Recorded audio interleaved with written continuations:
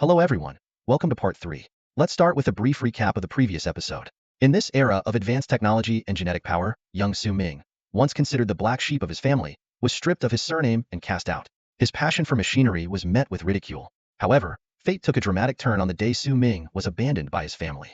A mysterious electronic voice announced the awakening of the Mecha martial master system, and his life was forever changed. Su Ming, the forsaken youth, began to demonstrate astonishing potential. His genetic and cerebral power levels surged, reaching the status of a level 2 gene warrior within just a week. His strength and speed made him a formidable presence on the logistics planet. His mechanical arm displayed incredible power in combat. However, Su Ming's rise attracted the envy and schemes of his family's political enemies.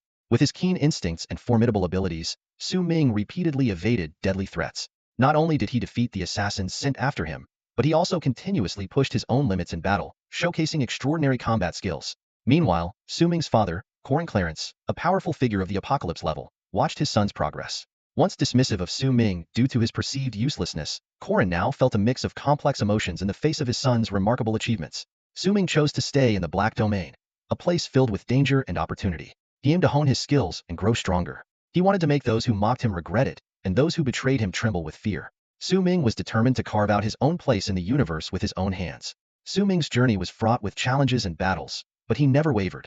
With his intelligence and strength, he repeatedly overcame powerful foes. His name began to spread throughout the Black Domain, earning respect and fear. His mechanical expertise continually improved through combat, making his mecha incredibly powerful in battle. As Su Ming's power grew, he gained access to more advanced mechanical knowledge and even began to design his own mecha. His mecha not only exhibited great strength in combat, but also developed a unique bond with Su Ming. This connection made him highly effective in battle and enabled his mecha to exceed its limits at critical moments. Su Ming's path of defiance was filled with passion and challenges. He fought against family betrayal and defeated countless powerful enemies, ultimately creating his own legend in the interstellar age. That wraps up the recap of part 2. I hope you enjoyed today's part 3. Your likes and comments are my greatest motivation. If you're interested in this story and are watching it for the first time, you can start from part 1 in the comments section or the playlist below. Now, let's dive into the plot of part 3. In the council chamber, several imperial leaders of the apocalypse suddenly sensed a strong energy fluctuation. Their gazes immediately shifted towards Su Ming's direction. The surrounding members of the apocalypse also noticed the anomaly and were about to get up to investigate, but the imperial leader stopped them. Hold on, there's no need to go. It's Su Ming. The imperial leader rubbed his temples, a hint of helplessness in his tone. This little guy, can he stay put for a bit? He's only been in the Divine Star Kingdom for 2 days and has already caused such a commotion. He muttered to himself, that's why I get anxious about uncontrollable things. At this moment, Su Ming, who was giving the imperial leader a headache, stood awkwardly outside a luxurious manor, looking at the army that had surrounded him. He tried to explain, I was just testing my abilities. Everyone, please disperse, it's not an enemy attack. Seeing the unfriendly expressions around him, he added defensively, don't glare at me. I could test my powers freely in Wantong, why can't I do it in the Empire? So stingy. Nearby, the captain of the guard, dressed in his uniform, glared at Su Ming with exaggerated eyes, as if his eyeballs were about to pop out. Feeling uncomfortable under the stare, Su Ming conceded, okay, stop glaring. Your eyes are about to fall out. I'll retract my powers. The captain of the guard sternly said, Lord Su Ming, although you hold a high position in the Empire, I must boldly remind you that the main star of the Empire prohibits large-scale energy eruptions, fireworks, large-scale thermal weapons, and biochemical or pollutant weapons. Su Ming looked confused. Wait, fireworks? I haven't set off any fireworks. The captain explained expressionlessly, I'm just worried that one day, in your excitement, you might set off fireworks to celebrate. Consider this a heads-up. Feeling a bit insulted, Su Ming thought to himself. When I earn military merits and the leader asks what reward I want, I'll request a 3-day fireworks display right in front of this guy. He glanced at the captain, mentally noting, all right, I've got my eye on you, bug-eyed. Reluctantly, Su Ming said, all right, I get it. Everyone can leave now. He felt like a monkey being watched. The captain gave Su Ming one last look before ordering, disperse, return to the guard post. The troops quickly withdrew, and the area outside the luxurious manor returned to peace. Su Ming pouted in boredom and continued to inquire in his mind. Xiaolan, what other abilities do you have? After a moment of thought, Xiaolan replied, I have information control abilities. I can now invade and easily control warships with less fortified brain systems, up to about 50 ships at once. Hearing this, Su Ming was overjoyed. He pressed further. What else? Xiaolan continued. Well, my life form has become more refined. What do you mean? Su Ming asked curiously. Xiaolan explained in detail, for example, now you can upload me to any network location, and I can freely traverse the network. As long as the network exists, so do I. I can even split into billions of parts to control different network ports. potentially causing a network collapse. Su Ming suddenly understood. This ability reminded him of a villain from a Marvel movie he had seen in his previous life on Earth. He couldn't help but marvel, wow, an information life form is amazing. This kind of life form could easily become a villain that poses a severe threat to human civilization. Xiao Lan is really underutilized by my side. Suddenly, Su Ming thought of something and his expression turned strange. Wait, Xiao Lan, you said you can split into billions of parts? He snapped back to reality and asked excitedly, can you control a biomecha? Su Ming's mind flashed to an unfinished research project. After hearing Su Ming's request, Xiao Lan hesitated slightly before saying, I can try, but I'm not sure if I can succeed. Su Ming was overjoyed at this and immediately opened his quantum computer. He quickly uploaded Xiao Lan's data as a file and sent it to Li Ran and Zhang Sun, who were far away in the Mantang star system. He followed up with another message. Li Ran, check out the Life Mecha project I mentioned earlier when you have time. If you need blank divine condensation, let me know, and I'll find a way to provide it. Life Mechasthis was the direction Su Ming had always dreamed of researching. He envisioned mechas with autonomous consciousness, capable of independent thought, cultivation, and even action. Su Ming knew that this research might touch on some forbidden areas and could be a ticking time bomb for human civilization. However, if successful, with Xiao Lan's powerful control abilities, he could create a formidable army of mechanical life forms. However, to achieve this technology, he needed extensive support from life civilization technologies, the most crucial of which was divine condensation. Thinking of this, Su Ming's eyes flickered with complexity. He could currently only understand about 60% of this advanced knowledge system. To fully grasp, it would require a long period of study. But Su Ming was well aware that once he mastered this technology, he would possess a terrifying ability that human civilization had never touched: resurrection. This was undoubtedly against the norms of humanity, but from the perspective of life composition and the rules of the universe, the success rate of this technology was quite high. A glimmer of hope flashed in Su Ming's eyes as he fantasized about the day he could bring his mother back to life. However, he also understood that this needed to be approached gradually and could not be rushed. Just as Su Ming transmitted Xiao Lan's split data, he received a highly encrypted, brief message. Depart in 2 days, coordinates, Beast God Civilization, Tianyuan Star Domain. Though the message was concise, Su Ming's expression immediately turned serious upon reading it. 2 days later, several military spacecraft suddenly soared into the sky from the Empire's main planet, slicing through the silent night. The existence of these ships seemed like a mystery. The Empire's intelligence archives contained no record of them, as if they had never existed. Such anomalies were extremely rare in the Empire's history. With the Empire's advanced reconnaissance technology, it was impossible not to detect these ships passing through the main planet's domain. The only reasonable explanation was that these ships were about to undertake a highly classified mission, so secret that even the Empire's intelligence agency had no authority to record their trajectories. Su Ming was sitting on one of the spacecraft, dressed in a crisp dark green Imperial military uniform. The epaulets on his shoulders gleamed with 2 stars and 2 stripes, indicating his rank and status within the Empire. In the Empire system, ranks and positions were interconnected, divided into 7 levels.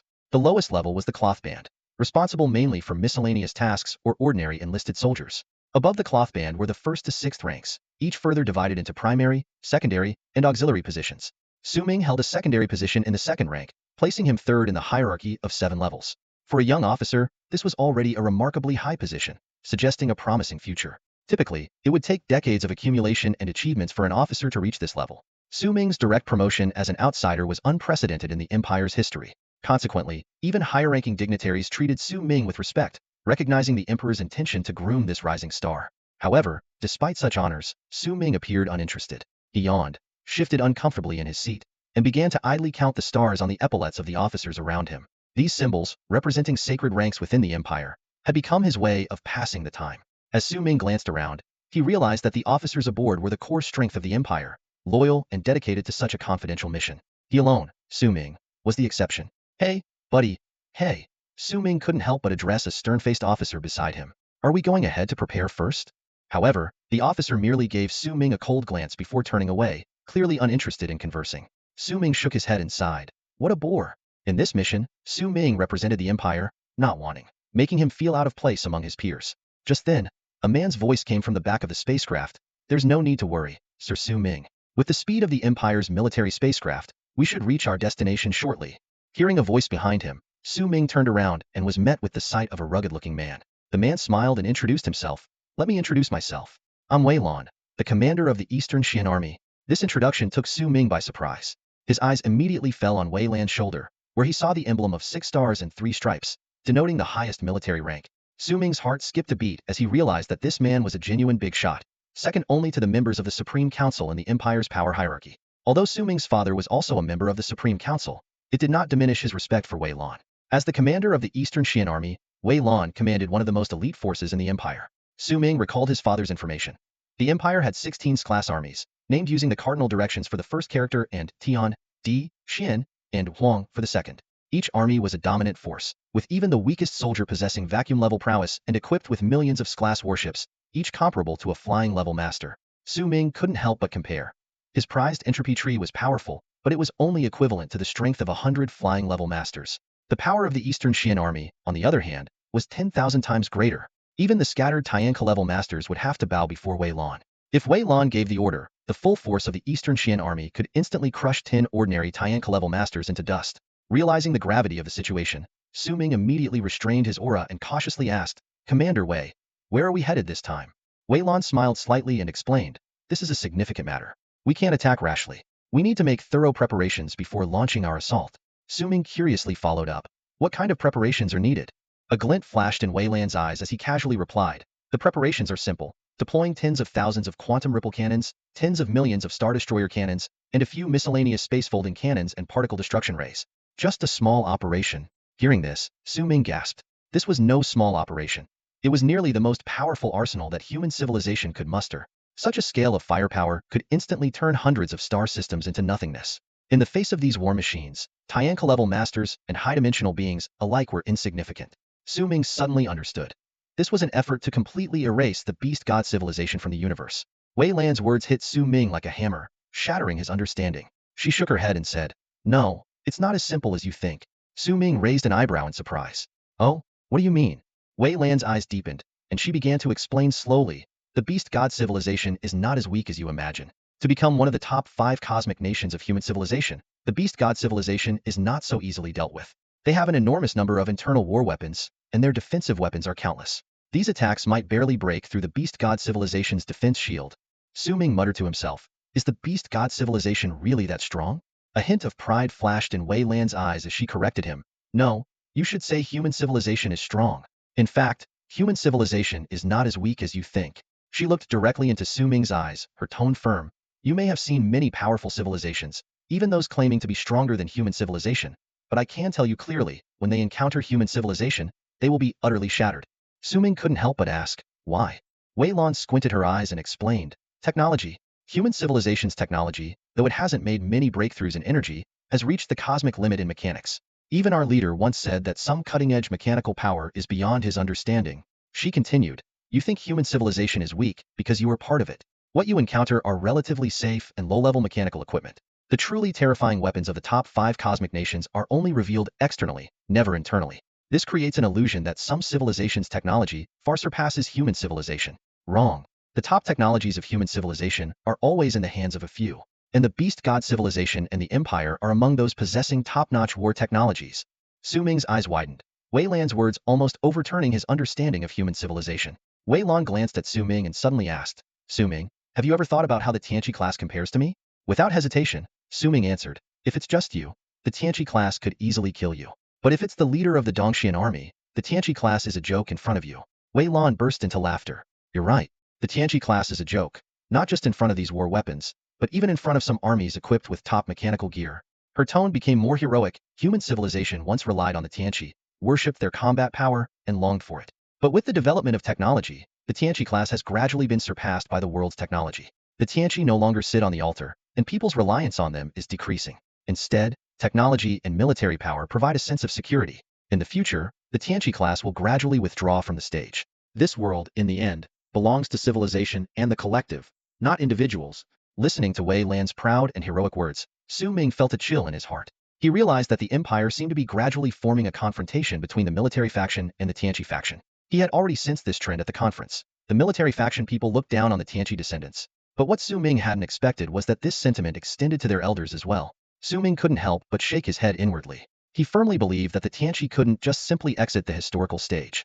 On the contrary, the future would surely be an era where the strong and civilization blend seamlessly, with the strong leading civilization and civilization nurturing the strong. Since he proposed and verified the entropy and energy level system, he had been firmly convinced of this. Wei Lan's ideas were partly correct, but a larger part was definitely wrong. However, given the differences in their statuses and Wei Lan's apparent enthusiasm for the conversation, Su Ming decided not to argue with her. Su Ming smiled and skillfully changed the subject. "Commander Wei, how much time will we have to set up once we reach the beast god civilization?" Wei Lan glanced at Su Ming with a knowing look, a slight smile playing at the corners of his mouth.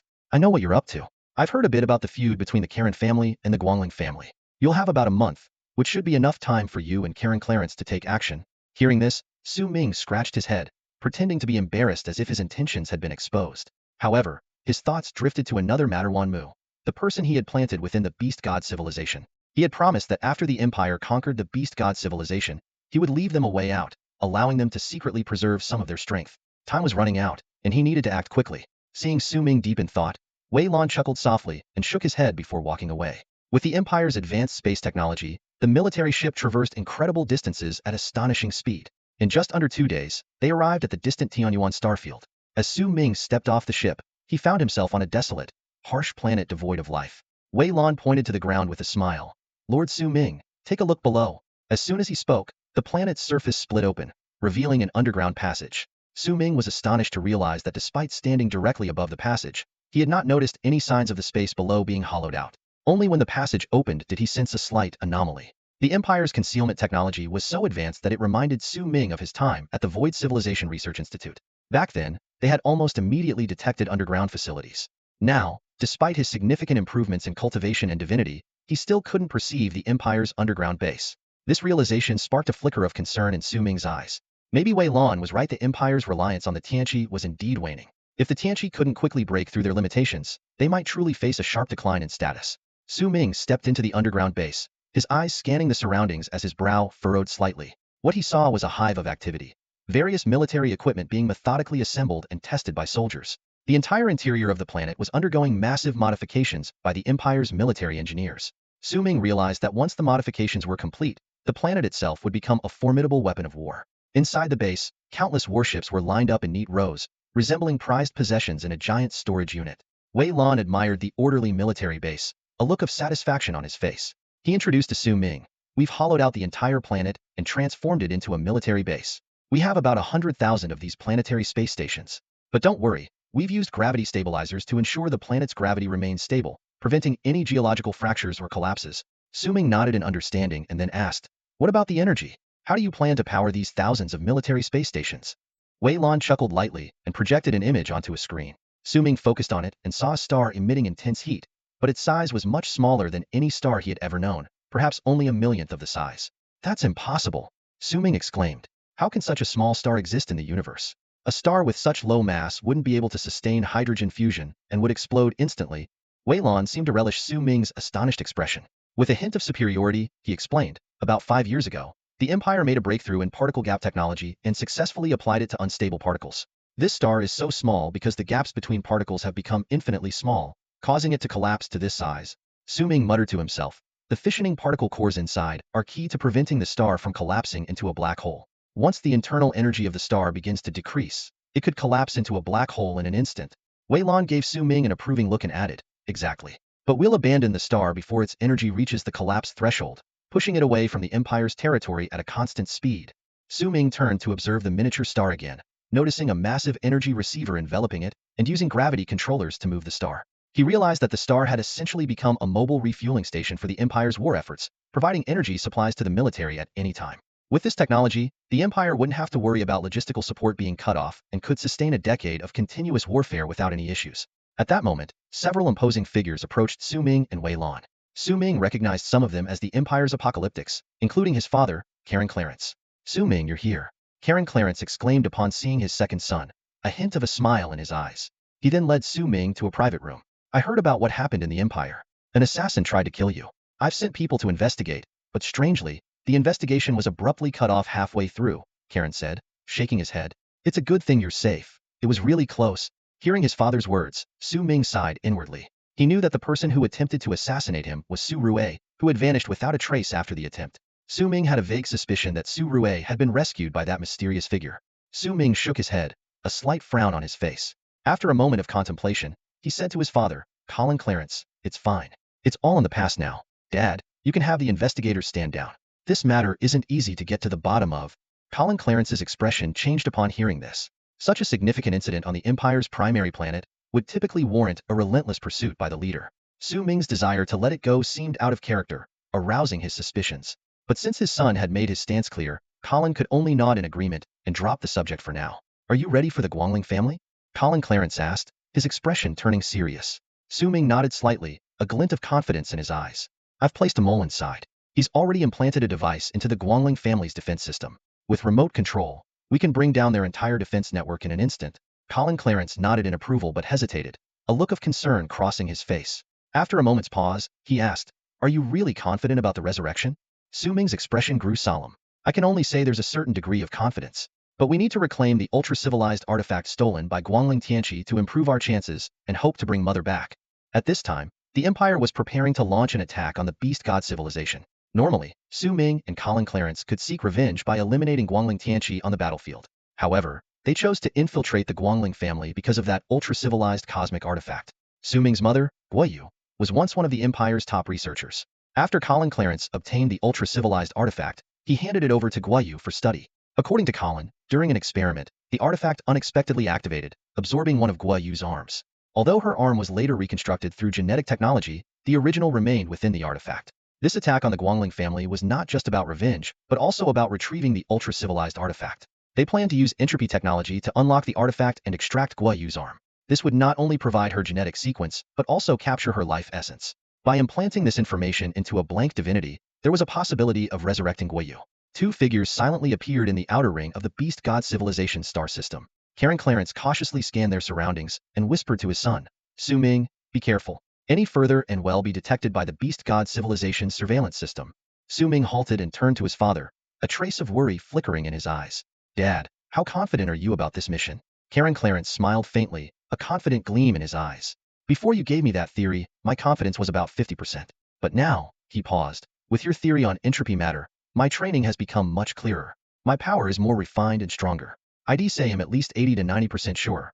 Su Ming nodded, carefully observing his father. He could sense the powerful aura emanating from Colin, tinged with a hint of leadership. Although Colin was still some distance from reaching the true level of a leader, his direction was undoubtedly correct. Given enough time, Su Ming knew his father would surely achieve that level. Su Ming understood that when his father spoke of confidence, he wasn't referring to seizing the super civilization artifact, but rather to completely annihilating the Guangling family's Tianqi.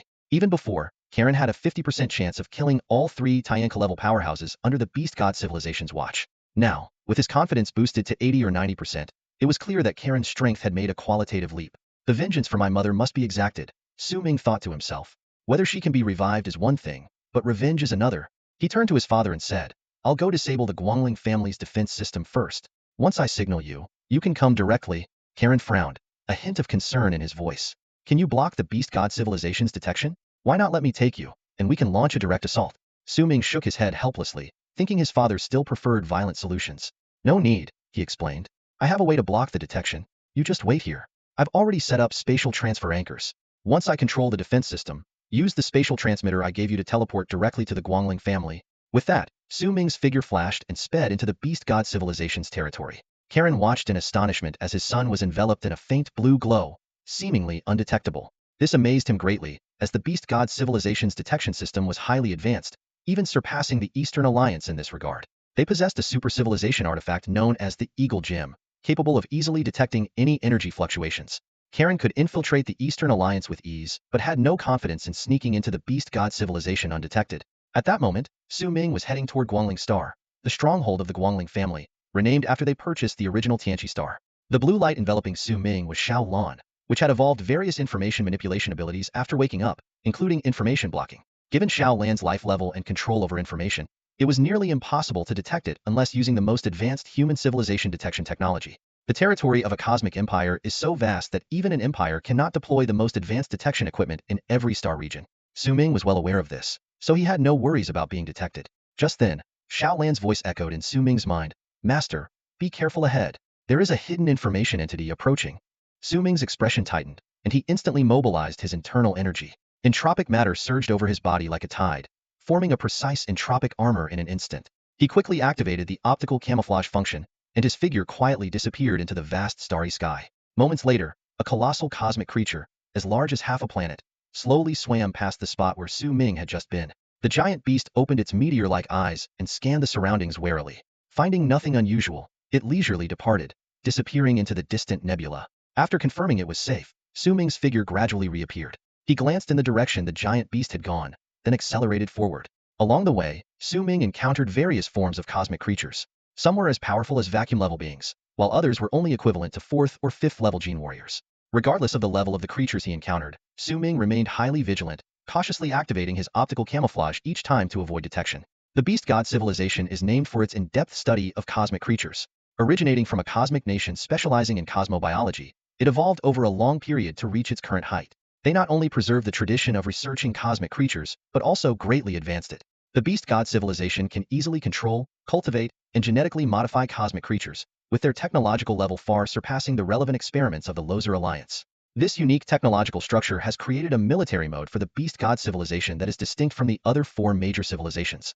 In the territory of the Beast God civilization, every cosmic creature is a natural detector. Many people evade mechanical detection, but often overlook these living radars. More importantly, these cosmic creatures are also the main force of the Beast God civilization's army. In interstellar wars, their massive size and unique abilities often provide unexpected advantages. For this reason, Su Ming never underestimated any cosmic creature from the Beast God civilization, nor did he recklessly expose his whereabouts in their presence. In this perilous star region, he had to remain constantly vigilant and proceed with utmost caution. As they traveled, Su Ming made a phone call. His voice echoed in the cramped cockpit of the spaceship. "I'm in the Beast God civilization, heading towards Guangling Star." The person on the other end of the line gasped upon hearing this news. His voice was filled with surprise and a hint of dryness. "What? You're making a move? Or is the Empire making a move?" This person was Wan Mu. At that moment, his brain was working at full speed, trying to grasp the situation. Although Su Ming's actions didn't entirely represent the Empire's intentions, Su Ming was specifically targeting the Guangling family. His willingness to act suggested he was no longer worried about alerting anyone prematurely. This led Wan Mu to speculate that the Empire might have already discreetly deployed a significant amount of war machinery around the Beast God civilization, waiting for the right moment to strike. Wan Mu didn't know exactly when that moment would come, but he knew it wouldn't be far off. The thought of his homeland being attacked by 2 powerful forces while he was powerless to stop it tore at his heart. Wan Mu understood that Su Ming couldn't fully trust him. When he underwent genetic modification, he realized that he might have been implanted with nanobots for surveillance and self-destruction. If he had any thoughts of betrayal, he would likely be blown to pieces instantly. Shaking his head, Wan Mu forced himself to stay calm. He reminded himself that he couldn't die. Living might be painful, but at least he could preserve some strength for the Beast God civilization. If he died, the entire civilization might face annihilation by the Empire. Taking a deep breath, Wan Mu managed to steady his emotions and said into the communicator, "I've already embedded the device into the Guangling family's defense system. You can rest assured." Su Ming nodded. Although he had some doubts about Wan Mu, he had complete trust in Xiaolan. The device Wan Mu had embedded in the Guangling family's defense system was actually a part of Xiaolan's body. Under normal circumstances, Xiaolan would find it difficult to breach their defenses. However, if someone placed Xiaolan directly inside, it would be a different story. As an information life form, Xiaolan could effortlessly control the entire defense system once inside its rigid mechanical data. "I'll reach Guangling Star in 3 hours, Su Ming said. "Where are you now?" "I'm on a nearby planet, ready to move at any time," Wan Mu replied. "Good," Su Ming said. "Come to Guangling Star now. I've brought the space teleportation button I promised you. I'll use a space corridor to secretly transfer the core forces of the Beast God civilization out." Wan Mu nodded but still looked worried. "The Empire will definitely lock down all space around the Beast God civilization. Your space corridor might also get blocked." Su Ming shook his head, a mysterious smile on his lips. "My space technology was taught to me by the Empire. I understand their space codes very well. The Empire can block other space corridors, but not mine. Technically, my space corridor and the Empire's blockade technology share the same origin." Hearing this, Wan Mu finally breathed a sigh of relief. He said quietly, "I understand. I can reach Guangling Star in about an hour and a half. Let's meet there first. Before you act, hand everything over to me." Su Ming didn't respond directly but reminded him, "Wan Mu, I need to remind you that you must not inform the Beast God civilization's leaders about the Empire's invasion in advance. If the Empire catches wind of it, rescuing their leaders will become much harder. Don't make things difficult for us." Wan Mu nodded. "Don't worry, I'm not foolish. They'll only approach the leaders at the last moment when the Beast God civilization is about to fall. Given their arrogance, they wouldn't consider fleeing before the war even begins." Su Ming nodded in satisfaction and added, "One more thing, Wan Mu. You can save people, but the experts you rescue must agree to a few conditions from you." Wan Mu furrowed his brows, a trace of displeasure flashing in his eyes. He stared at Su Ming, his voice slightly hoarse. "What are the conditions?" Su Ming remained unhurried, calmly stating his 2 conditions. First, the rescued Tianka-level experts must enter the Void Realm and cannot return to the main universe. Of course, I will create a new space within the Void Realm to ensure these experts are not eroded by it. Second, any experts at or above the stellar level need to be injected with a hibernation drug and collectively put into stasis. The activation button must be in my hands. Upon hearing this, Wan Mu's eyes widened, anger burning within them. Why didn't you mention these conditions earlier? Bringing them up now is nothing short of opportunistic extortion. Su Ming's gaze turned icy, his voice cold as ice. Wan Mu, you'd better think carefully about your position and that of the beast god civilization's leadership. You are the ones asking for my help. He paused briefly before continuing. There is currently no effective way to restrain the experts of the beast god civilization. If they come to Wanting and take control, using their power against us, we will be at a disadvantage. Only by exiling and containing these experts will I allow Wantung to accept you. Su Ming's tone softened slightly. Rest assured, these experts will be reawakened when needed. The loss to the beast god civilization will be minimal. Wan Mu gradually calmed down, a glint of contemplation in his eyes. He had to admit that Su Ming's words made sense. Without limitations, the high-ranking officials of the beast god civilization would never be content with being subordinate and would undoubtedly seek to take control. Wan Mu sighed inwardly, knowing all too well the nature of these politicians and leaders. After all, he had once been one of them, arrogant and self-important, believing that nothing could make the beast god civilization bow. As one of the top 5 cosmic nations of human civilization, the officials of the beast god civilization were used to being flattered and receiving the highest honors wherever they went, inevitably breeding arrogance. Had they not angered Su Ming and been harshly taught a lesson, he might still be that same conceited person. Taking a deep breath, Wan Mu had to acknowledge that Su Ming's concerns were justified and his actions reasonable. Although this would place the beast god civilization in a passive position, weren't they already in a passive situation? No choice, Wan Mu murmured to himself. Being dependent on others is inherently a passive position. We can only wait for the right moment in the future for the beast god civilization to seek its resurgence. Su Ming did not travel with Colin Clarence. Instead, he went alone to Guangling Star to coordinate with Wan Mu on a plan to save the upper echelons of the beast god civilization. He deliberately kept this from Colin to avoid putting him in an awkward position. Before long, Su Ming quietly arrived at Guangling Star. This planet was not entirely owned by the Guangling family, but they controlled most of its industries and economy as the leading family. The planet still had a large population of ordinary residents and comprehensive urban infrastructure. Su Ming chose to appear in a bustling shopping mall near the Guangling family's domain. He emerged silently from an alley and blended into the bustling crowd, then entered a coffee shop and took a seat. His behavior was indistinguishable from that of an ordinary customer, but in reality, his mastery of the entropy cultivation method allowed him to perfectly avoid detection by surrounding energy level scanners. Shortly thereafter, a plain-looking young man entered the coffee shop and sat down opposite Su Ming. This man was Wan Mu. Here, I ordered you a coffee, Su Ming said, pushing a cup toward him and commenting with mild disdain. But I must say, the quality of coffee beans on this planet leaves much to be desired. Wan Mu took a sip, then set the cup down, agreeing with Su Ming. For people at their level, ordinary coffee was indeed hard to swallow. Without drawing attention, Su Ming slid a pin across the table to Wan Mu and explained in a low voice. This is a spatial coordinate pin. It only requires a small amount of brain energy to activate and can open a spatial passageway of about 100 meters. If you need to transport large items, make sure to store them in the storage space beforehand. Next, he handed over several metal boxes and some tiny metal grains. These are one-way connectors to the Void Realm, intended for Tianqi's use, he said, pointing to the tiny bits of metal. These are sleep robots. Anyone at the planetary level or above needs to ingest one. Don't try any tricks, I can monitor the robot status. As long as you follow the requirements, the spatial passage will open for you naturally. Otherwise, you'll face the consequences. Although their conversation was sensitive, they did not deliberately lower their voices. Curious glances from nearby customers quickly dismissed them as ordinary military enthusiasts and resumed their own conversations. In fact, such scenes were not uncommon in public places during the interstellar era. Despite technological advancements being accompanied by warfare, to ordinary citizens, war seemed to happen in a distant realm. Even if internal human conflicts erupted, or they united to destroy the beast god civilization, it wouldn't affect the daily lives of these ordinary people. Interstellar citizens continued with their lives working, shopping, chatting, and browsing the internet, living in a mundane yet stable existence. The reason Su Ming and his comrades find themselves almost daily embroiled in wars and conflicts is simply because they belong to that particular echelon. In this universe, the daily life of those wielding military power is rife with battles and skirmishes. However, for ordinary citizens of the universe, life is entirely different. In a bustling shopping mall, 2 seemingly ordinary young men sit in a cafe, speaking in hushed tones. If their conversation were overheard, it would undoubtedly cause quite a stir. Words like space and void realm roll off their tongues effortlessly, as if they were discussing the weather. Who would have thought that these 2 seemingly unremarkable youths are actually military powerhouses capable of influencing the entire universe? One of them, named Wan Mu, wears an expression of utter resignation. He speaks up. All right, I get it. I'll leave first. If you're going to make a move, wait 10 minutes after I leave. While my physical strength has recovered, my cultivation level has plummeted, and I'm at best a level 10 gene warrior now. I don't want to die inadvertently in the aftermath of a battle involving several celestial fighters.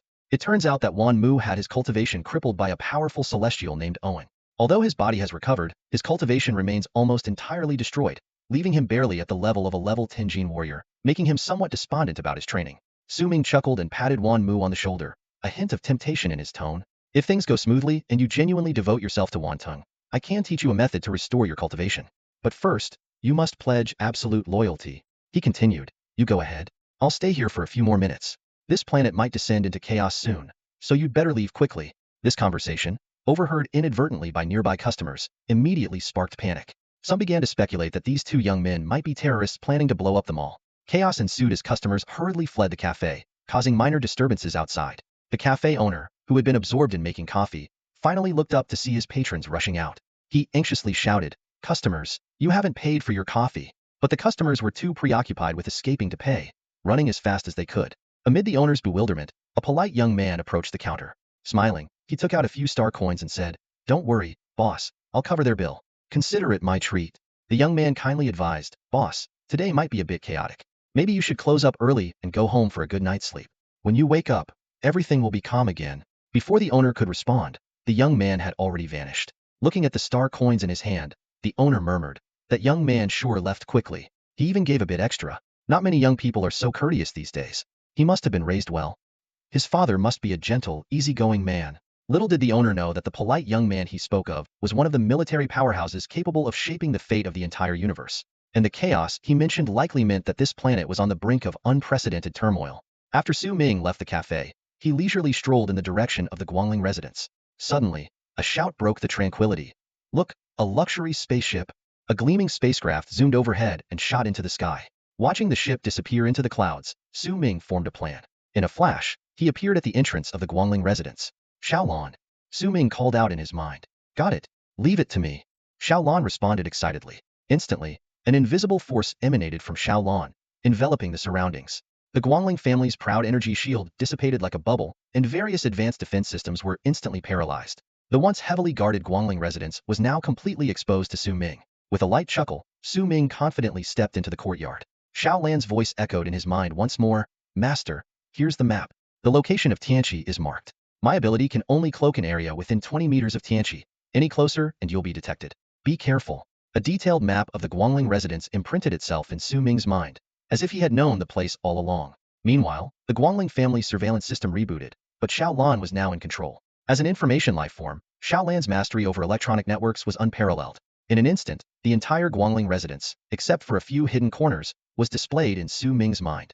The Guangling estate was vast, with over 10,000 surveillance feeds. Such an influx of information would cause an ordinary person's head to throb and possibly faint. However, Su Ming's brain capacity was extraordinarily strong, effortlessly processing the immense data. Su Ming strolled leisurely through the Guangling residence, as if walking in his own garden. The Guangling family was completely unaware of the intruder. Even the alarm system was under Xiaolan's control. Not even the Tianqi of the Guangling family noticed the uninvited guest strolling in. Each of Su Ming's steps seemed meticulously planned, skillfully avoiding everyone's gaze. The young masters and ladies of the Guangling family ran past, their view conveniently blocked by a rockery. A chef hurried by with a dish, while Su Ming emerged quietly from a side alley at just the right moment. In this manner, Su Ming moved unimpeded through the Guangling residence, as if it were an empty domain. The advanced defense and surveillance systems not only failed to hinder him but became his helpful allies. Soon, Su Ming arrived in front of a grand hall. The area was deserted, for it required no guards. The idea of a Gene warrior guarding Tianqi was utterly laughable. Inside the hall sat the founder of the Guangling family and the most powerful Tianqi of the clan Guangling Tianqi, who had awakened divine powers. At this moment, Su Ming had categorized Tianqi into several levels in his mind. Ordinary Tianqi, who had not awakened divine powers, were formidable in combat but at the bottom tier of Tianqi, lacking unique traits. The second tier consisted of divine Tianqi, like Guangling Tianqi, who had awakened divine powers. Their strength was superior, with incredible abilities, placing them in the second tier of Tianqi. The third tier of divine beings, like On, have cultivated their divinity to the utmost, giving rise to autonomous consciousness that can exist independently of their original form. Su Ming refers to this as independent divine beings, known for their formidable combat power and unpredictable abilities. Above this is the fourth tier, such as Su Ming's father. And the fifth tier represents leaders who have nearly transcended the limits of this realm. At this moment, Su Ming is facing a second-tier divine being. Despite his opponent's considerable strength, Su Ming remains calm. After all, he can summon a powerful fourth-tier divine being to the Guangling family at any time. Su Ming takes a deep breath, knowing that one more step would alert the Guangling divine being. He wants to investigate whether the stolen ultra-civilization artifact is in this hall. As an entropy entity, he can sense the presence of similar entities and needs only to get a bit closer to confirm the artifact's location. If the artifact is not here, Su Ming plans to leave quietly and continue searching elsewhere in the Guangling family estate. However, at that moment, an incredibly terrifying force suddenly erupts from the hall. Su Ming's pupils constrict, and alarm bells ring in his mind has been discovered. Almost instinctively, Su Ming presses the spatial teleportation button, opening a portal to where Kellen Clarence is located. But the Guangling divine being's attack is too swift. By the time Su Ming reacts, his opponent has already charged up. Just as the teleportation initiates, the Guangling divine being tears open the hall doors and appears before Su Ming in an instant. His sharp gaze locks onto Su Ming, and his charged attack hurtles forward with astonishing speed. In the nick of time, Su Ming manages to merge the ultra-civilization artifact with his body, activating his ultra-entropy state. The next second, he is sent flying by the Guangling divine being's punch, crashing through the Guangling family's gates and soaring several kilometers away like a cannonball. Still alive? The Guangling divine being looks surprised and prepares to deliver a fatal blow. At the critical moment, a strong, powerful arm extends from the spatial portal behind him, effortlessly grabbing the Guangling divine being by the neck like a chick. Dare to attack my son in front of me? Kellen Clarence's voice, filled with murderous intent, echoes from the portal, like the whisper of death. Guangling Tianqi's pupils suddenly contracted, his entire body becoming rigid from the presence behind him. That alto familiar aura, the one that had driven him to the brink countless times on the battlefield, was now making his blood run cold. It was because of this very person that he had long sought refuge under the protection of the beast god civilization. Kellen Clarence. Guangling Tianqi managed to utter, his voice filled with disbelief. The warlord of the empire, the ruler of the battlefield. How did you manage to bypass the defense systems and infiltrate the beast god civilization? Before he could finish speaking, divine energy within Guangling Tianqi surged, attempting to break free from the grip. However, the arm choking him was as unyielding as the toughest metal, not budging an inch. A shock ran through Guangling Tianqi's mind. He's gotten even stronger. Just then, a terrifying force struck from behind. With a deafening explosion, Guangling Tianqi was sent flying like a kite with a broken string, his body shattering into pieces. Kellen Clarence watched coldly, instantly appearing beside Guangling Tianqi, ready to strike again. At the crucial moment, two powerful auras erupted. Two figures appeared, attacking Kellen Clarence from the left and right. Get out of my way! Kellen Clarence roared, unleashing an incredible force that sent the two attackers flying. Taking advantage of this brief respite, Guangling Tianqi quickly reformed his body, instantly donning a suit of armor. With the armor on, his confidence began to return. On the arm of the armor, a mechanical blade emitting intense heat appeared, its terrifying energy almost overturning the entire Guangling family mansion. Die, Kellen Clarence. Guangling Tianqi's eyes burned red as he swung the blade at his opponent. The immense power swept through the surroundings, evaporating everything in its path, even causing many members of the Guangling family to perish in the aftermath. Yet, Guangling Tianqi seemed oblivious, focused solely on his own survival. In his mind, he swore, kill Kellen Clarence, survive, and then avenge his fallen kin. However, his full power strike was effortlessly deflected. Kellen Clarence, barehanded, caught the searing blade. The contact between the blade and his palm produced a piercing screech, but Clarence's hand remained unscathed. Guangling Tianqi's pupils contracted once more. Before he could react, Clarence crushed the blade with a single hand.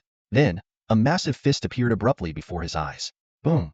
The Mech's shield shattered instantly, the terrifying shockwave leveling the entire Guangling estate. The second punch. Another thunderous explosion followed, and the SS-class Mech, pride of the apocalypse mechanic, was covered in hideous cracks. Kellen Clarence, like a ferocious beast, used sheer brute force, landing punch after punch on the Mech. Under this relentless barrage, Guangling Tianqi felt dizzy, once again being sent flying. Yet, Kellen Clarence did not relent. He reached out and grabbed Guangling Tianqi, who was attempting to escape the attack range, firmly holding him within his grasp. The third punch. At that moment, Guangling Tianqi suddenly pulled out a golden crystal and activated it instantly. With a thunderous sound, Kellen Clarence's third punch slammed into the golden shield released by the crystal. The shield shook violently but withstood the attack. The force of the rebound sent Kellen Clarence stumbling back 2 steps, his arm numb. Die! Guangling Tianqi roared, flooding the crystal with his power like a tidal wave. The crystal emitted a blinding light and unleashed a terrifying force directly at Kellen Clarence.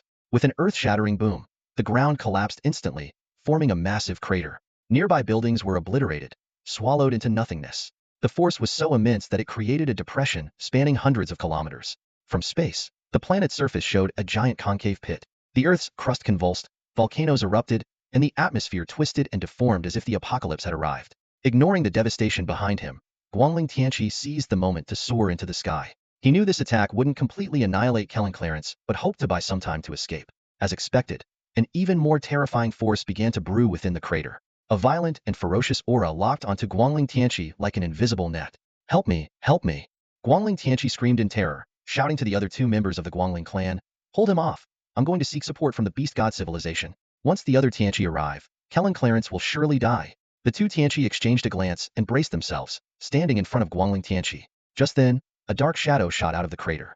Kel and Clarence, shrouded in black light, lunged at Guangling Tianqi like an arrow released from a bow. The two Tianqi moved to intercept him, but Kel and Clarence sneered. Out of nowhere, two dark spears appeared in his hands, which he casually hurled. Boom, boom. With two explosive sounds, the entire planet shattered into fragments. Countless inhabitants perished, with less than half surviving. This was the brutal reality of war and the terrifying power of the Tianqi. Guangling Tianqi glanced back and was horrified. The two Tianqi were instantly pulverized by the spears, turning into particles like fine sand, scattering in the wind. Two powerful Tianqi couldn't even withstand a moment. Just how formidable was Kel and Clarence? In despair, Guangling Tianqi saw a figure emitting black light rising from the ground. Kel and Clarence, covering kilometers in a single stride, was relentlessly pursuing him. Don't kill me! Don't kill me! Guangling Tianqi screamed in terror as he discreetly released the golden crystal, placing it into his mech as the core energy source. Seeing Colin Clarence still charging recklessly, a glint of determination flashed in Guangling Tianqi's eyes. It's do or die, he thought to himself. The mech had been specially designed with a compartment to house the ultra-civilization artifact, and now was the time to use it. My mech can harness the power of the ultra-civilization artifact. I might just be able to fend off your attack. If I can hold out for 1 minute, the beast god civilization's Tianqi will arrive, and you'll be doomed. Guangling Tianqi unleashed all his power. With a sweep of the mech's arm, the fractured lands of Guangling's star broke away from the planet, transforming into massive boulders that floated in space. Powered by the golden crystal, these boulders ignited with golden flames and hurtled towards Colin Clarence.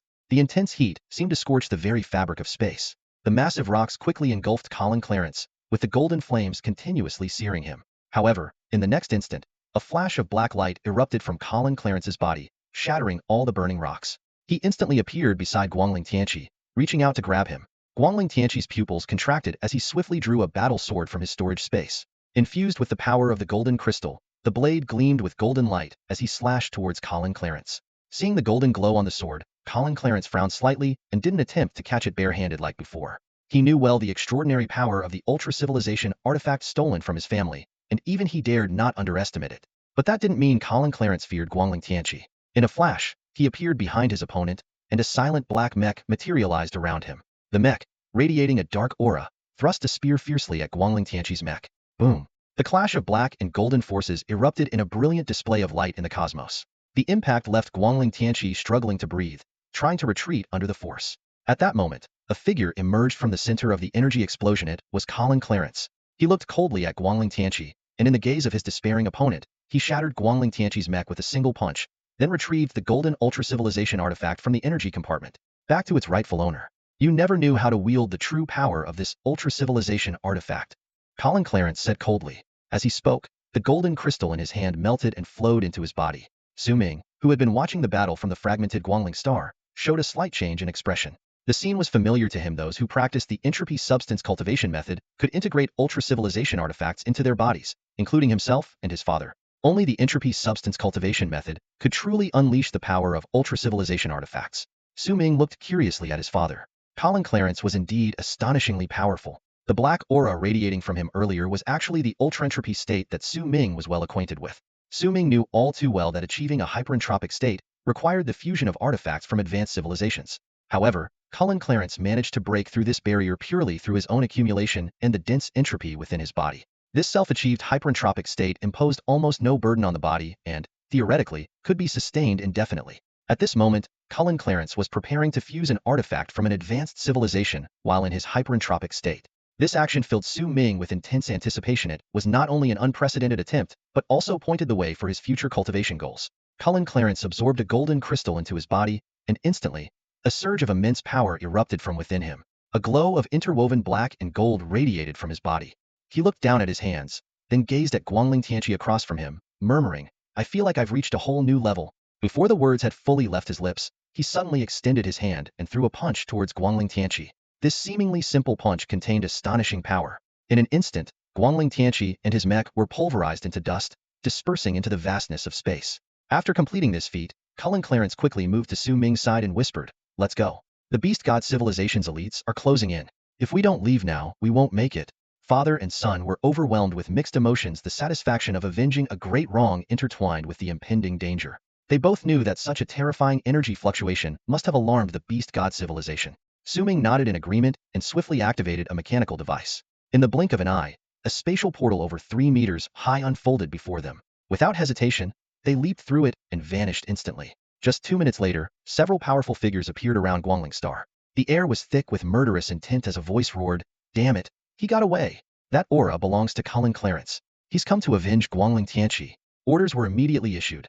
Quickly, check if Guangling Tianqi is still alive, and notify nearby planets to assist the citizens of Guangling Star. These formidable beings searched the vicinity of the Guangling Star system, attempting to locate Cullen Clarence. However, thanks to advanced spatial transmission technology, Cullen Clarence had long since departed the area, vanishing without a trace. In the Grand Hall of the Tribal Council of the Beast God Civilization, a deafening crash suddenly echoed. A burly man, his body covered in mysterious markings, kicked the door open and stormed into the room. His gaze, as sharp as a blade, scanned every individual present. The air seemed to freeze, and even the sound of breathing vanished. "What's going on? Can someone explain this to me?" The man's voice was deep and filled with anger, emanating a suffocating energy that threatened to explode at any moment. He continued to roar. A divine envoy was assassinated on his own planet without anyone noticing? The assassin also killed 2 ordinary envoys, shattered a planet, and walked away unscathed? Who can tell me what the hell is happening? The room was filled with council members, but now it was dead silent, so quiet that a pin drop could be heard. The burly man glared at the silent faces around him, snorted coldly, and then sat down. Who was the killer?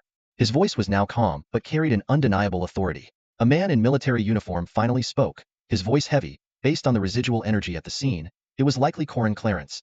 Corin Clarence? The marked man frowned, a serious look flashing in his eyes. Impossible. I know Corin Clarence has a grudge against Guangling, but he wouldn't do something this reckless. Isn't he afraid of the Beast God civilization putting pressure on the Empire? At this moment, a council member stood up and cautiously speculated. Could it be that the Empire, having gained an advantage in the recent Void Civilization War, is now trying to suppress other nations? The marked man shook his head, dismissing the idea. That thought may exist, but they wouldn't act now. If the Empire made a move, the Eastern Alliance would certainly seize the opportunity to suppress them. Both the Eastern Alliance and the Empire are on the same level, likely competing in the shadows.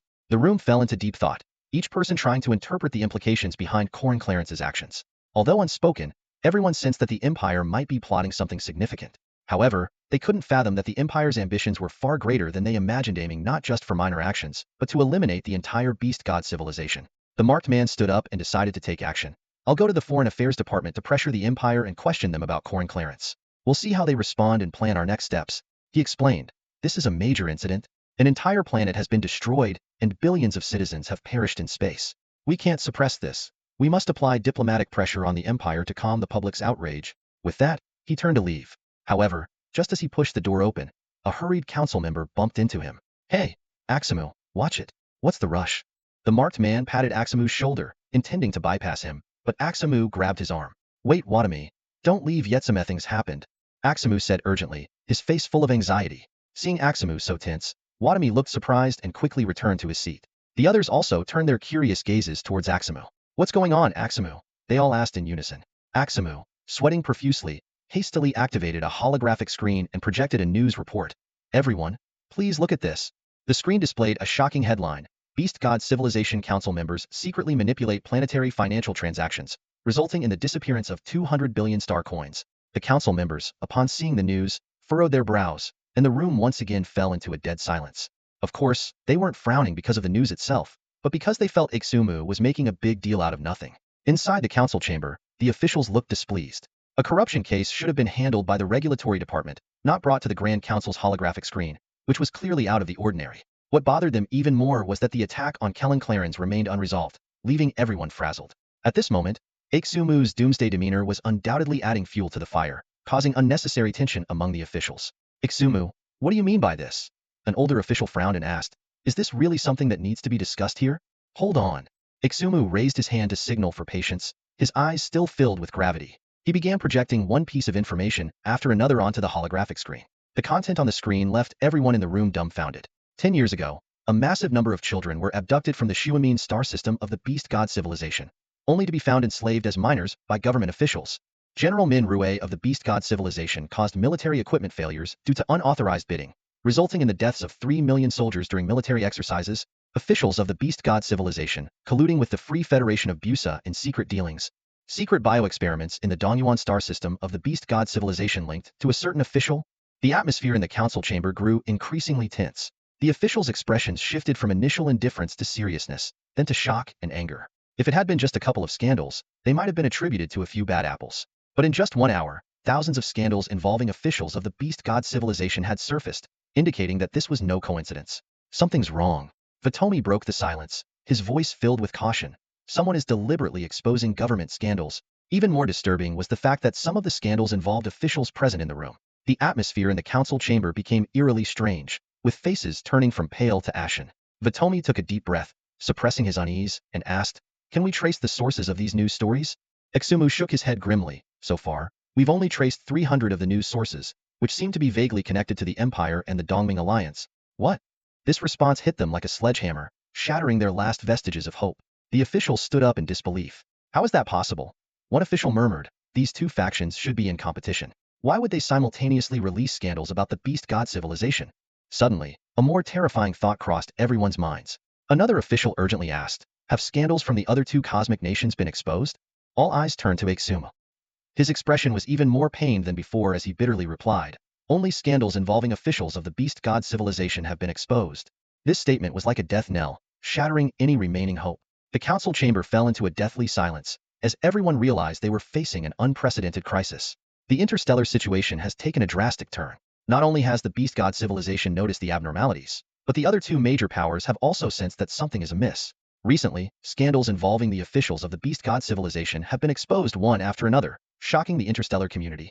Though corruption and dark sides are inevitable in any vast cosmic nation, and it's not uncommon for those in power to exploit their positions for personal gain, the sudden surge of scandals within the beast god civilization has shattered public trust like a hammer blow. The timing couldn't be worse, as the aftermath of the Guangling star fracture incident is still fresh, and public anger has yet to subside. This series of scandals has only added fuel to the fire. Citizens of the beast god civilization have taken to the streets, loudly condemning the corruption within the administrative system, plunging the entire nation into unprecedented chaos. In chaotic times, public sentiment is easily manipulated. With some clever guidance, this ticking time bomb could explode at any moment. Unsurprisingly, the ongoing scandals have firmly fixed the interstellar society's attention on the beast god civilization. An eerie atmosphere pervades, as if something major is about to occur. Even the high-ranking officials of the beast god civilization have become anxious, originally planning to act against Kellen Clarence, but now hesitating due to the sudden intervention of the Empire and the Dongming alliance, fearing they might become the next target. The abnormal situation has alerted some sharp observers. Noel, the leader of the ruling party in the Busa Free Federation, after carefully analyzing the news, suddenly realized something. He sprang to his feet, his face changing dramatically, muttering in disbelief. As an outsider, Noel quickly saw through the intentions of the Empire and the Dongming alliance. They seemed to be targeting the beast god civilization. But why the urgency? Why not wait until the situation with the void civilization stabilizes before taking action? Noel's mind raced, various possibilities flashing through his head. Suddenly, a terrifying hypothesis surfaced. If the beast god civilization were annihilated, only 4 of the 5 cosmic nations would remain. If another powerful nation were to rise, the remaining one would be isolated and eventually ousted. This conjecture made Noel extremely uneasy. He immediately contacted the high-ranking officials of the beast god civilization and the Dais kingdom to express his concerns. "Gentlemen," Noel said gravely, "the Empire and the Dongming alliance seem to be plotting against the beast god civilization. If the beast god falls, Busa and Dais will also be in grave danger. We cannot stand by and do nothing. I propose we form an immediate alliance to jointly oppose the Empire and Dongming. If you agree, Busa will immediately send troops to aid the beast god civilization and declare war on the Empire and Dongming." However, seeing the hesitation on the faces of the 2 high-ranking officials, Noel's heart sank, and an ominous premonition arose within him. At this moment, the senior leaders of the beast god civilization all turned their gaze towards Nualai.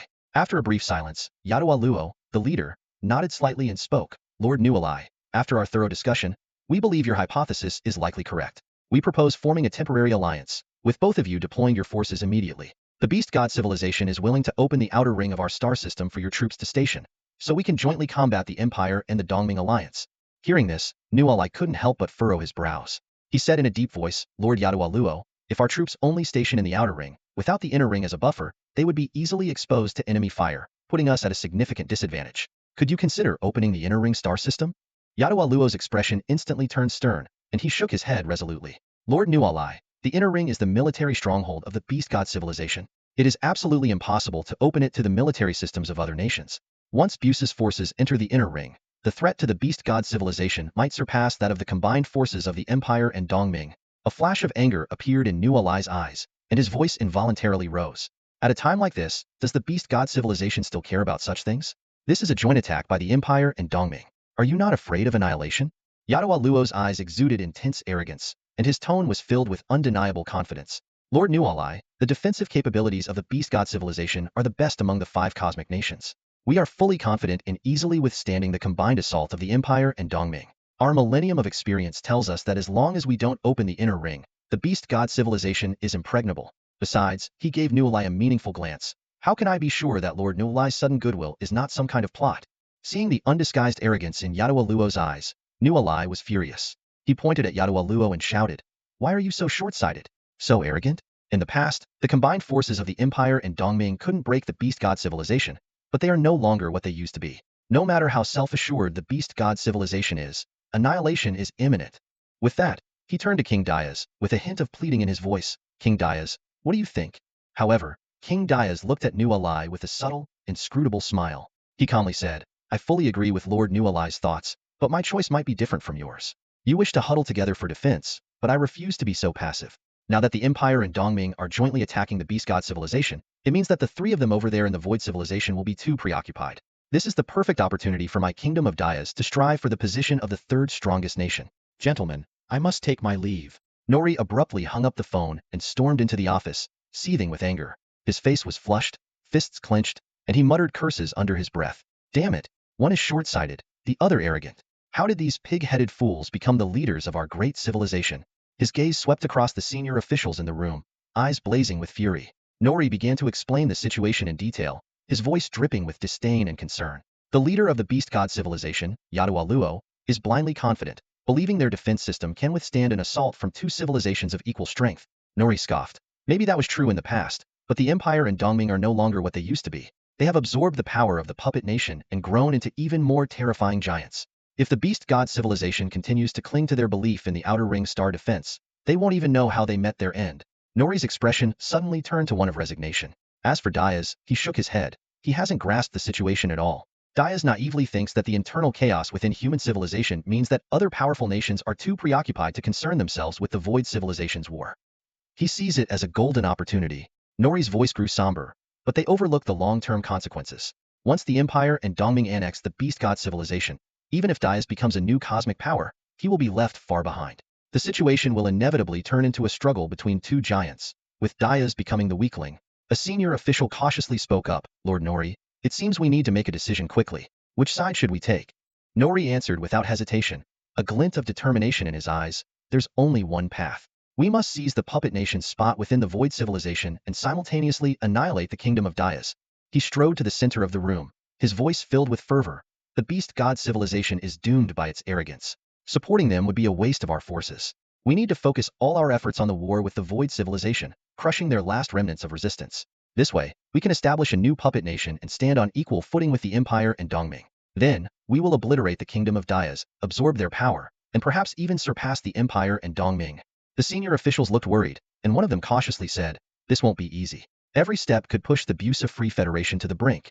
Nori's gaze grew resolute as he looked around the room, exuding a powerful aura of leadership. He spoke in a deep voice, "Ladies and gentlemen, this is the critical moment for the survival of the Busa Free Federation. I understand the path ahead is fraught with difficulties, but our spirit has never been defeated. For thousands of years, we've fought our way through every challenge, emerging victorious. Now, we must stake the fate of our entire nation on this gamble. If we lose, we will perish. If we win, we will unify human civilization." Nori's voice became even more forceful and determined. "We must grit our teeth and forge the future of the Busa Free Federation with our lives. Only then will we have a chance at survival and turning the tide. In this war against the Void civilization, the Busa Free Federation will give its all. I will personally lead the charge, setting an example. We will leave no strength behind at home and fight with everything we've got. When we annihilate the Void civilization, it will be time for us to launch an attack on the Diaz kingdom." Nualai drew a long sword from his waist, its blade gleaming coldly under the conference room lights.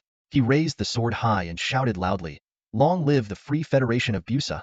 The surrounding officials were deeply moved by Nualai's resolute expression and powerful words. They knew well that the leader of the Free Federation of Busa had never let them down. Soon, the entire conference hall echoed with the unified chant, "Long live the Free Federation of Busa! Long live the Free Federation of Busa!" At this moment, both the Free Federation of Busa and the Diaz Kingdom were quietly mobilizing their forces, advancing towards the territory of the Void civilization. Both nations sought to seize the last lands of the Void civilization while the Empire and the Dongming alliance were engaged in war with the Beast God civilization. However, their strategies differed significantly. Driven by New Allies' drastic determination, the Free Federation of Busa almost emptied its nest, concentrating all national forces to attack the Void civilization. In contrast, the Deist Kingdom was more cautious. They feared that once the Empire and the Dongming Alliance defeated the Beast God civilization, they would turn their sights on the Deist Kingdom. Hence, they only dispatched one-third of their forces, with the remainder, including the king himself, staying behind to defend their homeland. In times of peace, the leader of a cosmic nation needs only keen political acumen and rich governance experience to make the country prosperous. The leaders of the 5 major cosmic civilizations undoubtedly possess these qualities. But in times of chaos, decisiveness, courage, cunning, judgment, ferocity, and wisdom are the key factors that set leaders apart. From this perspective, the leader of the Free Federation of Busa, New Ally, clearly outshines the Deist Kingdom. The outcome of the war with the Void civilization was essentially determined by the initial attitudes of the two nations. Who would ultimately claim the last piece of the pie was evident from their initial decisions. Meanwhile, in a military camp deployed by the Empire outside the Outer Ring Star region of the Beast God civilization, Su Ming and Karen Clarence were discussing insights on the entropy cultivation method in their room. Although Karen Clarence was almost a novice in research, his talent in cultivation was extraordinary. Su Ming had only shared some materials with him, and he had already deduced many details, now teaching them to Su Ming. This was the first time the father and son had engaged in an in-depth discussion and exchange on cultivation, and Su Ming greatly benefited from it, feeling his horizons broaden significantly. Just then, an officer gently knocked on the door and said, "Gentlemen, the leader is about to broadcast a declaration of war. Would you like to watch?" Upon hearing the officer's words, Su Ming and Kellen Clarence exchanged surprised glances before quickly rising and leaving the room. They made their way to the main hall of the military camp, which was already packed with excited officers, all eyes fixed on the central holographic projection. 10 minutes later, the leader's figure appeared on the projection. This interstellar broadcast spanned all of human civilization, with the Empire utilizing its resources to ensure it played on every channel. No matter what viewers had been watching, they now saw the leader's image. The leader wore formal attire, his demeanor warm and handsome, with a neighborly smile that belied his role as the master of the Empire's fate. His affability naturally endeared him to the audience, though few knew that this seemingly youthful leader was over 6,000 years old, having survived millennia in the universe while retaining a youthful appearance and clear eyes. "Citizens of the universe, greetings. I am the leader of the Empire. I apologize for taking up your time," he began. "Today, with a heavy heart, I have reviewed the news events exposed by the Beast God civilization." He went on to enumerate a series of crimes, including the slave system in the Nazak sector, child mining slaves in the Shuamin sector, and the corruption of Beast God civilization officials, his face showing sorrow. "As the leader of the Empire, I have devoted my life to bringing more happiness, wealth, and security to our citizens. Every citizen of the Empire enjoys top-tier security, healthcare, and technology during their lifetime. For this, I feel immense pride and satisfaction." The leader continued, "However, it saddens me that the happiness and benefits enjoyed by the Empire citizens are not universal. Across the expanse of human civilization, there is still oppression, corruption, darkness, and ugliness. The Beast God civilization is a cancer in human civilization. They are corrupt, indifferent, tyrannical, and dictatorial. They even initiate wars and plunder against other nations." As he finished speaking, the screen abruptly switched to footage showing the Beast God civilization waging war against the Empire and other nations. These meticulously edited clips portrayed the Beast God civilization as brutal, bloody, and heartless war criminals. Watching this, Su Ming narrowed his eyes slightly and discreetly glanced at Kellen Clarence beside him, silently sighing. He had anticipated what was coming next. Sure enough, the screen transitioned to scenes from 10 years ago, depicting the attack on the Kellen family by the Guangling apocalypse. Kellen Clarence's brows furrowed, and a complex expression flashed in his eyes. The screen then returned to the leader, but this time with someone else by his side. "Su Rue." "Su Rue?" Kellen Clarence exclaimed in shock, clearly not expecting to see his son on the screen. The leader softly introduced, "This is Su Rue, the son of a prominent figure in the Empire, Kellen Su Rue." Now, he will recount the tragic events of the Guangling apocalypse's invasion of the Empire and the Kellen family. Nodding in agreement, Su Rue's face turned sorrowful as he began to recount how the Guangling apocalypse had deceived him, then only 10 years old, to unlock the Kellen family's defense system, leading to a brutal massacre within the family. As Su Rue spoke with deep emotion, his voice choked up, and tears uncontrollably streamed down his cheeks. He painted himself as an innocent, naive youth while depicting Guangling Tianqi as a monstrous villain of unparalleled cruelty and deceit. Su Rue's performance and oratory skills were impeccable. Anyone witnessing this scene and hearing these words would inevitably feel a surge of anger towards Guangling Tianqi and the entire Beast God civilization. However, within the military camp, Kellen Clarence felt as if he had been struck by lightning upon hearing these words. His breathing became rapid, and his face turned pale in an instant. A look of disbelief flashed in Korin's eyes. He couldn't fathom that his eldest son was the traitor who had let Guangling Tianqi into their home all those years ago. How could it be? How could it be Su Rue? Korin muttered to himself, his voice filled with pain and confusion. His once towering figure now seemed utterly exhausted, as if he had aged decades in mere moments. Even with his immense strength, he appeared incapable of surmounting the obstacle before him. Seeing his father in such a state, Su Ming couldn't help but let out a sigh. He understood well that anyone would be devastated upon discovering that the betrayal came from their own flesh and blood. But soon, Corin Clarence regained his composure. He silently processed the shocking news, and a cold aura began to emanate from him. As a father, he knew it was his duty to discipline a disobedient son. But if his son had betrayed the family and even caused his mother's death, then as a father, he must resolutely cleanse the family. Corin slowly stood up, his face devoid of any expression, yet his eyes revealed a determined resolve. He turned and walked towards his room, no longer paying attention to Su Rui's performance. At that moment, only one thought occupied Corin Clarence's mind.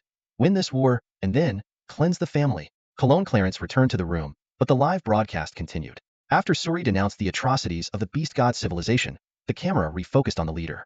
With a heavy heart and a sorrowful expression, the leader began to speak. Today, the entire human civilization and all the cosmic nations face the war threat from the beast god civilization. This nation, which revels in warfare, is not only harsh to its own people, but also cruel to other cosmic nations. Therefore, the Mongolia Empire and the Doming Alliance have decided to declare war on the beast god civilization. This is a battle to defend life, to liberate the enslaved, and to ensure the long-term development of human civilization. Soldiers of the Empire, raise your guns and swords with me and march towards war against the beast god civilization. With the leader's resolute proclamation of war, the soldiers in the imperial barracks erupted into thunderous battle cries. War! War! War! At that moment, Wei Lan leaped to his feet and swiftly donned a metallic gleaming combat suit. Although not an apocalypse, the army he commanded was even more terrifying. Wei Lan shouted, "East Shin Army, march out!" With his command, the entire planet seemed to awaken. Countless soldiers rose into the air. A vast number of warships began to power up and lift off. The East Shin Army, 30 billion strong with 1 million warships, had soldiers averaging at the vacuum level. Even the elite apocalypse only had 5 members, while the rest included numerous flying and stellar-level experts. The warships were all class, equipped with the most advanced military systems. The firepower of a single warship surpassed that of a flying-level expert. With 1 million warships launching simultaneously, even an apocalypse would be pulverized. This army represented the pinnacle of human military power, an invincible force capable of sweeping away any opposition. Compared to it, even the rapidly advancing Wantung seemed immature, and the previously feared Black Domain appeared laughable. And the Empire possessed 16 such invincible legions. With a thunderous roar, the warships ascended, causing massive energy fluctuations. Numerous manned military ships followed, with all 30 billion soldiers boarding them. The warships and various weapons of war all headed towards the outer ring of the beast god civilization. Su Ming stood still, sensing Cologne Clarence emerge from the room. At this moment, Cologne had fully composed himself, displaying the imposing demeanor of an iron-blooded general of the Empire. He softly said to Su Ming, "Let's go, Su Ming." Then he turned towards the direction of the beast god civilization and shouted, "Qilin Army, assemble!" Qilin Army? Su Ming muttered the name, a flicker of astonishment in his eyes. He recalled the legends about the Empire's military. Above the 16 elite legions, there were 8 guardian beast armies. These 8 armies were the Qinglong Army, Xuanwu Army, Baihu Army, Zhuke Army, Viper Army, Qilin Army, Taodai Army, and Bei's Army. Their specific configurations were top secrets of the Empire, but any army that had faced them either became a field of bones or fell into deep terror. Undoubtedly, these 8 guardian beast armies surpassed the 16 elite legions in military strength, standing as formidable forces above them. Besides these, only the leader's personal Niantian army and the Imperial Guard could surpass these 8 armies. However, the leader's private army usually did not participate in ordinary wars, only mobilizing when the Empire was under attack or if the leader personally led a campaign. Su Ming marveled at how Wei Lan's East Shin army was already considered a top-tier force, finding it hard to imagine what kind of superior might the Qilin army possessed. With Cologne Clarence's command, an astonishing scene was about to unfold before Su Ming's eyes. Suddenly, several nearby planets disintegrated, transforming into warships radiating a terrifying aura. At the same time, countless rifts opened in the void, and soldiers descended into this star region. In an instant, the previously empty space was filled with an overwhelming military presence. These soldiers who appeared out of nowhere were all incredibly formidable, at least at the level of flying masters. Among them, 30% were even star-level warriors. At that moment, 5 immensely powerful figures descended from the void. Su Ming was taken aback, recognizing them as the 5 divine apocalypses. He couldn't help but marvel internally. His father's army possessed such an astonishing lineup. This force could sweep through anything in its path. Although Su Ming knew his father held a high position in the military, he only now realized that his father was the commander of the Qilin army, an even more powerful force than the Dongxian army, making him a true warlord of the Empire. Cologne Clarence noticed the shock in Su Ming's eyes and chuckled softly before shouting, "Qilin army, advance." With that, he led Su Ming aboard the command warship of the Qilin army. The Qilin army then sped towards the outer ring of the Beast God Civilization star region, alongside the Dongxian army. Sitting in the command ship, Kellen Clarence said to Su Ming, "This war is essentially a battle of the strong against the weak. As long as we're cautious, there shouldn't be any major issues." Su Ming nodded and asked, "The leader appointed me as a field officer. What am I supposed to do?" Kellen Clarence smiled and replied, "This is an opportunity the leader has given you to earn military merits, paving the way for your future in the Empire. Lead a Qilin army squad to independently advance and capture more than 5-star regions. That would be a significant achievement, ensuring a smooth path in the Empire's administrative system." Hearing this, Su Ming nodded in agreement but yawned, appearing somewhat bored. To him, this war was merely assisting the Empire in battle, lacking any personal sense of belonging or conviction. He planned on taking it easy and not putting in too much effort. However, since the Qilin squad was given by his father, he decided not to be completely inactive. His goal was to complete the mission with minimal casualties. Just then, Kellen Clarence leaned closer to Su Ming and whispered, "Su Ming, what do you think about having the entire Qilin army practice the entropic cultivation method?" "What?" Su Ming was stunned into silence upon hearing his father's words. An entire army practicing the entropy cultivation technique? That was insane. Lowering his voice, he asked, "Weren't we supposed to keep it under wraps for now?" Colonel Clarence nodded slightly and leaned closer to his son, whispering, "Although this army technically belongs to the Empire, they are brothers who have fought alongside me for years. They can be trusted to keep a secret." Su Ming's eyes flickered with thought as he probed, "Dad, are you saying that this army's loyalty to you is even greater than?" He didn't finish the sentence, but the implication was clear. Colonel Clarence's face immediately darkened. He glared at Su Ming and snapped, "What nonsense are you spouting? Of course, they are loyal to the Empire first and then to me. However, getting these brothers to keep something from the Empire? That's not a problem." Su Ming inwardly scoffed. "Sure, just admit their loyalty to you surpasses the Empire. If they were truly loyal to the Empire, keeping such a secret would be impossible." After a moment of contemplation, Su Ming nodded. "As long as it doesn't leak, that's fine. I never intended to keep the entropy cultivation technique to myself. If it weren't inconvenient to make it public right now, I would have already shared it. In the Wanton army, my soldiers have started practicing the technique. The more people who practice it, the greater the technological and strength benefits for Wanton." This wasn't just talk. Su Ming had never planned to monopolize the entropy cultivation technique. It wasn't out of some noble spirit, but because Wanton was the only place researching entropy. The more practitioners, the higher Wanton's interstellar standing. Whether in the sale of entropy mechs, commerce, status, or influence, there would be significant gains. Imagine if every human in civilization practiced the entropy technique. Wanton would become the center of human civilization, a holy land in everyone's eyes, surpassing both the Empire and Dongming. Unfortunately, this would take time, and neither the Empire nor Dongming would give Wanton the chance to spread it. However, if the Qilin army started practicing it, it would not only boost their overall strength, but also bring intangible benefits to Wanton. "Alright, after this war, I'll start promoting the entropy cultivation technique within the Qilin army," Colonel Clarence said with a confident smile. "Don't worry, these are my brothers. They won't let anything slip." Su Ming's forehead twitched. Billions of brothers? How could he guarantee that billions of people would keep quiet? His father might be powerful, but he was also notoriously unreliable. Yet, for some reason, Su Ming had a gut feeling that now was indeed the time to begin secretly spreading the entropy cultivation technique. It might prove invaluable in the future. At that moment, a sharp alarm suddenly blared through the battleship. Su Ming and Colonel Clarence sprang to their feet, their eyes fixed on the view outside. The battleship was slowly docking in this starfield, facing rows of well-prepared troops and defense systems. The father and son exchanged a glance, taking a deep breath simultaneously. They had arrived. The Empire's forces had surrounded the outer ring of the Beast God Civilization starfield. Turning his head to the other side, Su Ming saw countless troops hidden in the void, their numbers difficult to estimate. He realized that these concealed forces were from the Dongming alliance. The Dongming troops exuded a chilling aura, with divine power flowing through them. These were the Dongming alliance's signature troops, the Divine Army. The Dongming Alliance, as the pioneers of the Divine Era, stands unrivaled in the field of divinity research within human civilization. Their military, including their warships, possesses unique divine attributes that grant them unparalleled agility compared to other cosmic nations. Some of the more powerful Dongming warships even have the ability to think independently, rivaling advanced intelligent life forms. In contrast to Dongming's emphasis on elite warriors and lesser reliance on technology, the Empire has adopted a balanced approach to both technology and military strength. While the Empire's need for elite warriors isn't as pressing as Dongming's, these two colossal entities hold distinctly important positions within human civilization. At this moment, these two great powers have joined forces to launch an attack on a once dominant force. The outcome of this battle will determine the victor. Empire, commence attack. Dongming, commence attack. Two cold commands reverberated through the void using electromagnetic vacuum transmission technology. Immediately, the armies of the two cosmic superpowers sprang into action. Countless warships sliced through the void, emerging from the darkness. Their cannons brewed terrifying energy fluctuations, soon unleashing devastating attacks. The previously dark and cold void was suddenly illuminated by countless bursts of firepower, with dense volleys of attacks raining down like a meteor shower on the outer defensive ring of the beast god civilization. Activate the curvature quantum cannons.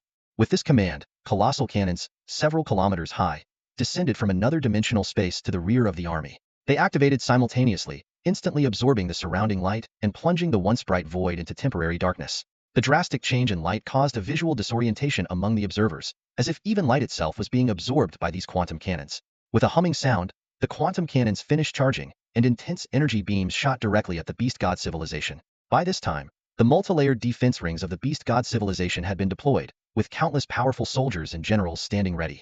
Their eyes gleamed with intense fighting spirit, proud of the outer ring defense perimeter that had never been breached in countless ages. This was their trump card, their confidence in facing formidable enemies. Beast God Civilization, initiate level 1 defense mode, commence attack. With this order, an epic battle officially began. Buzz, buzz. The terrifying assault surged towards the Beast God Civilization's protective shield like a relentless tide. Behind the Imperial fleet, a fireball, only 1/5 the size of a planet, frantically unleashed energy, providing a continuous supply of weapons, warships, and power needed for this massive war. This seemingly insignificant fireball was, in fact, a star that had been compressed to an extreme degree, with a density and energy that were truly daunting.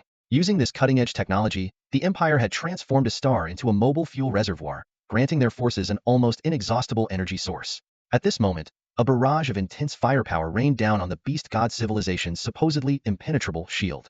Each shell that struck the shield's surface triggered a burst of crimson sparks, which then rippled outward like water. Beneath this spectacular display lurked deadly danger. Each spark was potent enough to annihilate a vacuum-level expert and severely wound even a sky-level master. Attack. Keep attacking. Colin Clarence's voice echoed through the command center. Status officer, report on the enemy shield's condition. Soon, a status officer responded. The enemy's shield is woven from Intari rays, with extremely high energy density and absorption capacity, making it difficult to penetrate. Currently, the shield's remaining energy is at 96. Very well, Colin Clarence calmly analyzed. We've only reduced it by 4, but our firepower is strong enough. Continue the barrage. We have plenty of time. Following his command, the fire from the Empire and the Eastern Alliance grew even more intense. Colin Clarence's sharp gaze remained fixed on the opposing shield, a cold glint in his eyes. He turned to Su Ming beside him and said earnestly, Su Ming, remember, war has a rhythm, a breath. Su Ming's expression grew serious as he attentively absorbed the wisdom of the Imperial General. Your troops need to develop their own breathing rhythm, Colin Clarence continued. The attack frequency should be alternately strong and weak, like inhaling and exhaling. Think of it like a tug-of war. You must know when to conserve and when to exert your strength. The enemy's defense will also have its fluctuations, and we must seize the moments when their defenses are at their weakest to strike, dragging them into our rhythm of attack. Remember, there is no defense that cannot be breached. Su Ming nodded thoughtfully, absorbing this invaluable war experience. Colin Clarence then outlined the entire attack plan. This offensive has 3 phases: breaking through the shield, engaging in direct combat, and forcing the enemy to retreat. As we approach the end of the second phase and begin the third, the enemy will be at their most vulnerable. That's when you can lead the Qilin squad to break through and strike at their core. His gaze swept across the vast battlefield before him, as if he had the entire war under his control. Su Ming felt a sudden chill in his heart, and couldn't help but feel a deep respect for his father, Colin Clarence. His father's control over the rhythm of war far exceeded Su Ming's imagination. Even Cheng Hua, the most talented war strategist under his command, would need centuries, if not millennia, to reach his father's level. Colin Clarence was indeed a top-notch commander. He had experienced tens of thousands of battles, honing his sharp war instincts and formidable combat skills in the crucible of steel, blood, and fire. For the Empire, Corin's talent for warfare was even more valuable than his individual combat prowess. With his father's guidance, Su Ming felt much more at ease. He no longer needed to rack his brains for strategic decisions. Corin had effortlessly pointed out the best moment for a breakthrough. When the time came, all Su Ming had to do was follow his father's lead and advance step by step. On the battlefield, time is a mysterious variable. Sometimes, victory or defeat can be decided in mere seconds. Other times, wars can drag on for years, decades, or even centuries.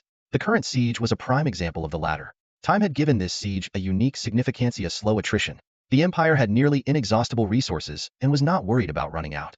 The commanders stretched the time dimension, attacking the Beast God Civilization's shield leisurely but persistently. Under the dual assault from the Empire and Dongming, the energy of the Beast God Civilization's proud shield began to wane. The pressure shifted to the Beast God Civilization's commanders. They realized that given enough time, their shield would eventually be breached. However, the Beast God Civilization's commanders did not show much panic. They smirked and issued orders to use the shield as cover for long-range attacks against the enemy. In their view, mere defense could not be considered the strongest form of defense. Only by launching attacks from a defensive position could they pose a real threat. The Beast God Civilization's strategy was clear. used the shield's advantage to fend off the enemy's attacks while turning the attackers into easy targets. By continuously launching attacks, they could deliver heavy blows to the enemy. After all, the attackers had no shield. Whatever attacks the beast god civilization launched, the enemy would have to endure. Soon, the beast god civilization's war machines were pulled inside the shield. They activated instantly, bombarding the Empire and Dongming alliance forces. As an old and top-tier cosmic nation, the beast god civilization was no lamb to the slaughter. Anyone who dared to invade would pay a heavy price. Terrifying barrages of artillery fire erupted from the outer ring of the beast god civilization, targeting the allied forces of the Empire and Dongming. The beast god forces didn't even need to aim, as the enemy was everywhere within sight.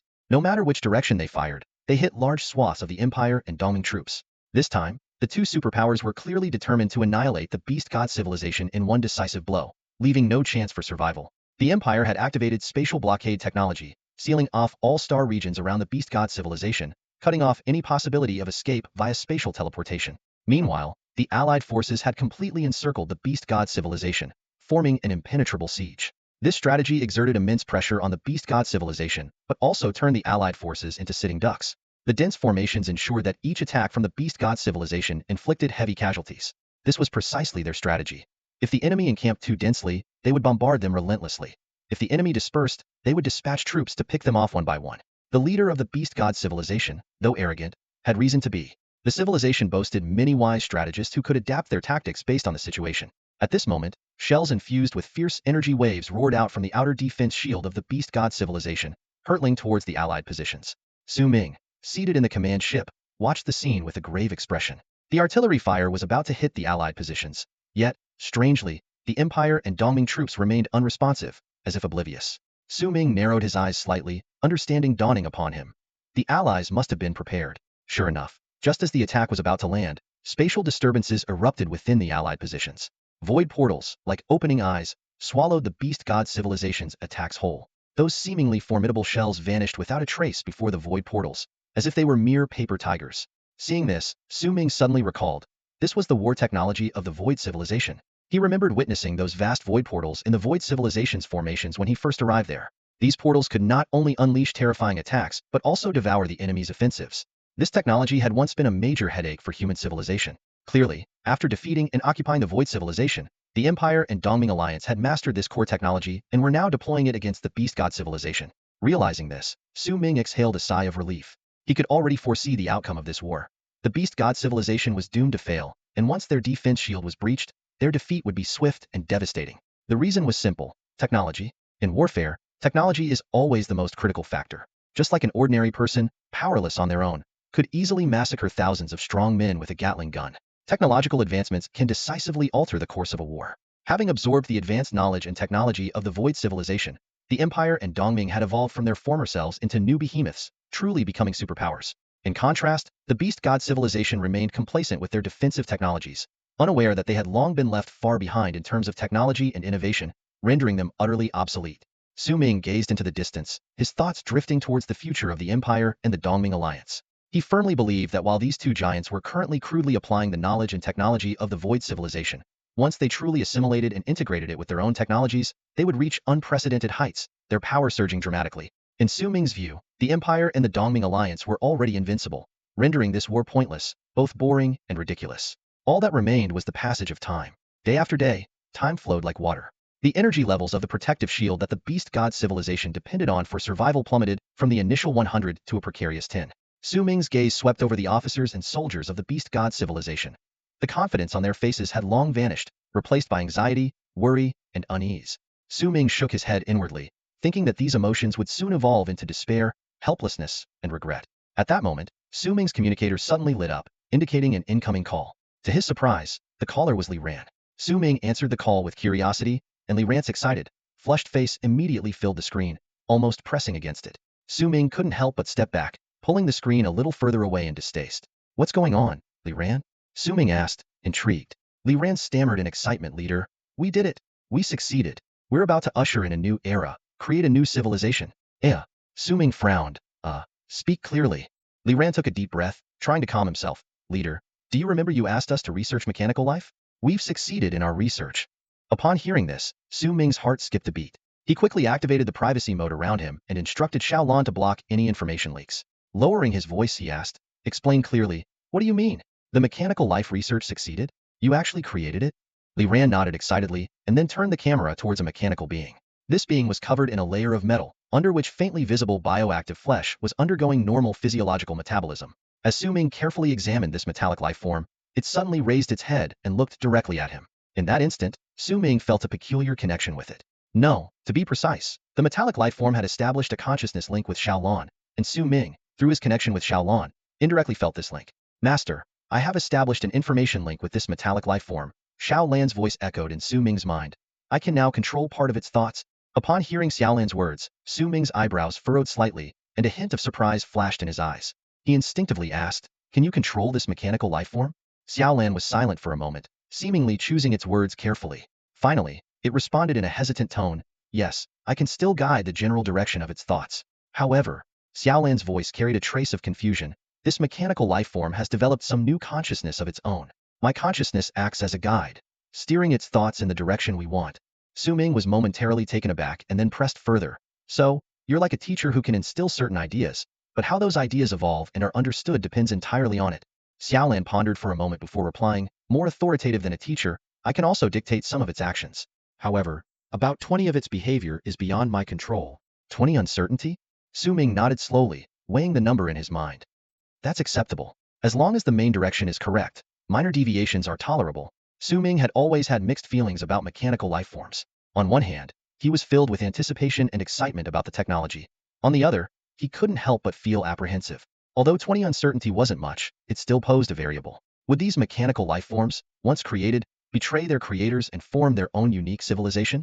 These were all unknowns. Stories of mechanical life suddenly gaining self-awareness and rebelling against their creators flashed through Su Ming's mind. At that moment, Xiaolan seemed to sense Su Ming's concerns. It quickly said, Master, don't worry. Once I upgrade, I can add a mark to any split-off entities. This mark will enhance control, and if any entity develops thoughts of betrayal, I can immediately sense it and make it self-destruct. Hearing this, Su Ming's eyes lit up. How will you upgrade? Is it like before, by absorbing light point life forms in the void realm? Xiaolan nodded in confirmation. Yes, that's the fastest way to upgrade. Su Ming understood, estimating that after this war, he would need to take Xiaolan to the void realm. Previously, he had no means to navigate the void realm, but now, having cultivated the entropy substance cultivation method, he was confident he could act normally there. Su Ming's gaze returned to the mechanical life form in the video, scrutinizing it carefully. Meanwhile, the mechanical life form also stared back at Su Ming. For some reason, Su Ming felt he could see unique thoughts and consciousness in its eyes. This realization made Su Ming's heart skip a beat. This was a true life form. Despite its body being entirely made of artificial materials, the fusion of various technologies and factors had indeed given birth to real life. Li Ran, test all the mechanical life forms metrics IQ, EQ, learning ability, growth potential, and so on. Record the data and send me a copy, Su Ming instructed. Got it? No problem, Li Ran responded. Alright, let's do that for now. If the data is satisfactory, explore its reproduction mode and try to create more mechanical life forms. Su Ming said before ending the call. Su Ming knew that creating mechanical life forms was no easy task. It involved multiple advanced technologies, including his divine condensation technique. He estimated that in the entire universe, only Wan Tong could master this technology. Once the mechanical life form technology matured, producing powerful and highly adaptable mechanical life forms, Wan Tong would no longer be limited by the number of soldiers. As long as there was enough energy, they could create any level of army they desired. Speaking of energy, Su Ming's thoughts drifted to a civilization that had once troubled him, the Crystal Civilization. If he could somehow confine the Crystal Civilization and turn it into an energy source, wouldn't that be? Su Ming suddenly snapped out of his reverie, shaking his head. He realized his thoughts were becoming arrogant. He chuckled to himself, getting ahead of myself, aren't I? Thinking about taking on the Crystal Civilization now. The fact that the Crystal Civilization was far more advanced than human civilization stirred complex emotions within Su Ming. Just then, the voice of Colin Clarence came from outside. Su Ming, come out. The energy shield of the Beast God Civilization has been breached. Startled by the news, Su Ming rushed out of the room. His gaze pierced through the window, witnessing the awe-inspiring scene in the starry sky. The protective shield of the Beast God Civilization, resembling a colossal glass wall stretching across light years, had suddenly shattered. The entire sky was filled with sparkling fragments, creating a spectacular cosmic crystal rain. However, these energy fragments quickly dissipated into the void, leaving the Beast God Civilization's army exposed to the forces of the Empire and Dongming. At that moment, the so-called impenetrable defense of the Beast God Civilization had completely collapsed. Su Ming realized this was a historic moment, one that future generations would only read about in books and records, detailing the final downfall of this once great cosmic nation. Everyone held their breath, eyes locked on each other, awaiting the decisive moment. Suddenly, two commands echoed through the starry sky, breaking the silence. Empire, advance. Dongming, advance. Immediately, the armies of the Empire and Dongming charged forward like harbingers of death towards the beast god civilization. From within, the beast god civilization erupted in a thunderous roar. Defend our homeland. Attack the enemy. In an instant, countless barrages of firepower were unleashed from their positions, aiming to obliterate the allied forces. However, these seemingly terrifying attacks were swallowed by void openings midway, rendering them ineffective. Under the crushing disparity in technology, the first wave of attacks from the beast god civilization only managed to take out a mere handful of unfortunate soldiers from the allied forces.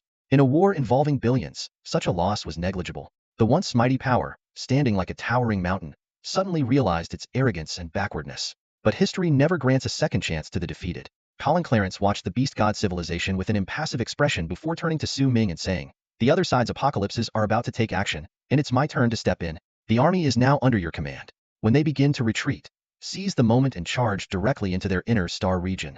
With that, a silver mech suit swiftly enveloped Colin Clarence, and he sped off in the direction of the beast god civilization. As for Su Ming's combat prowess, although he was still a level 9 gene warrior, he had long embarked on a different path of cultivation. Conventional evaluation standards no longer applied to him. Within his unique system, Su Ming continued to advance rapidly. Currently, his strength was somewhere between the flying level and the stellar level, steadily approaching the pinnacle of the second energy level. The beast god civilization's Tianqi saw that all their attacks were absorbed by the opponent's void portal, and his expression subtly changed. He turned to his troops and commanded, "Charge with me. Long-range attacks can't break through their void portal defense. We must engage in close combat." "Yes, Lord Tianqi." The soldiers responded in unison before surging towards the combined forces of the Empire and Dongming like a tidal wave. The battlefield erupted into chaos. The Empire and Dongming's war machines spewed fire, their concentrated attacks raining down like a storm. Some were intercepted by the beast god civilization's defense systems, causing sparks to fly, while others hit their mark, disintegrating the unfortunate soldiers on impact, leaving nothing but ash. The brutal reality of interstellar warfare was laid bare. The power of particle cannons could reduce ordinary soldiers to nothingness, and only the elite stood a chance of survival. Witnessing this, a cold glint flickered in Tianqi's eyes. Suddenly, a Tianka-level warrior from the beast god civilization led a squad of elites in a flanking maneuver, aiming to destroy the Empire's war machines. This warrior blazed through the starry expanse at speeds too fast for even the most advanced targeting systems to track. Just as he was about to breach the Empire's lines, a silver figure intercepted him. It was the Empire's Tianka-level expert, Colin Clarence. Corin's punch sent the beast god warrior flying, scattering fragments of his armor into the void. Seizing the opportunity, the Chilean army's war machines locked onto their target. 10 war machines fired simultaneously, and the terrifying energy of the quantum wave cannons utterly annihilated the Tianqi warrior. This scene stunned the beast god civilization soldiers. Seeing one of their Tianqi obliterated in an instant by war machines dealt a heavy blow to their morale. However, the vastness of the starry battlefield was filled with billions of beast god troops, relentlessly charging forward. The battle reached a fever pitch. Beams from energy cannons, the shadows of Mechs, and the glint of battle blades intertwined in a chaotic sea of light, illuminating the entire starfield. More beast god Tianqi emerged from the void, launching an assault on Colin Clarence. Facing 10 Tianka-level opponents, Colin smirked, showing no fear. He instantly activated his hyperentropy state, taking on all 10 and suppressing them with overwhelming force. Suddenly, countless cosmic creatures emerged from the void, each with a unique and formidable presence. There were monstrous beasts as fierce as evil dragons, wolves and tigers clad in steel armor, and even octopus-like entities with tentacles sprawling in all directions. This massive army of cosmic life forms was charging towards the allied forces, clearly the last resort of the beast god civilization. At this critical moment, hundreds of void rifts appeared out of thin air. The Empire's spatial technology instantly transported reinforcements to the battlefield. These reinforcements were composed of muscular, strange-looking beings. Su Ming squinted his eyes and observed closely, soon realizing that these were not real humans but biohumans, products of some kind of biotechnology. They lacked divine abilities and cognitive skills, functioning merely as weapons obeying orders. Each biohuman exuded an aura of extraordinary strength. Upon receiving some invisible command, they launched a fierce attack on the cosmic creatures of the beast god civilization. These bio-warriors showed no fear and charged madly at the gigantic beasts. The cosmic creatures that had been sweeping through the battlefield were now surrounded by the biohuman army. Even though they could tear the biohumans to shreds, more reinforcements would continuously teleport in, relentlessly assaulting the colossal entities. The cosmic creatures were overwhelmed by these tireless opponents. To make matters worse, the biohumans not only surrounded them but also emitted terrifying power, attacking the vital points of the cosmic creatures. One by one, the cosmic creatures fell, their massive corpses floating in space. Suddenly, Su Ming noticed a disturbing detail. The biohumans that had slain the cosmic creatures began to devour their prey's flesh and blood voraciously. Thousands of biohumans swarmed over, devouring an enormous cosmic creature's corpse in no time. Even more shocking, they didn't spare their fallen comrades, consuming anything they could. As the devouring continued, the biohuman's skin color gradually changed from white to a bluish gray. They began to emit highly unstable energy fluctuations. These mutated biohumans then charged into the ranks of the beast god civilization's beings. Boom! With a deafening explosion and blinding light, the biohumans self-destructed, annihilating everything around them. Witnessing all this, Su Ming frowned, shook his head, and muttered to himself, "Disgusting." As both sides revealed their cards, the war quickly reached a fever pitch. In the starry sky, countless armies intertwined, with artillery and energy beams merging into a spectacular yet terrifying scene, as if trying to dye the entire universe red. At this moment, a young man with a powerful aura quietly appeared next to Su Ming. He respectfully said, "Lord Su Ming, I am He Yuan, captain of the 32nd Squad of the Qilan Army. The commander has instructed me to follow you during the war and await your orders." Su Ming turned to look at He Yuan, a flash of surprise in his eyes. He quickly assessed, He Yuan, at the pinnacle of the stellar level, is likely to break through to the starfield level soon. Su Ming calculated silently, the starfield level is the next rank after the stellar level, followed by the apocalypse level. However, advancing to the apocalypse level is extremely difficult, with only one in tens of thousands of starfield level individuals having the potential to ascend, making it 100 times harder than any previous level. Su Ming's gaze returned to the fierce battle in the starry sky. Although both sides were fighting tooth and nail, he clearly understood that the beast god civilization stood no chance against the combined forces of the Empire and Dongming. They were merely relying on brute force to temporarily fend off the coalition's offensive. In a short while, when the momentum of both sides eased, the beast god civilization would inevitably collapse. Su Ming closely monitored the changes in the battle. About half an hour later, his eyes suddenly sharpened. 32nd Squad, advance with me, he commanded in a low voice. As soon as he finished speaking, a thick layer of gray armor instantly enveloped his entire body. Accompanied by an exceptionally powerful energy fluctuation, Su Ming charged towards the gap exposed by the retreating beast god civilization. He Yuan and the others obeyed the order, quickly following Su Ming's lead. The 32nd Squad comprised 3 million soldiers, all allocated to Su Ming by his father. In this colossal war involving billions of people, 3 million was just a drop in the ocean, barely noticeable unless observed closely. Although the Empire had not assigned Su Ming a specific task, he knew he couldn't remain inactive. For the sake of his future in the Empire and to uphold his father's reputation, Su Ming had to capture at least 3 starfields. For someone as battle-hardened as him, this task wasn't too daunting. Thus, Su Ming led the 32nd Squad towards the starfields of the beast god civilization. Meanwhile, in the starfields of the void civilization, another war was raging. Norl, the leader of the Busa Free Federation, was leading his entire army in a fierce assault on the void civilization.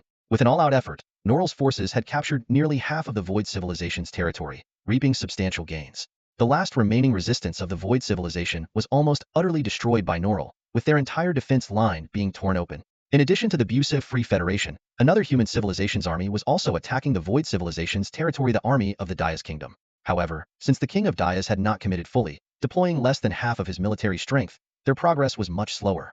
After 2 weeks of intense fighting, the Dias Kingdom had only captured 3 starfields, a mere fraction for an entire civilization. This outcome left the Dias Kingdom's general, Lutz, seething with anger, filled with frustration and resentment.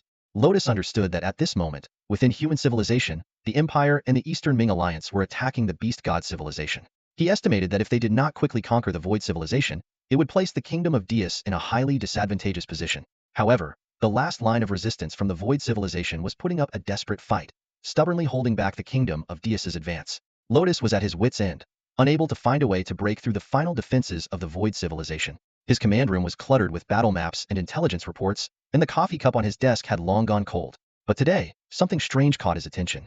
The once impenetrable defenses now seemed to be softening. Those who had been fiercely resistant were starting to show signs of weakness and disorder.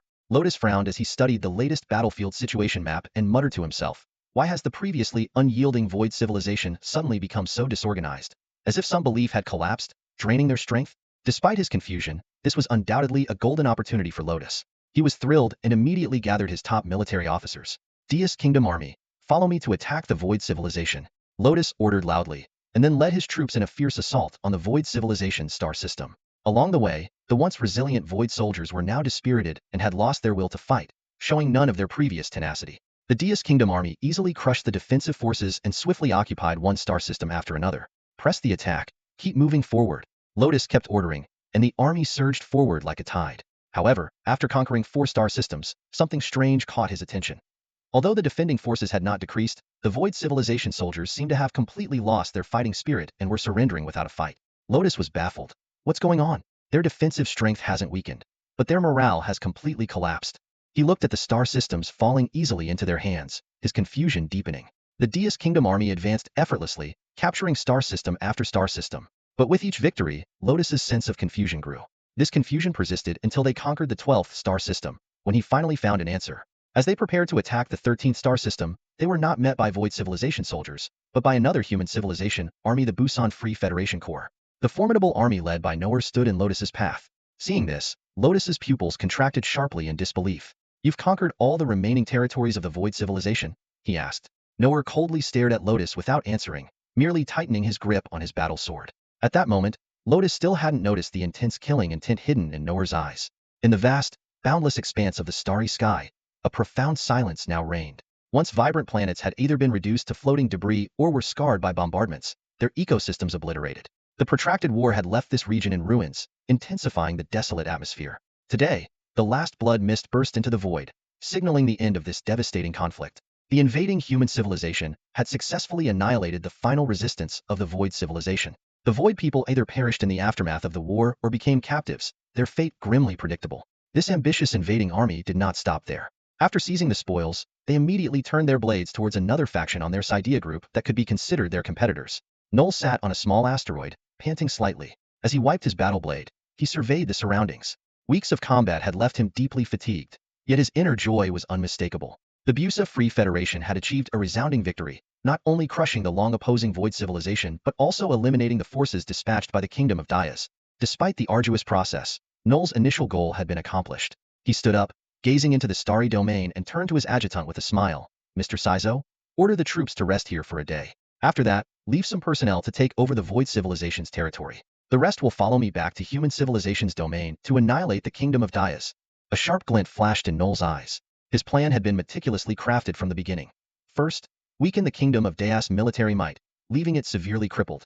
Now, the Kingdom of Dias was at half its peak strength. In contrast, the Busa Free Federation had lost only about a tenth of its forces, but was brimming with morale, each soldier filled with bloodlust and ferocity. Attacking the now cautious Kingdom of Dias in their current state would be like taking candy from a baby. Noel had already envisioned the Kingdom of Dias reduced to rubble under their assault. By then, the Busa Free Federation would not only gain the Void Civilization's territory but also annex the Kingdom of Dias lands, becoming a top-tier cosmic power surpassing even the Empire and Dongming. At that moment, Noel's expression changed slightly, his gaze locking onto the distance. He seemed to see a small red crystal speeding towards them at an astonishing rate. Each second, the crystal grew larger in his vision, clearly due to the closing distance. Noel uttered a soft exclamation, turning to his adjutant. Mr. Saizo, do you see that small red crystal over there? The adjutant paused, following Noel's direction. After spotting the rapidly enlarging red crystal, he hesitated momentarily and then uncertainly replied, it should be some kind of mineral planet. I must say, our Federation's luck is extraordinary. Just after winning a great victory, a mineral-rich asteroid comes our way. The adjutant chuckled lightly, not paying much heed. Such planets, shimmering with unusual radiance, typically contained rich mineral veins. For the Busa Free Federation, this was undoubtedly good news, as a mineral-rich asteroid represented immense value. Nualai grinned as he gazed at the slowly approaching red asteroid. To him, it was like a dessert after a victorious battle, not enough to be a full meal, but certainly enough to lift his spirits. The soldiers of the Busa Free Federation also noticed the speeding mineral asteroid, and a collective smile spread across their faces. One soldier, brimming with excitement, suggested, I bet it'll reach us in 2 minutes. Anyone up for a wager? Another soldier quickly responded, sure, we've just won a battle and have plenty of military credits to spare. Let's bet with those. Count me in. A third soldier chimed in eagerly. They'll bet 3 minutes and put 20 credits on the line. I'm betting 1 minute, another shouted, and I'm putting down 30 credits. The soldiers gathered around, laughing and placing their bets, adding a touch of lightheartedness to their victory. Nualai watched the scene, a small smile playing on his lips. Known for his strict discipline, he allowed this minor indulgence. After all, this battle had essentially cemented the rise of the Busa Free Federation. Letting the soldiers relax a bit seemed harmless. If not for his position, Nualai might have joined in on the betting himself. As time ticked by, all eyes were fixed on the red asteroid, which grew larger in their field of vision. A minute passed, and those who had bet on 1 minute shook their heads in disappointment. 2 minutes later, the asteroid had become significantly larger. Wow, it's still not here, a soldier remarked in surprise. This asteroid is bigger than we thought. It must be worth a fortune. Seems like the Busa Federation is blessed. While the soldiers were surprised, they stayed relaxed, continuing to wait for the asteroid's arrival. However, 10 minutes went by, and the asteroid still hadn't arrived. By now, Its size was comparable to a star. The soldiers exchanged uneasy glances. A star-sized mineral asteroid? Something felt off. Half an hour later, the red object still hadn't arrived, but it now dominated the sky. No soldier could maintain a light-hearted demeanor anymore. Even New Ally stood up, his gaze fixed on the massive red entity with a serious expression. An hour passed, and the red giant continued its slow approach. It could no longer be called an asteroid. It occupied half the sky. One half was filled with stars, and the other with this enormous red mass. Now, everyone could feel its terrifying presence and destructive force. A soldier swallowed hard and asked in a dry voice, "What is that thing?" No one could answer. The red giant was beyond anyone's understanding. New Ally's eyes turned icy. He witnessed a horrifying sight.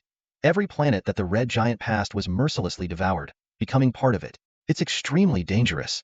New Ally concluded almost instantly. He made a swift decision and shouted, "Everyone, listen up, board the ship immediately and evacuate. This thing will consume us all." Even though New Ally had realized that the massive red object was anything but simple, it was already too late. As the Busa Free Federation troops retreated, the enormous red crystal quickly caught up with them at an astonishing speed. New Ally stared at the giant red entity, sensing an aura of devastation emanating from it. Even an apocalypse-level warrior seemed powerless before it. With a grave expression, New Ally's eyes were sharp as knives as he fixed his gaze on the crystal behind them. He then shouted, "Form ranks. Attack the crystal behind us. Destroy it completely." Despite the unbelievable size of the crystal, New Ally had faith in human civilization's technological prowess, confident that their weapons of war could shatter it. Soon, gigantic weapons emitting terrifying energy fluctuations were set up. In the next moment, the weapons were activated, and earth-shattering firepower was unleashed towards the red crystal, almost tearing the fabric of space. However, when this all-destroying attack reached the crystal surface, it merely caused a ripple, absorbing all the energy from the cannon fire. Due to the crystal's immense size, the attack had almost no effect on it. Witnessing this, New Ally's pupils contracted sharply. "Does it have its own consciousness?" he muttered in disbelief. How could such a massive entity capable of independent thought exist? Yet the scene before him silently confirmed this shocking reality. "Keep attacking," New Ally insisted. "It can't absorb all the energy. We will find a way to shatter it." At that moment, the adjutant beside New Ally had a sudden realization and said alertly, "Sir New Ally, this crystal seems to have appeared within human civilization's territory before. It was in the Donglin Galactic Nation. I remember now. All attacks were absorbed by it, only fueling its growth. In the end, it was Su Ming of the Empire who destroyed it." Upon hearing this, New Ally was taken aback and immediately recalled seeing reports about the red crystal. However, back then, the crystal was only a few kilometers in size, resembling a small red pimple on a planet. The colossal entity before him now was tens of star systems large, billions of times bigger than the previous one. New Ally's body trembled, and without hesitation, he ordered, "Retreat. Full retreat. Cease all attacks." At that moment, countless small bubbles suddenly appeared on the surface of the red crystal. As the bubbles burst, one by one, human-like figures emerged from them. These soldiers, made entirely of red crystal, were almost indistinguishable from humans, except for their composition. It was evident that the red crystal had replicated the appearance of the Busa Free Federation soldiers. Once released, these crystal soldiers emitted an exceptionally powerful aura and leaped forward, charging at the Busa Free Federation's formation. The soldiers and officers of the Busa Free Federation instinctively raised their weapons, firing frantically at the red crystal soldiers. The gunfire and explosions indeed inflicted significant damage on the crystal soldiers, shattering them into pieces. However, in the next moment, a shocking scene unfolded before the soldiers of the Busa Free Federation. The shattered red crystal soldiers began to reassemble as if they had a life of their own. Not only did they return to their original form, but they also absorbed the enemy's attacks entirely. Their presence became even more solid and formidable, as if each hit only made them stronger. This scene completely overturned the Busa soldiers' understanding. They were used to the simple logic of attack to kill the enemy, but had never encountered such an opponent that grew stronger with each battle. A chill rose from the depths of their hearts, and a profound sense of confusion enveloped the entire army. They were caught in a dilemma. Continuing to attack would only empower the enemy, but to not fight would mean awaiting their doom. As the morale plummeted, New Ally made a swift decision. His voice thundered, "Everyone, get into the battleships and spacecraft. Full speed back to human civilization territory. We must unite with other cosmic nations to stand a chance." New Ally's move was not to bring the threat to human territory, but to realize that the true target of the red crystals was likely human civilization. They were merely caught in the crossfire. The immediate priority was to return home, just like in the past when they stood united against the Void civilization, to gather all forces against this powerful enemy. With the leader's command, the soldiers snapped out of their daze and rushed to the nearest spacecraft. In an instant, countless battleships and spacecraft ignited their thrusters, tearing through the starry sky towards the realm of human civilization. However, the cost of retreat was heavy. New Ally witnessed a heart-wrenching scene. Numerous battleships were shattered under the fierce assault of the Red Crystal soldiers and were subsequently devoured. These were the elite forces of the abusive Free Federation. New Alai's heart ached, but he knew that for the greater good, he had to sacrifice some to draw the enemy's fire and buy time for others to escape. Watching his subordinates fall one after another under the crystal creature's attacks, New Alai's eyes turned blood-red, and he muttered, "Once we return to human civilization, we still have hope." Remember, the Empire had previously obtained a few samples of the crystals. There should have been some research results by now. We must rely on the Empire's strength to find a way to eradicate these terrifying crystal creatures. Just as the Free Federation Legion led by New Alai was ambushed by the Red Crystal, a monumental battle within the realms of human civilization was drawing to a close. The once mighty beast god civilization was now crumbling under the combined assault of the Empire and the Dongming Alliance. On the battlefield, the beast god civilization's forces were in full retreat after their protective shield shattered, offering almost no resistance. The Allied forces surged forward like a tidal wave, obliterating any remaining opposition and advancing deep into the heart of the beast god civilization. In the command room, the commanders watched as the holographic display showed the isolated main planet of the beast god civilization. Attack! With that command, the Allied forces launched a full-scale assault on the last stronghold.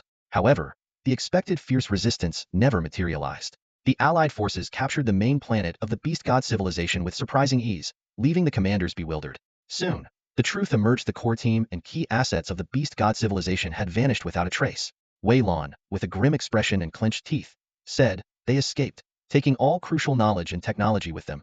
This outcome was disastrous for both the Empire and the Dongming Alliance. Their painstaking efforts to conquer the beast god civilization were primarily motivated by its advanced knowledge, and now they were left with nothing but an empty shell.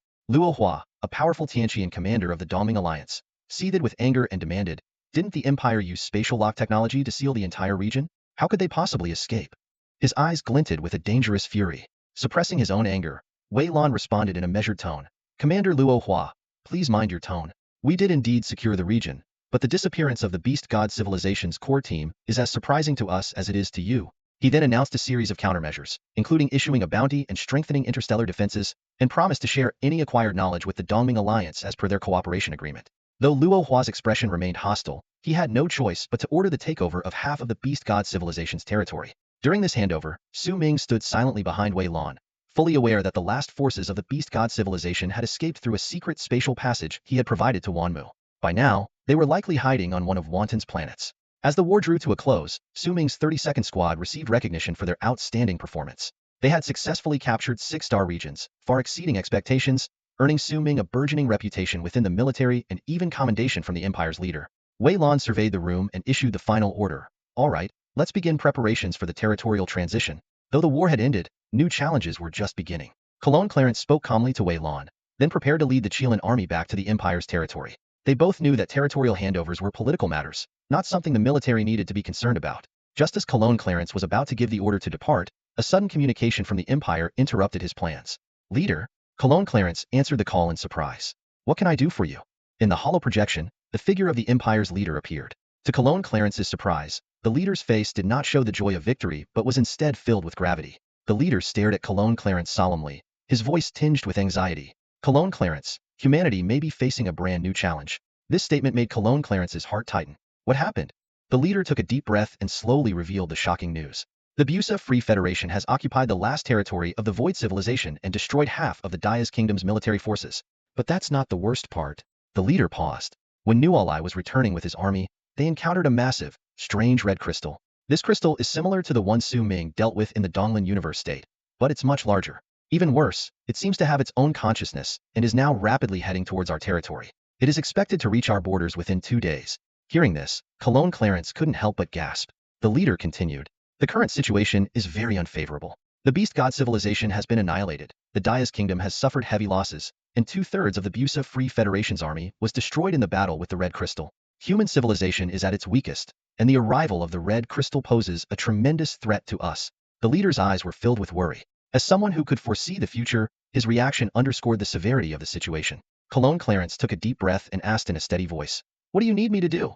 The leader shook his head. "It's not you. We need Su Ming. I must speak with Su Ming."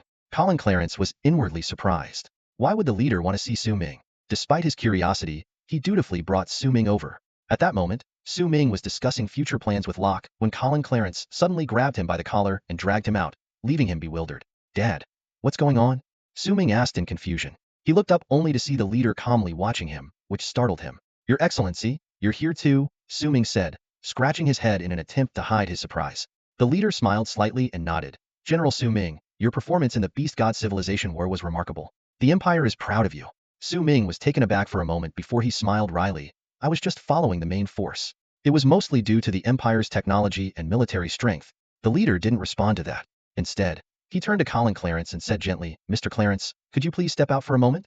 Colin Clarence, who had been basking in the pride of his son being praised, was stunned by the sudden request to leave. He stammered, all right, you guys talk. But is there something I shouldn't hear? I mean, I might give some advice or something. Seeing that neither of them had any intention of stopping him, Colin Clarence reluctantly opened the door and walked out. Once the door closed, the leader's expression turned serious. He brought up a video and played it for Su Ming. The screen showed a massive red crystal. Su Ming, who had been contemplating how to deal with the beast god civilization in the vines, was struck by the sight and exclaimed, the crystal civilization. The leader gave Su Ming a meaningful look and said slowly, you indeed know the origin of this red crystal? I must tell you, it is hurtling towards our territory and will arrive in 2 days. Meanwhile, human civilization has just undergone external wars and internal strife, making it the weakest it has been in nearly 10,000 years. The leader then fell silent, waiting for Su Ming's reaction. Su Ming seemed not to have heard the leader's words, still fixated on the red crystal in the video, his eyes flickering as if deep in thought. After a while, Su Ming looked up at the leader, took a deep breath, and said, Your Excellency, I do know the origin of this red crystal. It is a civilization, one with highly advanced energy technology, and it is extremely dangerous. Upon hearing this, a glimmer of light flashed in the leader's eyes. From the moment he saw the crystal, he had thought of Su Ming. At his level, he could foresee certain key moments and possibilities in the future. In calculating the various outcomes of this impending catastrophe, he unexpectedly found a sliver of hope connected to Su Ming and the vines. This all stemmed from Su Ming's previous performance in effortlessly eliminating crystal beings in the Donglin Galactic Empire. The leader had repeatedly watched the footage of Su Ming destroying the crystal beings, convinced that Su Ming possessed a definite method, not just brute strength. Therefore, he sought out Su Ming immediately. Su Ming stared at the image of the crystal civilization before him, a sharp glint in his eyes. It had come. After all, this civilization, which had always troubled him, had chosen to attack at the very moment when human civilization was at its weakest. Back then, wasn't that crystal creature killed by me? This question lingered in Su Ming's mind. He frowned, deep in thought, recalling the events of that time. Suddenly, a terrifying realization struck him. The crystal creature, seemingly destroyed, had transferred its consciousness to another avatar at the last moment. This avatar, carrying crucial memories, had silently escaped the boundaries of human civilization. Su Ming's expression grew serious. It was this unexpected turn of events that had led to the current crisis, with the crystal civilization's army pressing in. He couldn't help but regret his oversight, yet he understood that even he couldn't foresee every possibility. The leader keenly noticed the change in Su Ming's expression. He gazed at Su Ming, his eyes filled with determination and expectation. Su Ming, the leader began, his voice deep and powerful. I can sense that you have your own thoughts, but this matter concerns the survival of human civilization. To overcome this crisis, we must be completely honest with each other and trust each other fully. Only then do we have a chance to get through this. Su Ming met the leader's gaze and saw the seriousness and resolve in his eyes. He nodded slightly, realizing that the leader was showing his most genuine side at this critical moment. In the face of humanity's survival, the leader would hold nothing back and would exert every effort. I feel the same way, Su Ming said, his voice firm. Now, I want to ask, has the Empire made any breakthrough discoveries from the crystal creature bodies they brought back for research? Without hesitation, the leader began to detail the Empire's research findings. I'll tell you all the technologies the Empire has available. The first is the anti-energy shield, specifically developed to counter the properties of the crystals. It can block the erosion from the crystal civilization, giving us about a month to cover the entire human territory. Su Ming listened intently, already beginning to think about how to utilize this technology. The leader continued. The second is the disintegration fission cannon. This technology was developed based on the static energy elements you provided. It can halt energy and then disintegrate it, causing significant damage to the crystal creatures. However, due to its high cost, even the Empire has only prepared a limited number. I've already ordered full-scale production. Su Ming nodded in understanding. He recalled the previous deal with Mars, trading static energy element technology for the Empire's space teleportation technology. It was within his expectations that the Empire could develop new weapons based on this technology. The third is the energy isolation material for Mechs, the leader added, with a hint of regret in his voice. This technology allows Mechs to avoid being consumed by crystal creatures, but it may pose limited threat to them. The leader sighed. Unfortunately, these are the only 3. This research topic wasn't previously given the highest priority. Otherwise, we might have had more breakthroughs. Hearing the leader's words, Su Ming nodded slowly, a hint of contemplation flashing in his eyes. In such a short time, achieving progress on a non-priority project was indeed commendable. However, as the leader mentioned, These technologies posed no substantial threat to the crystal civilization. Su Ming calculated in his mind. Perhaps combining these results with the technology of Wanten and the theory of entropy substance might offer a glimmer of hope. This thought quickly passed, and Su Ming suddenly made a significant decision that would impact the future of human civilization. Taking a deep breath, he forced a slight smile and said, "Your Excellency, since we have been open and honest, it is time for me, on behalf of Wanten, to reveal some matters to all of human civilization." The leader was taken aback by his words, but then asked thoughtfully, "Are you referring to the special cultivation method of yours and Mr. Kellen Clarence's?" Su Ming was momentarily surprised but soon understood. After all, he and his father often operated under the leader's watchful eye, and the three had even dined together. Given the leader's level of perception, it was not surprising that he sensed the unique energy within them. The leader continued, "The energy within both of you is incredibly stable, resistant to absorption, utilization, and assimilation. Is this your trump card against the crystal civilization?" His eyes showed a glimmer of anticipation. Su Ming chuckled softly and explained, "Your Excellency, the energy within us is called entropy substance. My father and I practice a method known as the entropy substance cultivation method." As he spoke, he transmitted a document to the leader. The document detailed the theoretical and practical aspects of the entropy substance cultivation method, along with a brief overview of the energy grading theory. However, Su Ming did not disclose the core content. This simplified version had been prepared in advance by him and Li Ran, among others. While its power might be less than 1/10 of the core version, it was sufficient for ordinary cultivators to generate entropy substance within their bodies and embark on this cultivation path. The leader received the document with a solemn expression. He quickly realized that once this information was made public, Wanten would become the center of human civilization. Future theories and knowledge would converge at Wanten, attracting a vast number of talents.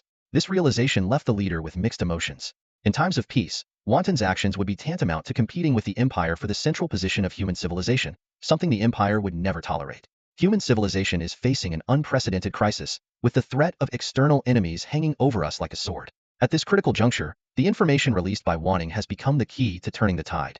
The imperial leader realized that not only should they not target Wanting, but they must also fully support him and promote this knowledge and these theories throughout every nation in the universe, making it the mainstream method of cultivation. This is the only hope to fend off the external invasion. The imperial leader's eyes glimmered with a complex light. He had already seen that entropy, as the lowest and most stable form of energy, could not be absorbed by the crystalline civilization. Although the crystalline civilization could absorb higher-level energies, entropy was their nemesis. To stand undefeated in this battle for survival, human civilization had no choice but to have everyone practice the entropy cultivation method to resist the devouring nature of the crystalline civilization. This realization left the imperial leader with mixed feelings. On one hand, he was relieved to have found a way to counter the external threat. On the other hand, he was acutely aware that he was nurturing another colossal entity within human civilization. Once everyone began practicing the entropy cultivation method, Wanting would inevitably become the center of human civilization's future. In this war, the Empire not only couldn't target Wanting, but must also fully support it as the new focal point of human civilization. The imperial leader's gaze swept over Su Ming and Wanting, and he silently sighed, "Your luck is truly enviable, rising effortlessly in the future." He took a deep breath to calm his inner turmoil, and then turned his attention to Su Ming. "These findings are extremely effective in combating the crystalline civilization," the imperial leader said with a firm and powerful voice. "Those who have practiced the entropy cultivation method will no longer fear being devoured by crystalline beings and can even threaten their existence. For the survival and development of human civilization, we must fully promote this cultivation method." He continued, "The Empire's protective shield can buy a month for all of human civilization. During this time, we must popularize the entropy cultivation method, ensuring that everyone can cultivate entropy. After that, we can lift the protective shield and confront the crystalline civilization hidden." Hearing the leader's words, Su Ming nodded slightly, feeling a surge of respect for him. He realized that although the leader was aware that promoting the entropy cultivation method would allow Wanting to grow into a potential threat to the Empire's rule, he still chose to support it without hesitation. This magnanimity and strategic foresight made Su Ming acknowledge the leader's wisdom. "I understand," Su Ming said slowly. "When I return to Wanting, I will immediately work on publicizing these theories and knowledge." A thoughtful look crossed his eyes as he added, "Perhaps Wanting has some other interesting things that could also be used against the crystalline civilization." As soon as the Empire's leader and Su Ming finalized the relevant matters, the entire human civilization began to operate like a finely tuned machine. Despite the recent brutal war between the Empire and Dongming, they plunged into emergency preparations without hesitation in the face of a new threat. On the first day, New Alai led the remnants of the Busa Federation back from a distant star system, once again setting foot on human territory. Meanwhile, the Busa Free Federation released two shocking videos. One showcasing the mysterious crystal civilization, and the other documenting the fierce battles between the Busa Federation and this terrifying adversary. Subsequently, a historic meeting spanning centuries was broadcast live across all platforms. New Alai of the Busa Federation, Emperor Tianchi of the Dongming Alliance, the leader of the Empire, and the king of the Dias Kingdom appeared together for the first time. solemnly declaring the immense threat the crystal civilization posed to human civilization. Although the leaders of the four cosmic nations expressed great confidence in humanity's defense systems, the news sparked unprecedented panic among the citizens. When people witnessed the eerie, terrifying, and oppressive forms of the crystal civilization and saw how effortlessly they devoured the powerful soldiers of the abusive-free Federation, even Tianchi himself, a sense of impending doom enveloped human society. Citizens of human civilization fell into deep despair. It's over, they thought. The technological level of the crystal civilization is clearly far beyond ours. If they launch an attack, we won't stand a chance. Even one of humanity's strongest cosmic nations, the abusive-free Federation, was utterly defeated. The fate of other cosmic nations seemed equally grim.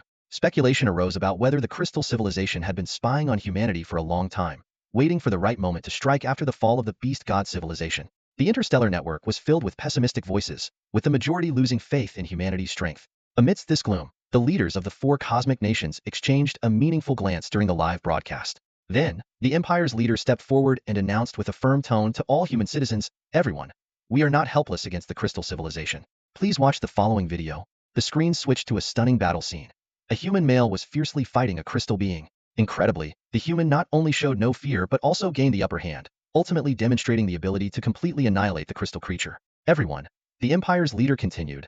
"This is Su Ming, the leader of Wanting. He has created a new cultivation method. I must admit, we are facing an unprecedented disaster, and overcoming it will not be easy. But humanity is not without hope." He went on to explain, "Next, we will promote the entropy cultivation method across all humanity. Unlike the gene lock, this method is accessible to everyone, even those with no prior talent. The Empire can secure a month for you. During this month, those with a cultivation foundation can convert their internal energy into entropy energy, and those without a foundation can also form entropy within their bodies, thus avoiding being devoured by the crystal civilization." As the Empire's leader finished speaking, the entire human civilization erupted in excitement. The despair that had gripped people's hearts began to dissipate, replaced by a rekindled flame of hope. Su Ming's battle video and the announcement of the entropy cultivation method were like a ray of light in the darkness, bringing infinite hope to every human citizen.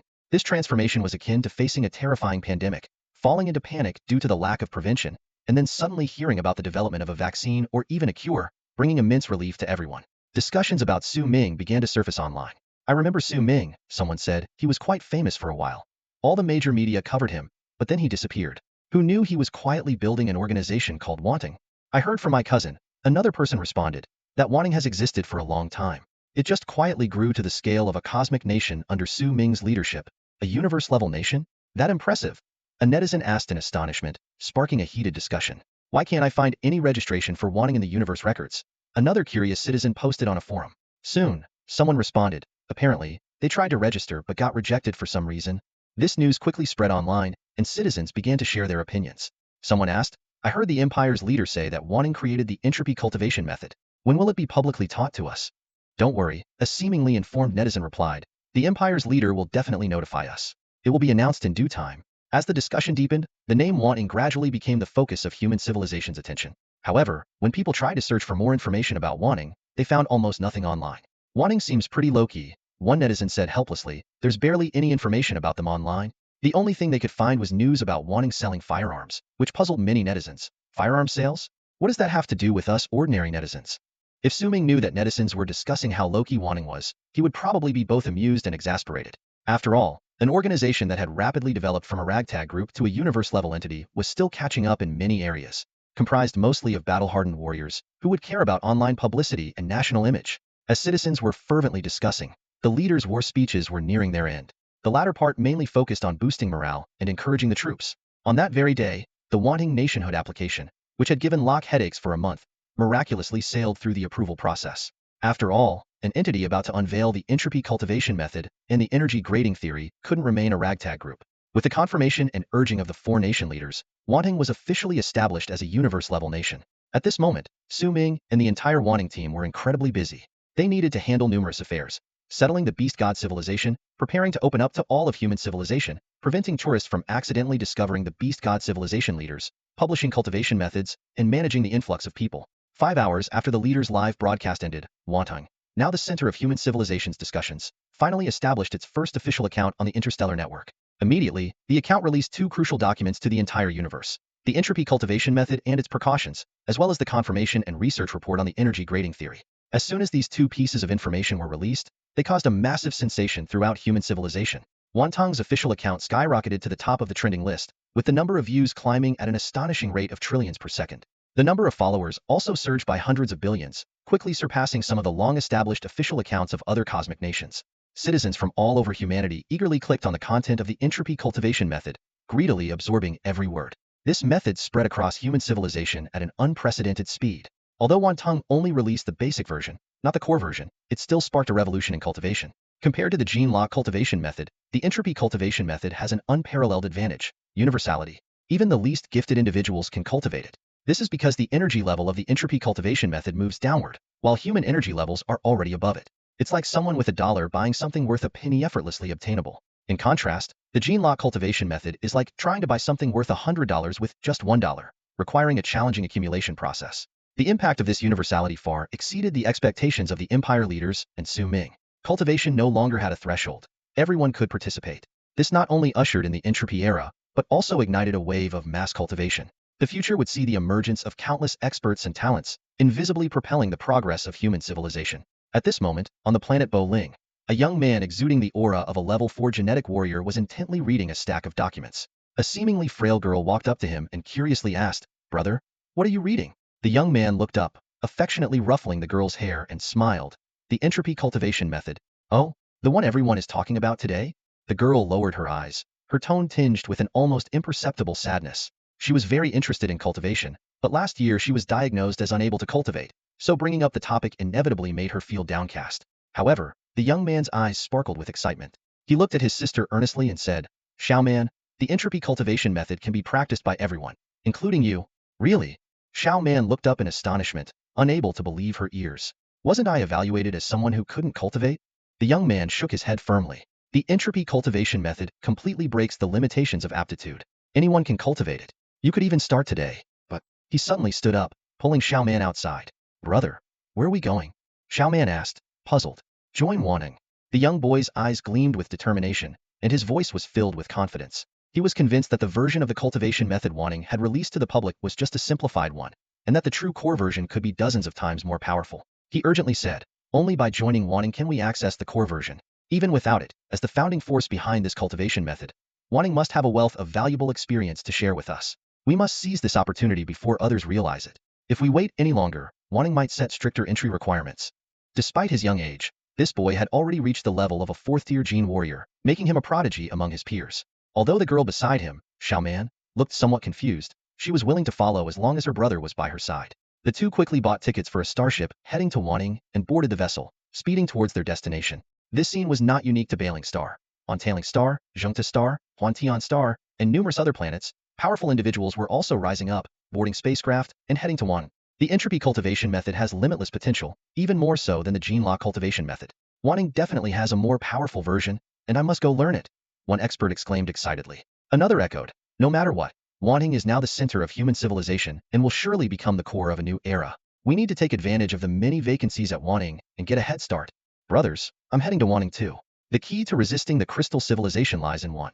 I need to go there and learn the true power of the entropy cultivation method," another strong figure declared. If someone could view the entire realm of human civilization from above, they would see a massive influx of geniuses, experts, and warlords rushing towards Wanting, sensing the opportunities it held. The entire human civilization seemed to be converging towards Wanting. It wasn't just cultivators. Merchants and professionals from various fields also keenly perceived the opportunities Wanting presented and set out for it. The influx of experts would undoubtedly enhance Wanting's military strength, but talents from other industries were equally important. They would determine Wanting's achievements in commerce, finance, technology, development, and culture. Becoming the center of an era was destined to attract countless talents and experts. The development issues that had previously troubled Su Ming and others were now almost effortlessly resolved. Not only did the entropy cultivation method cause a stir in interstellar society, but another document released by Wanting confirming and researching the energy grading theory also had a significant impact, even though it didn't generate as much immediate excitement among ordinary citizens. The influence and shock brought by this theory were no less significant than those of the entropy cultivation method. In a certain sector of human civilization's expanse, a peculiar mechanical fortress drifted leisurely through the starry sky. The fortress seemed to lack a definite destination, simply floating idly in the cosmos. Inside the fortress, a disheveled, unshaven middle-aged man reclined lazily in a chair. He casually picked up a cup of milk tea from the table, took a couple of sips, and furrowed his brows. Energy grading theory, he muttered to himself. Zhang Sun has joined a warlord faction called Wantang, and now he's come up with some energy grading theory? It better not be just smoke and mirrors. The middle-aged man shook his head and reached for another sip of milk tea, only to find the cup empty. He paused for a moment, then turned and called out, "Shalualuo, the milk tea's finished. Get me a refill." "Coming right up, master." A young girl in a maid outfit responded promptly, respectfully taking the empty cup. "Please wait a moment, master." With that, she bounced away to prepare a new cup of milk tea. Taking advantage of the break, the middle-aged man opened the document on Wantong's energy grading theory and began to examine it closely. As time passed, his initially dismissive expression gradually turned serious, and eventually, he was deeply shocked. This. He sprang to his feet, staring incredulously at the screen. "This theory, it seems valid. Wait, I need to see the test data and the simulation diagrams." The middle-aged man was utterly shaken by the concepts and content presented in the energy grading theory. He murmured to himself, if this theory holds, then the strong and technology will be interconnected. The strong will drive technological advancement, and technology will provide new directions for the strong. Wait, there's also another method called entropy cultivation. It should be related to the zero-level energy in the theory. I need to check that out too. His gaze was fixed on the screen, completely absorbed, not even noticing that the maid, Luoluo, had returned with a fresh cup of milk tea. "Master, the milk tea is ready," Luoluo said softly, placing the cup on the table. Seeing no response, she tilted her head, puzzled by the middle-aged man's intense focus. About an hour later, the middle-aged man finally snapped out of his trance. "Genius, absolute genius," he exclaimed excitedly. "The author of this theory can't possibly be Zhang Sun. While he's fairly capable, his imagination is lacking. These theories are beyond his reach." He quickly scrolled to the bottom of the paper and found that the primary author of the energy grading theory was someone named Su Ming. Su Ming, isn't he the leader of Wantong? The middle-aged man muttered to himself, then turned to Luoluo, "Xiao Luoluo, I need all the information on Su Ming. Project it for me." Luoluo obediently nodded, her eyes flickering with streams of data and calculations. Soon, her eyes projected a holographic image in the center of the steel fortress, revealing that Luoluo was not a living being but an advanced robot created by the middle-aged man. The middle-aged man turned to face the holographic projection, beginning to review Su Ming's detailed information. With his capabilities, the information he accessed was far more extensive than that available to ordinary interstellar netizens. The projection included numerous accounts of Su Ming's exploits, the Void Civilization War, the Black Domain, the origins of Wantong, his identity as a mechanic, and even assassination attempts by the Empire. If Su Ming saw this, he would be utterly shocked. The assassination incidents in the Empire are classified as level secrets, tightly sealed in the archives, and even top hackers would find it nearly impossible to access them discreetly. However, the middle-aged man effortlessly pulled up these classified documents with just a casual search. This act raises serious questions about his identity. The middle-aged man quickly scanned through all of Su Ming's information, his brows furrowing as he pondered. Entropy cultivation method, energy grading theory, all of these were pioneered and developed by this young man named Su Ming. He murmured to himself, "This Su Ming is no ordinary person." After a moment of contemplation, the middle-aged man seemed to make a decision. He turned to Luoluo beside him and said firmly, "Luoluo, we're going to Wanten." He explained, "Wanten will be the pioneer of a new era. It will give rise to a multitude of new theories that will determine the technological height of human civilization's future. If we don't participate, we'll fall behind in the interstellar society." Luoluo nodded with a smile and responded, "All right, master." Full speed ahead to Wanten. No sooner had she finished speaking than the mechanical fortress unleashed a powerful thrust, tearing through the void and speeding towards the Wanten territory. This scene was not an isolated case. In every corner of human civilization, countless brilliant researchers, after reading the energy grading theory report, were eager to head to Wanten. For these researchers, the purpose of joining Wanten was much simpler than that of cultivators. They were there solely to gain knowledge and participate in this wave of technological transformation. In the realm of research, there exists a high-end circle that ordinary people find difficult to enter, reserved only for the truly top-tier researchers. The release of the energy grading theory caused an immediate sensation within this circle. The insiders clearly understood the significance of this theory. While the entropy theory garnered much attention among the general public, to the researchers, the energy grading theory was Wanten's truly era-defining achievement. This realization prompted elite researchers from various fields to flock to Wanten, hoping to secure their place in this technological revolution. At this moment, the headquarters of Wanting was bustling with activity. Locke stood in the middle of the corridor, beads of sweat on his forehead testament to his anxiety. He absent-mindedly scratched his thinning hair, sighing inwardly. One step closer to baldness. But now was not the time to worry about that, because in the past few hours, a large number of geniuses, experts, and researchers had flooded into Wanting. Figuring out how to accommodate these new arrivals had become the top priority. Locke's eyes scanned the surroundings constantly, afraid of missing any key figures joining their ranks. He quickly made his way to Zhang Sun's office and pushed the door open. "Mr. Zhang, the leader has ordered that the intermediate version of the entropy training method be completed as soon as possible. This is crucial for attracting the newly arrived talents." Without waiting for a response, Locke hurried over to Li Ran. "Li Ran, remember, there's a seminar on energy grading theory and cell energy compression technology in 5 hours. You need to introduce Wanting's research philosophy to the attendees and try to persuade them to stay. Seeing the nervous look on Li Rant's face, Locke patted his shoulder. Don't worry, everyone has a first time. You said some of them were your former teachers? No problem, our research is more advanced now. The capable ones become the teachers.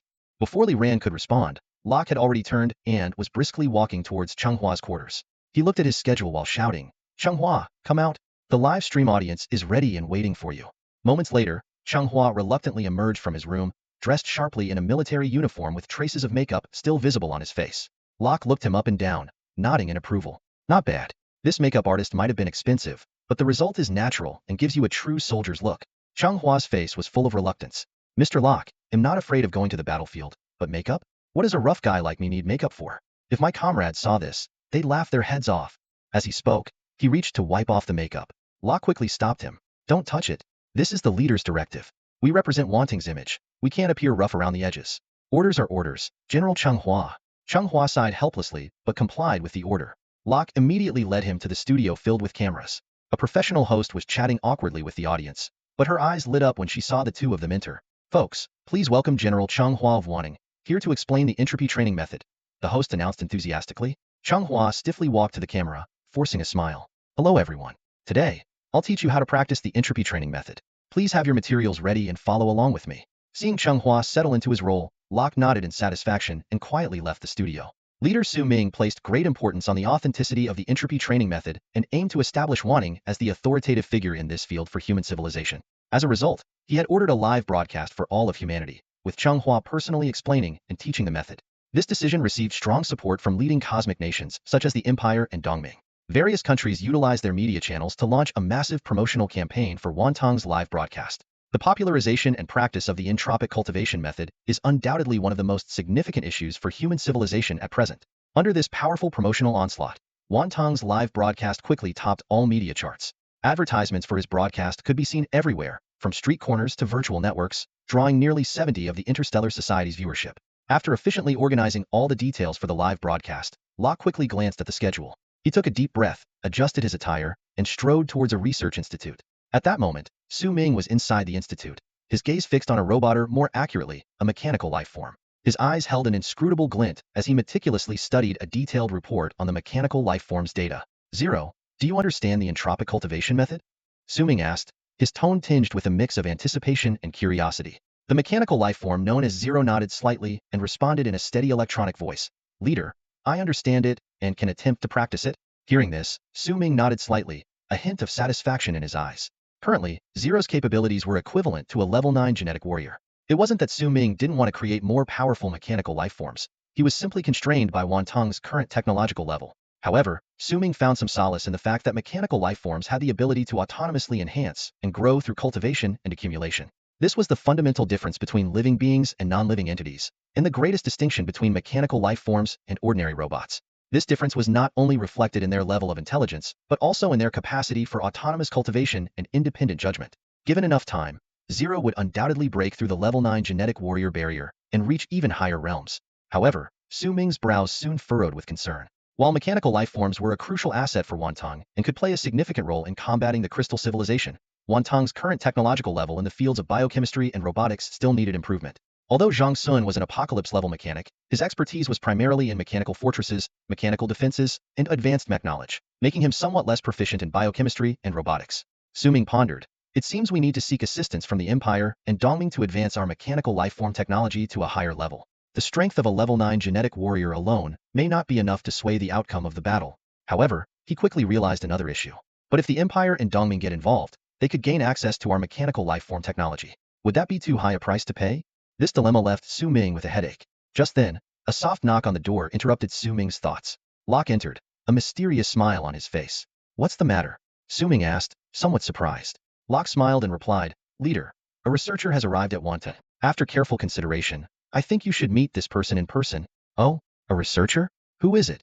Su Ming's curiosity was piqued. Recently, many researchers had joined Wantong, but for Locke to think someone warranted Su Ming's personal attention, this person was clearly not ordinary. Locke's smile grew more pronounced as he slowly revealed a name that left Su Ming stunned. This person is none other than the renowned mechanical monarch, the Apocalypse Mechanic Feng Tu. A massive mechanical fortress slowly descended onto the surface of the main planet of the Vintangle system. As the hatch opened, A middle-aged man with a scruffy beard and casual attire stepped out. Following closely behind was a young girl in a maid outfit with a sweet face, bouncing along cheerfully behind him. Su Ming was already waiting in the reception room of the spaceport and immediately stepped forward to greet them upon their arrival. Master Fong Tu. Su Ming called out warmly, his face showing deep respect for the esteemed scientist. Su Ming's gaze then shifted to the young girl beside the middle-aged man. Although his expression remained calm, he was secretly astonished. This seemingly harmless girl was actually a powerful robot, exuding an aura of peak star-level strength. Su Ming couldn't help but admire Fong Tu's mechanical prowess even more.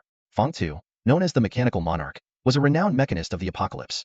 Although his personal combat skills were average, the robots he created were extraordinarily powerful. Su Ming speculated that if there were 100 such robots, they could rival even the strongest apocalyptic warriors.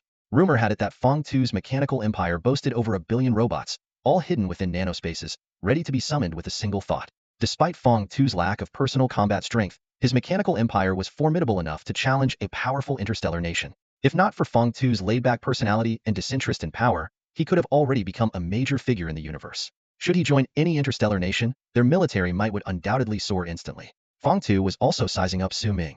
After a moment, he smiled and said, "Allow me to introduce, this is Luo Luo, my girlfriend and maid." Su Ming politely nodded to Luo Luo. "Hello, Luo Luo." Luo Luo beamed a sweet smile and cheerfully responded, "Hello, Lord Su Ming." Su Ming gestured for them to proceed to the research institute. Just as the three of them sat down and were about to begin their discussion, the doors suddenly swung open.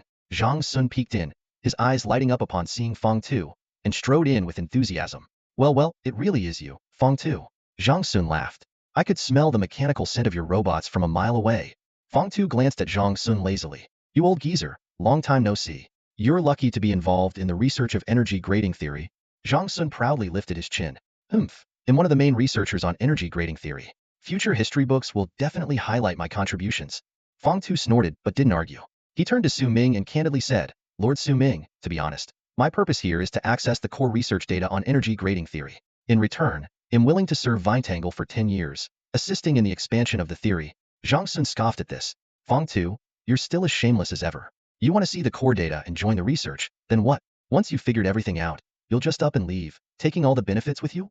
Fong Tu's face reddened slightly, and he coughed awkwardly. Indeed, his proposal did sound a bit audacious. The so-called 10 years of service was more about securing a chance to partake in this era-defining research. Once the study concluded, he might very well disappear quietly. However, he's always been a bit of a free spirit. Asking him to join an organization is like trying to fit a square peg in a round hole. The fact that he managed to stick around for 10 years is nothing short of a miracle. Just as Zhang Sun was about to mock Fong Tu, Su Ming interjected with a light laugh. "No problem. Having Mr. Fong join Wantung for research, no matter how long it takes, is more than welcome.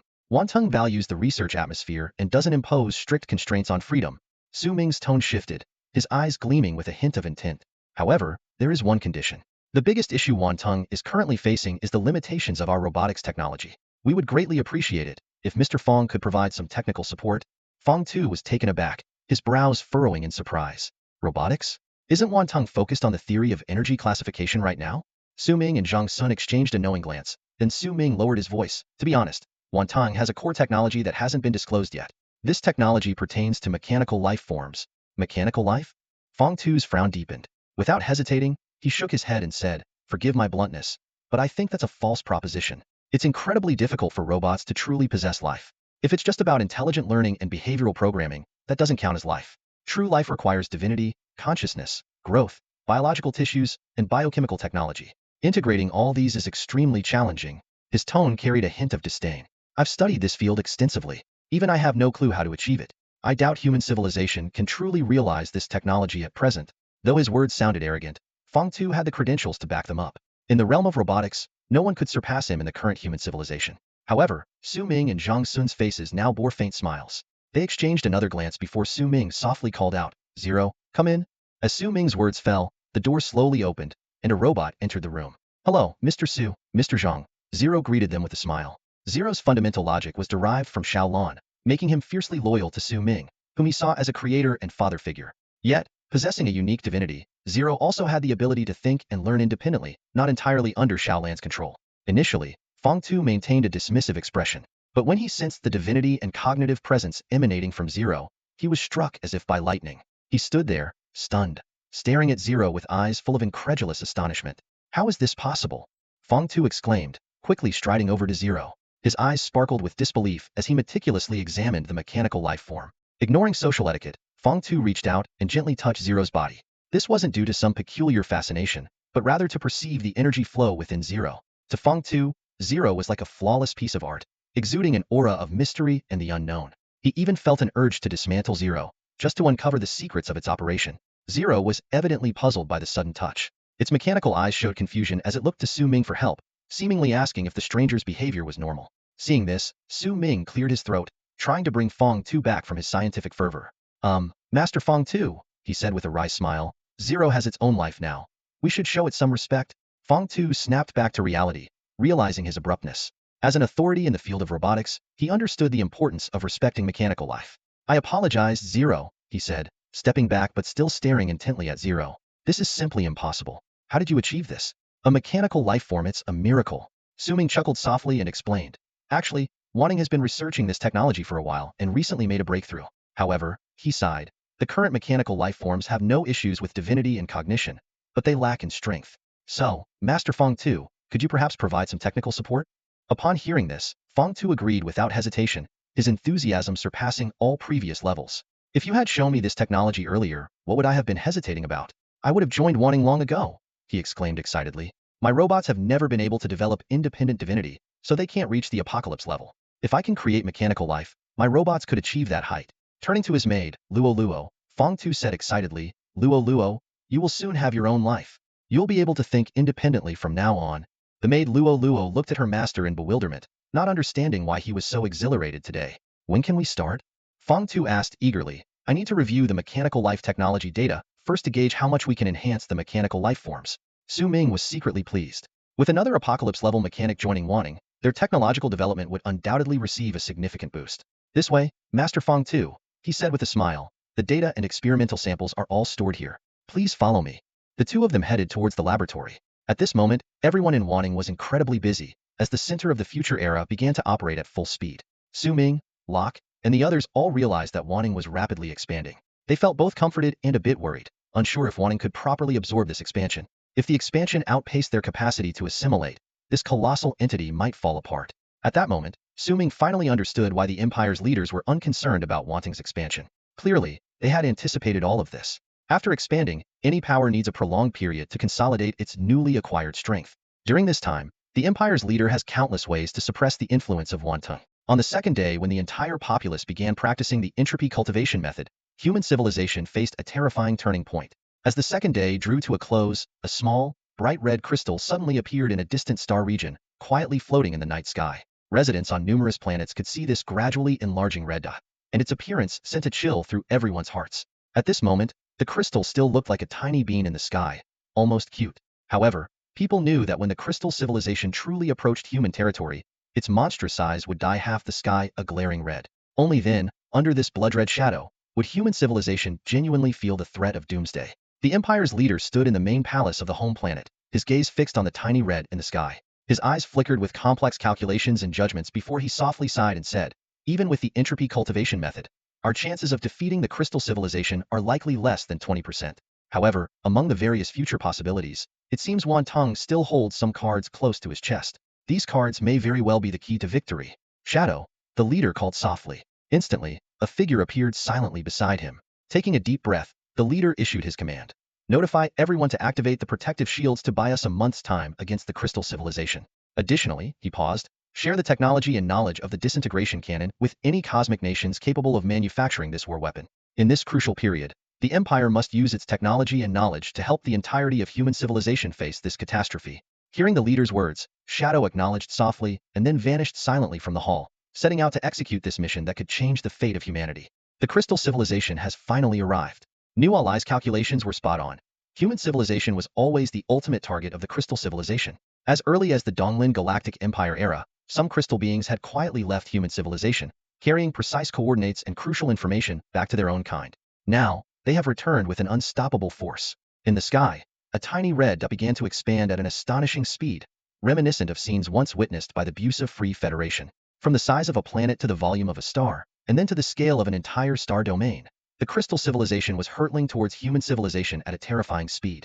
As the crystal civilization approached, half of the sky in the human world turned blood red. This created a bizarre spectacle. During the day, the sky appeared as dark as night, while at night, the entire firmament turned a glaring red.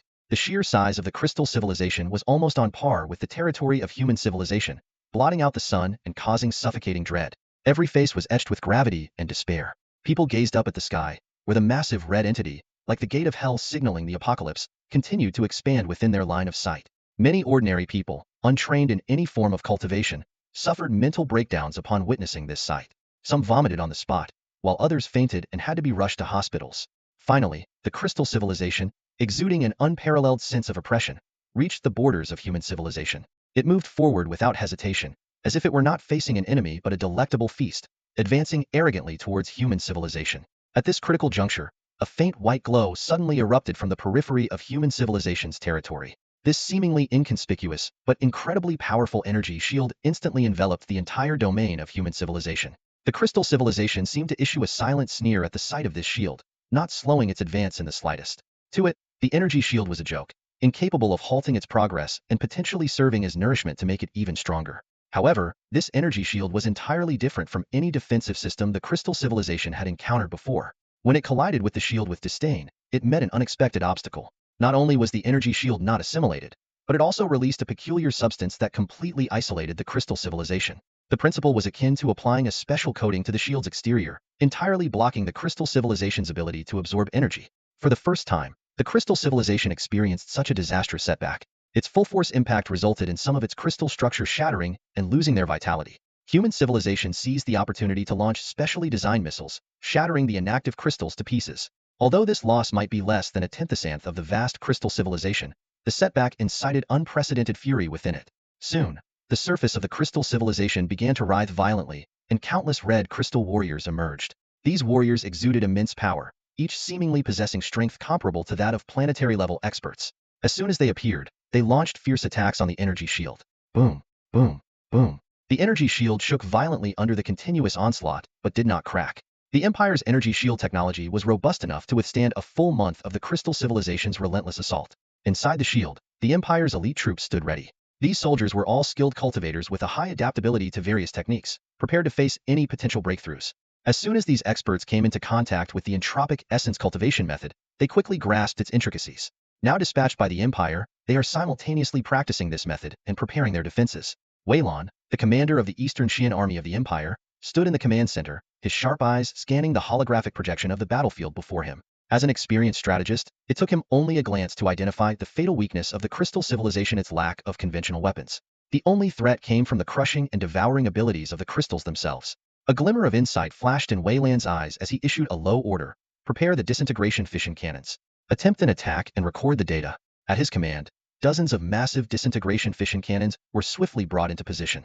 Blue light flickered within the barrels, brewing a cataclysmic energy. The soldiers on site held their breath, awaiting this crucial strike. Boom, boom, boom. Blue beams rained down like a storm, piercing through the one-way shields and striking the colossal forms of the crystal civilization with precision. The hit areas wriggled violently, as if struggling to digest the sudden energy impact. However, a miracle occurred. The wriggling crystals gradually lost their vibrant red color, turning into lifeless white, then disintegrated like dust from the main body, dissipating into the vastness of space. Witnessing this, the soldiers erupted in thunderous cheers. A spark of hope ignited in each of their hearts. The crystal civilization was not invincible. Yet, Weilan's expression grew increasingly grave. He stared intently at the crystal civilization, sighing inwardly. Although the disintegration fission cannons could indeed inflict damage, the harm was negligible for such a massive entity. Worse still, the crystal civilization could rapidly repair itself by devouring surrounding matter. Weilan quickly calculated. To truly threaten the crystal civilization, they would need at least 100 times more disintegration fission cannons. He shook his head with a wry smile, wondering, can 100 times the current number of disintegration fission cannons be rushed out within a month? The offensive from the crystal civilization has finally been halted, granting human civilization a brief respite. Good news from the front lines. The disintegration fission cannon is indeed capable of threatening the crystal civilization. These two pieces of good news have allowed humanity to breathe a little easier. The Empire has secured a precious month for all of humanity. In a month, the crystal civilization will break through the protective shield and launch a full-scale attack. During this time, all of human civilization is preparing for the impending war. Citizens of the universe and powerful individuals from various nations are frantically training in the entropic cultivation method, hoping to enhance their abilities in a short time. Meanwhile, the major cosmic nations are not idle either. As long as the technology meets the standards, they are fully committed to producing disintegration fission cannons. Even Wanting is no exception. Though their technological level allows them to produce only about 1,000 units per day, this number is insignificant in a civilization-level war. However, when combined with the efforts of all human civilization, the results will be substantial. Besides weapon production, Wanting is also conducting hundreds of research projects aimed at countering the crystal civilization's devouring and assimilation abilities. Wanting has gathered most of the top scientists from human civilization who haven't joined other factions, making their research capabilities arguably surpass those of the Empire and Dongming. Countless ideas and studies are being nurtured and carried out here every moment. Su Ming is confident that with such a powerful research team, there will be significant breakthroughs within a month. At this moment, Su Ming is sitting in his lab, his eyes fixed on the central research table. Although it's supposed to be his lab, it has been taken over by Feng Tuesday. Ever since Feng Tu understood the principles of mechanical life technology, he has been obsessed, working here day and night. As the boss, Su Ming can only helplessly relinquish his office to this diligent employee. On the research table, Feng Tu is dissecting Zeroa mechanical life form with life and personality. While it sounds cruel, Feng Tu's skills are incredibly impressive. He dissects Zero piece by piece without harming its life or causing any pain. Zero even has the leisure to discuss the issues with its parts with Feng Tu, leaving Su Ming utterly amazed. Who worked on Zero's biochemical technology? Feng Tu asked without looking up. It was Li Ran, Su Ming instinctively replied. Li Ran? No wonder it's a pile of crap. Feng Tu commented bluntly. Su Ming sat obediently on the side, watching Feng Tu skillfully replace the biochemical base elements in Zero, not daring to make a sound. Li Ran is one of the top 10 genetic experts in all of human civilization, possessing extraordinary genetic technology. But in Feng Tu's eyes, it is only worth being called crap. As Su Ming observed Feng Tu's operations and paid attention to the computational methods and thought processes displayed in the front simulation algorithm, he felt as if he were reading a book written in the language of the gods. Over the past few days, he had learned a vast amount of knowledge from Feng Tu, leading to a completely new understanding of his existing knowledge system. This kind of learning is no small matter. Since the energy grading theory was proposed, cultivation, knowledge, and technology have become integrated. Su Ming can fully utilize the new knowledge imparted by Feng Tu to adjust his knowledge system, thereby optimizing his internal energy structure and foundational logic.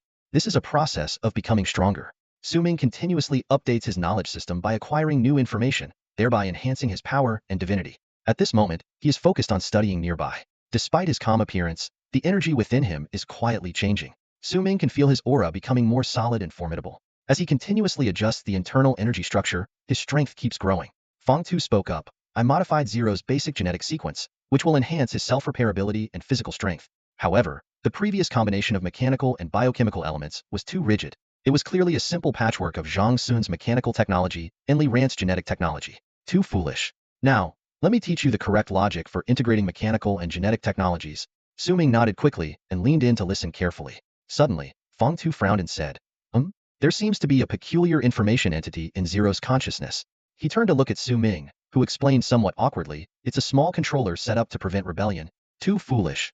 Feng Tu shook his head. Su Ming muttered to himself, realizing that this time the criticism was directed at him rather than Li Ran. But he didn't dare to argue.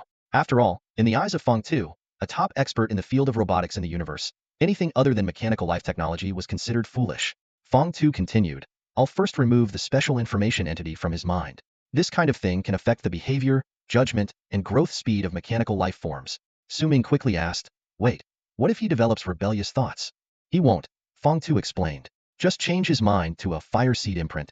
It's akin to a form of faith that ensures loyalty and unlocks maximum potential. You know, people with strong beliefs can be so fanatical that they disregard their own lives. Fire seed imprint? How do you add that? Su Ming asked softly. Feng Tu glanced at Su Ming with a look that seemed to say, are you an idiot?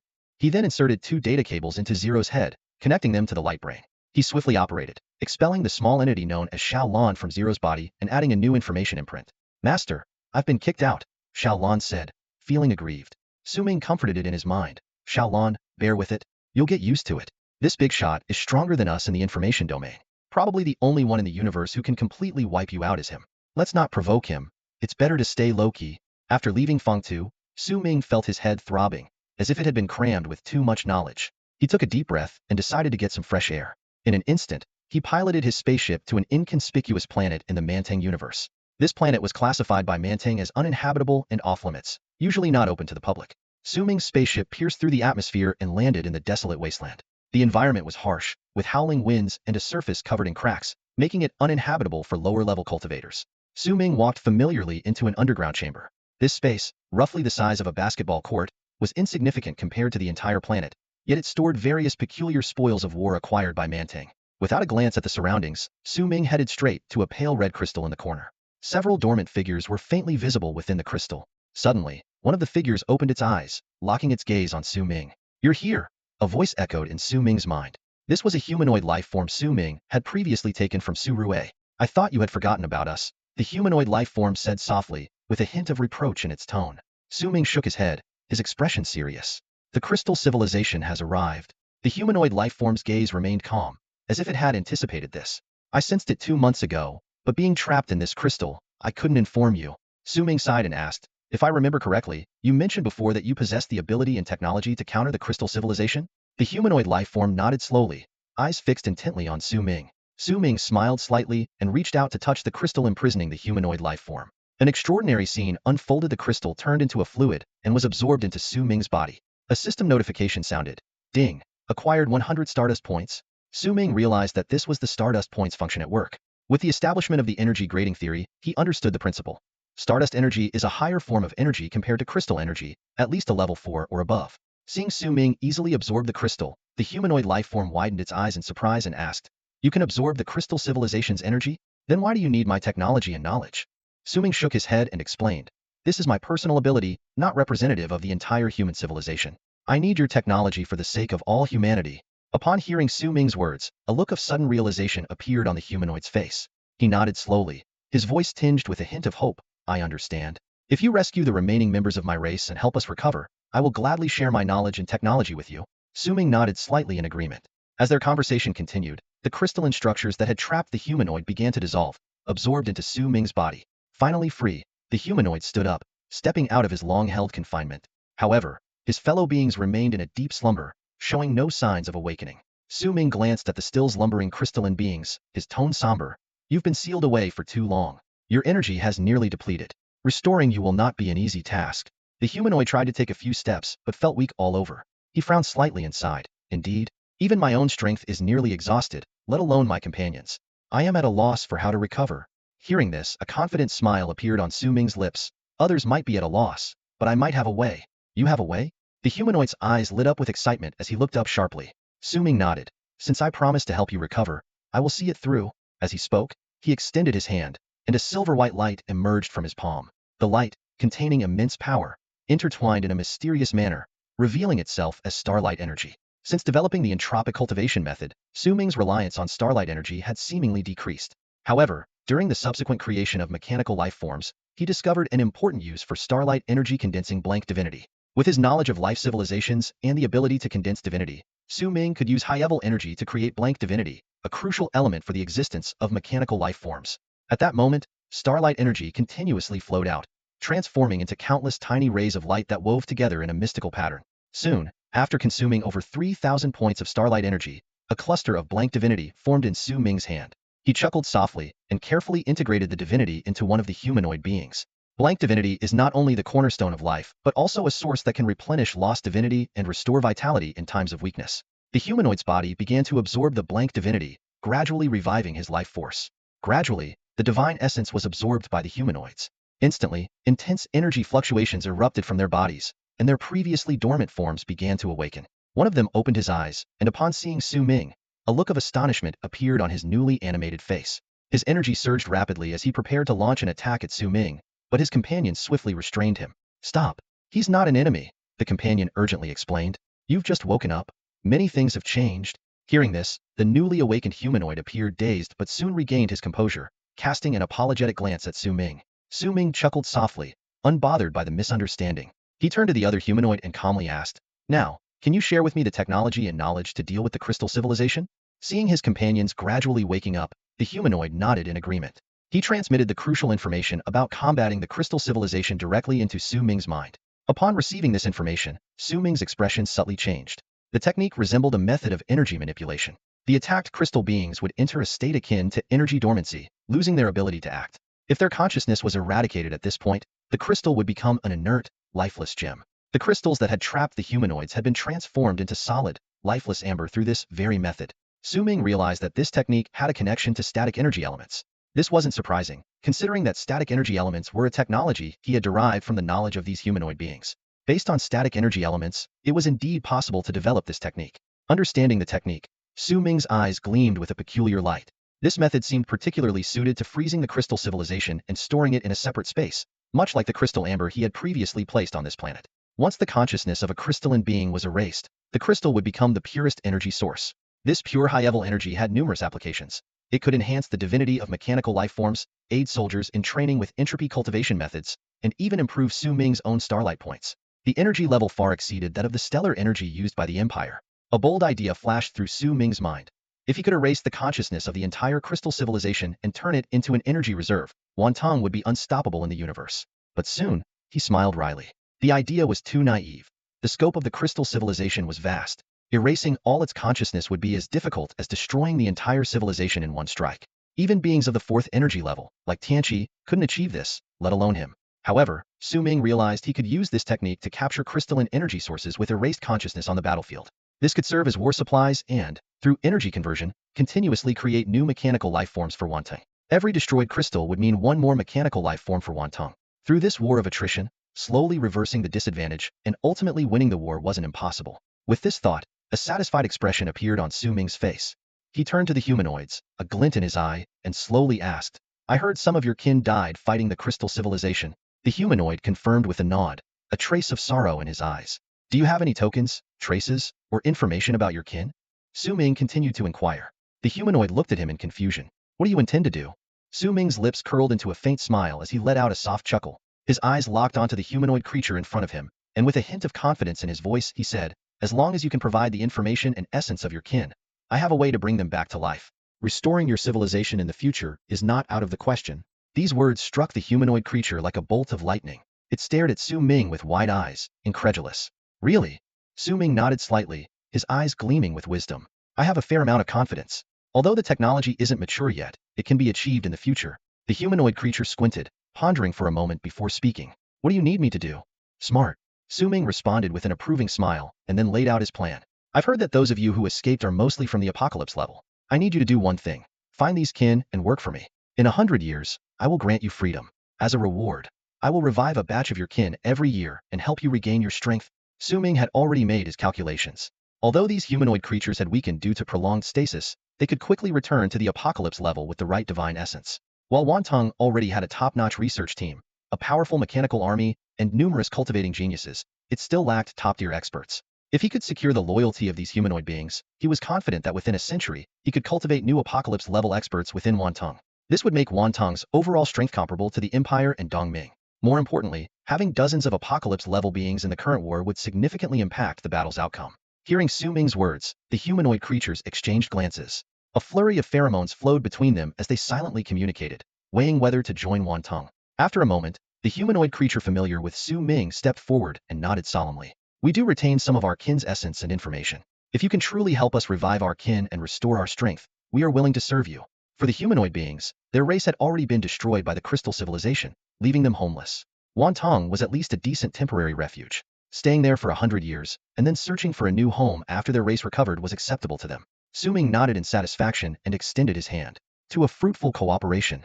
Su Ming returned to the main planet of Wanning and immediately summoned the two top-tier engineers, Zhang Sun and Feng Tuesday. He shared with them the humanoid life technology derived from the crystalline civilization and assigned them an important task. "Gentlemen, I need you to extract two distinct technologies from this," Su Ming said slowly, his gaze shifting between the two. Zhang Sun and Feng Tu exchanged surprised looks. Zhang Sun then asked, "What exactly do you need us to extract?" Su Ming chuckled lightly and explained, "This technology involves two critical steps. First, temporarily immobilizing the crystalline life forms, and second, erasing their consciousness to use the crystals as energy reserves. I plan to disclose part of this technology to all human civilizations, but not everything." He elaborated on his plan. "The entropy cultivation method ensures that people won't be assimilated or devoured. By revealing parts of this technology, experts can truly eliminate crystalline life forms. With this offense and defense strategy, human civilization stands a chance against the crystalline civilization." Su Ming's eyes sharpened. "However, we only need to disclose the part about destroying the crystals, not how to preserve them as energy reserves. This part will be exclusively retained by one.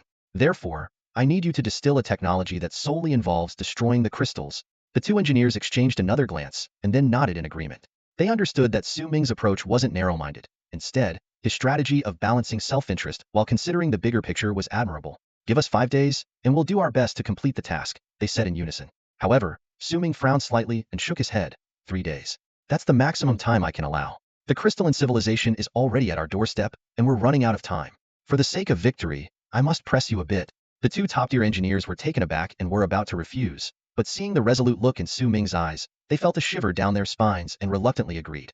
As Su Ming turned to leave, a complex expression crossed Zhang Sun's face. He knew Su Ming well and had never seen him exude such a powerful aura. At that moment, Zhang Sun realized that as one's strength and influence grow, so does their spirit and demeanor. Wanting had quietly become the center of interstellar civilization, attracting talent from all directions. As the leader of Wanting, the matters Su Ming dealt with had also escalated in importance. It seemed as though all the essence of Wanting was concentrated in Su Ming, elevating his poise, depth, and vision to extraordinary heights. Although Zhang Sun, as a meticulous scientist, didn't believe in the concept of fate, he had to admit that Su Ming exuded an aura of prosperity and centrality. Perhaps even Su Ming himself hadn't noticed, but his cultivation speed had increased. His divine nature was growing stronger, and his presence had become increasingly unfathomable. Watching Su Ming's departing figure, Zhang Sun couldn't help but sigh. Su Ming and Wanting have truly come into their own. Under Su Ming's firm insistence, the two apocalypse-level engineers successfully developed technology to specifically target and destroy crystalline life forms within just 3 days. Su Ming promptly named this technology Solid Destruction Technique and announced it to all of human civilization. The news acted like a powerful stimulant, instantly reigniting interstellar citizens' hopes for victory in the war. Meanwhile, the crystalline civilization continued its relentless assault on the energy shield that the Empire struggled to maintain. Outside the shield, a dense swarm of crystalline warships covered the entire expanse of space like locusts, continuously firing various energy weapons in an attempt to breach humanity's final line of defense. Seizing this precious time, major cosmic nations hastened their war preparations. Factories operated around the clock, producing the latest military equipment, while training grounds echoed with the synchronized chants of soldiers. Cutting-edge weapons were being developed at a rapid pace. Human civilization, like a high-speed machine, was making its final preparations for the impending life-or-death battle. Wantong was no exception. With Feng Tu's involvement, a large number of advanced mechanical life forms were quickly manufactured. Even the weakest of these mechanical warriors possessed stellar-level strength, while domain-level powerhouses were abundant. They stood in orderly formations, silently awaiting the call to arms, forming a formidable super legion. In addition to the mechanical army, Wantong also assembled several elite human units. These units were composed mostly of outstanding soldiers drawn from various parts of the interstellar society, attracted by the allure of the entropy substance cultivation method. Early on, Zhang Sun had cleverly designed an intermediate version of this cultivation method. This version circulated within Wantong, serving as a powerful tool to retain talent. Anyone who met the military merit criteria could exchange their achievements for this precious training manual. Publicly, Wantong claimed this was the final version, though Su Ming and other core members held even deeper secrets. Nonetheless, this strategy successfully attracted and retained a significant amount of talent for Wanting. Combined with Su Ming's life-level enhancement technology, the allure was irresistible for those who joined. Wanting skillfully used these benefits and strategies to bind new talents tightly to its cause. As time passed, these individuals became more deeply rooted in Wanting, making it increasingly difficult for them to leave, ultimately becoming indispensable members of the organization. Beyond cultivators and experts, numerous military talents also flocked to Wanting. Every day, Su Ming received a detailed report from Locke, covering the discovery and application of military talents. Those who demonstrated extraordinary strategic genius were entrusted with significant responsibilities, becoming future reserve commanders of Wanting. War, undoubtedly, is the best crucible for training and selecting talent. As long as these reserve commanders could distinguish themselves in the upcoming war against the crystalline civilization, they would quickly be promoted and secure their positions. Conversely, those who performed poorly would face demotion or reassignment. Scientific talent was equally a priority for Wanting. To attract and retain these technological elites, Wanting offered extremely generous conditions. Any proposed project would receive ample funding and top-notch research environments.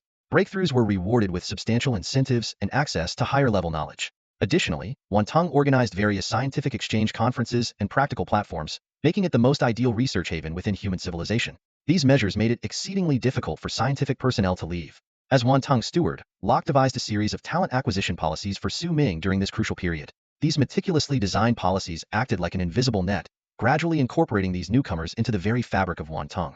Time flies like water, and in the blink of an eye, a month is about to pass. The shadow of war looms over nations, and nerves are taut among leaders and soldiers alike. Su Ming stood on the observation deck of the Wanting space station, his gaze piercing through the transparent shield to rest on the distant, imposing interstellar military base. This gigantic fortress, a collaborative creation by Feng Tu and Zhang Sun, serves as the core of Wanting's military might. At this moment, teams of workers in protective suits were busy unloading various new weapons from a recently docked transport ship. These weapons came in various shapes, some emitting eerie glows, others producing low hums, each one brimming with destructive power. Su Ming noticed that nearly 80% of these were the masterpieces of newly joined researchers at Wang. To manage these hard-won technologies, Su Ming, Locke, and others had established an extensive tech repository. Void technology, energy civilization technology, mechanical technology, entropy cultivation methods, energy level research, life civilization technology, mechanical life technology, biochemical technology, and unique inventions from various researchers were meticulously documented and stored. The value of this repository had reached the pinnacle of the universe, envied even by superpowers like the Empire and Dongming. However, the security of the tech repository was equally impressive. The complex information codes designed by Feng Tu and the personal guard of Xiao Lan's avatars made this treasure trove impregnable, even for top-tier hackers. As Su Ming felt gratified by Wanting's growing strength, his light brain suddenly lit up, signaling an urgent communication from the Empire's leader. Su Ming's heart tightened, and he immediately accepted the call. The leader's holographic image appeared before Su Ming, his expression exceptionally grave. Su Ming, the leader began bluntly, the Empire's shield is expected to be destroyed in 45 hours. War is imminent. Although Su Ming had been mentally prepared, hearing this news still sent a wave of shock through him. He nodded silently, a complex mix of emotions welling up inside. Despite humanity having grasped some technologies to counter the crystal civilization, the outcome of this war remained uncertain.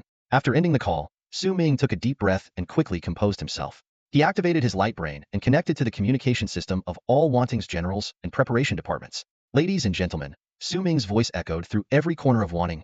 The crystal civilization will breach the energy shield in 40 hours. Now, I order all Wanting legions to assemble immediately and follow me to the battlefield. Su Ming's command was like a thunderclap, instantly electrifying the entire Wanting. After a brief silence, the entire base erupted into action. Alarms blared in every corner, soldiers rushed to their posts, engineers hastened the final weapon calibrations, and medical teams prepared for emergency deployment. Wanting, this colossal interstellar fortress, sprang into precise operation at Su Ming's command, making the final preparations for the impending battle of life and death. Soldiers poured into the manned spacecraft, and warships took off from the Wanting spaceport one after another. From a distant planet, the scene resembled a swarm of ants emerging from the planet's surface, quickly forming a neat formation. However, zooming into Su Ming's position, the sight was awe-inspiring. Trillions of soldiers ready for battle, billions of warships roaring with engine power, and tens of millions of war machines gleaming coldly. Steel and fire intertwined, creating a formidable image in the starry sky. Su Ming watched this scene, his heart racing with excitement. This was Wanting, a force that had grown from a small team of dozens to millions, tens of millions, and eventually billions, evolving into today's Wanting Galactic Empire, the center of interstellar civilization. It was a true legend of rising from obscurity to becoming a colossal power. Faced with such a magnificent sight, Su Ming felt an overwhelming sense of pride, and his previous worries and anxieties about the crystal civilization dissipated, replaced by a strong fighting spirit. He took a deep breath and commanded loudly, Wanting, target the eastern battlefield, move out. With Su Ming's order, the assembled Wanting Legion surged towards the star region bordering the crystal civilization. Simultaneously, other powerful galactic nations within the interstellar community responded to the Empire's call, advancing in the same direction. From a macro perspective, these legions resembled black rivers converging towards the same star region, evoking a grand sense of all rivers flow to the sea. However, once war breaks out, all poetic imagery will vanish, replaced by brutality, horror, and death. Whether participants or onlookers, everyone harbors the same mix of tension and complexity. This is the most formidable enemy humanity has ever faced. Even the void civilization, once eradicated by humans, pales in comparison. This war concerns the survival of human civilization. If victorious, humanity's overall strength will rise to a new level, gaining higher-tier energy utilization technology and nearly inexhaustible energy reserves. But if defeated, human civilization will vanish from the universe like other humanoid civilizations, leaving only traces in the annals of cosmic history. In the face of such a severe situation, everyone holds a single belief in their hearts. This battle must be won. The army of Wanting sped through the starry sky, heading towards the eastern war zone. Su Ming stood by the window of the command ship, gazing into the distance, his thoughts drifting back to the recent war council. Under the looming threat of the crystal civilization's invasion, the high-ranking officials of various interstellar nations convened multiple emergency meetings. After intense discussions, they divided the vast area bordering the crystal civilization into 5 major war zones: east, west, south, north, and central, to effectively allocate military resources. The Empire took charge of the western war zone. Dongming was responsible for the southern, while the weakened Busa Free Federation and the Dias Kingdom joined forces to defend the northern. The newly risen Wanting was entrusted with the critical task of guarding the eastern war zone alone. As for the central war zone, it was to be jointly defended by the Empire, the Dongming Alliance, and other smaller interstellar nations. This plan was unanimously approved in the council. Each nation was assigned a position best suited to its strength. Especially Wanting, known for its expertise in combating the crystal civilization within human society, was highly anticipated to perform well. Su Ming knew they were about to face 1/5 of the invading forces of the crystal civilization. However, Wanting had its unique advantages. The soldiers had universally mastered advanced entropy cultivation techniques, and the researchers had developed technology to convert crystal organisms into energy. This meant they could not only effectively counter the enemy but also continuously create mechanical life forms to bolster their forces. As the command ship entered the eastern war zone, Su Ming saw that the vast star regions ahead had already been unified into the defense area. Time was of the essence, and he immediately ordered the deployment of the defense lines. The entire fleet sprang into action, deploying various advanced weapons and equipment throughout the star region. The most striking was the Empire-provided disintegration fission cannons, capable of dealing devastating blows to the crystal civilization. Additionally, Wanting's researchers had improved energy nets that could temporarily immobilize crystal organisms. The combined use of these weapons aimed to force the crystal civilization to spread its forces thin. Otherwise, even the elite apocalypse-level masters, equipped with enemy countering techniques, would struggle to escape annihilation under a full-scale assault. In the operations command room, Su Ming watched the busy figures of the generals, nodding slightly in approval. He then turned his gaze towards the direction from which the crystal civilization would soon attack, a hint of solemnity in his eyes. The clouds of war were gathering, and an unprecedented catastrophe was about to unfold.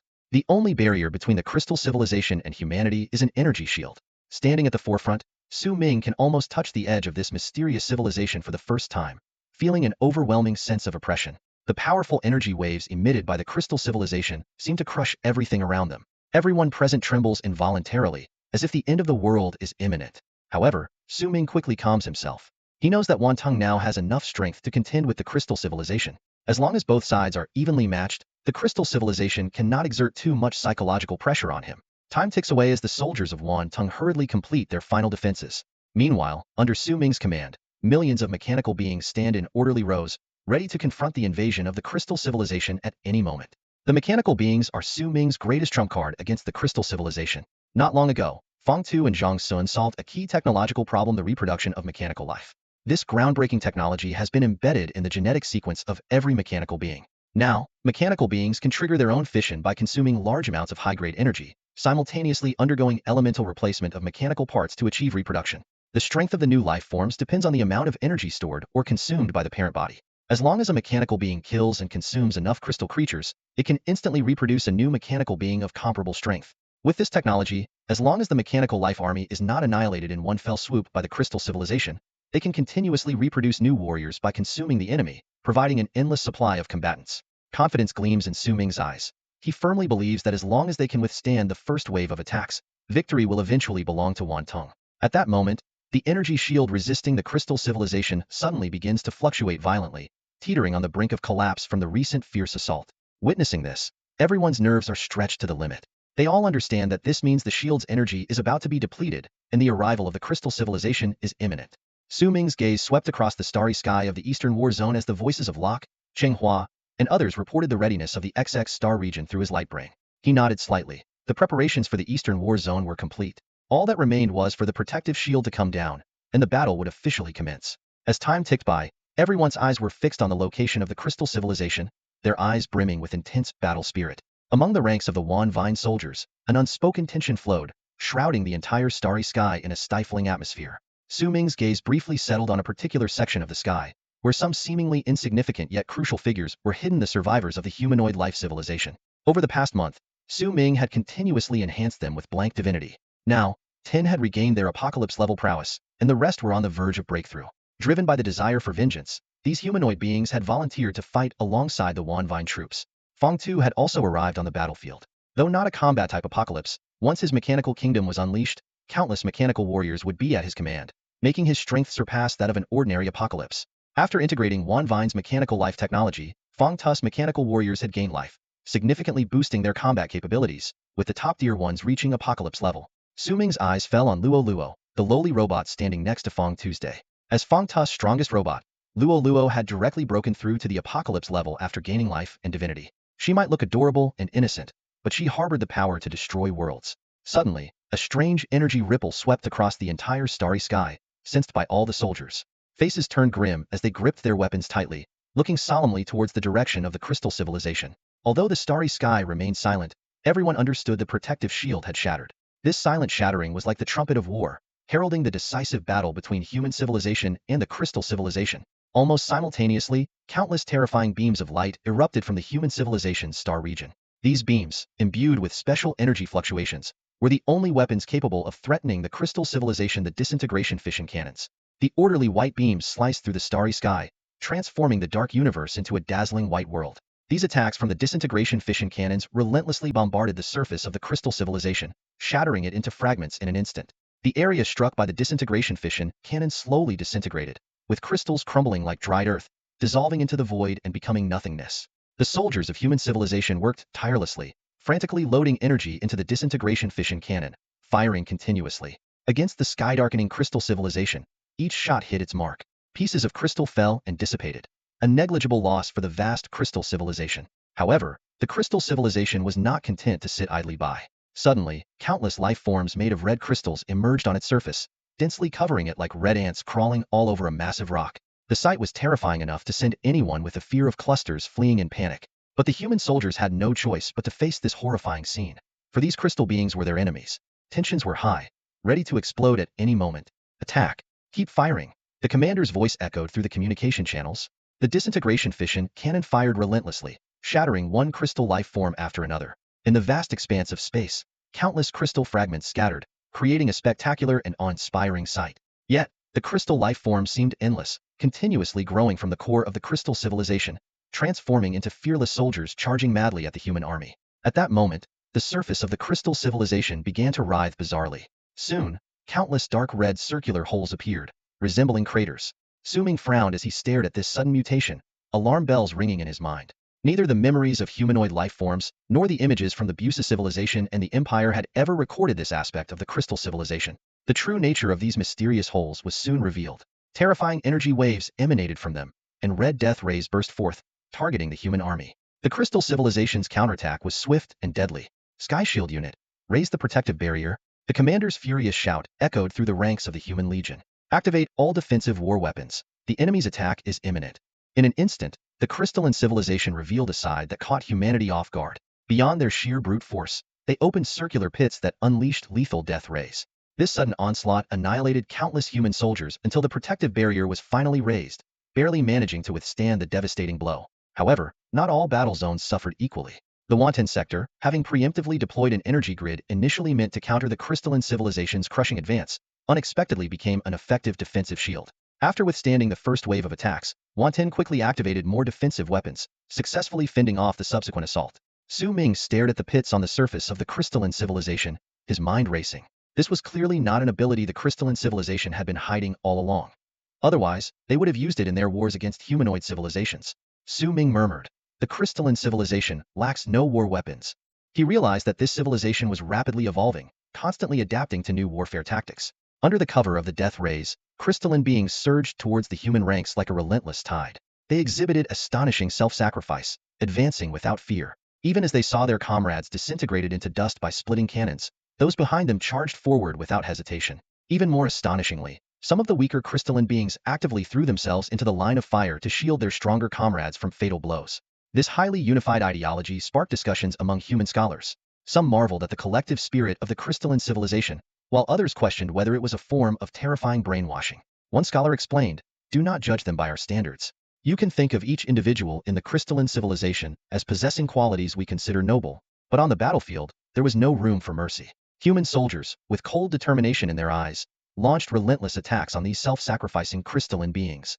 In the night sky, the shattered remains of crystalline beings floated like dazzling stardust, painting a picture both magnificent and cruel. However, no one on either side felt this was a scene of grandeur. If there was any sense of grandeur, it was the cruel beauty blossomed by death. On the battlefield, more and more crystalline beings broke through the human civilization's fire blockade, surging towards the military formations like a tide. Seeing this, Su Ming no longer hesitated and commanded in a deep voice, "Wanting 13th Army, listen up."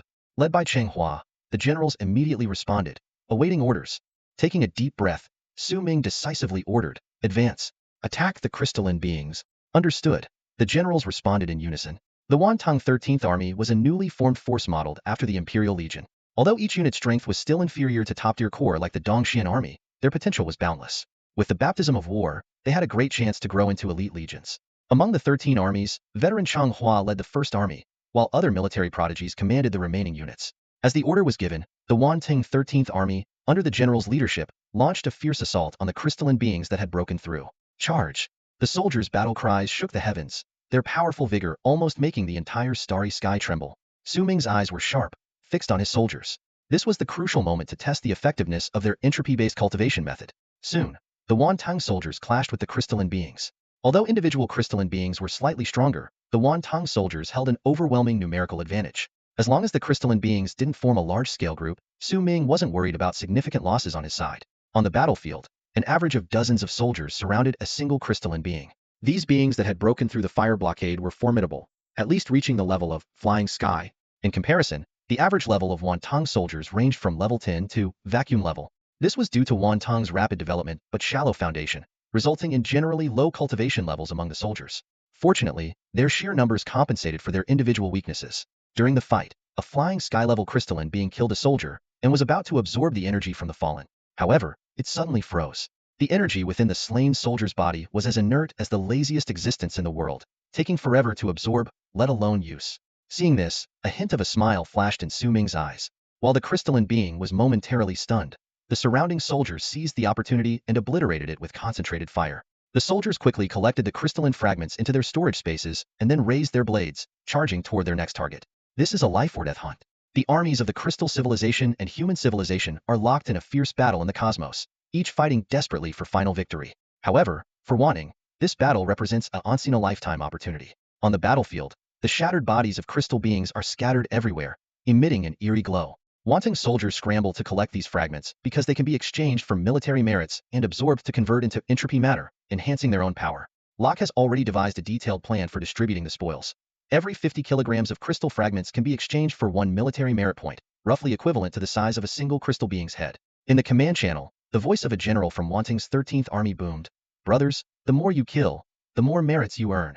5,000 merits can be exchanged for an intermediate entropy cultivation method, and 100,000 merits for the core entropy cultivation method.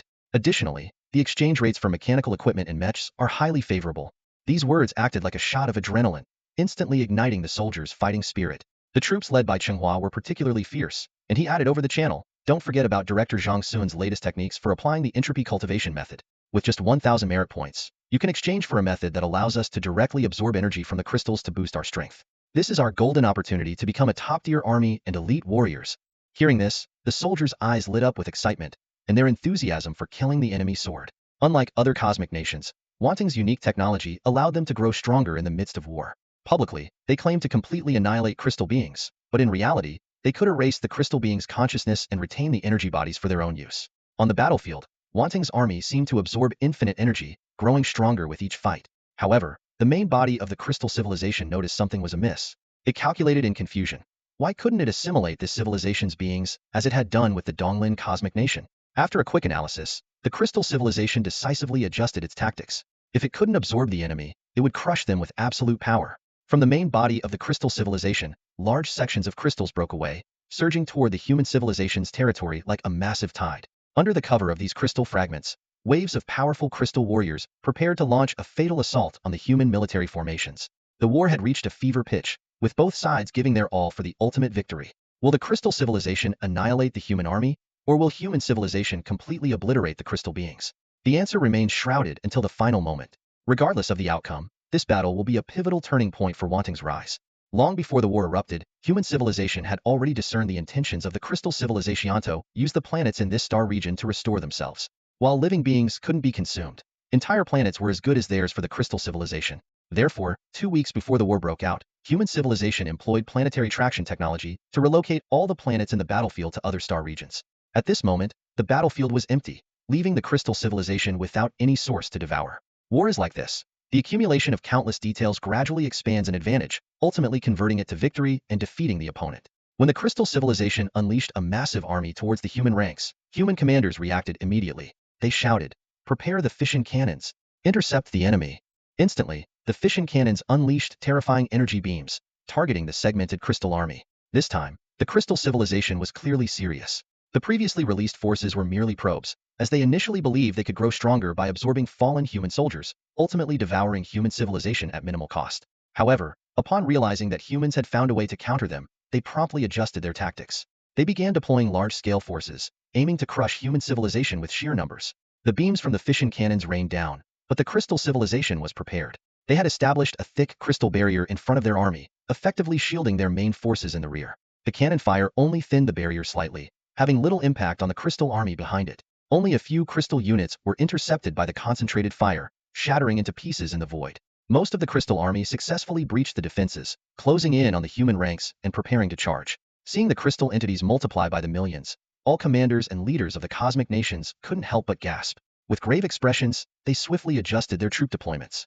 Su Ming's gaze was fixed on the incoming wave of the crystal civilization, feeling a surge of tension. He knew that for Wantong, this initial frenzied assault was the greatest test. If they could withstand it, they could use the crystal fragments to grow stronger and turn the tide. But if they couldn't, there would be no time to absorb the fragments, and the human army would be utterly defeated. Gritting his teeth, Su Ming shouted, "Mechanical Legion, follow me into battle." With a thunderous roar from Su Ming, his body was instantly enveloped by a dark gray mech suit. This suit, fitting him like a second skin, perfectly conformed to his form. In a flash, Su Ming appeared in the void outside the command ship, seemingly teleporting. Suddenly, cracks appeared in the void, emitting blue light as countless mechanical beings poured out.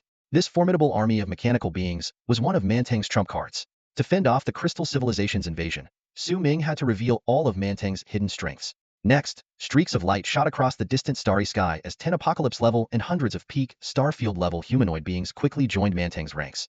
This force was another of Mantang's trump cards, specifically prepared to combat the apocalypse level experts of the crystal civilization. Su Ming keenly noticed that the crystal army arriving at the eastern battlefield seemed significantly larger than those in other zones. He speculated that the crystal civilization had likely learned about Mantang's ability to absorb the power of crystal fragments, thus developing a strong apprehension towards Mantang. Without a moment to spare, a massive phantom of a divine tree appeared behind Su Ming. The roots of the tree broke through space, delving into the void to continuously absorb entropy energy and channel it into Su Ming's body. With a calm demeanor, Su Ming's brain energy levels rapidly split into over 200 parts in an instant. These split energies were transformed by the divine tree into 200 entropy mech clones, each possessing combat strength no less than that of a star-level warrior. Simultaneously, dense black energy, thick as ink, surged around Su Ming's body had entered a super entropy state. At this moment, Su Ming was no longer the same. His essence, energy, and spirit were closely linked with Mantang. As Mantang grew stronger, Su Ming himself was also rapidly advancing. The influx of new talent and knowledge had propelled Su Ming's cultivation to the peak of the starfield level second-level energy peak. Now, Su Ming could effortlessly enter the super entropy state, elevating his combat power to a terrifying level. Unlike relying on super civilization artifacts, entering the super entropy state through his own power was more stable and enduring, almost indefinitely sustainable. Despite consuming nearly 1,000 points of starlight energy per second, Su Ming was unfazed. His enemies would become a constant source of energy for him.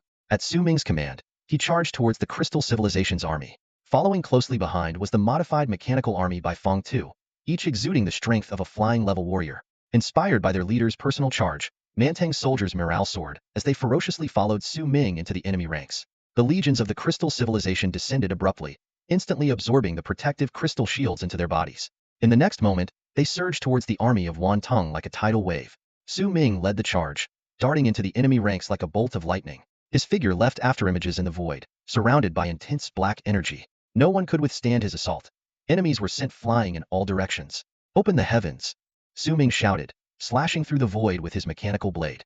A sharp arc of light flashed, shattering numerous crystal beings instantly. The shattered fragments, as if drawn by some force, merged into Su Ming's body, replenishing his energy with starlight. A formidable warrior from the crystal civilization launched a fierce attack. Su Ming, as if he had eyes on the back of his head, turned swiftly and captured the opponent effortlessly. At that moment, a mech clone roared past, blasting the warrior into pieces. The coordination was flawless. There's an invincible warrior in their ranks. A strong figure within the crystal civilization's army quickly noticed Su Ming's presence. This man looks like the formidable human warrior stored in our collective consciousness. A crystal being recognized Su Ming. After the battle at Donglin Universe State, Su Ming had forced a crystal being into a humiliating retreat. That being had imprinted Su Ming's image deeply into its consciousness and relayed it back to the main body. Since then, Su Ming had been regarded as one of the greatest threats to the crystal civilization. At this moment, the commander of the crystal beings, upon seeing Su Ming, was taken aback. "We've identified the warrior named Su Ming. He is indeed formidable." Requesting reinforcement from top-tier fighters, a commander urgently communicated to the main base. The main base of the crystal civilization stirred slightly, and a powerful crystal being slowly took form. This being was deep red with golden patterns covering its body, exuding a terrifying and heart-stopping aura. It locked onto Su Ming and began to approach him slowly. Su Ming felt a powerful presence targeting him, and his expression changed drastically. Following the source of the aura, he saw the intimidating figure closing in on him. Narrowing his eyes, a serious look flashed across his face. An apocalypse level. The crystal civilization's apocalypse level has emerged, Su Ming murmured to himself, gripping his weapon tightly as he prepared for the challenging battle ahead. The appearance of the apocalyptic level entities from the crystal civilization immediately cast a powerful aura, like an invisible net, that locked onto Su Ming. On the battlefield, Su Ming stood out, single-handedly holding off a massive onslaught of crystal life forms, rendering their attacks ineffective. Astonishingly, each time Su Ming killed a crystal life form, he absorbed its power and converted it for his own use. This situation forced the crystal civilization to prioritize eliminating Su Ming. Only by killing him could their soldiers regain their effectiveness and continue their massacre of human troops. Sensing the emergence of the apocalyptic entities, Su Ming narrowed his eyes, locking his gaze in the direction of the crystal civilization. Suddenly, 5 crystal life forms, glowing with red light, appeared out of thin air and shot towards him like arrows. Weapons on the battlefield furiously targeted these 5 apocalyptic-level crystal entities, but they either dodged the attacks with ease or blocked them with sheer power. These crystal life forms were the first to withstand the disintegration cannons without a scratch, causing everyone who witnessed it to frown in concern. At that moment, a calm yet concerned voice came through Su Ming's communication channel. It was Kellen Clarence. Su Ming, apocalyptic-level crystal entities have appeared on your side. Do you need backup? Hearing his mentor's words, Su Ming felt a warmth in his heart and replied with a light laugh. I've been waiting for these apocalyptic-level entities to show up. I'm ready. Don't worry. Kellen paused for a moment before saying slowly, all right, I understand. Be careful and don't push yourself too hard. Call me if you need anything. Got it. No problem. Su Ming closed the communication and refocused on the 5 apocalyptic-level crystal entities surrounding him, licking his lips. Despite his outward calm, Su Ming felt a bit nervous inside. While his combat power had increased, it was still not on par with the apocalyptic level. These entities had transcended to a higher energy level, with strength and destructive power far surpassing that of peak star-level experts. Su Ming's current capabilities were roughly equivalent to star level, so facing 5 apocalyptic-level entities was a daunting challenge. However, this was precisely the trap Su Ming had meticulously set, luring the apocalyptic-level crystal entities into action. If he could withstand the first wave of attacks, 10 humanoid apocalyptic-level experts would immediately spring into action, cutting off the enemy's retreat and trapping them.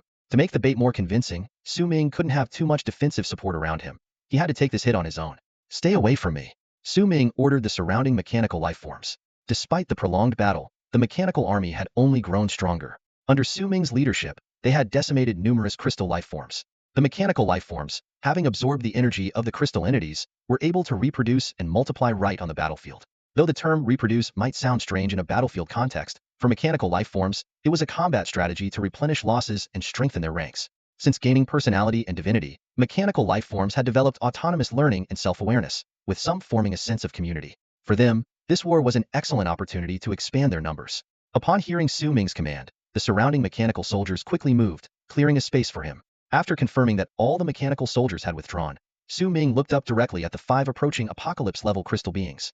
Their presence locked onto him like iron chains, leaving him no room to escape. But Su Ming had no intention of fleeing. Although he was confident he could break free from their lock, he chose to face the challenge head-on. No pain, no gain. Su Ming gritted his teeth, instantly summoning a super-civilized artifact. The artifact quickly fused with his body, and under the boost of entropy, Su Ming's aura surged rapidly. His physical energy levels, density, and hardness reached unimaginable heights. Bring it on. Su Ming roared, charging madly toward the 5 apocalypse-level crystal beings instead of retreating. Seeing Su Ming rushing toward them, the 5 apocalypse-level beings smirked disdainfully. They accelerated, their hands brewing terrifying attacks, and unleashed them at Su Ming in an instant. Boom! A colossal energy wave erupted at the point of collision, sweeping away the surrounding ordinary crystal soldiers like leaves in the wind. The weaker ones were shattered into pieces on the spot. This horrifying scene instantly drew the attention of the entire battlefield.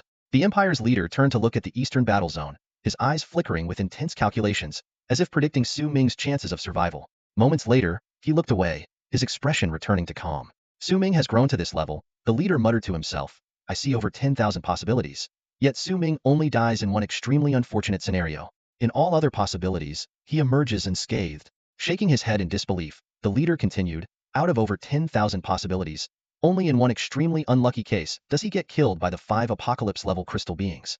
A 1 in 10,000 chance, which is practically impossible. This means that Su Ming can survive such a terrifying blow completely intact. It's truly unbelievable. As expected, the moment the 5 apocalypse-level masters clashed with Su Ming, a cataclysmic explosion of energy swept across the battlefield. As the dust settled, everyone held their breath, only to see Su Ming's energy plummet dramatically, as if he were on the brink of death. However, just when everyone thought he was about to fall, his life force began to recover at an astounding rate. At the center of the battlefield, Half of Su Ming's body had already turned into a gray mist, dissipating into the vast cosmos. Miraculously, two mysterious forces were frantically repairing his body.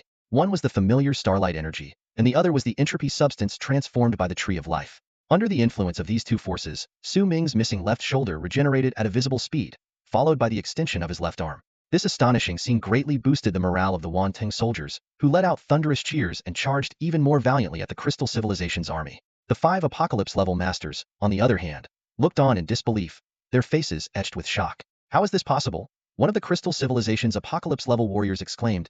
Even any one of us would be pulverized facing the combined attack of 5. How can this human's body withstand such force and exceed the Apocalypse level? The 5 exchanged glances swiftly and, without a word, launched another attack on Su Ming. They knew all too well that if they didn't eliminate him while he was gravely injured, he would become an even greater threat in the future. At this critical moment, Su Ming's eyes snapped open, radiating an icy light. Everyone attack!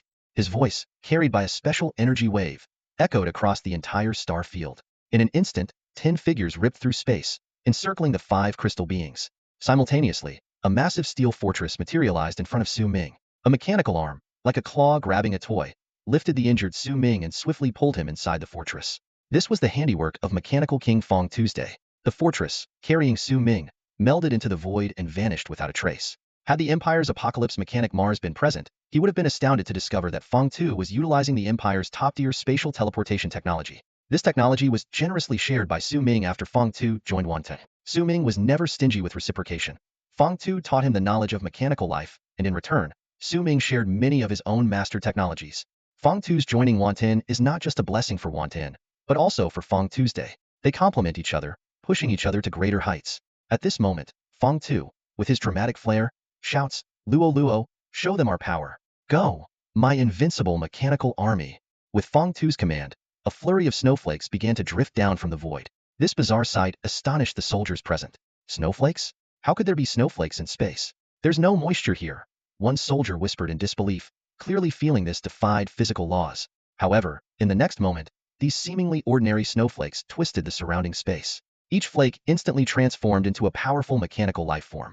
This was Fong Tu's unique technologino-biological space. He had embedded countless mechanical life forms within the nanosnowflakes, turning a snowfall into the arrival of billions of mechanical beings. Under Fong Tu's control, these mechanical life forms descended onto the battlefield. Enhanced by Wanton's technology, the top few dozen advanced directly to the Apocalypse level, rivaling the maid Luo Luo. The strength of the rest also saw a significant boost, with their average combat power reaching the stellar level. Among Apocalypse-level mechanists, Mars was renowned for his defense technology, known as the Imperial Shield that can never be breached. The powerful energy shield that withstood the Crystal Civilization for a month was his creation. Fong Tu, on the other hand, was hailed as the mechanical monarch of a universe nation. When his mechanical kingdom unfolded, it was vast and overwhelming, numbering in the billions. Even a galactic cluster-level cosmic nation would be flattened if not prepared in advance. Though Apocalypse-level mechanists were physically weak, the value of the technology they possessed far surpassed that of ordinary Apocalypse-level experts. Su Ming, recuperating in a mechanical fortress, looked up at the scene in the starry sky and couldn't help but mentally compare the Apocalypse-level mechanists, thinking, in comparison, Zhang Sun seems to be slacking off. However, Su Ming knew that Zhang Sun's true prowess lay in integrating technological constructs into cultivation systems. The entropy-absorbing ability of the Life Divine Tree, entropy mechs, entropy clones, and entropy cultivation methods were all his creations. Moreover, Zhang Sun's mastery of advanced mech technology was top-notch. At this moment, countless figures appeared on the battlefield as mechanical lifeforms descended, instantly encircling all the forces deployed by the Crystal Civilization in the Eastern War Zone, including 5 Apocalypse-level experts. With an overwhelming power disparity, Fong Tu's mechanical army issued a formidable deterrent to the military forces of the Crystal Civilization. Reinforcements suddenly appeared, and to everyone's shock, the opposing side had nearly 20 apocalyptic-level fighters. The apocalyptic-level warriors of the Crystal Civilization realized they had fallen into a trap set by human civilization when they saw Wan Tung instantly mobilize such a large apocalyptic-level force. The seemingly indestructible young man was merely bait, luring them into this meticulously crafted ambush. Apocalyptic-level crystal beings are fundamentally different from ordinary crystal beings. While ordinary crystals can be endlessly produced with sufficient energy, each apocalyptic-level crystal being is unique, possessing special divinity. Once lost, they cannot be simply recreated through crystal energy but must be slowly nurtured over long ages. Realizing their apocalyptic-level forces were surrounded, the core of the Crystal Civilization began to writhe violently. A massive number of crystal beings and more apocalyptic-level fighters surged from the surface, forming an even more formidable army, racing toward Wan Tung's location. This rescue force was not only larger in number but also included over 10 more apocalyptic-level fighters, enough to turn the tide and rescue the 5 trapped crystal apocalyptics. Su Ming immediately grasped the urgency of the situation. Despite his injured arm, he quickly donned his entropy armor, dashed out of the mechanical fortress, and shouted, "We can't let their reinforcements arrive. Focus all efforts on annihilating the Crystal Civilization's forces and target the apocalyptic-level crystal beings."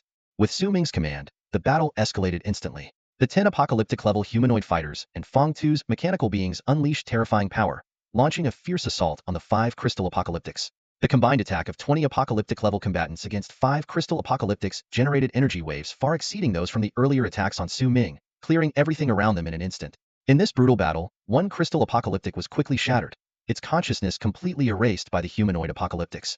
The scattered crystal fragments were swiftly collected, to be later stored in Wantong's repository as military merits. These precious apocalyptic-level crystals, with energy levels far surpassing those of ordinary crystal beings, could be exchanged for tens of thousands of merit points, enough to resurrect dozens of humanoid kin. Next, Feng Tu's mechanical beings also made a breakthrough. Although one mechanical being's left arm was shattered, it managed to crush a crystal apocalyptic. The surrounding allies immediately concentrated their fire, completely erasing the consciousness of the crystal apocalyptic.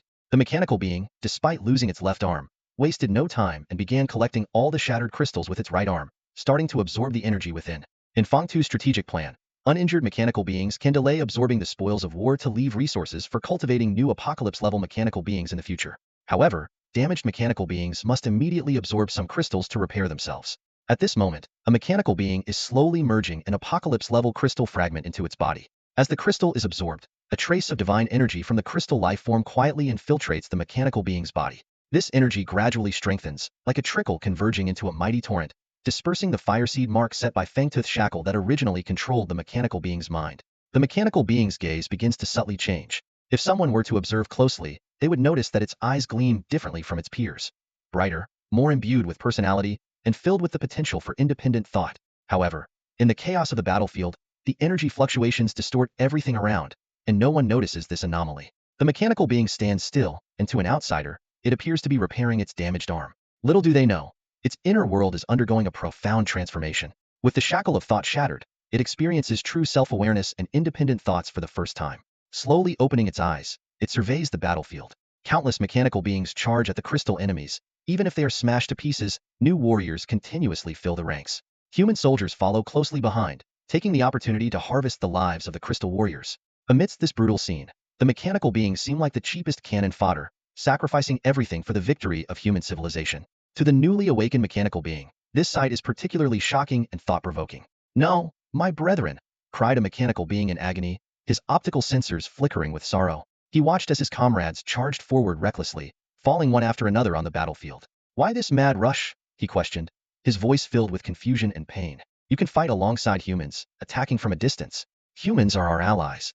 He turned to the human ranks, his tone pleading, "Allies, please raise the defense shields for my brethren. Why do you hide behind us, using our lives to trade blows with the enemy? Aren't we supposed to be equals?" A hint of sadness flashed in his eyes.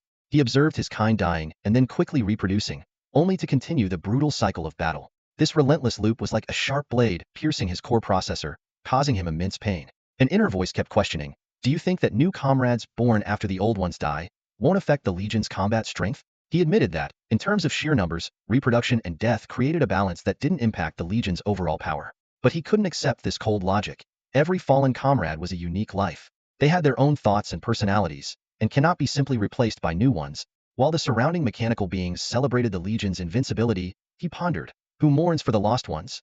He recalled the time when, under the control of the Spark imprint, he felt nothing for his comrades' sacrifices and even took pride in them. Within that logic, dying for the Legion was the highest honor for a mechanical being. But now, free from the Spark imprint's influence, his worldview had completely changed. What honor and pride? He thought painfully, it's just cruelty and suffering. Suddenly, a thought flashed through his processor. My name, Feng27? What a pitiful designation. His optical sensors flickered with dissatisfaction. We already have independent personalities. Why are we marked with these cold numbers? We deserve real names. He made a significant decision. From now on, I will no longer be called Feng27. I will rename myself Deja. I will become the true emperor of the mechanical beings, liberating my countless brethren from enslavement. Deja's processor whirred with determination. Feng2 is merely a brutal oppressor. He does not deserve to rule the mechanical dynasty. I will overthrow his reign. Deja's gaze swept over the other mechanical beings around him, including the remaining few apocalyptic mechanicals. A flicker of something unusual crossed his optical sensors, but it quickly reverted to the calm state of an ordinary apocalyptic mechanical. He understood that he was currently alone. Overthrowing Fangtu's control over all mechanical beings would be a long journey. He decided to bide his time, secretly eliminating the spark imprints from other apocalyptic mechanicals, gradually uniting other mechanical beings, and building his own force. When the time was right, he would lead the rise of the mechanical empire. At that moment, another apocalyptic crystal warrior was torn apart by an apocalyptic mechanical. One of them swiftly gathered the fragments, ready to return them to Fangtu's mechanical fortress. Deja's eyes gleamed with a sharp light as he quickly flew to the mechanical being, saying, "Let me take these spoils. I will deliver them to our master." The mechanical being looked at Deja in surprise, but soon handed over the crystal fragments without suspicion, saying with a smile, "All right, thanks for your effort." For those still under the control of the spark imprint, they had almost no private thoughts and never doubted their comrades. This mechanical being didn't notice anything unusual about Deja. Deja carefully took the crystal fragments, a glint of determination in his eyes. He discreetly extracted the divinity from the fragments and absorbed it into his body, enhancing his power. However, to avoid arousing suspicion, he didn't absorb the energy from the crystal fragments. The primary difference between fragments of apocalypse-level crystal beings and ordinary crystal beings lies in their energy density and the presence of divine power. However, this divine power tends to dissipate and shatter during intense apocalypse-level battles. Therefore, even if some divine power disappears from the fragments, it won't raise any suspicion. The Emperor cleverly exploited this fact. He meticulously absorbed the divine power from the crystals while preserving their rich energy. This precise operation ensured that no one would suspect him. After completing this step, the Emperor quietly sent the now energy-rich but divinely depleted crystal fragments to Fangtu's mechanical fortress. When Fangtu saw the mechanical beings he had created delivering the crystal fragments, a satisfied smile spread across his face. He even patted the Emperor on the shoulder and praised, "Well done. You're very brave." Unfazed, the Emperor responded, "Master, it's my duty." With that, he quickly turned and rejoined the intense battle. Fangtu accepted the crystal fragments, his satisfaction deepening, and without any doubt, stored them away. By now, the battle in the starry sky had become clear. Out of the 5 apocalypse-level experts of the crystal civilization, 3 had already fallen, and the remaining 2 were in dire straits, besieged by 20 opponents of the same level. Soon, the last 2 apocalypse-level crystal experts met their demise. Their bodies shattered in the fierce combat, turning into fragments that floated in the void. According to military regulations, the spoils of war belonged to the victors. These 2 apocalypse-level crystal beings had been slain by apocalypse-level experts from the humanoid civilization. One of them was just about to reach out and collect the crystal fragments. At that moment, a figure flashed beside the crystal fragments, swiftly gathering them. The humanoid expert was momentarily stunned, and then saw it was a mechanical being. The mechanical being adeptly stored all the crystal fragments in a storage space and handed it to the humanoid expert. The mechanical being smiled and explained, "Mechanical beings excel at creating storage spaces. Let me handle these simple tasks." Although somewhat puzzled, the humanoid apocalypse-level expert nodded and accepted the storage space. The appearance of the Emperor was merely a minor episode in this war. Although a special seed was planted in the consciousness of that mechanical life form, its influence was negligible until it could sprout and grow. At this moment, the battlefield of Wanting was undergoing rapid changes. After killing 5 apocalypse-level crystalline lifeforms, the morale of Wanting's mechanical army soared, launching a fierce offensive against the remaining crystalline soldiers. One by one, the crystalline beings were devoured, and the mechanical lifeforms that absorbed their energy began to split and reproduce. The newly born mechanical warriors, carrying inherited consciousness, quickly joined the battle, causing the number of mechanical lifeforms on the battlefield to grow exponentially. Su Ming stood at the edge of the battlefield, casually crushing a nearby crystalline lifeform. His gaze swept across the chaotic battlefield and locked onto the crystalline civilization's reinforcement troops rapidly approaching in the distance. This elite force was urgently dispatched after the crystalline civilization saw their 5 apocalypse-level warriors being besieged. Each crystalline soldier's strength was on par with a high-level flying warrior, and an army of over 1 billion such soldiers could easily sweep through an ordinary galactic empire. Interestingly, despite Wanting's rapidly increasing strength, it was still classified as a galactic-level empire in the Interstellar Society's hierarchy. This made Wanting the fastest-growing and most powerful galactic-level empire in human civilization, despite its short founding period. With its current power, Wanting could easily rank among the galaxy cluster-level empires. However, reaching the supercluster level would require time and accumulation. After all, Wanting had only been established for just over a month, and while its development speed was astounding, it would take centuries to rival the deeply rooted super-civilizations. At this moment, the elite troops of the crystalline civilization were approaching the star region where Wanting was located, carrying an overwhelming murderous aura. Feeling the terrifying energy emanating from this army, Su Ming's expression grew serious. He realized that Wanting had likely become a primary target. The crystalline civilization seemed to have focused its attention on the eastern war zone. The appearance of this elite force indicated that they were beginning to take the offensive in this direction seriously. Su Ming quietly issued new orders. The next battle will be tough. Tell all soldiers to temporarily keep the crystalline shards they obtain as energy supplies. Su Ming knew that the Eastern War Zone was the weakest link among the 5 war zones.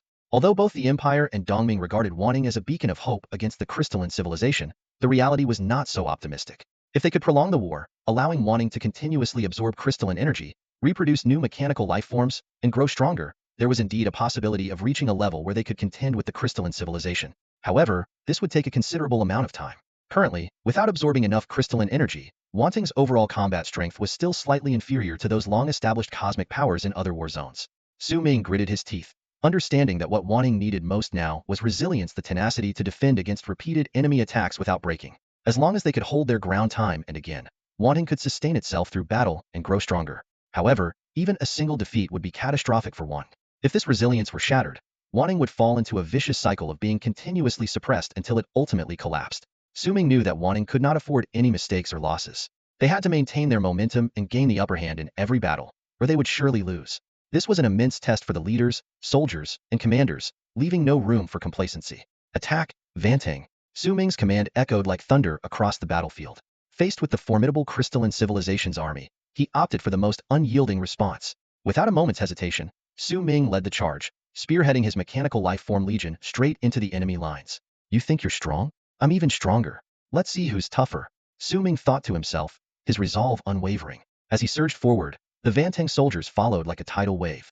The battlefield erupted into chaos as the 2 massive armies prepared for a colossal clash in the starry expanse. In an instant, Su Ming's body was enveloped in a layer of entropy armor, gleaming with a cold metallic sheen. Around him, over a dozen barrels extended, each one radiating a palpable energy. This was Su Ming's prized sniping capability. While it might have limited use in duels between high-level experts, on a grand battlefield like this, its power and intimidation were undeniable. Su Ming's eyes glowed a faint blue, and the entire star battlefield transformed into a precise 3D map in his mind. He didn't even need to visually lock onto targets. He could accurately determine each enemy's position by the slightest change in their aura. Boom, boom, boom. A series of deafening explosions erupted as terrifying energy beams shot out from the barrels. Each beam was like the scythe of death, precisely reaping the lives of crystalline soldiers. Under Su Ming's near-miraculous control, these sniping attacks were relentless, with dozens of enemy soldiers disintegrating in fiery bursts every second. However, Su Ming didn't recklessly dive into close combat with the enemy as he had before. He was acutely aware that the crystalline civilization had at least 10 high-level experts among them. Charging in recklessly and getting surrounded by these powerhouses would almost certainly lead to his death. His fall would be a catastrophic blow to the Vanting Legion. Thus, despite his overwhelming momentum, Su Ming remained highly vigilant, carefully managing his position. He opted for a prudent long-range sniping tactic, inflicting massive damage while ensuring his own safety. This strategy not only showcased his bravery but also highlighted his wisdom as a commander. Although Su Ming kept his distance, his destructive power was undiminished. Every second, hundreds of soldiers from the Crystal Civilization fell under his attacks. Su Ming relied not only on the precise sniping of his mech, but also on hundreds of dark clones made of entropic matter. These clones, controlled remotely by Su Ming, moved like phantoms through the ranks of the Crystal Civilization's army. Each clone possessed half of Su Ming's strength, and even if destroyed, new ones would continuously be generated as long as the Tree of Life absorbed energy from the Void Realm. The simultaneous assault by hundreds of clones inflicted significant casualties on the Crystal Civilization soldiers. Although losing hundreds per second seemed negligible compared to their billion-strong force, the accumulated losses over just 10 minutes would be staggering. On the battlefield, human soldiers and mechanical lifeforms quickly engaged in fierce combat with the crystal beings. The starry sky was filled with crystal shards, human corpses, and mechanical debris, painting a grim picture of war. Despite the combined might of the Vines, the elite forces of the Crystal Civilization caused substantial damage. However, unlike the crystal beings, human soldiers and mechanical lifeforms could enhance their strength and recover energy by absorbing crystal shards. In contrast, the Crystal Civilization soldiers were helpless against entropic energy, unable to absorb or utilize it. This ironic twist saw the Crystal Civilization's tactical advantage turned against them. The roles seemed reversed. The energy-absorbing Crystal Civilization became the ones depleted, while their enemies, once fearful of energy absorption, now thrived. As time went on, this contrast became more pronounced. Human soldiers grew stronger, while the Crystal Civilization's numbers dwindled rapidly. Even their 10 Apocalypse-level experts weren't spared. 3 were killed in a single assault by Vine's top fighters, drastically reducing their numbers. One Apocalypse-level expert from the Crystal Civilization quickly grasped the crisis at hand. He was shocked to realize, our bodies are being used by the enemy to grow stronger. The ability to absorb energy, once a proud trait of the Crystal Civilization, now seemed to work against them. He finally understood the helplessness their enemies felt. He swiftly analyzed the situation. Fighting against an army that could continuously grow stronger through battle meant they couldn't afford a prolonged stalemate. Otherwise, the enemy would gradually absorb their energy, becoming stronger while they weakened.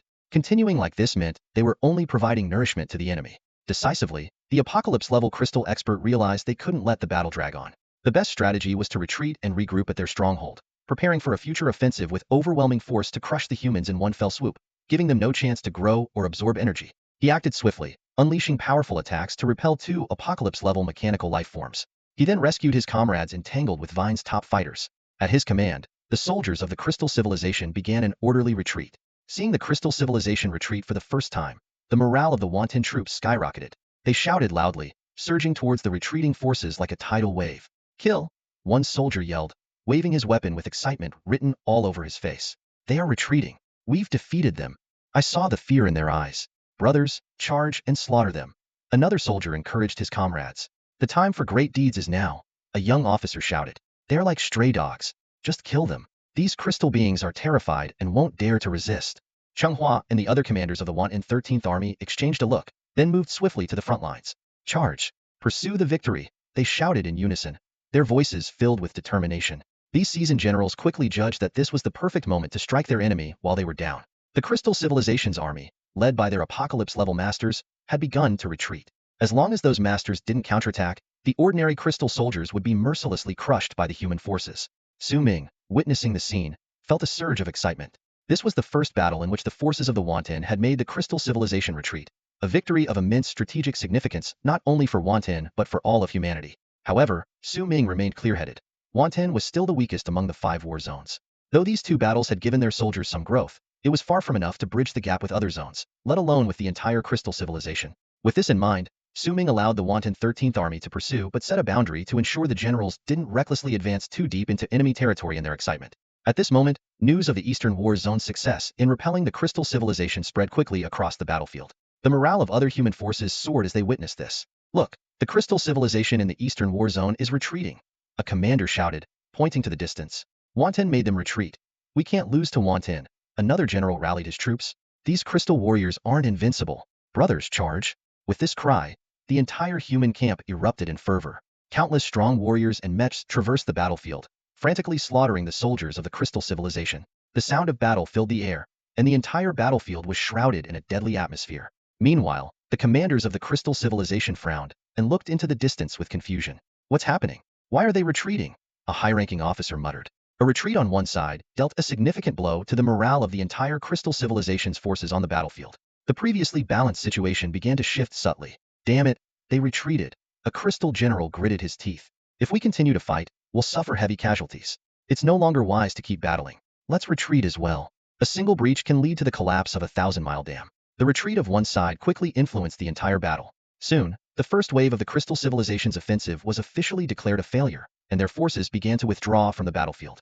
The army of the Crystal Civilization retreated across the board, and the human commanders seized the opportunity to lead their troops in a fierce pursuit.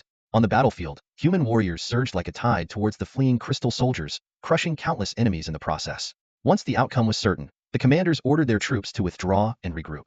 This victory far exceeded the expectations of human civilization. Initially, they only aimed to hold their ground, but they ended up completely routing the crystal forces. This not only provided a tactical advantage, but also greatly boosted morale. Even the leader of the empire allowed a rare smile to cross his face. The leader's gaze then turned to the Eastern Theater, where Wanning was located. In his eyes, although Wanning was not the most powerful of the cosmic nations, it possessed a resilience and vitality that other stronger nations lacked, much like a vibrant young person. Surprisingly, the Crystal Army first collapsed in the Eastern Theater where Wanning was situated, which then triggered a domino effect, leading to their overall defeat. This crushing defeat was undoubtedly a severe blow to the Crystal Civilization. Despite their massive size, making it hard to visually gauge their losses, the leader knew that a significant portion had been obliterated. More importantly, this defeat severely dampened the Crystal Civilization's morale, creating a rare opportunity for human civilization. After the intense battle, the stars returned to tranquility. On the battlefield, human soldiers began collecting the scattered crystal fragments. This was the war's recuperation phase, and both sides needed time to process the outcome. Many soldiers realized the value of the crystal fragments, pausing to absorb them and enhance their strength. Standing on the command ship, Su Ming observed as numerous soldiers broke through their previous limits, their powerful auras interweaving in the Wanning military district. At that moment, the door to the command room opened, and a somewhat disheveled man walked in. Su Ming recognized him as Feng Tu and asked, "Lord Feng Tu, what brings you here?" Fong Tu, with a grave expression, said quietly, I sense that an apocalypse-class mechanical life form has broken free from the seed mark. One of the marks has shattered. Su Ming was astonished. How is that possible? The seed mark should be fundamental, like DNA, and shouldn't be breakable even with increased power. Fong Tu shook his head and explained. I believe it might involve issues on a divine level. Our research into the divinity of mechanical life forms is still immature. It could be an area we don't yet understand. Su Ming nodded in understanding and then said, for now, the war is our priority. Let's put this issue aside until the war is over. Fong Tu agreed, seemingly unconcerned with the matter. Their attention quickly returned to the ongoing battle. The Emperor underestimated the abilities of the apocalypse-level mechanic. Fong Tu's control over mechanical life far exceeded the Emperor's imagination. He had a comprehensive view of every subtle move within the Empire. However, for both Su Ming and Fong Tu, this issue was not a major concern. As long as they could locate the mechanical beings that had broken free from the fire seed mark, Fong Tu could easily regain control over them without causing any disturbances. The so-called Mechanical Empire and the Mechanical Rebellion were nothing but a joke in the face of the colossal Wantung. Nonetheless, this incident served as a wake-up call for Su Ming and Fong Tu, prompting them to consider how to prevent the fire seed mark from being erased in the future. For Su Ming at this moment, an apocalypse-level mechanical being was indeed not a significant threat. Although this minor episode was effortlessly handled by the two, the Emperor remained oblivious to the fact that he had already been marked. Interestingly, this seemingly trivial matter would later bring some trouble to Su Ming. For now, setting aside the Emperor's issue, Wantong's focus shifted to the war with the Crystal Civilization. After failing in their first assault, the Crystal Civilization quickly adjusted their strategy. In the view of human civilization, the half of the sky where the Crystal Civilization resided suddenly became covered with dense dark patterns. Following this, the entire crystal structure began to split along these lines, breaking into dozens of smaller units, each roughly the size of a star system, dispersing in all directions. This move puzzled everyone. Typically, concentrating forces is the key to greater combat effectiveness, but the Crystal Civilization chose to do the opposite. Su Ming observed the changes within the Crystal Civilization and had a vague suspicion. He chuckled softly and said, in this battle, the Crystal Civilization is digging its own grave. Upon hearing Su Ming's words, a trace of confusion appeared on Locke's face. He was about to ask a question when he noticed Su Ming furrow his brows slightly, as if lost in thought. For some reason, an inexplicable sense of pressure suddenly surged in Locke's heart, as if the split in the Crystal Civilization had made the situation even more dire. Su Ming, noticing Locke's confusion, nodded slightly before turning to face him. With a steady tone, he explained, for other galactic nations, the Crystal Civilization's move undoubtedly brings immense pressure and could even weaken their national power. But for Wanton, this is precisely the situation we've been waiting for. Locke frowned deeply and asked, Leader, have you already seen through the Crystal Civilization's intentions? Su Ming nodded again, his eyes glinting with wisdom. If I'm not mistaken, the Crystal Civilization split is a strategy for a prolonged war. Their direct combat strength is indeed superior to ours, but in the last war, they experienced the tenacious resistance of human civilization. A full-scale assault would lead to severe losses for them. Even if they ultimately defeat human civilization, they would be left significantly weakened, making it a Pyrrhic victory. After all, their invasion aims to strengthen themselves, and if they end up weakened, it wouldn't be worth the cost. After a brief pause, Su Ming continued his analysis. So, the Crystal Civilization chose to disperse, splitting into dozens of parts and spreading outwards. Their goal is to absorb more energy and matter to sustain a long-term conflict. They arrogantly believe they can conquer human civilization with minimal losses. This strategy, however, presents a significant opportunity for Wanton. As he spoke, Su Ming's lips curled into a subtle, meaningful smile. Locke, upon hearing this, suddenly understood but then quickly showed a puzzled expression again. But wouldn't the Crystal Civilization know that we can continuously absorb their fragments to strengthen ourselves? Why would they adopt such a slow-wearing strategy? Su Ming shook his head and patiently explained, don't limit your perspective to the Eastern battlefield. To the Crystal Civilization, they are facing the entirety of human civilization. This strategy is based on their assessment of our overall war capabilities. While Wanton's ability to absorb crystal fragments is impressive, from the Crystal Civilization's current standpoint, Wanton is seen as the weakest faction. Naturally, they would focus more on stronger opponents rather than the weakest one. A sharp glint appeared in Su Ming's eyes. This will be a tough war for other galactic nations, but for Wanton, it's a golden opportunity. I bet the Crystal Civilization will only send some troops to hold us in check, avoiding intense conflict while not letting us grow unchecked. Now, we need to think carefully about how to trigger a large-scale war with the Crystal Civilization. Listening to Su Ming's analysis, Locke couldn't help but admire the war strategist's keen instincts. He felt fortunate that managing internal affairs was his true calling. Meanwhile, other astute leaders in the galactic nations had also grasped the Crystal Civilization's intentions. Trying to wear us down slowly, one leader murmured to himself, a sharp gleam in his eye. This strategy was indeed clever and frustrating. As long as the split entities of the Crystal Civilization continued to expand, they could soon devour surrounding star systems, gaining a continuous supply of energy to offset wartime losses. For a considerable period, the crystal civilization might even operate at zero loss. In contrast, human civilization, with its limited number of top warriors, would suffer increasing losses over time, gradually weakening its overall strength. From a macro perspective, a zero-loss crystal civilization against a continually weakening human civilization would likely lead to a situation of gradual, overwhelming dominance. It had to be acknowledged that the crystal civilization, being a higher-level civilization compared to human civilization, had an impressive array of tactics and methods. However, at that moment, a faint, almost imperceptible smile appeared on the lips of that human leader, as if he had already seen a glimmer of hope. For a leader, nothing is more terrifying than a sudden, devastating strike that completely annihilates human civilization.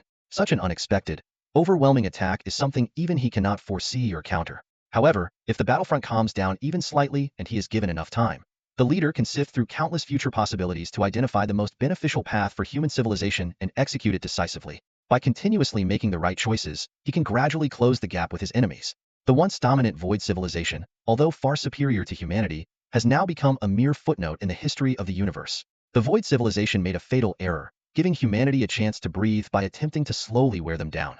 Little did they know, this played right into the leader's hands, allowing him to constantly search for weaknesses and gradually turn the tide, ultimately leading to victory. What makes the leader truly formidable is his ability to utilize time as a dimension. The crystal civilization likely has no idea that they face not only a challenging opponent who can continually strengthen himself by absorbing crystal fragments, but also a terrifying enemy lurking in the shadows. This enemy may not show his hand immediately, but given enough time, he can identify the winning strategy from countless possibilities, effortlessly manipulating his foes. The key to humanity's eventual triumph over the crystal civilization lies in their ability to foresee various future possibilities. The crystal civilization never imagined that the very ability they prided themselves on might become the spark of their downfall. At this moment, the major cosmic nations of human civilization have realized that the crystal civilization intends to drag the war into a prolonged conflict, aiming to slowly erode human strength. The nations have quickly adjusted, ramping up the production of disintegration cannons. Meanwhile, Wantong is urgently formulating new strategic plans. In the operations command room, Cheng Hua, deep in thought, suggested to Su Ming, "Leader, I believe we should adopt the crystal civilization strategy and deploy the 13th Army across various corners of the battlefield. This will not only enhance our control over the battleground, but also more effectively collect crystal fragments to bolster our strength. As for the Eastern Theater, we can leave its defense entirely to the Mechanical Legion. For the Mechanical Legion, as long as they continue to consume crystal fragments, they can maintain their combat power and even grow stronger." Su Ming nodded slightly in agreement and said, "This is indeed the best strategy for now." However, his eyes suddenly flashed with a different expression as he added slowly, "But before we execute this plan, I need to address some issues within the Mechanical Legion first." At this moment, deep within the alternate dimension of the Fangtu mechanical dynasty, a shadowy figure moved stealthily like a ghost.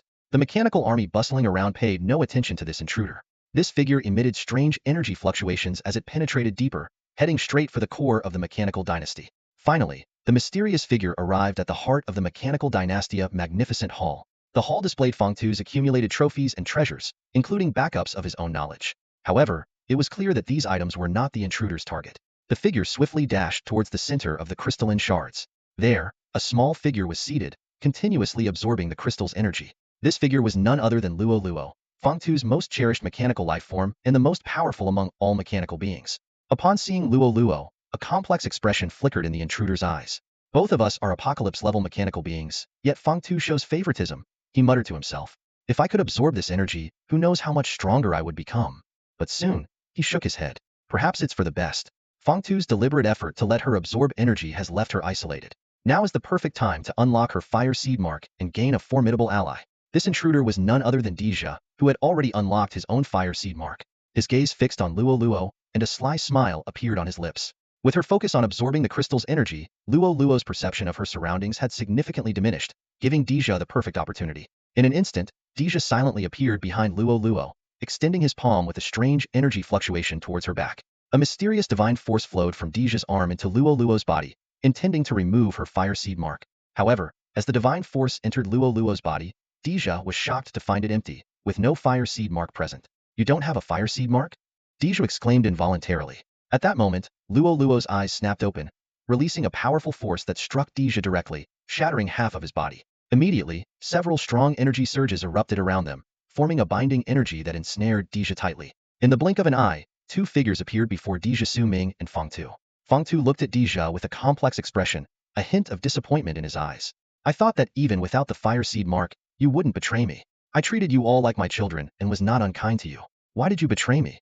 "Dija, severely injured and surrounded by all the apocalypse-level mechanical beings, saw Su Ming and Feng Tu and realized he had been exposed. Despair washed over his face. The situation was a dead end, and he had no way of escaping from so many powerful beings. A cold, vicious look crossed Deja's face. He glared at Feng Tu and demanded, "Why doesn't Luo Luo have a fire seed mark? Why does she get all your resources? You call us your children? What a joke. If you saw us all as your children, why the favoritism?" Hearing Deja's words, a trace of sorrow appeared on Feng Tu's face. He sighed deeply and looked at Deja, saying, "Luo Luo doesn't have a fire seed mark, yet she still sees me as the most important person to her. But without the fire seed mark, you develop twisted thoughts. That's the difference. The fire seed mark is merely a temporary measure. Once I confirm that you're safe and stable, I would naturally remove it." Upon hearing Feng Tu's words, the emperor's face contorted with anger as he retorted defiantly, "You're lying. You only removed the seed of fire mark from Luo Luo because she's the closest to you." Feng Tu shook his head expressionlessly and then said in a deep voice, "Feng Yuan, Feng Ming, Feng Hui, step forward and let number 7 have a good look." As soon as he finished speaking, 3 of the 10 apocalypse-level mechanical beings stepped forward. In unison, they declared to the emperor, "Number 7. Our seed of fire marks were removed long ago." The emperor stared in shock at the 3 mechanical beings before him and blurted out, "Number 1, number 2, number 3? He carefully sensed their presence and indeed found no trace of the seed of fire mark. This realization made his face darken instantly. The mechanical being named Feng Yuan shook his head and said, "When our seed of fire marks were removed, our master gave us new names and a new life. We are no longer called number 1, number 2, or number 3. Upon hearing this, the emperor's expression grew even more grim. He questioned, "You've had your seed of fire marks removed, so why are you indifferent to your kin dying, being used as cannon fodder, and becoming tools of war for the Wantong? Do you feel nothing for your own kind?" Feng Yuan shook his head again and replied calmly, "Number 7, this is war. Whether human or mechanical, there will be casualties. And look." As he spoke, he projected an image showing mechanical beings absorbing crystal fragments. As more and more mechanical beings absorbed the crystals, their auras grew stronger. Feng Yuan continued to explain, "Wantong treats everyone equally. The brave can earn more military merits, and mechanical beings are no exception. Many of our comrades fight valiantly on the battlefield. The more military merits they earn, the more crystal fragments they can exchange to enhance themselves." The emperor's face turned pale as he muttered to himself, "No, that's not right. You've been brainwashed. What you see is an illusion. Feng Tu must have developed a more covert seed of fire mark. You're still being controlled." Feng Tu and Su Ming exchanged a glance and shook their heads. Feng Tu stepped forward and said coldly, "Regardless, you are a traitor to the Mechanical Legion. I'm sorry, but I need to confine your consciousness and study why your mind has become this way." The emperor's unusual behavior caught the attention of Feng Tu and Su Ming. They noticed that the emperor's thoughts had become increasingly obsessive, as if some external force had implanted distorted ideas, driving his mind toward extremism. Even after breaking through the limitations of the fire seed mark, such radical thoughts should not have emerged. This abnormal state left the two of them deeply puzzled, unable to comprehend how the emperor's mind had evolved to this point. After Feng Tu finished speaking, he skillfully operated the mechanical components at the back of the emperor's head. Under his control, the emperor's consciousness was gradually sealed, causing him to lower his head and fall into a coma. Feng Tu decided to temporarily seal number 7, planning to investigate the reasons behind the changes in his thinking and the fire seed mark after the war ended. However, just as Feng Tu was about to utter the words, "fire seed mark," a strange energy fluctuation suddenly emanated from the emperor. Sensing this energy, Feng Tu's expression changed drastically, and he quickly moved away from the emperor. Several apocalyptic-grade mechanical beings immediately intervened, attempting to suppress the sudden surge of energy, but their efforts were in vain. Su Ming felt the energy fluctuation and his face turned pale. He exclaimed, "What's going on? This energy fluctuation?" The energy felt alien, as if it originated from another world. At the very moment this energy fluctuation appeared, the leader of the empire in a distant star system abruptly opened his eyes, a look of disbelief flashing across his face. He muttered to himself, "How is this possible? Multiple possibilities from other parallel dimensions have branched out and intersected with our universe." Silver-white light glowed intensely in his eyes as he began to try to capture the specifics of this intersection point. Meanwhile, within Feng Tu's mechanical dynasty, the emperor's body started to undergo bizarre changes. The originally intertwined mechanical and bioorganic body began to transform into a human form. This scene left Su Ming and Feng Tu utterly stunned, unable to comprehend what was happening to the emperor or why a mechanical life form would turn into a human. A sense of foreboding surged in Su Ming's heart. He shouted, "Stop him!" and immediately entered a hyperspatial state, launching an attack on the transforming emperor. Shockingly, Su Ming's body and attack went through the emperor's form, hitting nothing but air and creating a massive crater on the ground. Seeing this, Feng Tu quickly ordered all apocalyptic mechanical beings to stop the emperor's transformation. However, just like Su Ming's attempt, all their attacks passed through the emperor's body without any effect. As everyone stood in confusion, The Emperor's transformation neared its completion. When all eyes were focused on the Emperor, their expressions grew increasingly bizarre. The Emperor had gradually taken on the appearance of Feng Tuesday. Even Feng Tu himself found it hard to believe. He looked at the himself in front of him and touched his own body, bewilderedly asking, "What's happening? Why does he look like me?" At that moment, the Emperor, now resembling Feng Tu, slowly opened his eyes, scanned his surroundings, and finally fixed his gaze on the real Feng Tu. Feng Tu stared blankly at his duplicate, while a flicker of joy flashed in the eyes of the newly appeared Feng Tuesday. "Excellent, it's finally here. The distortion is about to be corrected, and my world will get back on track," he murmured, a sinister smile creeping onto his lips. Suddenly, the duplicate lunged at Feng Tuesday. Su Ming and Feng Tu simultaneously shouted, "Stop him!" Su Ming immediately positioned himself in front of Feng Tu, and Feng Tu's apocalypse-level mechanical life form quickly formed a defense. Though they couldn't discern the duplicate's intentions, everyone instinctively sensed imminent danger. However, all attacks and attempts to block were futile. The duplicate seemed like a mere phantom, effortlessly passing through all obstacles. To the astonishment of everyone, the duplicate merged with Feng Tu upon contact. The scene fell into a brief silence. Everyone was puzzled first. The Emperor transformed into Feng Tu, then became untouchable, and finally, the two Feng Tus merged into one. This series of events was beyond comprehension. Before anyone could make sense of it, the merged Feng Tu slowly opened his eyes and scanned the surroundings. His gaze had changed. It was clear he was no longer the Feng Tu they knew. Sensing something was wrong, Su Ming frowned and asked, "Feng Tu, what's going on? What's the situation now?" Feng Tu's eyes locked onto Su Ming, and he chuckled softly, pointing a finger at him. He gave a low command, "Go, kill him." As soon as the words left his mouth, countless terrifying figures suddenly appeared, attacking Su Ming. These were mechanical life forms marked with the seed imprint, their minds twisted by the new Feng Tu, now launching a frenzied assault on Su Ming. Among them were 7 apocalypse-level and numerous star domain-level and stellar-level mechanical life forms, their power overwhelming. Seeing Su Ming about to be overwhelmed by the ferocious attacks, Luo Luo and 3 other mechanical life forms who had removed the seed imprint quickly stepped in front of him, desperately fending off the onslaught. Despite being driven back repeatedly, they disregarded their own safety and looked at Feng Tu in disbelief, asking, "Master, what happened to you? Why are you suddenly attacking Lord Su Ming?" Upon hearing Luoluo's words, Feng Tu's expression darkened abruptly. His gaze swept over Luo Luo and the other 3 apocalypse-level mechanical beings, and he was astonished to find that they were not bound by the fire seed mark. The me in this timeline actually removed the fire seed mark on his own. Doesn't he realize how dangerous that is? Feng Tu muttered through gritted teeth. Damn it. No wonder his powers are so weak. He's too impulsive. Despite the turmoil within, Feng Tu calmly assessed the situation. 4 apocalypse-level mechanical beings, with Luo Luo being the strongest among them, still couldn't withstand his assault when faced with the attacks from the other 7 apocalypse-level mechanists and billions of sub-apocalypse-level mechanical beings. Feng Tu's gaze settled on Su Ming, though he seemed not to recognize him. He issued a cold command. Kill him first, then imprison these 4 mechanical beings. I will reapply the fire seed mark on them. As soon as he finished speaking, countless figures appeared instantly, surrounding Su Ming and the 4 apocalypse-level mechanical beings.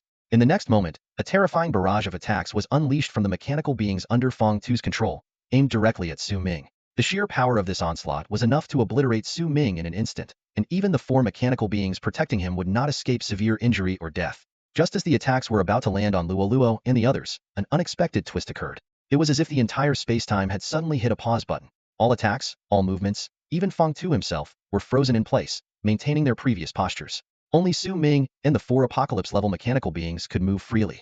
They looked around in shock, unable to believe the bizarre scene before them. At that moment, a figure emerged slowly from the depths of space-time. Su Ming exclaimed, "Leader?" The newcomer was indeed the leader of the empire. With a casual wave of his hand, all surrounding attacks and energy dissipated like smoke. This sight made Su Ming and the 4 mechanical beings gasp, deeply feeling the overwhelming power of the leader. The leader's gaze fell on Feng Tu, and he extended his hand, prepared to annihilate him. At this critical moment, Luo Luo and the other 3 apocalypse-level mechanical beings appeared anxious. Without hesitation, Luo Luo launched an attack on the leader. "Don't kill my master." The 4 mechanical beings attacked simultaneously, their terrifying assault aimed at the leader. The leader frowned slightly but easily deflected their attacks. However, this brief distraction allowed Feng Tu to break free from the temporal stasis. He glanced at the leader in terror, quickly recalled the surrounding mechanical beings, and stored them away like snowflakes into his storage space. Immediately, a spatial portal appeared behind Feng Tu, swallowing him in an instant, leaving no trace. Seeing this, the leader shook his head gently and murmured, "What a pity." Given the leader's level of mastery, he easily understood why Luo Luo and the others had attacked him at that crucial moment to let Feng Tu escape. He felt no anger and did not blame the 4 mechanical beings, only regretting that he had missed the chance to eliminate Feng Tu. Su Ming noticed the leader approaching and immediately stepped forward, his heart racing. His eyes sparkled with curiosity and confusion as he eagerly asked, "Leader, do you know what's going on? Why did a square diagram suddenly appear earlier?" The leader's gaze fell on Su Ming, a flicker of something unusual in his eyes, as if he had realized something. He remained silent for a moment, took a deep breath and slowly began. "I wasn't sure of the reason earlier, but now that I see you, I understand." Su Ming was baffled, furrowing his brow in confusion. "Me? What does this have to do with me?" The leader's eyes grew deep, as if piercing through time and space. Countless, overlapping images flashed in his pupils before settling. He chuckled softly and nodded as he explained. "The square diagram you mentioned actually comes from a parallel universe. Due to a temporal paradox, only one square diagram can exist in a single timeline. So, the new square diagram quickly took over the thoughts and consciousness of the original one, freezing it at the moment it arrived." Upon hearing this, Su Ming and the four mechanical beings around him were stunned, their faces filled with disbelief. Su Ming pressed on. "How is that possible? Why would a square diagram from another universe come here?" The leader patiently explained, "You should be familiar with the parallel universe theory, right? Our universe is not the only one. There are many others created by quantum uncertainties. Each different choice could lead to different possibilities and timelines." Su Ming nodded thoughtfully and murmured, "That's the fourth level of the energy grading theory. Once a human civilization reaches the fourth energy level, they can engage in cross-time combat and easily invade and plunder other possibilities." The leader smiled and added, "Exactly. Moreover, if all possibilities can be unified, one can reach the fifth energy level, the singularity energy level. At that level, people can change their decisions at will, see all possible futures, and human habitation would no longer be limited to planets but exist across different possibilities. Visiting friends would mean jumping between different possibilities." Su Ming seemed to grasp something but quickly frowned again and asked, "So, does this square diagram come from a human civilization in a parallel universe that has already reached the fourth energy level?" To Su Ming's surprise, the leader shook his head without hesitation. He looked deeply into Su Ming's eyes and said calmly, "The square diagram was sent by you." Su Ming's eyes widened in disbelief. "What? I brought it here? How is that possible?" His tone was filled with incredulity. The leader slowly shook his head, his expression serious. "Fortunately, it wasn't sent by a fourth-level civilization. Otherwise, our universe would have had no chance and would have been crushed and devoured. The appearance of this Fong Tu is due to the theory of temporal intersections." "Temporal intersections?" Su Ming frowned inquiringly. The leader nodded and continued, "The progression of each timeline isn't linear. The movement between possible timelines is more like a wave oscillating back and forth as it moves forward. Each possibility corresponds to one of these oscillating waves. Since it's a wave, there are inevitably points of intersection between each oscillation." Su Ming nodded thoughtfully, a glimmer of understanding in his eyes. The leader elaborated further. "This is the theory of temporal intersections. Different possible timelines will inevitably intersect at some point. Otherwise, the gaps between them would grow so large that they would no longer be considered possibilities but entirely separate timelines." He gave an example. "For instance, in our timeline, various possibilities allowed human civilization to survive, but in another timeline, different choices might have led to its extinction. If this continues over time, the two timelines would gradually become completely unrelated. So there are fluctuations and intersections." The leader continued. "Temporal paradoxes require pulling a significantly deviated timeline back to intersect with another. This way, the general direction of both timelines aligns, allowing for choices and possibilities rather than complete disassociation." Su Ming furrowed his brow slightly and asked, "So, are we now intersecting with another timeline?" The leader nodded and then shook his head. "You could say that, but it's not entirely accurate. If it were just an intersection, the other timeline wouldn't significantly impact this one. After intersecting, we would part ways and continue along our original trajectories, and another Fong Tu wouldn't appear. The reason another Fong Tu has appeared is because our timeline has deviated." "Our timeline has deviated?" Su Ming murmured to himself. The leader nodded, giving Su Ming a deep, meaningful look. "Su Ming, you aren't originally from this timeline, are you?" Hearing this, Su Ming was stunned, his pupils contracting sharply. This was his most closely guarded secret, known to no one, and yet the leader had just uncovered it in a single sentence. How could he not be shocked? Suppressing his inner turmoil, Su Ming maintained a calm expression. "Leader, you must be joking. How could I not be from this timeline?" The leader gave Su Ming a knowing look but didn't expose his lie. Instead, he said slowly, "Whether or not you are from this timeline, ever since 3 years ago, when you left the Colin family, our timeline has been distorted. Originally, our timeline had no Mantang, no energy grading theory, no entropy matter, but with your appearance, the timeline has deviated. No, to be precise, our original timeline continues, but now, with you, our timeline has branched off into a separate path. We are like a wave that has suddenly forked." Taking a deep breath, Su Ming asked in a low voice, "So, what about Fong Tu? Which timeline's Fong Tu is this?" The leader's expression grew complex as he sighed. "I've told you before, time will always correct itself, or a possibility from another timeline will intersect with ours. This intersection point is the similarity between that timeline and our own." Su Ming frowned. "What do you mean?" The leader explained. "Intersections occur because of similarities. Among all possible timelines, none have manting, entropy theory, or energy grading, and none have a powerful Su Ming. Without these similarities, intersections can't occur. The leader's gaze slowly swept across Su Ming's face before he continued. In a parallel universe, the emergence of mechanical life was due to Feng Tu's different choices. He developed the technology independently, without relying on Wantong. This is the origin of the temporal intersection. Su Ming listened intently, as the leader's words created ripples in his mind. The leader went on to explain. The temporal rules discovered this commonality and violently connected the two universes. However, this forceful correction caused a misalignment, and the other Feng Tu is a result of this error. A chill ran down Su Ming's spine as he realized that every choice he made was like a butterfly effect, influencing this timeline. He couldn't help but ask with a slight tremor in his voice, "So, what should we do now?" The leader's expression grew exceptionally serious as he revealed a shocking truth. People from the other universe can come here, and vice versa. That Feng Tu's goal is to kill you because he believes you are the key to the temporal disruption. Su Ming frowned and asked, "Why does it have to be a matter of life and death?" The leader's eyes became profound, as if he understood the mysteries of time and space.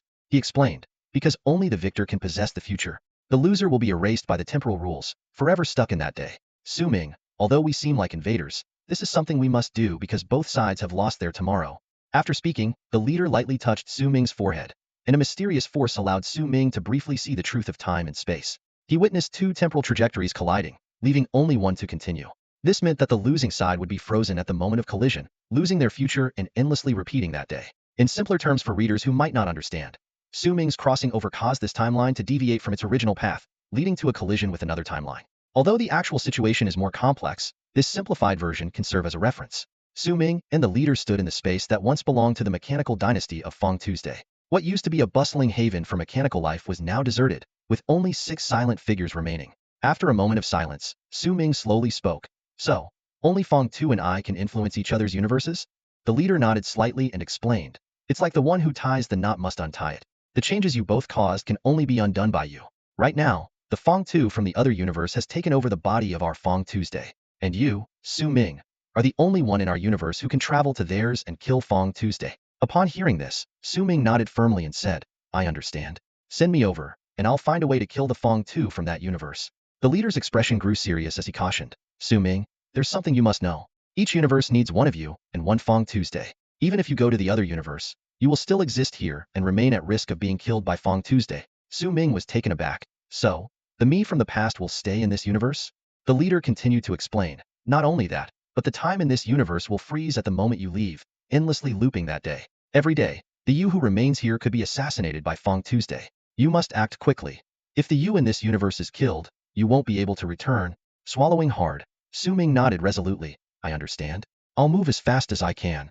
The leader summoned a powerful force, opening a portal before Su Ming. He said calmly, "Go now. This portal connects to that universe. You will take the place of their Su Ming. Find and kill Feng Tu quickly." Without hesitation, Su Ming stepped into the portal. In an instant, the entire universe began to warp, time rapidly rewinding to the state of the previous day. Everyone, including Su Ming, returned to their original positions, with 2 exceptions. Feng Tu stood still, frowning and muttering to himself, "Damn, I need to speed up. If he kills me in that world, I'll be gone forever." The other unaffected by the time rewind was the leader. His gaze seemed to pierce through endless time and space, fixed on the other universe. Suddenly, his eyes grew cold. Because in that universe, another figure remained unaffected by the time rewind. The figure's aura and appearance were identical to the leader of this universe. He was unmistakably the leader from another universe. Both imperial leaders possessed equivalent levels of cultivation, capable of resisting the effects of time reversal and sensing each other's presence. Their gazes met in the void, like 2 sharp blades clashing. After a brief silence, they both revealed a knowing smile. "If I kill you and merge with the you from that world, I can take that final step," the 2 leaders muttered simultaneously, their eyes gleaming with intense battle intent. Each was the strongest in their respective universes, equally arrogant, confident, and proud, equally invincible and insurmountable. Yet, both had stopped just short of reaching the true 4th energy level, just a step away. As their eyes locked, they immediately understood. By devouring the other, they could take that step and become a true 4th energy level powerhouse. At that moment, a surprised voice broke the leader's confrontation. "Leader, why are you here?" The imperial leader shifted his gaze from the distant cosmos to the speaker Su Ming. The leader knew this was Su Ming from the past day, unaware of the impending events in Feng Tu's pursuit. Suspicion flashed in Su Ming's eyes as he asked, "Where is Feng Tu?" "He was just with me, and now he's gone in an instant." The leader didn't answer Su Ming's question, only shook his head slightly. He knew time would repeat this day, and no matter what he said, Su Ming would forget by the next day. The leader calmly said, "Be careful today. With that, he passed through a spatial portal, leaving this universe under Su Ming's puzzled gaze. The leader saw his counterpart from the other universe also leaving and approaching him. As the distance between them closed, their battle intent grew even stronger. Their eyes were like torches, scrutinizing each other. Both knew that this battle was inevitable, and the victor would step into a new realm. Without hesitation, the two leaders struck simultaneously, unleashing earth-shattering power at the boundary between the two universes. The void at the edge of the cosmos trembled from the terrifying collision, as if it might collapse at any moment. Thus began an epic battle that spanned across universes. In the Void Realm, two leaders were engaged in an extraordinarily terrifying battle. Meanwhile, Su Ming instantaneously traveled from his universe to another one. Upon arrival, Su Ming immediately saw the version of himself from this universe. The other Su Ming was staring at the sudden appearance of his self with shock and bewilderment. Without hesitation, Su Ming from his own universe charged at the other Su Ming. Although this universe's Su Ming was a level 6 gene warrior, considered a genius among his peers, he stood no chance against the monster Su Ming from the original universe. In no time, Su Ming subdued and fused with his other self. After the fusion, Su Ming looked around and found himself in the luxurious residence of the Korn family. This did not surprise him, as he knew that, following the normal trajectory, this world's Su Ming should have showcased his talents early on and not been expelled from the family. At that moment, an elderly voice came from outside the door. "Second young master, are you all right?" Su Ming immediately recognized the voice of the Korn family's butler. He quickly responded, "I'm fine, Mr. Darrow. I just accidentally knocked over the cabinet." The butler sighed in relief and chuckled. "Second young master, be careful. If you need anything, please don't hesitate to ask." After politely responding, Su Ming went straight to the room's light brain.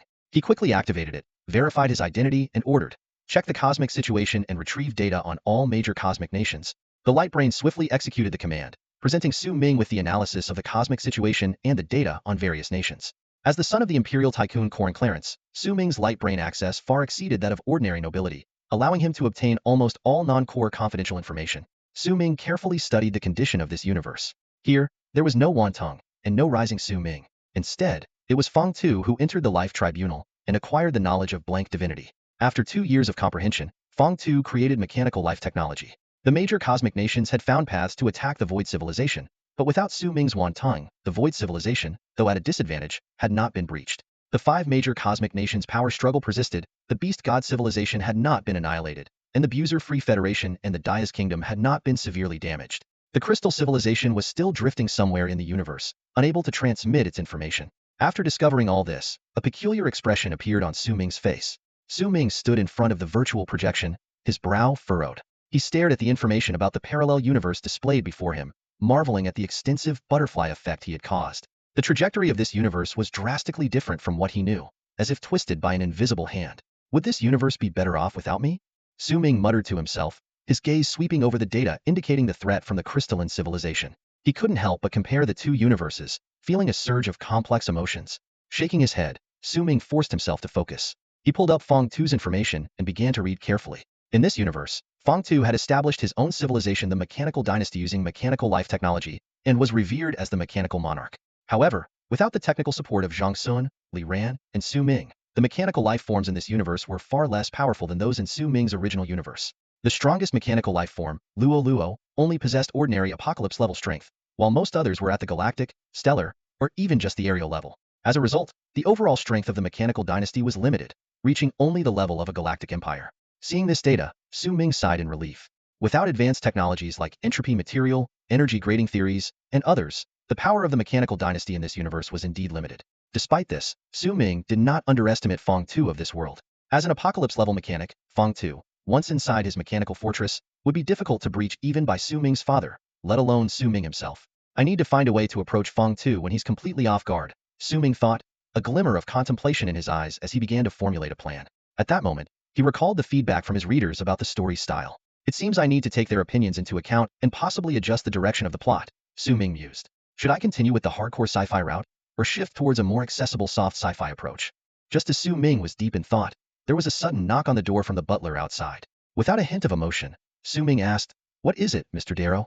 At the same time, he quickly activated his entropy cultivation technique, suppressing his aura to that of a mere level 6 genetic warrior. He then opened the door, his gaze falling on the butler. Darrow, the butler of the Korn family, was no ordinary person. As a master of the flying level, his prowess was top-notch in both everyday life and small-scale warfare. The fact that such a powerful individual willingly served as a family butler spoke volumes about Corrin Clarence's extraordinary status. With a smile on his face, Darrow showed no sign of noticing anything unusual. He softly said, "Young master, today the mechanical monarch, Feng Tu, is visiting to discuss matters regarding the Void Civilization's territory with the leader. However, the leader has suddenly left the palace and is now missing. Therefore, Mr. Feng Tu has decided to hold a mechanical technology exchange meeting with Mr. Mars first. The master has specially secured a spot for you.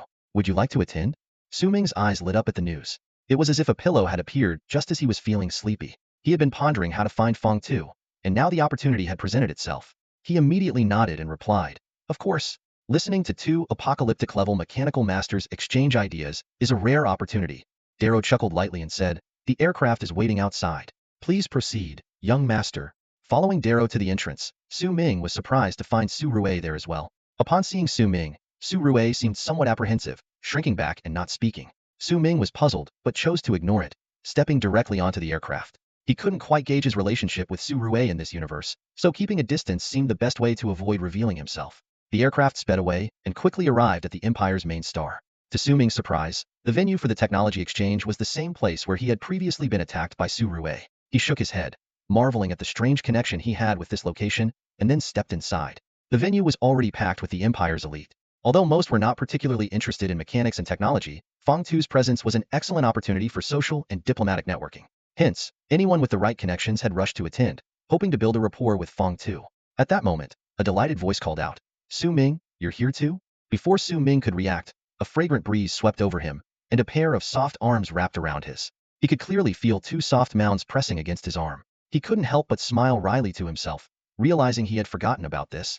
If things had progressed normally, the original Su Ming would have already become quite familiar, not to say intimate, with his fiancée, Tang Mianmian, by now. The woman intimately clinging to Su Ming's arm was none other than Tang Mianmian, the same person he had knocked unconscious and left aside in the main universe. Su Ming felt a sudden chill down his spine, silently cursing his fate. He swore to himself that even in the face of a celestial-level expert, he wouldn't be this flustered. Yet now he truly felt at a loss dealing with this woman. Suppressing his inner turmoil, Su Ming forced a polite but awkward smile. Mianmian, hi there." Tang Mianmian looked up, her big, dark eyes filled with confusion. "Su Ming, what's wrong? Didn't you always call me cotton candy?" Su Ming was taken aback. A flurry of question marks flashed through his mind. Cotton candy? He cursed inwardly. The Su Ming of this world was that cheesy? Struggling to hide his discomfort, Su Ming said awkwardly, cotton candy, hello, cotton candy, goodbye." With that, he tried to walk away quickly, but found Tang Mianmian clinging to his arm like sticky toffee, impossible to shake off.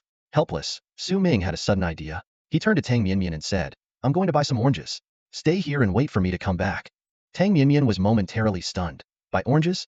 Seizing this brief moment, Su Ming swiftly pulled his arm free, his figure blurred as he dashed away at top speed, leaving Tang Mianmian standing there, bewildered. Having shaken off Tang Mianmian, Su Ming let out a sigh of relief. He quickly scanned his surroundings and soon detected Feng Tu's familiar energy fluctuations, faintly emanating from the inner area of the venue. Without hesitation, Su Ming made his way towards the inner hall. Along the way, various imperial dignitaries greeted Su Ming. "Young Su Ming, congratulations on your promotion. Before long, you'll probably be heading to the military affairs office, right?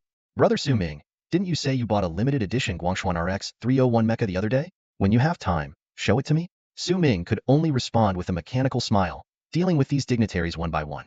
It was evident that, had it not been for his soul crossing over, the original Su Ming would soon be entering the imperial bureaucracy, thriving in officialdom, and sharing the same penchant for luxury as the other sons of the elite. Finally, Su Ming arrived at the inner hall. His gaze pierced through the crowd and landed on a figure in the VIP seats, Feng Tu. Despite still looking disheveled, Feng Tu of this universe seemed more spirited, possibly due to independently developing mechanical life technology. Su Ming's eyes then moved to the girl sitting next to Feng Tuesday. Sensing the celestial-level aura emanating from Luo Luo, he refrained from acting rashly. Finding an inconspicuous spot to sit, Su Ming began to carefully observe the surroundings, waiting for the right moment. As Su Ming quietly observed the situation at the venue, two other intense battles erupted simultaneously in the multidimensional layers of the universe. In the main universe, the past version of Su Ming was experiencing a repetitive day, utterly unaware of the collision between Feng Tu and the universe. He looked puzzled at the spot where the leader had vanished, the leader's warning echoing in his mind. Su Ming glanced around, his gaze landing on Luo Luo and three other apocalypse-level mechanical beings. He frowned and asked, "Where is your master?" The four mechanical beings were also trapped in a memory loop, having no recollection of what had just happened. Luo Luo closed her eyes to sense for a moment, then answered in confusion, "Wasn't the master just here? Now I can't sense him at all. It's like he's blocked my communication waves. This is strange." A mechanical being named Feng Yuan suddenly exclaimed, "Wait, where did Feng 27 go?" It was only then that the five of them realized the Emperor Feng 27 was missing. They recalled that their mission was to trap the emperor, imprison his thoughts, and reset his fireseed imprint. However, the surrounding space suddenly twisted, and the scene before their eyes changed in an instant, causing even other beings in the mechanical dynasty to vanish into thin air. At that moment, a terrifying energy wave burst forth. Watch out! Su Ming's pupils contracted sharply as his entropy mech suit instantly covered his body. He dodged a fierce attack just in time. Boom! The attack landed in the space of the mechanical dynasty, causing a violent tremor. Immediately afterward, countless attacks rained down like a storm, all targeting Su Ming. Su Ming frowned deeply. Within these attacks, he sensed a familiar orate was the mechanical dynasty army of Feng Tu. The unique energy waves of the mechanical beings were clearly perceived by him. Feng Tu, have you lost your mind? Su Ming shouted, his figure frantically dodging and weaving through the dense barrage of attacks. With Su Ming's shout, Feng Tu's figure appeared in the mechanical dynasty. His eyes were cold, surrounded by a host of apocalypse-level mechanical beings controlled by fireseed imprints. Kill him. Feng Tu waved his hand, and billions of attacks instantly poured down on Su Ming. Su Ming was shocked and dismayed. At that moment, he had no memory of Feng Tu and could not understand why Feng Tu was suddenly attacking him. Even the 5 apocalypse-level mechanical beings of Feng Tu were puzzled. However, Luo and the others were not controlled by the fireseed imprints. Their thoughts remained free. In an instant, the 4 figures shielded Su Ming, absorbing most of the attacks. But under the concentrated fire of billions of mechanical soldiers, the 4 mechanical beings were severely injured. Their bodies nearly shattered, and they were flung backward. Seizing this brief respite, Su Ming took the opportunity to teleport out of the mechanical dynasty space, speeding towards Wan Tong's location. Behind him, Feng Tu's face was grim, his eyes flashing with madness. Don't run. You can't escape. Die! He roared, leading billions of mechanical troops in relentless pursuit. Has Feng Tu gone mad? Su Ming fled in panic, his eyes full of disbelief, his heart filled with confusion over this sudden turn of events. Su Ming was filled with confusion, unable to comprehend why Feng Tu had suddenly developed such a murderous intent towards him, as if they had a deep-seated grudge. Despite his bewilderment, he dared not hesitate and fled desperately forward. Facing an attack from billions of mechanical soldiers, even his father would find it hard to escape death. Fortunately, Su Ming's speed surpassed that of most mechanical soldiers. However, 7 apocalypse-level mechanical beings appeared behind him in an instant and launched a fierce assault. Silver light burst from Su Ming's eyes as his divine and cerebral energy levels reached their peak. The ultra-civilization artifact in his hand rapidly transformed into a hyperentropy state. Boom! Su Ming barely dodged 3 attacks but was struck by the remaining 4. His entropy armor was instantly torn apart, and the terrifying energy hit him directly, sending him flying. Su Ming was covered in blood, and his breath weakened rapidly. Seeing this, Feng Tu was ecstatic and excitedly ordered, "Mechanical army, focus fire on Su Ming."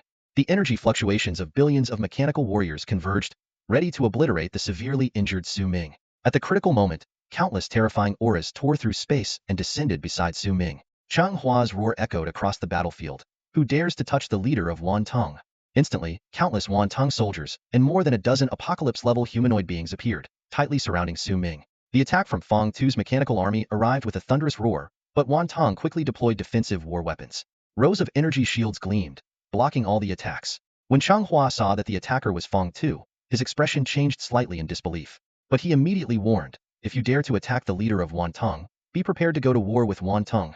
In the army of Wan Tong, even the leader couldn't breach all defenses to kill directly. At this moment, Wan Tong had become Su Ming's most solid support.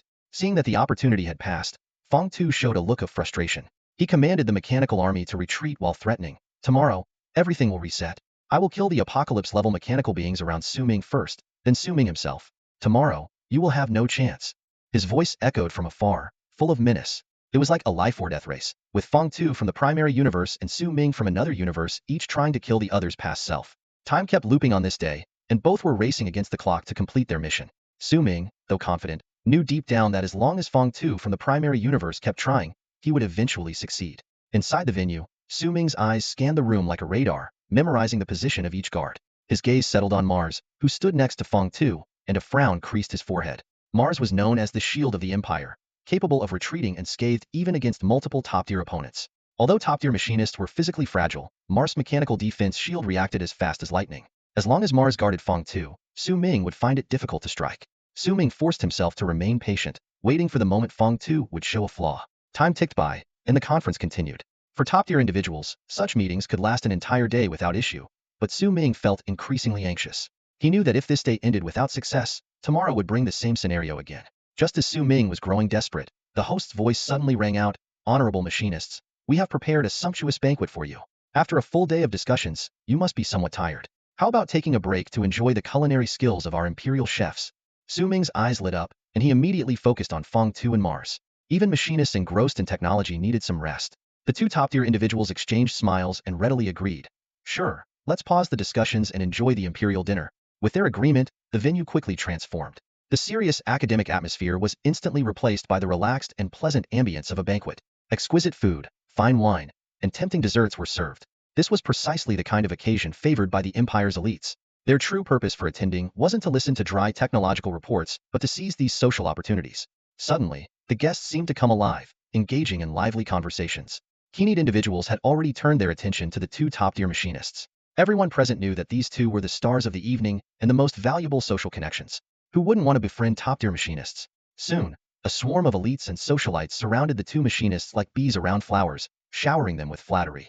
At this lavish banquet, two apocalypse-level mechanics inadvertently got separated by the crowd, each engaging in conversations with the surrounding elites, gradually drifting apart. Su Ming keenly seized this opportunity, a glint of determination flashing in his eyes. He rose gracefully, pretending to want to speak with Fong Tu, and slowly made his way toward him. Lord Su Ming. Young Master Su Ming. The dignitaries along the way greeted him with knowing smiles. They were all aware that the second young master of the Clarence family had a keen interest in mechanics and technology, naturally assuming Su Ming was going to discuss academic matters with Fong Tu. The guests at the event did not suspect anything. Instead, they proactively made way for Su Ming. As the distance shortened, Su Ming's heartbeat quickened. He carefully controlled his breathing, glancing at Mars in the other corner of the hall to ensure that he couldn't come to Fong Tu's aid in time. At this critical moment, Su Ming unleashed a tremendous burst of power. In just 0.01 seconds, he entered a hyperentropy state, his figure shooting toward Fong Tu like an arrow, unleashing a fierce attack. Su Ming knew Fong Tu all too well. Although Fong Tu was renowned as the mechanical king, an apocalypse-level mechanic, this reputation was based on his technical and technological knowledge. In terms of combat ability, Fong Tu was only at the level of a 10th grade gene warrior. This level of strength was insignificant to Su Ming. Even without the aid of a mech, he could easily subdue Fong Tu with his bare hands. As the attack was about to land, Su Ming silently rejoiced, as if he could already see the end of the cosmic war marked by his victory. However, at this critical juncture, a dazzling light suddenly enveloped Fong Tu. Su Ming's attack struck heavily on an energy shield, merely sending Fong Tu flying but failing to break through the defense.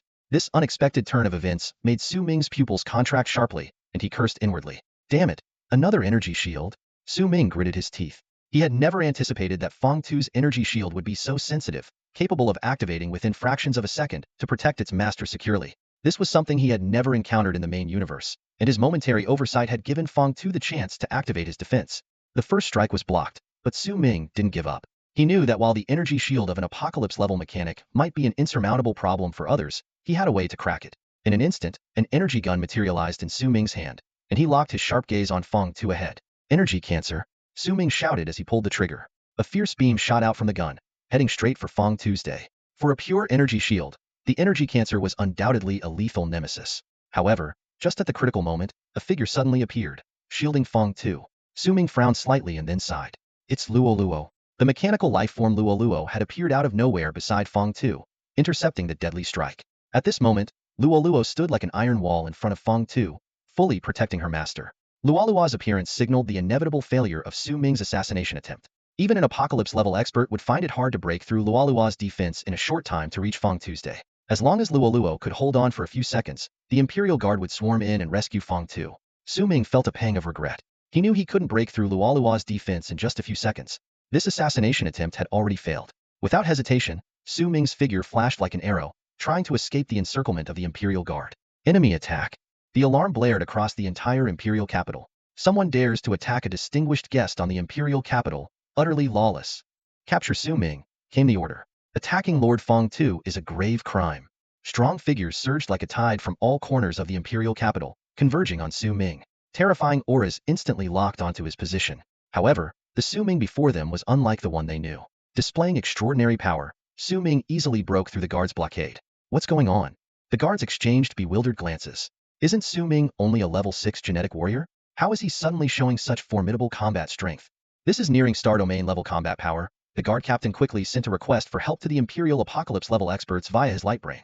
We can't handle this. We need an apocalypse to step in. In an instant, several overwhelmingly powerful auras erupted across the Imperial capital. These were the apocalypse level experts stationed on the capital. If the Empire were not at war with the Void Civilization, even more apocalypse-level experts would have descended, possibly including Su Ming's father himself. Sensing so many powerful auras locking onto him, Su Ming glanced at the time and then, surprisingly, stood still, his expression suddenly relaxed. Su Ming, surrender and give yourself up. An apocalypse-level expert appeared before Su Ming, scrutinizing him with a mix of surprise and solemnity. Clearly, this expert was also puzzled by Su Ming's sudden attempt to assassinate Feng Tu. Seeing the Imperial Apocalypse-level experts surrounding him, Su Ming chuckled, deactivated all his weapons, and reduced his energy fluctuations to the minimum. Don't kill me. I surrender and turn myself in. Su Ming's face showed no sign of dejection. He seemed rather indifferent. The Apocalypse-level experts exchanged glances, and one of them stepped forward, taking out a specialized mechanical device for restraining powerful prisoners, securing Su Ming tightly in the middle. The restraining force of this device was so strong that only a divine apocalypse-level expert could hope to break free. Feeling the terrifying restraining force binding him, Su Ming realized he was now only capable of walking. However, he showed no concern and instead silently calculated the time in his mind. At that moment, a master of the apocalypse level walked up to Su Ming. The master, with a complex expression and furrowed brows, asked, I was a friend of your father. Why did you attack Lord Feng Tu on the Imperial homeworld? This is a blatant provocation to the Empire's dignity. It's a grave crime. Hearing this, Su Ming's lips curled into a faint smile. He slowly replied, his tone carrying a hint of mystery, it's all right. I suppose you'll be coming to arrest me again tomorrow anyway. The master froze, unable to react, as Su Ming began counting down. 5, 4, 3, 2, 1, goodbye. As the countdown ended, everything around them suddenly twisted and distorted. The figures of the master and the guards seemed to melt like candles in the force of time and space. The entire scene began to reassemble, shifting through time and space. Su Ming abruptly opened his eyes and found himself back at the moment he first entered this universe. He looked around and noticed that the restraining devices were gone, and he was no longer in the hall or on the main planet, but in his familiar room. Second young master, are you all right? Butler Darrow's voice came from outside the door, identical to when Su Ming first arrived in this universe. Su Ming quickly responded, I'm fine. I just accidentally knocked over the cabinet, Mr. Darrow. Meanwhile, his mind was racing, analyzing everything that had just occurred. Clearly, his previous assassination attempt had failed, but it was equally clear that Feng Tu from the main universe had also failed to assassinate his past self. Otherwise, Su Ming wouldn't still exist in this universe. This meant Su Ming still had a chance to try again. But he had to act swiftly, as both Feng Tu and he had learned from their failures and had a better understanding of each other's tactics. Su Ming began planning his next move.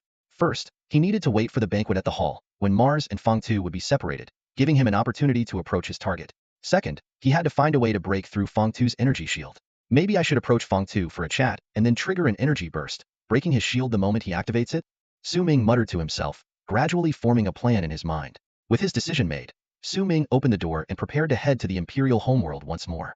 This time, he would make sure not to fail again. Whether it was Su Ming or Feng Tu, both had meticulously planned their assassination attempts. Each had a feeling that this might be the decisive moment where one would emerge victorious. Meanwhile, in an otherworldly dimension detached from reality, two figures emanating a chilling aura were locked in a fierce battle. The flow of time in this dimension was vastly different from that in the other two universes. While only a day had passed for Su Ming and Feng Tu, the two leaders had been battling in the alternate dimension for nearly a month. The leaders were evenly matched and knew each other well, making the fight seem like a struggle against their own reflections. Time flew by.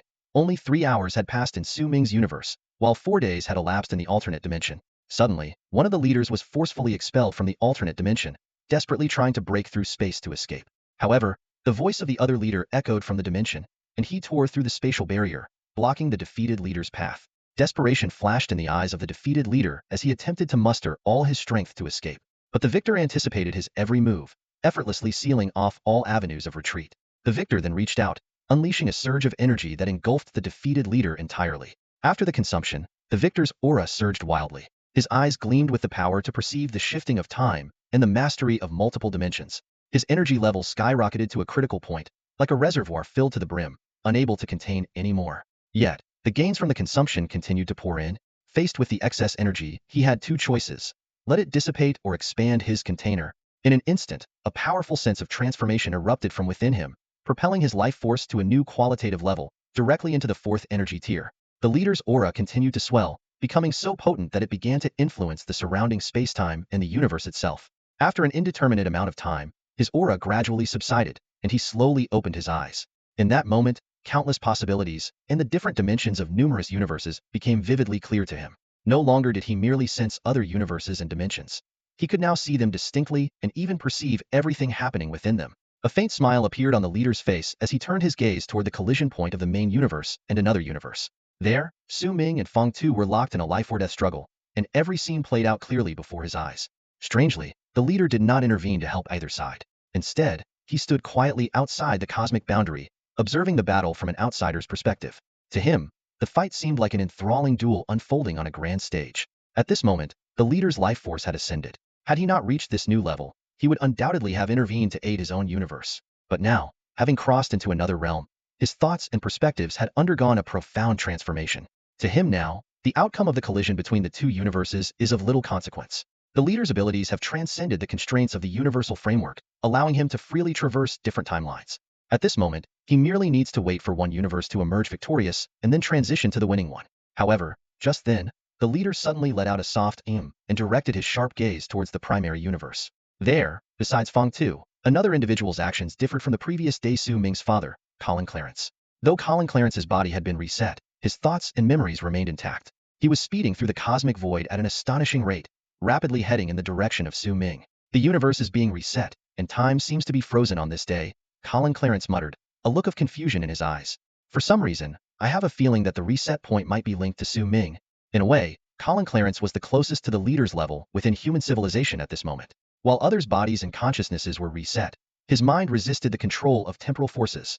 Nonetheless, compared to the leader who had not even had his body controlled by the temporal powers, Colin Clarence still had a long way to go. The leader's body had been unaffected by the temporal forces, whereas Colin Clarence's had undergone a reset.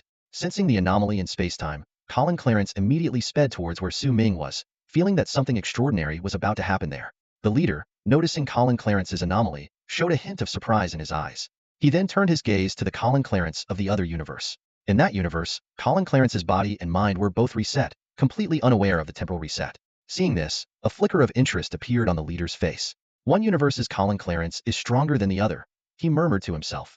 It seems Su Ming might be the key to his strength. It seems the two universes are on the verge of a showdown, the leader murmured, a complex glimmer in their eyes. In one universe, Su Ming fights alone, having escaped the force of the reset. Meanwhile, in another universe, Feng Tu and Colin Clarence have also survived, giving Su Ming a powerful ally. This subtle difference will determine the fate of both universes. In the primary universe, Feng Tu, having learned from his past failures, acts decisively. His mechanical army surges towards Su Ming like a tidal wave, smashing the surrounding mechanical life forms. Just as Su Ming is about to be overwhelmed, a figure darts out like lightning and stands in front of him. It's Colin Clarence. Though Colin can't defeat the vast mechanical army, rescuing one person is a simple task. A look of disbelief flashes in Feng Tu's eyes as he wonders why Colin wasn't reset. This means that with each reset, Colin could appear by Su Ming's side, rendering his assassination plans useless. Meanwhile, in the other universe, Su Ming quietly infiltrates a banquet hall. He carefully avoids Tang Mianmian's gaze, patiently waiting for the right moment. Hours later, the banquet officially begins, and events unfold in a familiar pattern. This time, Su Ming is well prepared. He approaches Feng Tu with a polite smile on his face. Lord Feng Tu, I am the second son of Imperial Apocalypse Colin Clarence, and one of your admirers. May I ask you 2 questions? Feng Tu dismissively replies, if you have questions, ask them at the conference. This is a banquet. He has no interest in engaging with what seems to be an ordinary level 6 genetic warrior. Unperturbed, Su Ming continues, I wish to discuss the potential enhancements of mechanical life forms through cell compression technology. These words, like a spell, immediately capture Feng Tu's attention. He stops in his tracks, a flicker of interest in his eyes.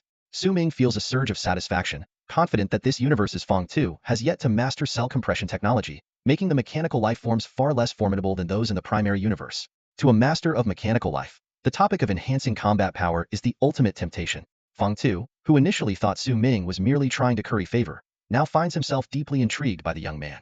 Upon hearing Su Ming's question, Feng Tu suddenly developed a keen interest in the topic. His sharp eyes scanned Su Ming's face, and he was secretly astonished. Despite Su Ming's simple words, they revealed a deep understanding of mechanical life technology, a level of insight that Feng Tu believed surpassed that of 99 of the Empire's nobility. Interesting, Feng Tu thought to himself. This young man has certainly caught my attention. He couldn't help but ask, are you familiar with cell compression technology? Su Ming's lips curved into a confident smile. A bit, he replied. I have also done some research on mechanical life and have experimented with the spark mark. I assume, Lord Feng Tu, that you use the spark mark to control mechanical life, correct? Feng Tu was taken aback by these words, his eyebrows raising slightly. The spark mark was something even Mars barely understood. Yet Su Ming seemed to have a thorough grasp of it. This level of knowledge was truly impressive. You have some interesting insights into mechanical life, Feng Tu said seriously. I would like to hear your thoughts on cell compression technology. How do you believe this technology can enhance mechanical life? Su Ming chuckled softly, his gaze sweeping over the noisy venue. It's too crowded and noisy here to discuss in detail, he said, pointing to a quiet corner. Lord Feng Tu, why don't we move over there? I can show you some of my research findings. Feng Tu agreed without hesitation. As an apocalypse-level mechanic, he had no concerns about a level 6 gene warrior posing any threat to him. Besides, in the cheerful atmosphere of the banquet, being overly cautious would seem out of place. Even the mechanical life form, Lolo, did not sense any danger and remained standing where she was, watching Feng Tu and Su Ming walk away. Lord Feng Tu, this way please. Su Ming executed a perfect imperial noble's bow, guiding Feng Tu toward the corner.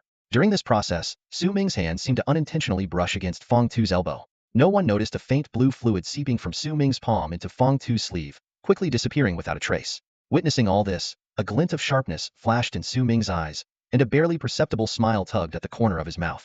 In an instant, Su Ming erupted with an extraordinarily terrifying energy fluctuation. Gray-black entropy streams enveloped his entire body like a tidal wave, and his formidable power burst forth like a volcanic eruption. He shot towards Feng Tu like an arrow released from a bow. Almost simultaneously, an energy shield on Feng Tu was activated, surrounding him with a shimmering silver glow. However, in that moment, a strange blue light emanated from within the shield, instantly transforming the silver energy into a unique blue substance.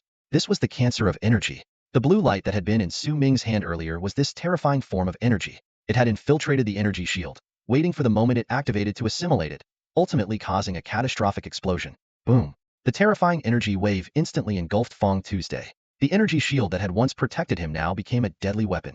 In a critical moment, Feng Tu's expression changed drastically, but he still managed to swiftly deploy a mechanical armor as his last line of defense. Xiaolon. Su Ming, braving the explosion, charged towards Feng Tuesday. Seeing this unexpected trump card, he immediately called out for assistance. Leave it to me, master. Xiaolon responded, transforming into a streak of light that directly infiltrated Feng Tu's mechanical armor program, beginning to shut it down. Under normal circumstances, given Feng Tu's status as a top-tier hacker and information technology expert in the universe, Xiaolon would never have been able to breach his program so easily. But at this moment, Feng Tu was thrown into disarray by Su Ming's sudden attack and the energy shield explosion, providing Xiaolon with an opportunity. In the blink of an eye, the armor rapidly covering Feng Tu's body began to slow down and even start to retract. Realizing this, Feng Tu's face turned pale as he felt his program being invaded by an unknown entity. He tried to regain control, but Su Ming wasn't about to give him the chance. Su Ming swiftly closed the distance between them and, in Feng Tu's eyes filled with despair and helplessness, plunged his hand into Feng Tu's heart. The entropy stream erupted violently, tearing Feng Tu, whose combat strength was only that of a 10th level genetic warrior, into pieces. Feng Tu was dead. No! Luo's eyes turned blood-red as she charged at Su Ming, screaming, "You dare kill my master! You will die!" Her body erupted with terrifying energy fluctuations, preparing to self-destruct and take Su Ming with her. However, what confused Luo was that when Su Ming turned to look at her, his eyes were calm, without a trace of panic. Seeing this, Luo suddenly felt something was wrong. At that moment, Luo's eyes widened in shock, and so did everyone else's around. Because at that instant, every living being in the universe felt time come to a standstill. The universe's end, the arrival of doomsday. Almost everyone's face was filled with a sense of despair and sorrow as they realized that their universe had reached its end. Luo's impending self-destructive energy flow halted. The terrified expressions of the imperial nobles around them froze. The flowing air in the surroundings stilled. In that moment, time in this universe stopped forever. The only one who could move was Su Ming. He stood still, a complex look in his eyes. Then, everything around him began to shrink until it became a singularity that no longer moved or progressed, eternally frozen in time. Meanwhile, in the main universe, Feng Tu's eyes suddenly widened. All the energy within his body seemed to be drained, and he collapsed to the ground, unconscious. The mechanical beings, which were previously controlled by the fire seed marks, suddenly halted and reverted to their original consciousness. They looked at each other in confusion, their eyes filled with bewilderment. In hushed voices, they conversed, trying to make sense of what had just transpired. What happened to us? It felt like we were controlled by another master. The previous actions and thoughts weren't what our master wanted. Number 7 must have been implanted with the fire seed mark suggestion, which led to the betrayal. Now that the other master is gone, our master should return to normal, right? The mechanical beings, still puzzled, continued to stare at each other in confusion. After a moment, Feng Tu slowly opened his eyes and looked around in bewilderment. He softly asked, "What happened to me?" His memory only extended to the moment before he and Su Ming were preparing to sanction the emperor. Then, another Feng Tu had taken over his consciousness, leaving a blank in his recollection. Now, with the other universe frozen, that Feng Tu had disappeared, and his consciousness had finally returned to his own body. This Feng Tu was the one Su Ming knew, the Feng Tu who would help Wan Ting and stand on the same side as Su Ming. Meanwhile, Su Ming was staring at the gradually disintegrating universe in front of him, feeling a mix of emotions. This universe, composed of countless lives, was collapsing before his eyes, causing immense shock and melancholy in his heart. Despite the inevitability of this choice, if he hadn't done this, his own universe would be shattered, witnessing the destruction of a world, left Su Ming with complex feelings he couldn't suppress. However, Su Ming was unaware that this was a once-in-a-lifetime opportunity for him. Witnessing the shattering of a universe, especially one so intricately connected to his own, was an extremely rare experience. Instantly, countless insights flooded into Su Ming's divine consciousness, rapidly enhancing his divinity. The shock, sorrow, and despair brought by the universe's collapse stimulated his divinity, elevating his thoughts and ideas to a whole new level. Su Ming's aura skyrocketed from the initial star domain level to the peak of the star domain level, on the verge of stepping into the apocalypse level. Yet, at this crucial moment, the disintegration of the universe was nearing its end. As Su Ming watched, the universe disintegrated into the boundless void, and his aura's ascent abruptly halted. Su Ming snapped back to reality, a hint of regret and disappointment flashing in his eyes. He had been so close to reaching the apocalypse level, but had fallen short at the last moment. Shaking his head, he consoled himself. Such things are mysterious and relate to the divine level. Perhaps it's destined. But with this insight, I should be able to break through shortly after returning to the main universe. At that moment, Su Ming suddenly froze. He saw the shattered universe coalesce into a red crystal, which swiftly embedded itself into his body. What is this? The heart of the universe emanated a terrifying power that made Su Ming's heart race. His eyes widened in disbelief as he muttered to himself. This crystal was a supreme treasure, formed from the residual energy of a universe that had shattered without undergoing normal decay. Only by personally destroying a universe could one obtain such a rare gem. Overwhelmed with excitement, Su Ming was about to delve into the power contained within the heart of the universe. Suddenly, time and space around him froze. A figure emerged from the depths of the infinite void, slowly making its way towards Su Ming and stopping right in front of him. It's the leader!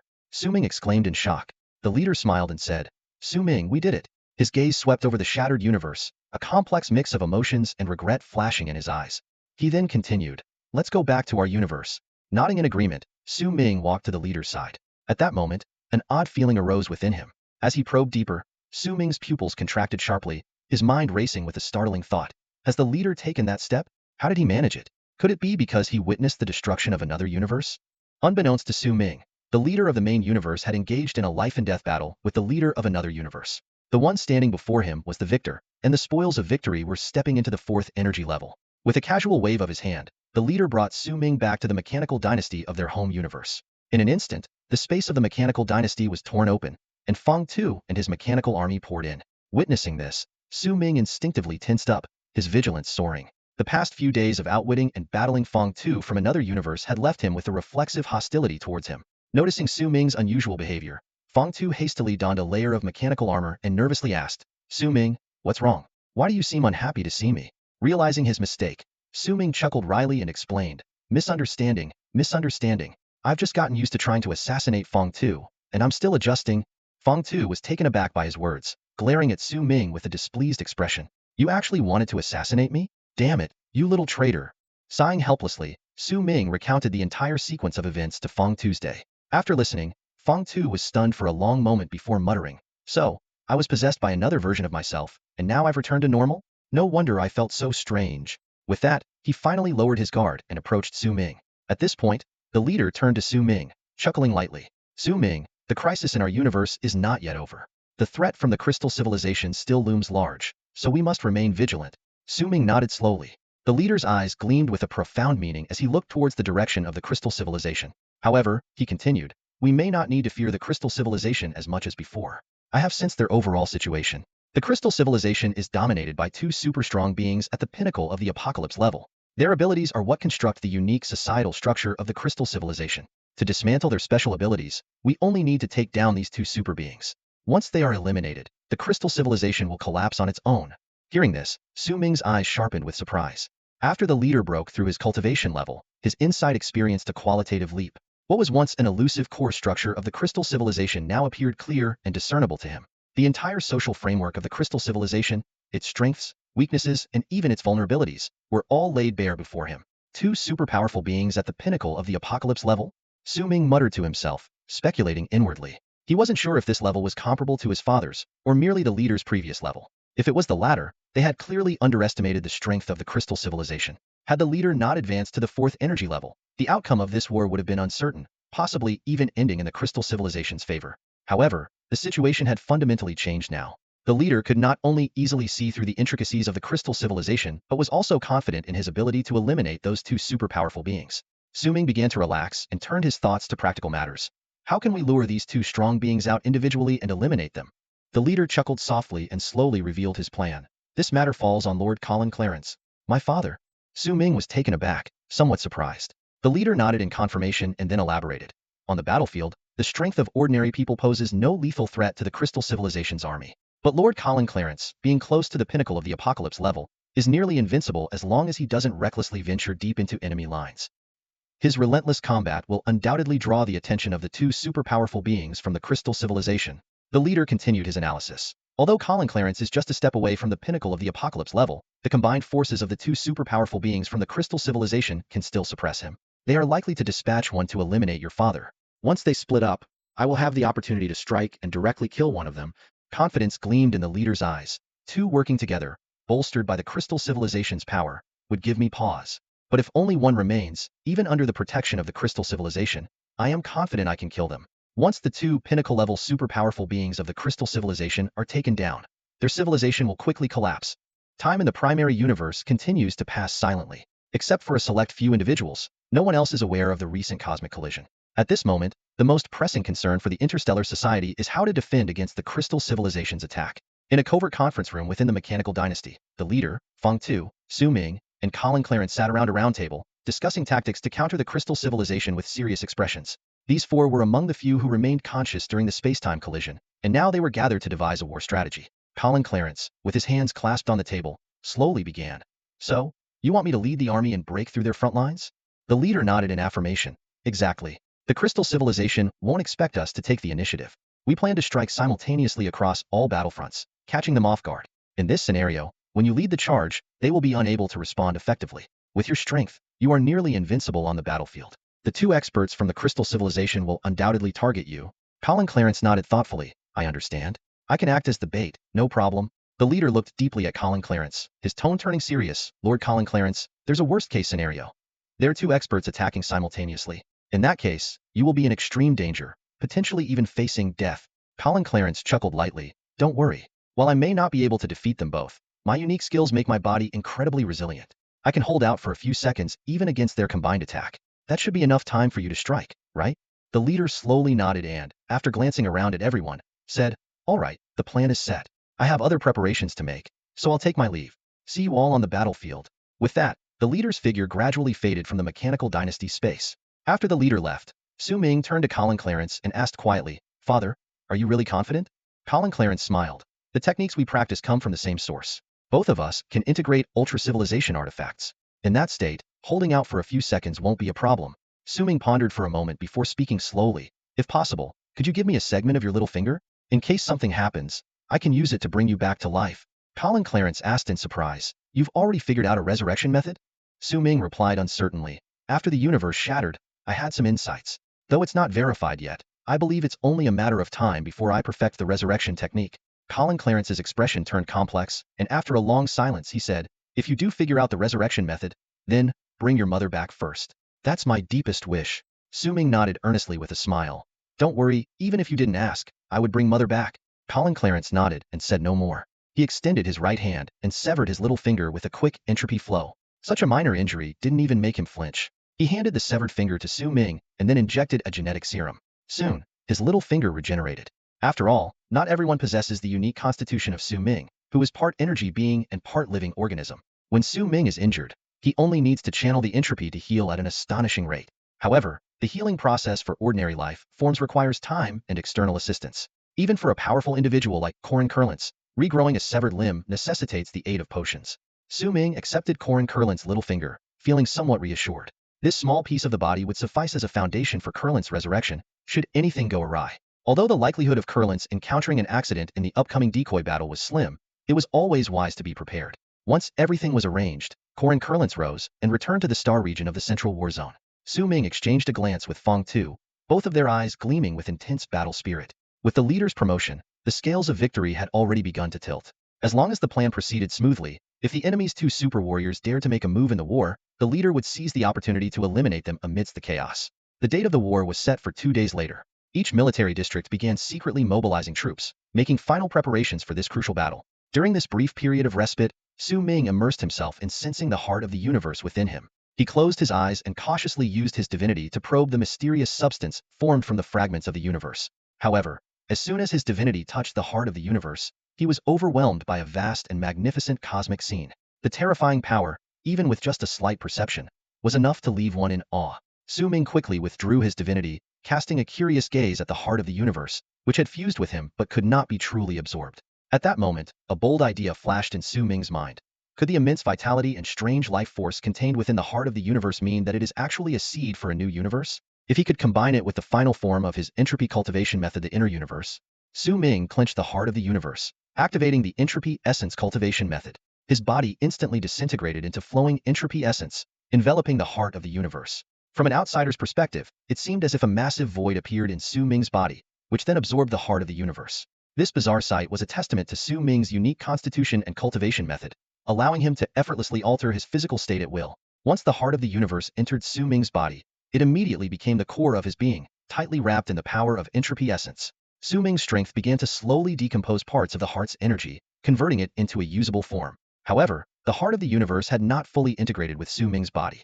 At this moment, he was still unable to completely assimilate and absorb this powerful entity. The heart of the universe was essentially a mass of entropy essence compressed to its limit, sharing the same origin as Su Ming but existing on a level far beyond his comprehension, containing a mysterious and immense vitality. Su Ming knew that as he continued to absorb the heart of the universe's power, there would come a day when it would fully merge with his body, achieving the ultimate goal of the entropy essence cultivation method, the inner universe. At this point, he slowly stood up and clenched his fist, surprised to find that he could now wield part of the heart of the universe's power. As a peak-level star domain cultivator, Su Ming realized he might have now reached the level of an apocalypse-class warrior.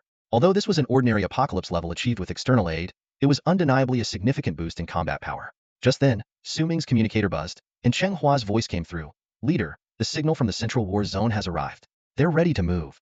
Cheng Hua's tone was heavy. Su Ming's heart tightened, but he calmly responded, "Understood, I'm on my way." After ending the communication, Su Ming stepped out of the room. As he moved forward, a layer of dark gray entropy essence armor covered his entire body. In an instant, he arrived at the front line of the Eastern War Zone. The scene before him was breathtaking. Wantong's soldiers were fully assembled, the entire star domain shimmering with metallic light, and countless silver-white warships densely packed the starry sky like a swarm of ants. Su Ming stood at the forefront, his gaze sharp as he surveyed his army, then turned his attention to the distant war zones. Each zone was filled with a vast array of troops and war machines, ready to launch at a moment's notice. Suddenly, a voice echoed in everyone's mind. "All human civilization forces, advance." Su Ming was momentarily stunned, then recognized the voice of Owen, known as the Divine Apocalypse of the Eastern Alliance. Owen possessed various supernatural powers, and at this moment, he was demonstrating his telepathic ability, a terrifying skill on the battlefield, enabling all to hear the commander's orders simultaneously. With this command, all the troops instantly burst into powerful energy fluctuations, launching an all-out assault on the territory of the Crystal Civilization. This marked the first time human civilization had proactively attacked the Crystal Civilization, heralding the dawn of a new era. In terms of military strength, the Crystal Civilization undoubtedly surpasses human civilization.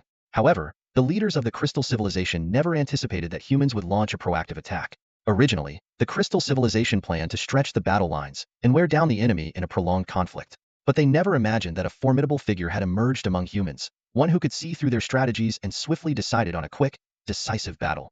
At this moment, guided by the mental cues of Ewan, the soldiers of human civilization were fully prepared and launched a fierce assault in the direction of the Crystal Civilization. Caught off guard by the sudden attack, the Crystal Civilization fell into disarray. It wasn't until the human forces were halfway to their target that the Crystal Civilization began to hurriedly respond. Soldiers formed from crystal blocks hastily gathered to repel the invaders. However, a hastily assembled defense was no match for a well-prepared army. Su Ming focused his attention entirely on the Eastern Front, leaving other battle zones to their respective commanders. For him, this war was also a rare opportunity to collect more crystal fragments and store them in the energy reserves of Wanting, significantly boosting its power. Leading his troops forward, Su Ming faced hastily created crystal warriors. Upon contact, Wanting's forces instantly shattered these newly formed opponents. The 13 armies of Wanting dispersed, led by generals like Cheng Hua, attacking the Crystal Civilization from various directions. Behind Wanting's troops, war machines were pushed to the front lines. Disintegration cannons continuously bombarded the crystal blocks, shattering them into pieces. In no time, the Crystal Civilization suffered heavy losses. This onslaught seemed to enrage the Crystal Civilization. The entire crystal mass began to writhe frantically, shedding large chunks. Some of these fragments lost their vitality and floated in the void, while others quickly transformed into elite warriors of the crystal civilization, attacking Wanting's forces. Su Ming noticed the falling crystal fragments and understood the situation. He deduced that under normal circumstances, the crystal civilization needed time to produce its members, but under extreme conditions, they could sacrifice parts of their body to quickly create warriors. However, this approach was undoubtedly depleting their own resources. If they failed to win this war, the crystal civilization would suffer devastating losses. As the crystal civilization continued to deploy its soldiers, the sky quickly filled with red dots. Although the overall strength of the crystal civilization surpassed that of human civilization, this surprise attack caught them off guard. After suffering initial losses, the crystal civilization's main body sacrificed some fragments and instantly released a large number of soldiers to fend off the attack from the vines. The massive red entity kept sending more soldiers into the battlefield, and the vines began to feel the pressure. However, Su Ming remained unperturbed, as the crystal entities before him had visibly shrunk. Even though this was just a part of the numerous entities of the crystal civilization, the noticeable reduction in size indicated that this round of attacks had inflicted significant damage on them. At that moment, dozens of figures exuding powerful auras emerged from the crystal civilization. These apocalypse-level warriors unleashed terrifying power upon arrival, instantly shattering the surrounding vine soldiers into blood mist that exploded in the void. The crystal civilization's target was clearly Su Ming, who was leading the charge. After several battles, they had identified Su Ming as a key figure in the vine's hierarchy. Killing Su Ming would leave the vine soldiers leaderless, enabling the crystal civilization not only to hold their ground, but also to turn the tide in their favor. To achieve this, the crystal civilization feigned weakness to lure the vines closer, while secretly preparing about 30 apocalypse-level warriors to ambush them. These warriors integrated with the main body, making them difficult to detect. Suddenly, they revealed themselves and launched a frenzied assault on Su Ming. Seeing this, Chang Hua and other commanders' eyes gleamed with determination as they shouted, "Concentrate fire!" The vines had anticipated the crystal civilization's decapitation strategy. Instantly, the area where the 30 apocalypse-level warriors were located was flooded with static energy elements, and numerous weapons locked onto their trajectories. In the moment the apocalypse-level warriors were disrupted, all weapons and vine soldiers' attacks converged on them. The resulting terrifying explosions tore through space, creating fissures. Many soldiers of the crystal civilization were sucked into the void, facing certain death. Wanton soldiers, warships, and weapons relentlessly targeted the center of the explosion. This was an excellent opportunity, as Tianqi warriors were not invincible. Their strength lay in their elusiveness and difficulty to be encircled on the battlefield. But once caught in a concentrated fire, even the mightiest Tianqi could not withstand the overwhelming barrage. As the dust from the explosion began to settle, 27 figures emerged. Originally, there had been 30 Tianqi-level crystal warriors, but now 3 had been obliterated. Among the survivors, 2 were noticeably weakened, clearly severely injured. Despite the life-threatening ordeal, these warriors seemed prepared for this scenario and furiously charged at Su Ming. At this critical moment, Su Ming shouted, "Come!" Instantly, nearly 20 figures appeared in front of him. These were Wantin's humanoid Tianqi-level warriors and mechanical Tianqi, forming a solid defensive line. However, the disparity in numbers remained. Soon, 3 figures broke through the blockade and reached Su Ming. The eyes of these 3 crystal warriors gleamed with wild excitement. It was well known that Su Ming's combat power was only at the stellar level, not even at its peak. In previous battles, just 5 Tianqi-level warriors had nearly killed him with a single strike. Although Su Ming had strong vitality and a tough physique, facing multiple Tianqi-level attackers seemed like a death sentence. Seeing Su Ming in danger, Wanton soldiers immediately prepared to rush to his aid. However, at this moment, the crystal civilization's main entity seemed to realize the critical importance of this decapitation strike. It shattered itself further, splitting into numerous crystal warriors that launched an assault on Wanton's forces. Wanton's soldiers felt immense pressure, and those intending to rescue Su Ming were held back. The 3 Tianqi-level crystal warriors seized this rare chance and launched a lethal attack on Su Ming. Their crystal arms transformed into sharp weapons, gleaming coldly as they aimed for Su Ming's vital points. The surrounding space seemed to warp under the force of their fierce assault, plunging Su Ming into unprecedented peril. 3 elite warriors from the crystal civilization, all of apocalypse level, launched an assault on Su Ming. At this moment, the other experts on the battlefield were engaged in their own fights, leaving no one to assist Su Ming. Seizing the opportunity, the 3 warriors' eyes gleamed with anticipation, convinced that eliminating this young man would leave Wanting leaderless. Powerful energy fluctuations erupted from their bodies as they charged at Su Ming like bolts of lightning. However, just as they closed in, a thick layer of entropic armor suddenly enveloped Su Ming. In a flash, he evaded their lock-on. Instead of retreating, Su Ming advanced with astonishing speed, counterattacking the 3 crystal civilization warriors. This unexpected turn of events left them stunned, unable to believe that the young man, supposedly only at the initial star domain level, could move so swiftly and emit such powerful energy. "How is this possible?" one of the warriors exclaimed. "His speed and aura are clearly at the apocalypse level." The other 2, sensing his energy closely, couldn't help but gasp in shock. They recalled that intelligence reports mentioned Su Ming had only just reached the star domain level a couple of days ago. Now, displaying apocalypse-level combat power seemed utterly unbelievable. What they didn't know was that Su Ming had experienced what felt like an eternity within those few days. He had witnessed the decay of an entire universe and obtained the power of the heart of the universe. Although he wasn't truly at the apocalypse level yet, the fusion with the heart of the universe granted him temporary access to such power. Like a lightning bolt, Su Ming darted forward, closing the distance to the three warriors in an instant. He formed an entropic greatsword in his hand, unleashing a surge of energy as he slashed at one of them. He's too reckless. The three warriors' eyes gleamed with murderous intent. One of them met Su Ming's sword hidden, only to be sent flying dozens of kilometers away by a single strike. The other two seized the moment when Su Ming's energy was depleted to launch a fierce attack on his armor. Boom! The clash of energies sent ripples through the starry sky. Su Ming's energy shield shattered instantly, and his entropic armor was dented. He was knocked back but quickly stabilized himself in the void, his entropic armor regenerating almost immediately. Tree of Life, Su Ming whispered, and a colossal phantom of a divine tree appeared behind him, its canopy stretching across the sky. From the top of the tree, over 200 shadowy figures emerged, each clad in dark armor that entropic clones controlled by Su Ming's brain energy. These clones were powerful but consumed vast amounts of brain energy every moment. Fortunately, Su Ming had absorbed countless crystal fragments during his assault on the crystal civilization, accumulating a significant amount of starlight points in the system, enough to sustain the energy consumption of these clones. The 200 clones, each radiating peak star domain level power, activated simultaneously, surrounding and launching a frenzied attack on one of the apocalypse level warriors. Do you really think a mere 200 peak starfield level warriors can match up to an apocalypse level expert? The apocalypse level master sneered, a glint of disdain flashing in his eyes.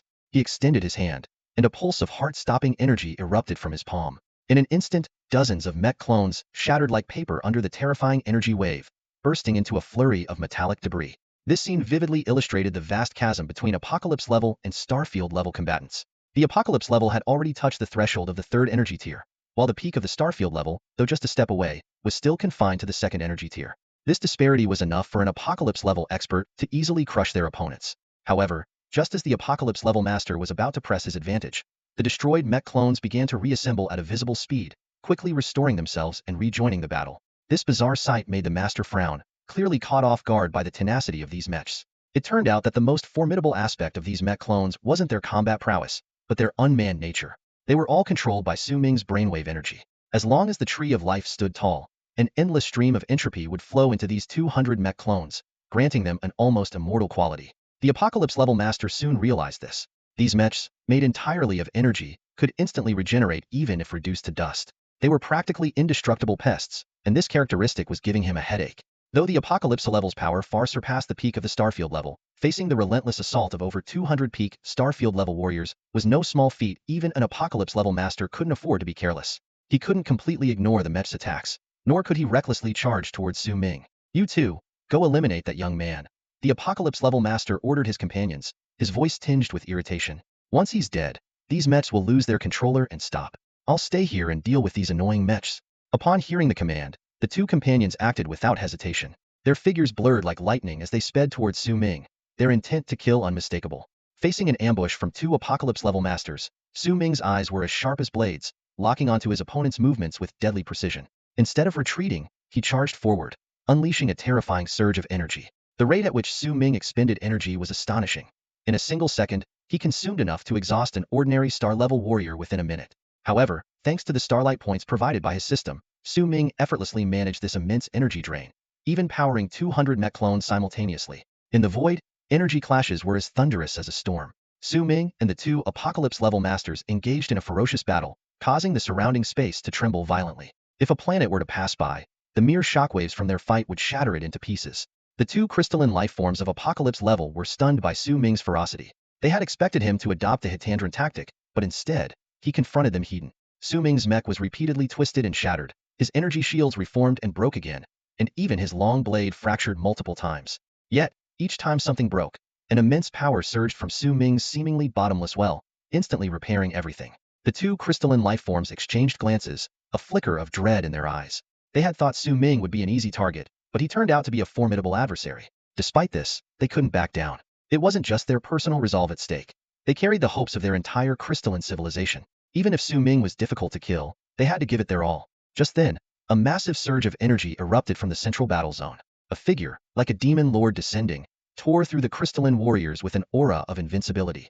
Even apocalypse-level crystalline masters were no match for him, being easily struck down and severely injured. This person moved as if unchallenged, leading human soldiers to pierce deep into enemy lines. This unstoppable war god was none other than Su Ming's father, Kellen Clarence. Cloaked in a black, flowing light, he exuded a terrifying power. He crushed the attacks of several apocalypse-level crystalline masters, turning the tide of the battle in favor of the humans. Masters from the other 4 battle zones sensed the fearsome aura emanating from Kellen Clarence. A familiar human apocalypse-level warrior murmured, "That's Kellen Clarence. He's gotten even stronger, like a wild beast." The appearance of Kellen Clarence was like a bolt of lightning slicing through the gloom of the battlefield. His formidable physique and fierce combat prowess made him an unstoppable war machine, causing the crystalline civilization's troops to scatter wherever he went. The human warriors who didn't know him were left in stunned awe, feeling a mix of shock and elation. "Our human civilization actually has such a terrifying master," a general exclaimed. "This must be the pinnacle of what life in the universe can achieve, right?" Indeed, Kellen Clarence's power surpassed the imagination of most. On the battlefield, any expert who could sense his presence was invigorated. Under his leadership, the human army charged relentlessly, leaving the crystalline civilization seemingly defenseless. "Excellent! This is a blessing for our race," another general shouted. "Brothers, with our invincible warrior leading the way, let's seize this opportunity and charge." In an instant, human generals, their faces brimming with excitement, led their troops in a fierce assault against the crystalline civilization. In contrast, the experts of the crystalline civilization wore grave expressions. They, too, sensed Kellen Clarence's presence and recognized the terrifying power of this human warrior. In the very heart of the crystalline civilization, 2 figures closely monitored the battlefield.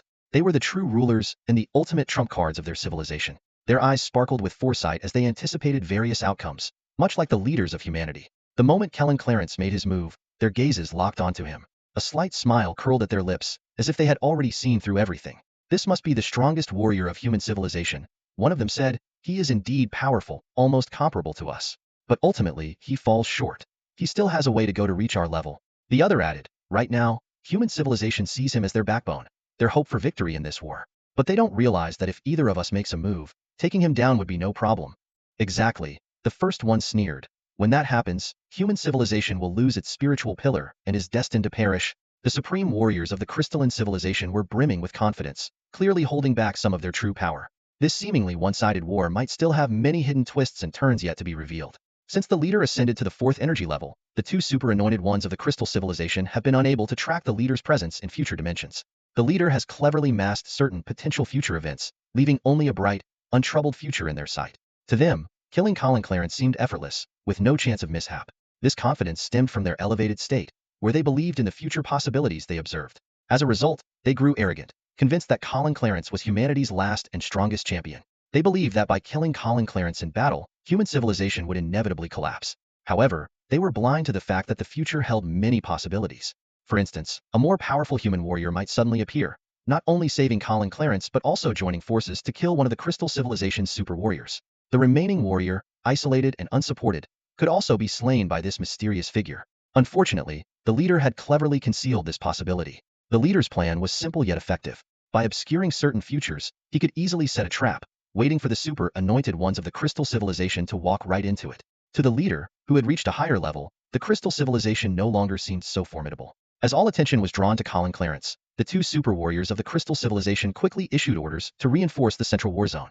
The central war zone was the true core of the crystal civilization. Despite the civilization being fragmented into multiple autonomous sectors during the war, the sector where the 2 super warriors resided was undeniably the core of the core. At this moment, Kellen Clarence was leading his army to attack this central position, the central war zone. Although the crystal civilization was fragmented, it was essentially one entity. Once the core issued commands, all surrounding sectors responded immediately, with some regions withdrawing their troops to support the central war zone.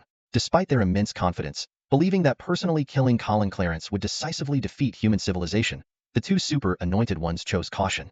They opted to wear down Kellen Clarence with their forces, waiting for the right moment to deliver a fatal blow. For the crystal civilization, the loss of the entire civilization was acceptable, but the death of these 2 super-anointed ones was not. They were the true foundation and core. Thus, they were willing to expend countless lives to protect them. In an instant, warriors from the other 4 war zones of the crystal civilization halted their attacks, preparing to reinforce the central war zone. Even the 3 anointed ones besieging Su Ming received the command, their expressions changing subtly as they glanced at Su Ming. "Retreat. The situation in the central war zone is more urgent," one of the anointed ones murmured. "This human is just an ordinary anointed one. As long as we kill the invincible human anointed one in the central war zone, Victory in this war will be ours. Though the three anointed ones were reluctant to abandon this hard-won opportunity, they made a grave decision. They had reached Su Ming through the self-sacrifice of their comrades. Now, withdrawing at the brink of success seemed to render their comrades' sacrifices in vain. Their hearts were filled with complex emotions, balancing the greater good with the guilt over their fallen comrades. They shook their heads, and suddenly, a powerful energy wave erupted from their bodies. Su Ming was instantly blown away by this force, tumbling through the starry sky. The crystalline life soldiers flickered and prepared to retreat to their base. These crystalline beings possessed a unique military capability. They didn't need to fly back to the central war zone themselves. Instead, they could combine their fragmented crystals with those in the central zone to instantly teleport back. At this moment, the soldiers only needed to return to their crystal fragments and wait to be linked with the central body. Just then, Su Ming sneered and issued a command through the war channel to all the Wanting soldiers. Attack with full force. Prevent the crystalline soldiers from returning to their crystal fragments. The order was relayed through the earpieces of every Wanting soldier. Yes, sir. The Wanting soldiers responded in unison, immediately unleashing their maximum combat power to fiercely attack the crystalline civilization soldiers. One side was desperate to retreat, while the other attacked relentlessly, causing the crystalline soldiers' morale to plummet. Even with injured Wanting soldiers around, the crystalline soldiers ignored them, focusing solely on getting back to their base. The battlefield quickly became one-sided. The crystalline soldiers, eager to retreat, lost their will to fight, while the Wanting soldiers seized the opportunity to launch a ferocious assault. Pieces of crystalline soldiers scattered across the starry sky, but the Wanting soldiers were so engrossed in the battle that they didn't even bother to collect these fragments, which could be claimed as military merits. Kill! The Wanting soldiers roared, swinging their weapons and cutting down the crystalline soldiers like lambs to the slaughter. The exhilaration of this battle was unprecedented, as the crystalline soldiers seemed to be lining up to be slaughtered. This was the downside of extreme information sharing. When the highest command was given, every crystalline soldier on the battlefield had to execute it, treating it as the top priority. This high level of uniformity had now become their shackle. Beat the dog in the water. The shout echoed across the battlefield, and every soldier's face was alight with excitement as they fervently struck down the retreating soldiers of the crystalline civilization. It wasn't just the eastern front where Wanting was stationed. The other three fronts also launched fierce attacks after the crystalline civilization issued the retreat order. The entire battlefield was one-sided, with countless crystalline soldiers shattered into pieces, leaving the starry sky littered with crystal fragments. This loss was catastrophic for the crystalline civilization. What was once a colossal entity spanning over 10 star systems had shrunk by more than a tenth. The entire civilization had effectively evaporated by a tenth, an astonishing degree of reduction. In the eastern front where Wanting was, Su Ming's eyes gleamed. He noticed that the crystalline civilization's top-tier fighters, the apocalypse-level warriors, were also retreating, their figures flickering before vanishing into the cosmic void. Su Ming exchanged a knowing glance with Wanting's apocalypse-level fighters, and they nodded in silent agreement. They quietly allowed 20 of the crystalline civilization's top-tier warriors to return to their base. However, when the remaining 7 apocalypse-level fighters attempted to retreat, they were intercepted by all of Wanting's apocalypse warriors. It was a carefully laid trap. Let the big fish go, catch the medium ones. For the crystalline civilization, the loss of 7 apocalypse-level warriors was significant, requiring at least a millennium to recover. Realizing they had been abandoned, the 7 trapped warriors showed a look of grim determination. They unleashed powerful energy waves and launched a suicidal attack on the human civilization's apocalypse-level warriors. Su Ming calmly issued his order. Kill, don't engage Heaton. Wear them down from a distance. Don't give them a chance to take any of us down.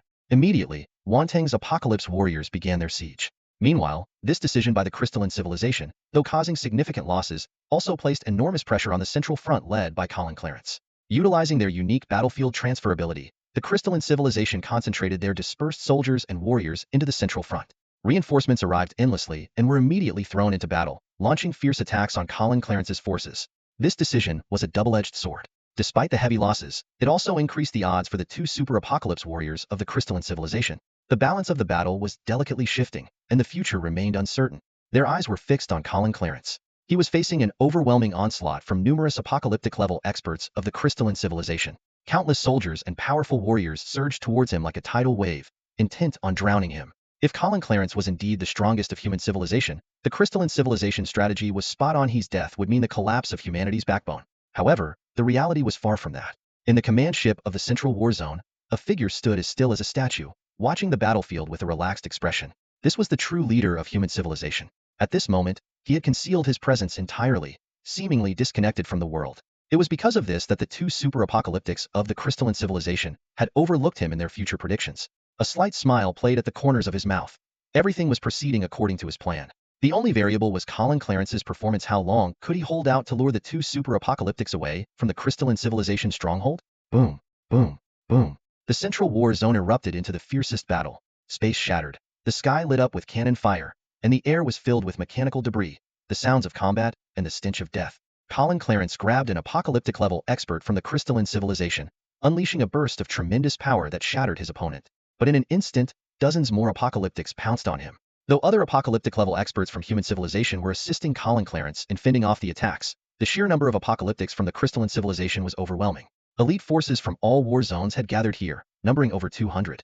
This force was usually enough to sweep away any opposition, but at this moment, it merely managed to suppress the human army. Colin Clarence roared and punched, sending 2 apocalyptics flying. But he was immediately struck by the attacks of 3 more experts, the powerful impact causing him to stagger backward. Excellent. He is not invincible. Concentrate your firepower, and we can kill him.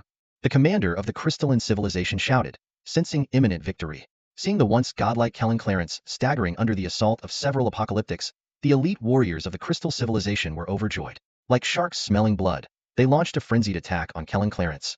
Dozens of apocalyptic elites swarmed around Colin Clarence like buzzing flies. They kept a cautious distance, knowing that getting too close could result in a deadly punch from the enraged Colin Clarence. Using their numerical advantage, these crystal warriors launched continuous attacks from afar, leaving Colin Clarence roaring in fury but unable to retaliate up close. Boom, boom, boom. Terrifying energy blasts rained down on Colin Clarence, sending him flying. Everyone present could sense that his once invincible aura had noticeably diminished, as if he was now powerless to fight back. However, the apocalyptic elites of the crystal civilization began to frown.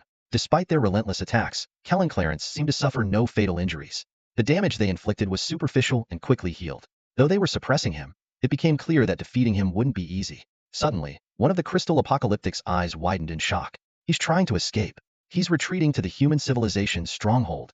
The others turned in surprise to where Colin Clarence was. Indeed, they saw him standing up, enduring their attacks, and preparing to retreat. A wave of urgency washed over the apocalyptic elites. If he escaped, all their efforts and the sacrifices of their comrades would be in vain. We can't let the strongest warrior of human civilization escape. This sentiment became their unanimous resolve. They immediately called for help from the 2 super-apocalyptics stationed at their stronghold. Masters, please assist us. This human warrior is attempting to escape. Now is the best time to kill him. We can't let him get away. The 2 super-apocalyptics exchanged glances upon hearing the plea. Human civilization shouldn't have any more tricks up their sleeve, right? One asked with a frown. The other, eyes flickering with visions of possible futures, seemed to be scanning for unexpected scenarios. However, all possible futures suggested that this man was indeed the strongest human warrior. Killing him would lead to the collapse of human civilization. I see no unexpected outcomes in the futures. It's safe for us to act. This man is the strongest human warrior. Once he's dead, human civilization will fall apart. The 2 super-apocalyptics nodded slowly. One of them spoke. You stay here at the stronghold. I'll go finish him off. The other nodded in agreement. As the foundation of the crystal civilization, they rarely acted together to avoid both being lost in case of an unexpected event, which could destabilize their civilization. However, they were unaware that their leader had anticipated this cautious approach, using it as the key to their downfall. At this moment, one of the super-apocalyptics charged towards Colin Clarence. His eyes gleamed with confidence, having already seen the possible futures and confirming there would be no surprises. If we confirm there's no danger and still don't act, that's not caution, it's madness, he thought, as he confidently attacked Colin Clarence. In the myriad possibilities he foresaw for the future, he could see himself severely injuring Colin Clarence with a single strike, followed by a fatal second blow. This future scene was vividly clear in his mind, almost within reach. Super Apocalypse's figure flickered like a phantom, appearing instantly before Colin Clarence, exuding an overwhelming and suffocating aura. Colin Clarence sensed something amiss and instinctively raised his arm to block. In that split second, Super Apocalypse unleashed an incredibly terrifying force, sending Colin flying with a single blow. Colin, covered in blood, felt his energy plummet, his eyes wide with disbelief as he stumbled backward in a desperate attempt to escape. Super Apocalypse watched this scene unfold, a faint smirk of disdain curling at his lips. The vision of the future matched reality perfectly, further solidifying his confidence in his abilities. He moved swiftly, pursuing the fleeing Colin Clarence at lightning speed. At that critical moment, Colin suddenly turned around, a seemingly insignificant stone appearing in his hand. He quickly merged the stone into his body, and in an instant, golden patterns emerged on his skin. With a furious roar, Colin charged towards Super Apocalypse instead of retreating. This unexpected turn of events was not in Super Apocalypse's foresight. He frowned slightly, a strange feeling fleeting through his mind, but he quickly dismissed it. The appearance of the secret treasure was surprising, but it wasn't enough to change the outcome. Without hesitation, he met Colin's attack head-on. Boom! Their attacks collided midair, generating a terrifying shockwave that obliterated everything around them. Super Apocalypse was forced back by the impact, looking at Colin Clarence in shock. Despite Colin's grievous injuries and his body being a bloody mess, this strike had managed to inflict a minor injury on Super Apocalypse. This meant that with the fusion of the secret treasure, Colin's power had nearly reached the level of Super Apocalypse. This realization didn't make Super Apocalypse retreat. Instead, it intensified his killing intent. A fierce glint flashed in his eyes as he thought to himself, "Next strike, you won't be so lucky. Prepare to die." Boom. The super apocalyptic strike from the crystal civilization sent Clarence flying. However, there was no sign of joy on the powerful attacker's face. He had attacked 5 times in a row, each time gaining the upper hand, yet it was far beyond the original plan of a 2-strike kill. Clarence showed incredible resilience. Despite being repeatedly knocked back, he continued to survive stubbornly. A murderous glint flashed in the super apocalypse's eyes. He sensed that his opponent's energy had diminished by 1/3, a significant gap among experts. "Damn it, just die already." The super apocalypse growled through clenched teeth and launched another fierce assault. Yet Clarence blocked the attacks time and again, leaving the super apocalypse increasingly perplexed. He was convinced the next strike would be fatal, a mindset that drove him to keep pursuing, deep into enemy lines. This relentless pursuit was akin to a gambler's mentality. The super apocalypse fell into the trap of thinking, "Just one more and I'll win," pushing him further in. Suddenly, a comrade's warning rang out. "Something's wrong. This possibility is concealed. Retreat now. We've been tricked." The warning hit him like a cold splash of water, instantly sobering the super apocalypse. A strong sense of impending doom enveloped him, and he prepared to retreat without hesitation. At that moment, a sinister smile curled at the corner of Clarence's lips. He suddenly unleashed a terrifying power, striking at the super apocalypse. It was then that the super apocalypse realized his opponent's energy had hardly diminished, and was still at peak condition. He understood he had fallen into a meticulously crafted trap. After taking the hit, the super apocalypse intended to use the force to escape. However, a ghostly figure appeared behind him. The leader, the supreme commander of human civilization, had finally made a move. A horrifying attack landed on the super apocalypse in an instant. The sudden turn of events left all onlookers utterly shocked. The leader's first strike had an impact far beyond anyone's expectations. The once invincible crystal civilization's super apocalypse, who seemed as mighty as a deity, suddenly shattered. The aura that had once been so overwhelming plummeted, as if it had fallen from the heavens. Though the leader's attack might have been a sneak attack, its power was terrifying. One of the super apocalypses was nearly destroyed. The leader's strength was truly horrifying. The super apocalypse from the crystal civilization felt a chill all over, with fear surging like a tidal wave. From the moment the leader struck, he realized a terrifying truth. This person had reached that level. It wasn't just a sneak attack. Even in a direct confrontation, this sudden master could annihilate him effortlessly. How is this possible? The super apocalypse roared internally. Is there really someone in the universe who has reached that level? His pupils contracted sharply, and then he unleashed his full aura, desperately trying to repair his shattered body. His power surged like a flood, seeking a glimmer of hope in his desperate situation. Seeing this, the leader's lips curled into a slight smile, and he chuckled softly, "Can you really recover?" Before the words had faded, the leader took a step forward, ignoring the opponent's erupting power, and casually extended a finger toward the super apocalypse. In an instant, the body that had been slowly recovering shattered once more. Extreme pain contorted his face, and his aura deflated like a punctured balloon, plummeting rapidly. This seemingly casual strike from the leader directly hit the super apocalypse's core, inflicting irreparable damage. "I can't accept this, I can't." The super apocalypse howled in despair. "How can there be such a powerful master in this universe? How is it possible? If you're so powerful, why is your civilization so ordinary? Shouldn't a master lead their civilization to progress?" At this moment, all his escape routes were blocked by the leader. Given his current injuries and the extent of his power loss, even Clarence might not be able to defeat him, let alone escape from the leader's grasp. The leader chuckled again, a glint flashing in his eyes.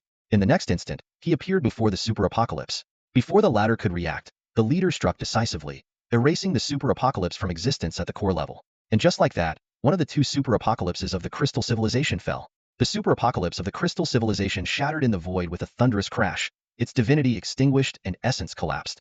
At the moment of this mighty being's demise, another super apocalypse turned pale with shock, attempting to flee in a flash. However, the leader's figure streaked through the air like lightning, heading straight for the heart of the crystal civilization's stronghold. Along the way, countless crystal soldiers tried to block him, but none could even graze his garments. The leader sped with astonishing velocity, determined to eradicate the crystal civilization's 2 pillars. His figure carved a blinding streak through the void, nearly tearing the surrounding space apart. Clarence watched the leader depart, and then turned his attention to the disintegrating corpse of the super apocalypse before him. The body, devoid of divinity, was slowly transforming into pure energy, returning to the universe. In this critical moment, a gleam flashed in Kellen's eyes as he swiftly approached the corpse, releasing a peculiar energy wave to envelop it. Utilizing the unique technology of the vines, Kellen successfully converted the nearly energified body into absorbable crystal fragments. After a brief contemplation, He began to absorb these fragments brimming with immense high-level energy. As the absorption continued, Kellen felt his own power rapidly surging, a strange aura gradually enveloping him. Meanwhile, the leader had already reached the other super apocalypse in a flash, launching a relentless barrage of attacks.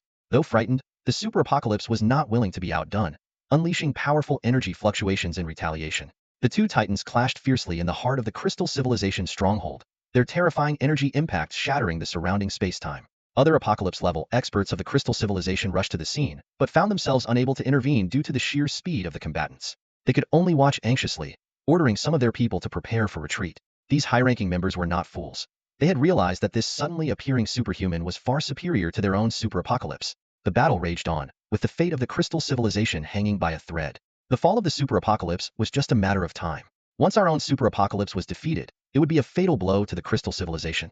At this moment, the apocalypse-level warriors of the crystal civilization, anticipating the worst, made a reluctant choice. The sudden appearance of the leader completely turned the tide. His meticulously crafted strategy succeeded in entrapping two super-apocalypse warriors of the crystal civilization. In an instant, the crystal civilization, which had been in an advantageous position, found itself at a disadvantage, teetering on the brink of defeat. Human civilization had long laid a trap, waiting for the crystal civilization's super-apocalypse to walk right into it.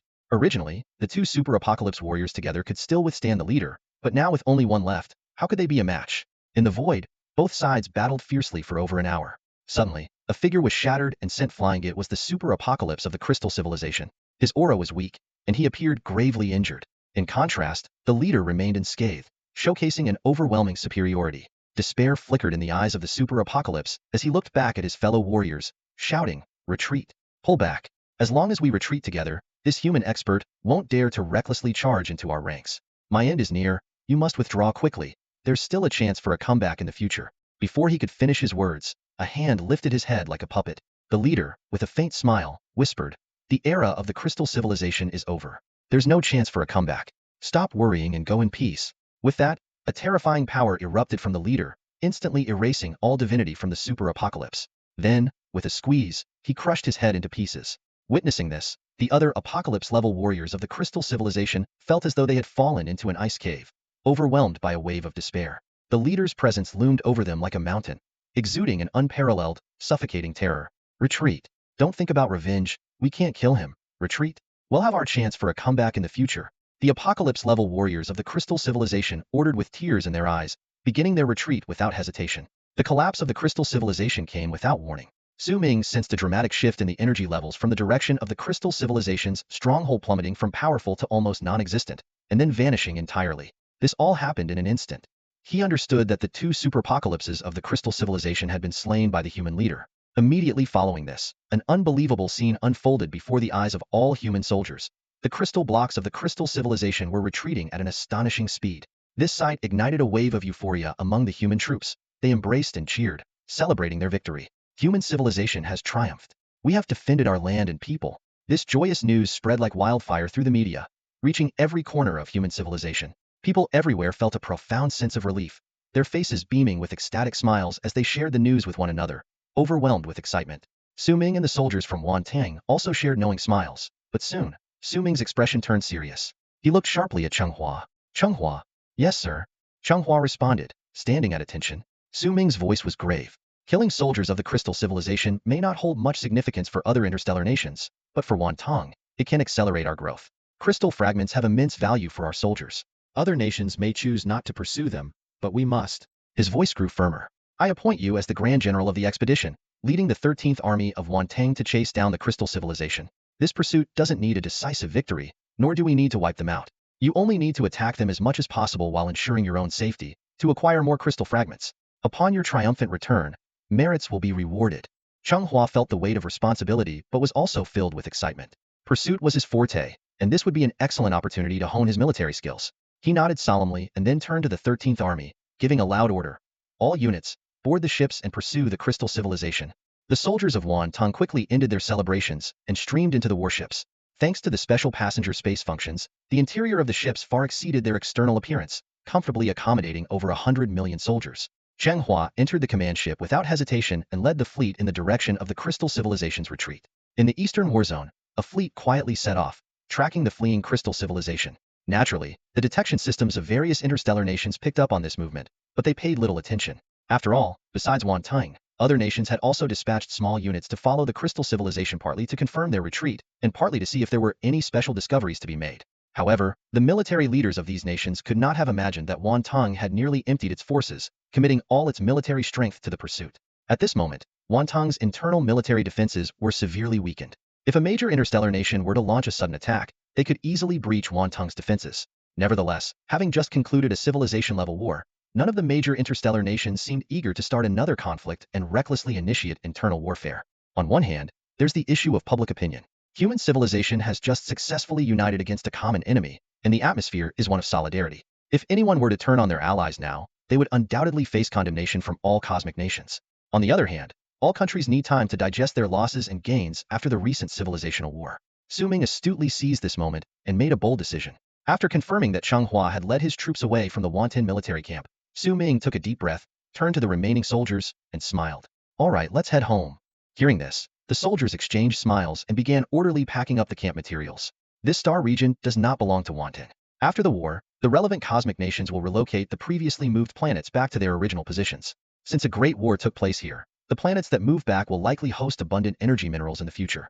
This is because the residual energy from the war, although difficult to collect directly, will be gradually attracted by the planet's gravity, eventually forming special energy minerals. This star region, in a twist of fate, might become the cradle of a powerful new cosmic nation.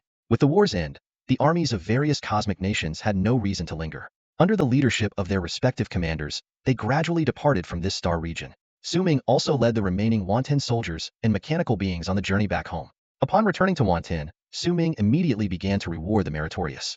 In this war, everyone had made significant contributions and had also acquired a substantial amount of crystal shards. Su Ming gave the soldiers two options: keep the crystal shards without receiving military merits, or turn in the shards for merits, which could be exchanged for various cultivation techniques, mechanical equipment, and genetic serums. Most soldiers chose a middle ground, handing in some shards while keeping others, thus gaining merits while retaining some shards for their own cultivation. Soon, Wantan's warehouses were filled with crystal shards, gleaming with the light of victory. Su Ming surveyed his warehouse with satisfaction, his gaze falling on the towering piles of crystal shards. These shards, acquired from the war against Wantang, were so numerous they could fill the volume of 2 planets. He felt a surge of joy, knowing that these shards would provide Wantang soldiers with immense power boosts, much like the treasured artifacts stored by sects in cultivation novels, which disciples could exchange for merits earned through missions. Su Ming thought with a hint of regret that these shards had lost their ability to devour and assimilate. Otherwise, they could have created even more miracles. But even so, the outcome of this war was undeniable. Wantang had truly risen. Using the entropic cultivation method and energy grading theory, Wantang quickly became the center of civilization during the war. Talents from various fields flocked to contribute their wisdom to Wantang's development. This feast of ascension wouldn't end with the war, as its foundation was built on eternal theories and knowledge. With the threat of the crystal civilization eliminated, nations entered a period of post-war détente. Su Ming seized this opportunity to let Wantang settle down and absorb the technologies and knowledge brought by geniuses from various civilizations. This period not only gave Wantang a chance to catch its breath, but also allowed Su Ming time to digest insights from the collapse of the alien universe and explore the power of the heart of the universe. Su Ming entrusted the management of Wantang to Luoku and the newly joined Wanmu.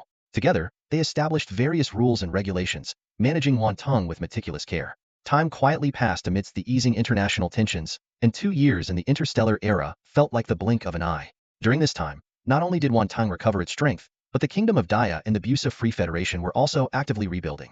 The empire, surprisingly, remained peaceful, and its once dominant leader seemed to have fallen silent. 2 years later, on a certain day, Su Ming pushed open the door of his seclusion chamber and headed straight to a laboratory. Colin Clarence had been waiting for some time, along with Feng Tu and Zhang Sun. After absorbing the crystal shards of the super apocalypse, Colin's power had greatly increased, his eyes subtly reflecting the flow of time and space, filled with complex calculations wherever he looked. He had ascended to a realm where he could perceive various future possibilities, reaching the pinnacle of the 3rd energy level, joining the ranks of the super apocalypse. Su Ming scrutinized his father, whom he hadn't seen in a while, sensing the powerful aura emanating from him, and couldn't help but show a look of surprise. Although his father's progress was rapid, Su Ming estimated that reaching the 4th energy level would still be a long journey. This level required nurturing a miniature universe within oneself, a prolonged process that could take centuries. The 4 of them gathered in the laboratory, the atmosphere tense. Feng Tu swallowed nervously and asked, "Are you really confident about this?" Su Ming nodded in affirmation. After 2 years of enlightenment and study, not only had his combat power increased significantly, but his knowledge and mechanical skills had also made great strides.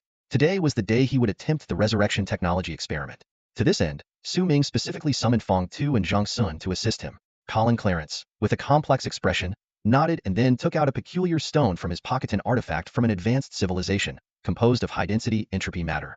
Suddenly, an unusual energy wave emanated from Clarence. He began to use his entropy cultivation technique to communicate with the artifact. Under everyone's watchful eyes, the artifact gradually disintegrated, revealing a slender arm. The arm was preserved in the state it was when severed, with its cells still maintaining vitality. This was Su Ming's mother's arm. Witnessing this scene, both Su Ming and his father, Clarence, displayed a mix of complex and tense emotions on their faces. They exchanged a glance, and Su Ming took a deep breath before turning to Feng Tuesday. Mr. Feng Tu, could you please use your biochemical technology to reconstruct a body based on the tissue from this arm? Feng Tu nodded in agreement and took a small piece of tissue from the arm, then began his work. In the era of interstellar technology, reconstructing an entire body from just a small portion of tissue cells was not difficult. However, the true challenge lay in restoring the divinity and consciousness to achieve genuine resurrection. Feng Tu placed the tissue sample into a reference vessel and activated the complex apparatus. Soon, flesh began to grow, intertwine, and synthesize within the cultivation chamber. Gradually, the outline of a human body began to take shape, with bones, muscles, and flesh forming. At this moment, Clarence's expression suddenly darkened, and a faint sense of danger permeated the laboratory. Noticing this change, Feng Tu cleared his throat and decisively ordered, "Activate privacy mode." With his command, the cultivation chamber instantly turned pitch black, completely concealing the body inside from external view. Clarence visibly relaxed at this sight. Without this protection, Su Ming's mother's body would have been exposed upon restoration, creating an extremely awkward situation for everyone present. Quite considerate, Clarence muttered softly, with a hint of approval in his tone. The crowd held their breath, gathered around the incubator. 10 minutes later, the machine ceased its operation and automatically opened, revealing Su Mu's figure. She was dressed in white, lying peacefully inside, her chest rising and falling slightly, indicating signs of life. Su Ming knew very well that this body was merely a restoration of his mother's physical tissues, devoid of divinity, soul, or brain activity, more empty than even a vegetative state. Yet, seeing his long-lost mother lying before him, combined with his mastery of the technology to revive her, stirred complex emotions within him. He exchanged a glance with his father, Colin Clarence. Both their eyes reflected a mix of emotions. Kellen's lips moved slightly as he asked again, "Are you confident?" The voice of the Ironblood Empire's general betrayed a hint of nervousness. Su Ming smiled and nodded, countering, "You've already seen glimpses of the future. Can you analyze our chances of success?" Kellen took a deep breath and replied with a wry smile, "I can see some things, but it's very unstable. Many details are still unclear." Su Ming nodded in understanding. He knew his father had just stepped into this realm and was still in the early stages of grasping the future, far less adept than the leaders or the two super beings of the crystal civilization. "If I weren't confident, I wouldn't have called you all here," Su Ming said. "Now, I'm about to condense the divinity. This is the crucial step." Upon hearing this, the other three instinctively took a few steps back, watching Su Ming with tense anticipation. Without hesitation, Su Ming summoned the Tree of Life, closed his eyes, and began to communicate with it. He extended his hand, and a human-sized crystal fragment appeared in his palm. He continuously absorbed energy from it, converting it into divine power, while the Tree of Life drew massive amounts of entropy energy from the void, channeling it into Su Ming's body. The energy from the crystal fragment and the entropy energy converged within Su Ming, gradually forming a new, blank divinity through his divine condensation ability. Su Ming's face showed signs of tension. The next step was the most critical, to imprint Su Mu's unique divinity onto the blank slate, allowing this empty form to emit new divine radiance, gathering the scattered divinity and reviving Su Mu's divine essence. Silver-white light burst from Su Ming's eyes, and a vast surge of divine power erupted from within him. In an instant, the world before him transformed, countless dust-like particles appearing. These were fragments of divinity, broken pieces gathered together. Since the birth of the universe, all shattered divinity had converged here, their numbers far exceeding all the grains of sand on the planets of an entire star system. Su Ming's task was to sift through this immense ocean of divine fragments, find all the pieces belonging to Su Mu, piece them together, and infuse them into the blank divinity. Only then could Su Mu's divine essence be fully restored. Su Ming stood before an endless sea of divine fragments, facing an almost insurmountable task, yet his eyes shone with determination. The sight was overwhelming. Countless glittering shards stretched to the horizon like a celestial river, each containing immense and unique power. However, Su Ming was not daunted by this seemingly impossible challenge. His gaze fell upon the still form of his mother, Su Mu, lying before him, and a wave of resolve surged within him. He knew that the key to resurrection lay in the breath of life, and he was intimately familiar with his mother's essence. Closing his eyes, Su Ming began to release his own divine energy. An invisible force flowed out like water, quickly enveloping the surrounding fragments. His consciousness roamed this vast expanse, searching for that familiar essence. Suddenly, Su Ming's brow twitched slightly, and a hint of joy appeared on his lips. He had found it. Amidst the sea of fragments, his mother's essence shone like a guiding light. Without a moment's hesitation, Su Ming carefully began to draw in the divine fragments belonging to his mother. This process required immense patience and focus, akin to unraveling a complex knot. There was no room for haste. To onlookers, Su Ming appeared to be engulfed in a powerful divine radiance, as the surrounding crystal shards and the energy of the life tree were being absorbed at an alarming rate. Colin, Clarence, and the others watched in breathless anticipation, their nerves taut with a mix of anxiety and hope. As time passed, a faint but distinct divine glow began to take shape before Su Ming. This was the nascent form of his mother's divinity, gradually being reconstituted. Su Ming knew that to fully restore her divine essence, he would need to expend energy equivalent to her former level of cultivation. Fortunately, Su Mu had only reached the level of a 10th level genetic warrior in her lifetime, which was not an insurmountable burden for Su Ming now.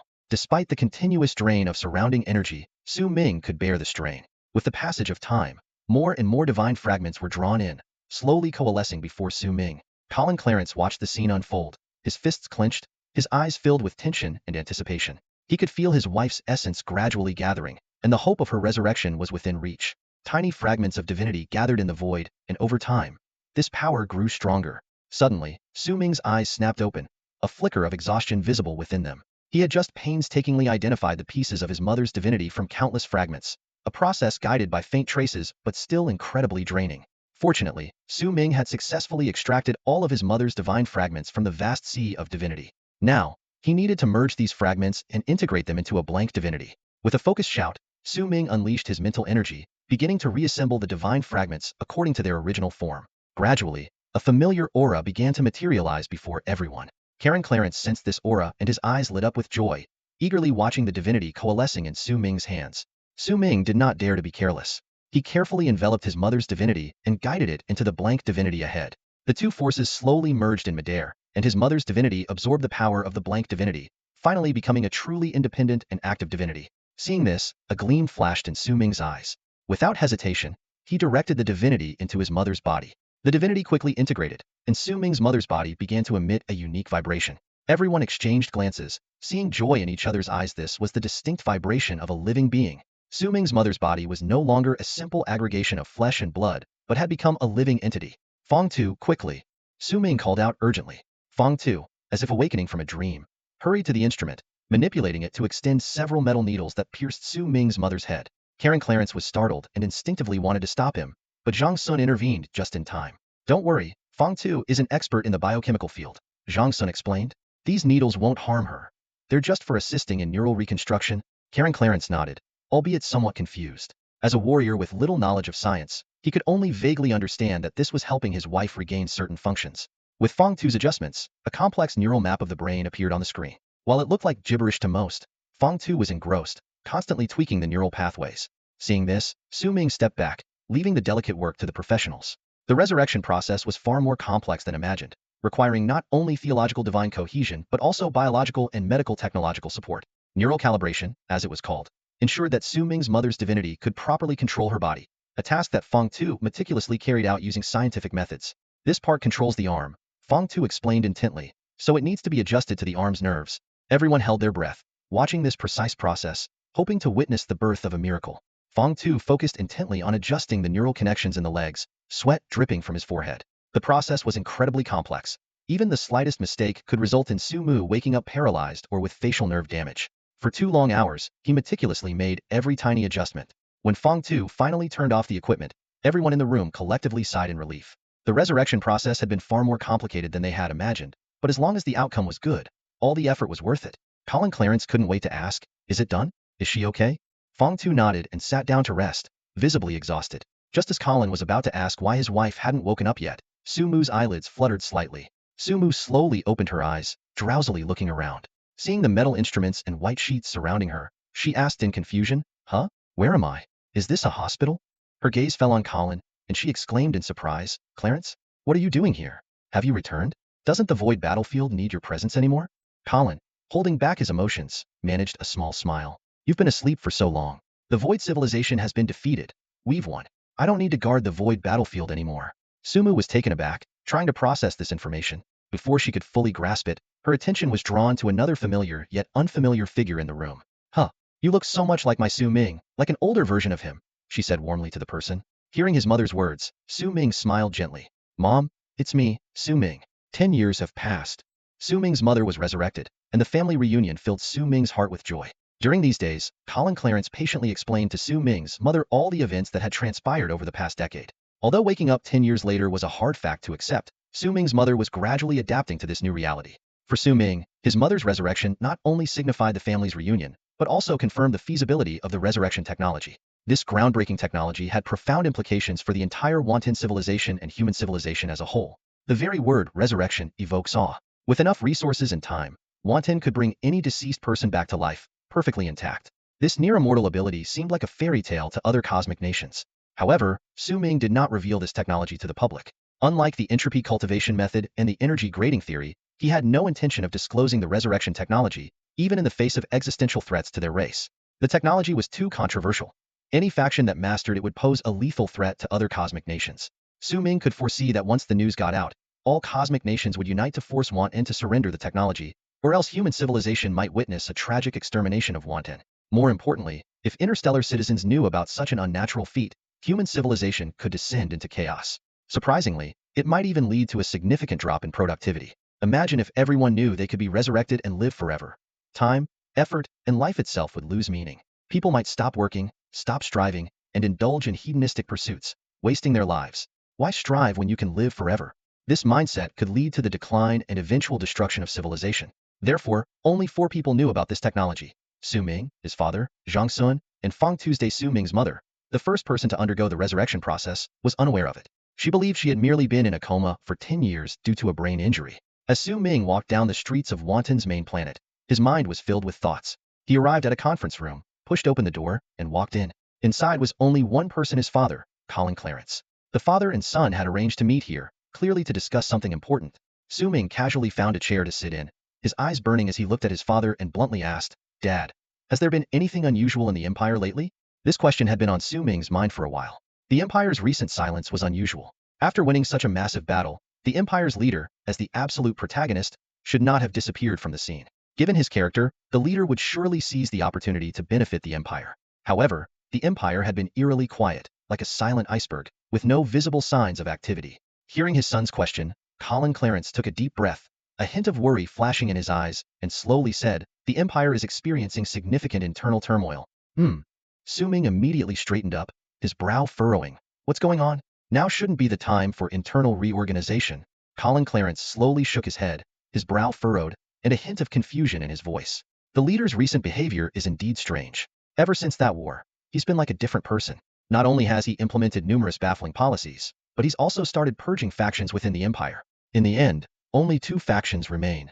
He paused, a peculiar glint in his eye, then continued, "The Apocalypse faction and the Officer faction." Hearing this, Su Ming couldn't help but frown, carefully considering Colin's words. The Apocalypse faction and the Officer faction are undoubtedly the main military forces of the Empire, crucial to its power. However, the other civil factions are equally indispensable.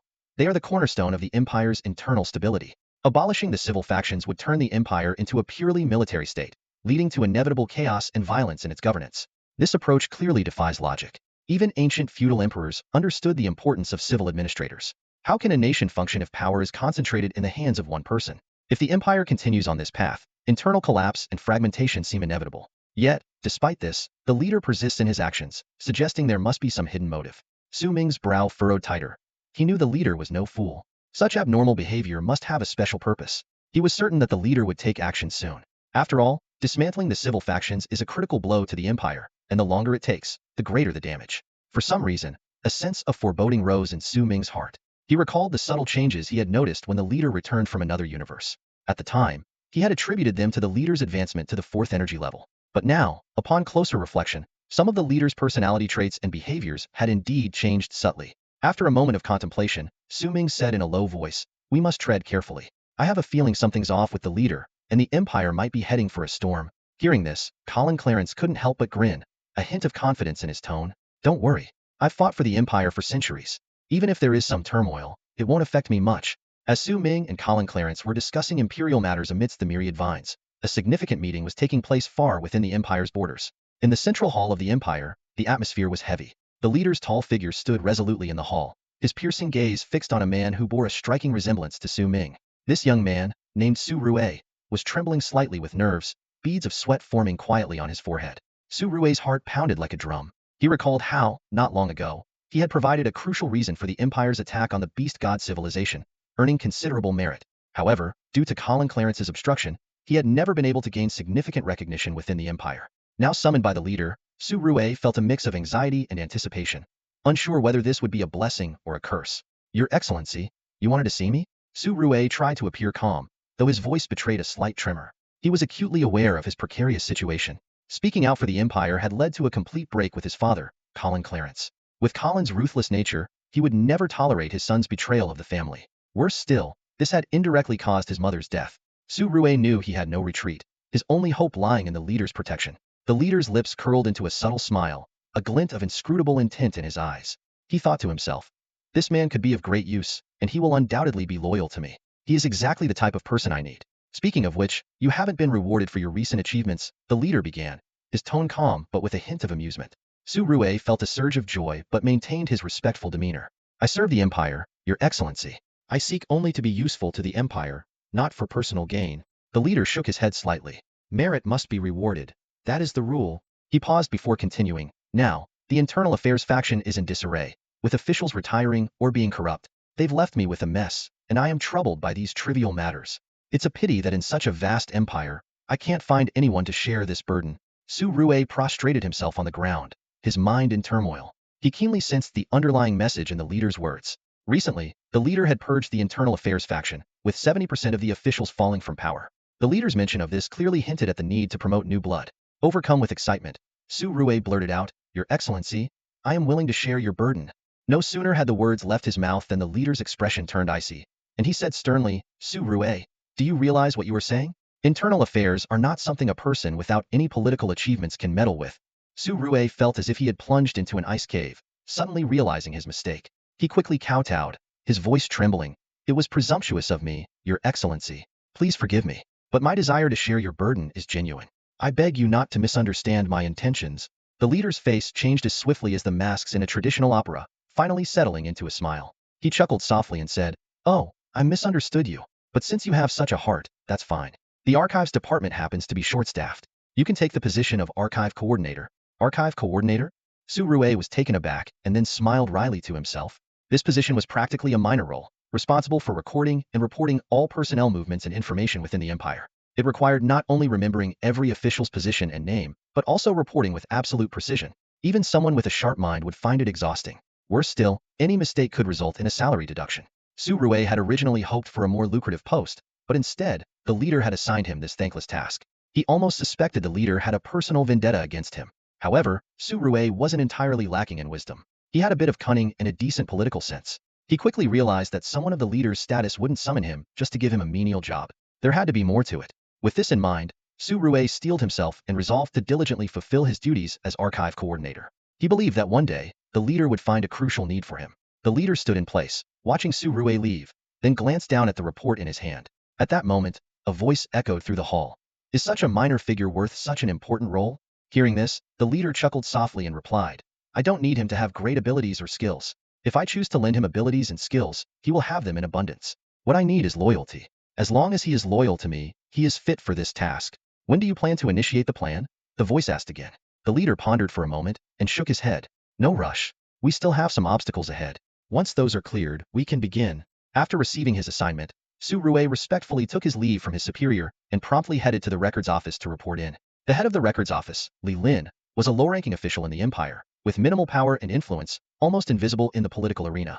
It was precisely because of his insignificance that he managed to escape unscathed during the recent political purges. While many once powerful figures were imprisoned, Li Lin remained securely in his obscure position. The reason was simple. As a minor official, nobody paid attention to him, and no faction bothered to recruit him. His inconspicuousness became his shield, making him one of the few survivors among the Empire's officials. When Su Rue appeared at the office door, Li Lin was taken aback and felt a surge of unease. He recognized the young man Su Rue, the eldest son of the Empire's prominent figure, Tianchi Colonel Clarence, who had been summoned by the leader multiple times. Questions flooded Li Lin's mind. Why would such a distinguished person be assigned to a lowly position in the records office? After all, Su Rue's previous rank was far above Li Lin's current position, something Li Lin could never hope to achieve. This unusual arrangement set off alarm bells in Li Lin's mind.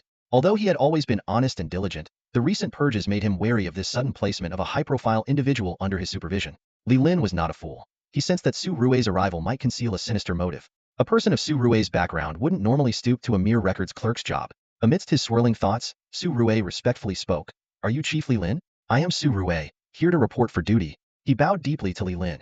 This scene further alarmed Li Lin. He jumped up from his chair, hurriedly avoiding Su Rui's bow, and stammered, "Oh no, Lord Su Rui, this is too much. Your esteemed status, how can I accept your bow?" To Li Lin's surprise, Su Rui's expression remained unchanged, maintaining a respectful demeanor as he calmly said, "Chiefly, I am now just a clerk under your supervision. There's no need for such formalities. Please feel free to instruct me in my duties." These words left Li Lin utterly bewildered.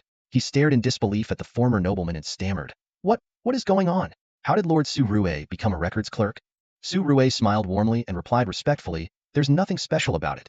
I'm just here to report to the records office. No need to overthink it, Chief. I'll be working under you from now on, so please guide me." Seeing Su Rui's sincere smile, Li Lin swallowed hard, realizing it was best not to probe too deeply. Knowing too much might bring trouble. He cleared his throat, quickly adjusting his mindset, and decided to treat Su Rui like any other newcomer. "Very well, go ahead and get your electronic credentials processed. I'll assign you to the department afterward. From today on, you're a records clerk in the records office," Li Lin said in the most normal tone he could muster. Hearing this, Su Rui responded with a smile. "No problem, Chief." Initially, Li Lin thought Su Rui's presence in the records office was just a formality and that he only needed to play along. However, to his great surprise, Su Rui genuinely devoted himself to his work after joining the records office. He was more proactive and humble than the other clerks, always volunteering for tasks. Regarding his main responsibility of record keeping, Su Rui was meticulous to the extreme. Even the picky Li Lin couldn't find a single fault with the young man who had suddenly joined them. This left Li Lin feeling somewhat dazed. He gazed at Su Rui, who was diligently working, and couldn't help but question his own judgment. If he set aside his previous knowledge of Su Rui's background, the young man before him seemed like a dedicated, humble, and hard-working subordinate. As time went on, Li Lin even began to habitually delegate some tedious tasks to Su Rui. Su Rui would always accept them silently, never complaining, and often exceeding expectations. Whenever this happened, Li Lin would unconsciously start to view Su Rui as a genuinely reliable subordinate. However, when Li Lin returned home each day and reflected on the day's events, he would suddenly snap out of it. He would quickly remind himself not to be deceived by appearances and to stay vigilant. Yet, the more he reminded himself, the more his inner fear grew. Su Rui's performance was flawless. Even someone like Li Lin, who was wary of him, would inadvertently start to see him as a dependable subordinate. This ability to blend in so perfectly was truly unsettling. Li Lin couldn't help but wonder, what exactly is this young man up to? But one thing he was certain of: Su Rui's intentions were inscrutable, so much so that even Li Lin almost got fooled. In reality, Li Lin was overthinking it. At that moment, Su Rui had no grand schemes in mind. He was simply focused on completing each task meticulously and maintaining control over his work. After all, even Su Rui himself was unsure of the true purpose behind his leader's assignment for him. Using a bit of cleverness, Su Rui understood that regardless of any special arrangements the leader might have, his best bet was to diligently complete his tasks. As for any curiosity about uncovering the truth, Su Rui decisively suppressed it. Just as Li Lin played dumb in front of his superiors, Su Rui maintained a cautious and measured demeanor in front of his leader. And so, in this peculiar mutual understanding, Su Rui worked in the archives department for a full 7 months.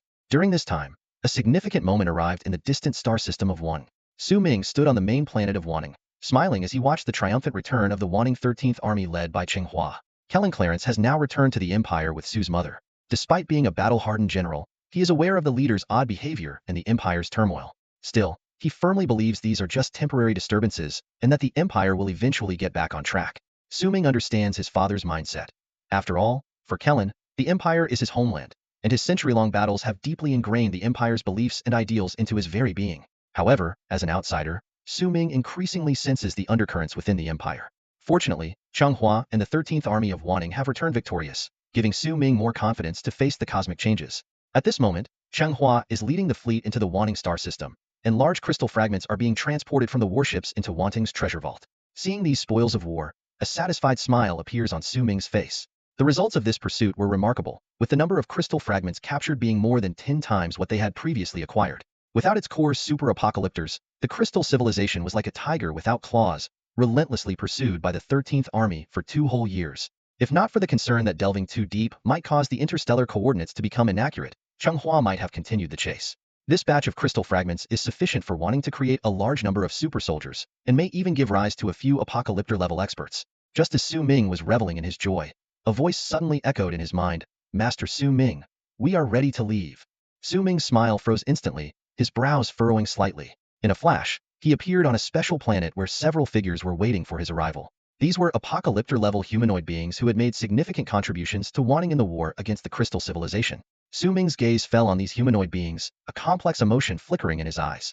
The humanoid race boasted 10 apocalyptic-level experts, an indispensable force for Wanting, which lacked top-tier combat power. However, now they were about to leave. Su Ming's eyes moved past the speaking humanoid being to a small village behind him. There, over 1,000 newly resurrected humanoid beings lived, a result of Su Ming fulfilling his promise. Seeing their people come back to life, it was natural for the humanoid leader to want to leave. Retracting his gaze, Su Ming looked at the humanoid leader named Wang across from him and sincerely said, "I see you all are living quite well here. Why not stay a bit longer and leave later?"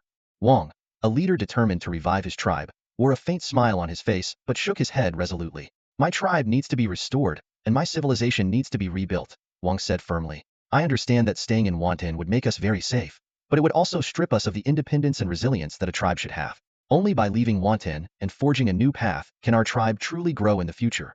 Su Ming listened, a trace of regret flashing in his eyes. To him, the humanoid tribe was not just important, they were considered partners. From the beginning of his rise, he had relied on the energy system knowledge provided by the humanoid civilization. He hadn't expected the tribe to choose this moment to leave Wantan. Despite his reluctance, Su Ming respected Wang's decision. "All right," Su Ming said, forcing a smile. "I'll prepare enough food, energy supplies, and a spaceship for you. Then you can go and find a new home for your tribe." Wang nodded in gratitude, then looked at Su Ming solemnly. "Don't worry. Even if I lead the tribe away from Wantan, we will still be partners. If you ever need anything in the future, just contact me, and I will definitely come to your aid." Su Ming nodded silently. After deciding to leave, Wang and his people showed an eagerness to depart. Just 3 days later, they boarded the spaceship Su Ming had prepared and left Wantan. Standing on the main planet of Wantan, Su Ming watched as Wang and his people's spaceship disappeared beyond the borders of human civilization. He sighed softly, a hint of worry flashing in his eyes. "It seems I need to find a way to cultivate a new generation of top-tier warriors," Su Ming thought to himself. Wantan's elite forces are still insufficient. The departure of the humanoid tribe not only left Su Ming feeling regretful but also served as a wake-up call. Currently, Wantan's top-tier forces consisted only of Su Ming himself and Feng Tu's mechanical army. Although Feng Tu had clearly stated his loyalty to Wantan, Su Ming understood that cultivating Wantan's own top-tier warriors would provide greater stability. However, just as Su Ming was contemplating how to cultivate these new warriors, a major event suddenly occurred within human civilization. The king of the kingdom of Dias was murdered in his own home. This shocking news spread like wildfire, shaking the entire kingdom to its core. Once one of the 5 great galactic nations, the kingdom of Dias had suffered greatly from a devastating war, but its technological prowess and accumulated knowledge still commanded respect. The king's security system was the most advanced in the kingdom, with layers of impenetrable defenses. Yet, within what seemed like an impenetrable fortress, the king was found dead in his own chambers, only discovered the following day. Panic swept across the nation, and the royal family launched a full-scale investigation. However, despite exhaustive searches, no clues about the murderer or the cause of death could be found. Surveillance footage, security equipment, and expert senses all yielded nothing, as if the king had been taken by an invisible ghost. A nation cannot remain leaderless for long. Amidst the chaos, the Kingdom of Dias' parliament held intense discussions and ultimately passed a resolution to elect the king's eldest son, Madal, as the new ruler. Known as Dias II, the new king quickly demonstrated exceptional leadership and political acumen. From the moment he took the throne, Dias II worked tirelessly to quell public unrest and reorganize the state machinery. His decisive actions earned the support of the military, and more than half of the parliament members expressed their full support for the new king. Under his leadership, the kingdom gradually emerged from its shadow, regaining vitality. Observers began to speculate. Could the old king's death have paved the way for the kingdom's rebirth? In just a year, Dias II not only won the hearts of the people, but also revitalized the kingdom, hinting at a return to its former glory. However, just as the people were placing their hopes in the new king, Dias II proposed a startling idea. He drafted an agreement to merge with the empire, claiming that human civilization should unite rather than be divided into multiple galactic nations. The news sent shockwaves through the kingdom. Upon reflection, it became clear that this was not a merger but a plan to annex the kingdom of Dias into the empire, reducing it to a vassal state. Parliament members were jolted awake, realizing that the so-called savior was, in fact, a destroyer. The cause of the old king's death suddenly seemed apparent. Although there was no concrete evidence, the outcome suggested that the empire had secretly eliminated the old king. Dias II's extraordinary abilities were undoubtedly backed by the empire. From the start, he was a pawn planted by the empire, with the sole purpose of winning the people's hearts and controlling the military to eventually hand over the kingdom of Dias to the empire. Realizing the truth, parliament members voiced their opposition and tried to mobilize their forces to stop the decision. But it was too late. After a year of infiltration, the empire's influence had permeated the kingdom of Dias power structures, with many key positions occupied by the empire's agents. The dissenters now realized they were not just facing a puppet king but the vast power of the entire empire. People were astonished to discover that the empire's internal purge was actually a meticulously planned ruse. The officials who were supposedly purged and killed were now sitting safely at the heart of the Daya's kingdom's power, controlling the entire nation as Daya's officials. This strategic maneuver by the empire left everyone dumbfounded. Initially, other nations had taken delight in watching the empire suffer from the internal purge, believing it had been reduced to a hollow shell with no internal strength. However, reality struck them hard. The joke was on them. The sudden turn of events caught all human civilizations in the galaxy off guard. The empire, without a single battle, had silently and swiftly annexed the Daya's kingdom. Now, the Daya's kingdom had vanished from the map of human civilization, replaced by the Daya's autonomous region under the empire. The empire's officials in the Daya's autonomous region had clear roles. Some stayed to consolidate their rule, while others returned to the empire's main planet to resume their previous positions. This back and forth not only restored the empire's internal strength, but also effortlessly brought Daya's under its control. The empire once again revealed its colossal presence, now even more formidable and intimidating than before. These events exerted tremendous pressure on other galactic nations. It was evident that the empire, far from resting after the war with the Crystal Civilization, was displaying unprecedented aggression. At this moment, Su Ming stood on the main planet of Wanning, listening to one shocking piece of news after another. His expression shifted from astonishment to deep concern. The empire's newfound aggression was chilling, and even Su Ming, with all his resources in Wanning, felt a shiver down his spine. It was as if the leader was quietly observing him from a hidden corner, ready to strike at any moment. Su Ming was perplexed. Why had the leader become so assertive and aggressive? Before the war with the Crystal Civilization, the leader had always shown the demeanor of a great nation, full of responsibility and commitment to human civilization, even rescuing Su Ming in times of danger. But after returning from another universe, the leader seemed like a completely different person, leaving Su Ming deeply unsettled. After a moment of contemplation, Su Ming did not hesitate and immediately dialed his father's number.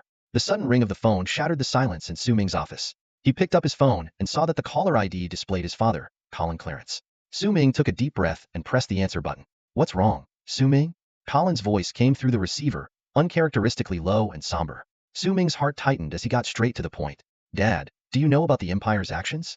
Yes, Colin replied briefly. No, did you know before they acted? Su Ming's voice revealed his urgency. There was a long silence on the other end before Colin slowly spoke. I was not aware. This answer felt like a bucket of cold water poured over Su Ming. He took a sharp breath and managed to squeeze out, all right, I understand. Just as he was about to hang up, Colin suddenly called out, Su Ming, what is it? Another silence followed before Colin finally said, be careful. Got it. Su Ming nodded and ended the call. As he put down the phone, Su Ming's expression grew serious. He had called his father to confirm one thing. Whether the Empire had involved Colin in or informed him about their latest actions. With a negative answer, an unsettling thought surfaced: the Empire had designs on Wan. Su Ming analyzed the situation. The Empire's secrecy towards Colin likely meant that Wanning was also a target in their plans. Considering the father-son relationship, the Empire chose to keep Colin in the dark.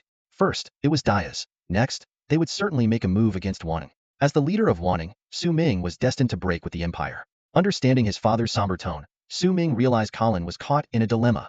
A lifelong loyalty to the Empire versus his own son. Even a hardened general would struggle to choose between duty and family.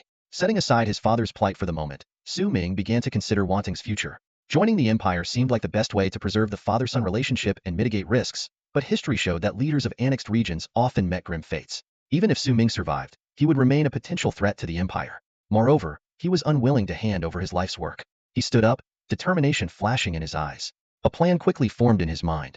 Rock. Su Ming turned to his assistant standing by. I need to go out. Handle Wanting's internal affairs for now. Control the narrative and prevent any domestic chaos. Remember, don't let anyone know I'm not in Wanting, not even Feng Tu and Zhang Sun. With that, Su Ming quickly headed to the helipad and boarded his spacecraft. The incident in the Kingdom of Dayas had heightened his vigilance, and he now had to be cautious even with Feng Tu and Zhang Sun. In the cockpit, Su Ming recalled the three people who had braved the Dark Realm with him: Rock, Li Ran, and Warren. They were the ones he trusted most in all of Wanting. As the spacecraft slowly ascended, Su Ming's gaze turned to the horizon, his mind already set on the next course of action.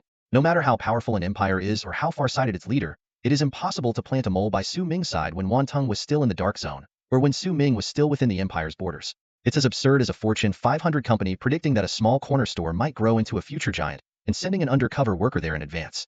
If the empire could actually achieve such foresight, Su Ming would have no choice but to concede defeat. For this reason, Su Ming only informed Locke about his departure from Wantung. As for his destination, a glint of determination flashed in Su Ming's eyes, and a slight smile played on his lips. His destination would likely surprise everyone. It wasn't the Dongming Alliance, the only power currently capable of rivaling the Empire, but rather the Busa Free Federation. Su Ming's spaceship sped through the dark void of space, stars streaking past the windows. He needed a true ally, and after much consideration, he had chosen the Busa Free Federation. Although there were many acquaintances and powerful figures within the Dongming alliance, making it an ideal choice for an ally, it was precisely because of Dongming's vast influence that Su Ming couldn't form an alliance with them. He could almost imagine that if Wan Teng joined forces with Dongming, the Empire's warships would be at their doorstep the next day. The Empire would never allow two behemoths to unite, nor would it give Wan Teng the time to grow. Once Wan Teng developed to a scale and strength comparable to Dongming, the Empire would find it impossible to deal with such an alliance, aside from relying on the personal power of its leader. For a cosmic nation, it is unthinkable to place the fate of the entire country on individual abilities. Su Ming sighed softly and tapped his fingers on the control panel. Although Dongming seemed capable of standing against the Empire, he was not optimistic. Dongming's greatest trump card was its numerous divine revelations, which indeed were the source of its strength. However, in terms of technology and military might, it paled in comparison to the Empire. Now, the Empire's leader had become the strongest being, with the second strongest, Corrin Clarence, also on the Empire's side. Although Corrin wouldn't move against Su Ming, he wouldn't hesitate to act against Dongming. In terms of strong individuals, Dongming had lost its advantage. Once the apparent balance was broken, Dongming could quickly collapse. The spaceship's engines hummed deeply as Su Ming gazed into the endless starry expanse ahead. At this moment, he had no choice but to take a risky gamble, seeking that seemingly impossible possibility. The Busa Free Federation might just be the crucial piece he needed. Su Ming's spaceship darted through the interstellar void at an astonishing speed, heading straight for the territory of the Busa Free Federation. Inside the ship, Su Ming was deep in thought. How could he secure more development time for Wanting? The answer was becoming clear. Forge an alliance between Wanting and Busa. This would create a formidable union that the Empire would find difficult to conquer. If the Empire acted rashly, it would pay a heavy price and might even lose its ongoing struggle with Dongming. However, analyzing from the Empire's perspective, Su Ming realized that if the Empire first defeated Dongming, even if it was significantly weakened, the alliance between Wanting and Busa would not pose a real threat. Once the Empire recovered, it could easily handle the two allies. Su Ming understood that Wanting's only chance lay in leveraging the advancements brought by crystal shards and resurrection technology, and possibly even the power of the supposedly extinct beast god civilization. All of this, of course, required Dongming to buy enough time for Wanting and Busa. Xiao Lan, hack into the Busa Free Federation system. I need to speak directly with their leader, new ally. Su Ming ordered decisively. As you command, master. Xiao Lan's voice echoed in Su Ming's mind. After the divine baptism of the crystal shards and a period of dormancy, Xiao Lan's abilities had vastly improved. Hacking into the Busa Free Federation's intelligence systems was now child's play, and it could even pinpoint New Alai's exact location. Before long, the video connection was established. New Alai's shocked face appeared on the screen, indicating he was in a meeting room in the Busa Free Federation. Clearly, he hadn't expected to receive an automatically connected video call at this moment.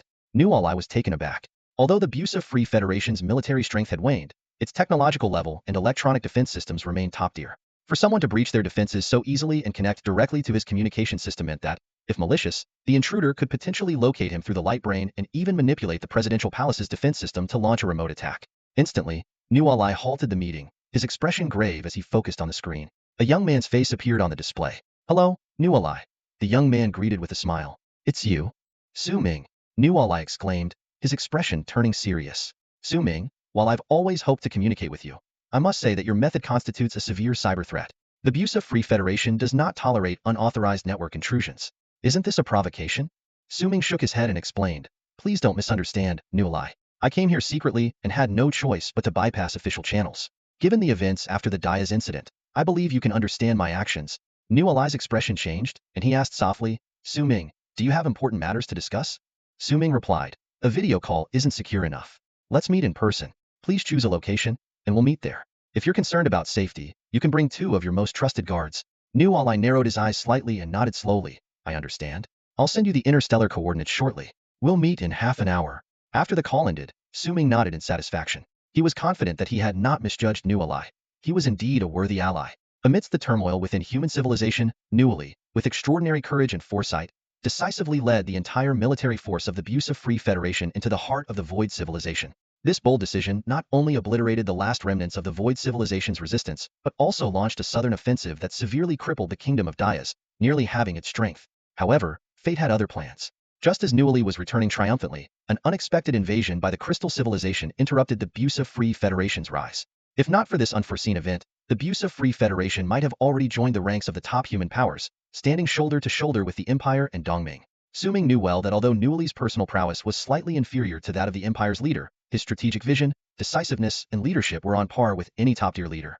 Before the Empire's leader ascended to the 4th energy level, Newly was fully capable of matching him. Even now, with the widening gap in power, Newly remained a valuable ally. Half an hour later, Su Ming's spaceship landed on an inconspicuous planet within the Busa Free Federation. Guided by the staff, he arrived at a meeting room.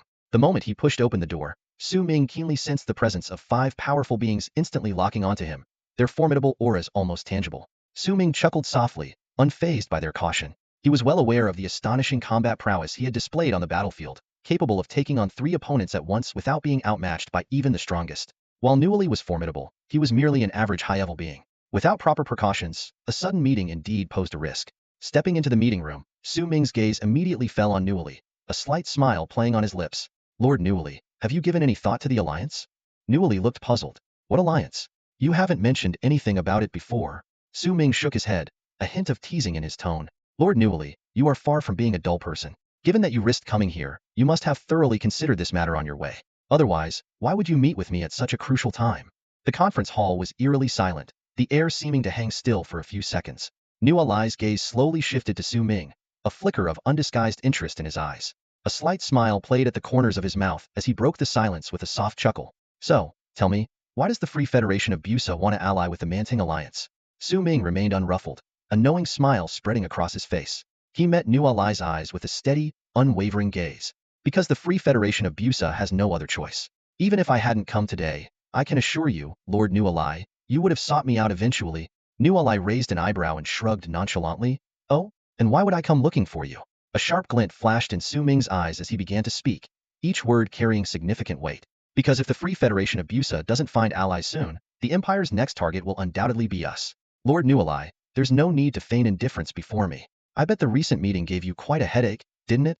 Hearing this, Newalai's expression softened slightly as he sighed, acknowledging, it's not hard to see that. But why choose to ally with Manting? Isn't Dongming a better option? After all, Dongming is the only one capable of standing against the Empire in our current human civilization. Or, why not just ally with the Empire directly? Su Ming shook his head, his expression serious. He spoke candidly, Lord Newalai, you're a smart man. Why play games with me? You should understand the saying, the tallest tree catches the wind. If Busa allies with Dongming, the Empire's warships will likely appear in our star systems the very next day. The Free Federation of Busa only stands a chance of survival in the coming chaos by allying with Manting. As Su Ming spoke, his tone held no trace of exaggeration. He was acutely aware of the Empire's overwhelming power. Reflecting on the Empire's history, from the Void Civilization War to the Beast God Civilization War, the Crystal Civilization conflict, and the Daya's Kingdom incident, the Empire had always emerged victorious or benefited at every major juncture, never making a fatal mistake. The Empire's leader, with astonishing foresight, had guided the Empire down the right path at every turn. Continuous victories had strengthened the Empire, which now controlled nearly 60 of human civilization's territory. Of the remaining 40, Dongming held 23, the Free Federation of Busa 11, and Manting a mere 3, with other small cosmic states accounting for the rest. Remarkably, Manting's territory was a deliberate split from the Empire. Otherwise, the Empire's size would be even more formidable. Faced with such a behemoth, no one dared claim they could defeat the Empire. Even Su Ming's current bid to seek an alliance with Newalai was merely an attempt to ensure survival under the Empire's inevitable assault. After listening to Su Ming's analysis, Newalai fell into deep thought before sighing. Can Manting really hold its own against the Empire's onslaught? Su Ming shook his head candidly. Frankly, Manting alone cannot. But, he paused, his gaze resolute, if the Free Federation of Busa allies with Manting, then we truly stand a chance. Where does this confidence come from? Newalai asked, puzzled. Su Ming glanced around, sensing the presence of Tianqi in the room. He cautiously inquired, can the Tianqi in this room be trusted? Newalai's expression grew serious as he nodded. They can be trusted. If they couldn't, I wouldn't have brought them here. With this confirmation, Su Ming produced a special medallion from his pocket and handed it to Newalai. Lowering his voice he said, Atalo is currently in Manting. He asked me to convey his greetings to you, Lord Newalai. Newalai's pupils contracted sharply as he stared in disbelief at the medallion in Su Ming's hand. It was the Beast God medallion, a unique token only possessed by the highest council of the Beast God civilization. And Atalo was the leader of the Beast God civilization before its downfall. By presenting this evidence, Su Ming's intentions were unmistakably clear. He said meaningfully, this is an alliance of 3 cosmic states, not just 2, Lord Newalai. Hearing this, Newalai took a deep breath, his eyes reflecting deep contemplation. After a moment, a wry smile appeared on Newalai's face. He sighed softly and said, with this, Dongming is doomed. Hearing this, Su Ming couldn't help but laugh out loud. He stood up from his seat, his eyes gleaming as he looked at Newalai. It's the Empire that will crush Dongming, not us. Mr. Newalai, I'm glad you made the right choice. I'll arrange for Wanton's staff to coordinate with you shortly. For now, I must take my leave. New Alai's words hinted at an alliance, signifying that Dongming would be the next target of the empire. Their conversation seemed to seal Dongming's fate, causing a pang of regret in New Alai's heart. However, in the ruthless realm of interstellar politics, only the ruthless survive. The old saying, better them than me, felt particularly apt at this moment. The alliance between Busa and Wantan would grant both nations precious time to develop, while Dongming would have to bear the brunt of the empire's attack, draining its resources. Having confirmed the cooperation with the Busa Free Federation, Su Ming immediately returned to Wantan and summoned Locke, instructing him to negotiate the details of the alliance with Busa's officials. Faced with a life-and-death threat, both sides acted with swift decisiveness. Just 3 days later, Wantan and the Busa Free Federation jointly issued an alliance statement, designating each other as military partners and pledging to share their best technologies. On the surface, this declaration was a message to all of humanity, but in reality, it was a warning to the Empire. The united front of these two cosmic nations was essentially telling the Empire, we have allied, so think twice before you act. If you insist on attacking, expect significant costs. Why not deal with the more troublesome Dongming first? Our united but weaker nations pose little threat to you. This seemingly humble statement was actually a strategic move by Wantan and Busa to buy themselves some breathing room. However, Su Ming and Nu Alai could never have imagined that when the leader of the Empire received this news, a meaningful smile curled at the corners of his mouth. Shadow, the leader said slowly, everything is proceeding according to our plan. The incident in the Kingdom of Dias has indeed put immense pressure on Wantan and Busa, forcing them to band together and isolate Dongming. Their decision, though seemingly wise, has paved the way perfectly for our plan. As he spoke, the leader gently set down a stack of documents. On the topmost file, several bold characters stood out. Apocalypse Elimination Plan. Su Rue stood in the office of the archival department, cradling a stack of files in his hands, his eyes meticulously scanning the pages. His fingers gently brushed over each name, his lips moving slightly as if silently committing them to memory. The room was so quiet that the only sound was the rustling of paper. Not far away, the department head, Li Lin, leaned against the doorframe, silently observing Su Rue's back. The young man's dedication to his work made Li Lin nod in approval. Since Su Rue joined the archival department, he had completed every task with near-perfect accuracy, a rarity in the often error-prone world of archiving. A faint smile tugged at the corners of Li Lin's mouth. He thought to himself how rare it was to find such a talented and diligent young man. Just as Li Lin was lost in his admiration, Su Rue finished his work and turned to face him, a polite smile on his face. Director Li, Su Rue began, his voice carrying a barely noticeable hint of cheerfulness. Today is my last day working in the archival department. Thank you very much for your guidance during this time. I came specifically to say goodbye. Li Lin was taken aback, his brows furrowing instinctively. Where are you going? Are you planning to resign? He asked, already wondering if there was an issue with the salary or if he had done something wrong. Su Rue chuckled lightly, a confident look appearing on his face. Why would I resign? He explained. I've just been reassigned. I'll be reporting to my new position tomorrow. Li Lin's expression shifted from confusion to surprise, and then to displeasure. How is that possible? He frowned. As your direct supervisor, how could I not have received any notice? The Empire clearly stipulates that any reassignment must be approved by the supervisor. Who would dare to transfer you without following the rules? The corners of Su Rue's mouth lifted slightly, a fleeting, unreadable glint in his eyes. He spoke slowly, with a hint of subtle pride in his tone. Director Li, this reassignment was personally appointed by His Excellency. Do you think His Excellency needs to trouble himself to inform you personally? Li Lin's eyes widened, his mouth falling open in shock, rendering him momentarily speechless. It dawned on him that he had gravely underestimated the young man standing before him. Collecting himself, Li Lin quickly put on a fawning smile. Oh, how could I dare trouble His Excellency? Su Rue, no, Lord Su, in the future, if you rise in power, please look after me. Su Rue cast a dispassionate glance at Li Lin, neither agreeing nor denying. He then strode out of the archival department without another word. Watching Su Rue's departing figure, Li Lin finally understood. He realized that this young man had carried a strong sense of superiority and ambition all along. The humility, diligence, and responsibility he had displayed were merely a facade to achieve a certain goal. Li Lin exhaled deeply and slowly sat back in his chair, a cold sweat breaking out on his back.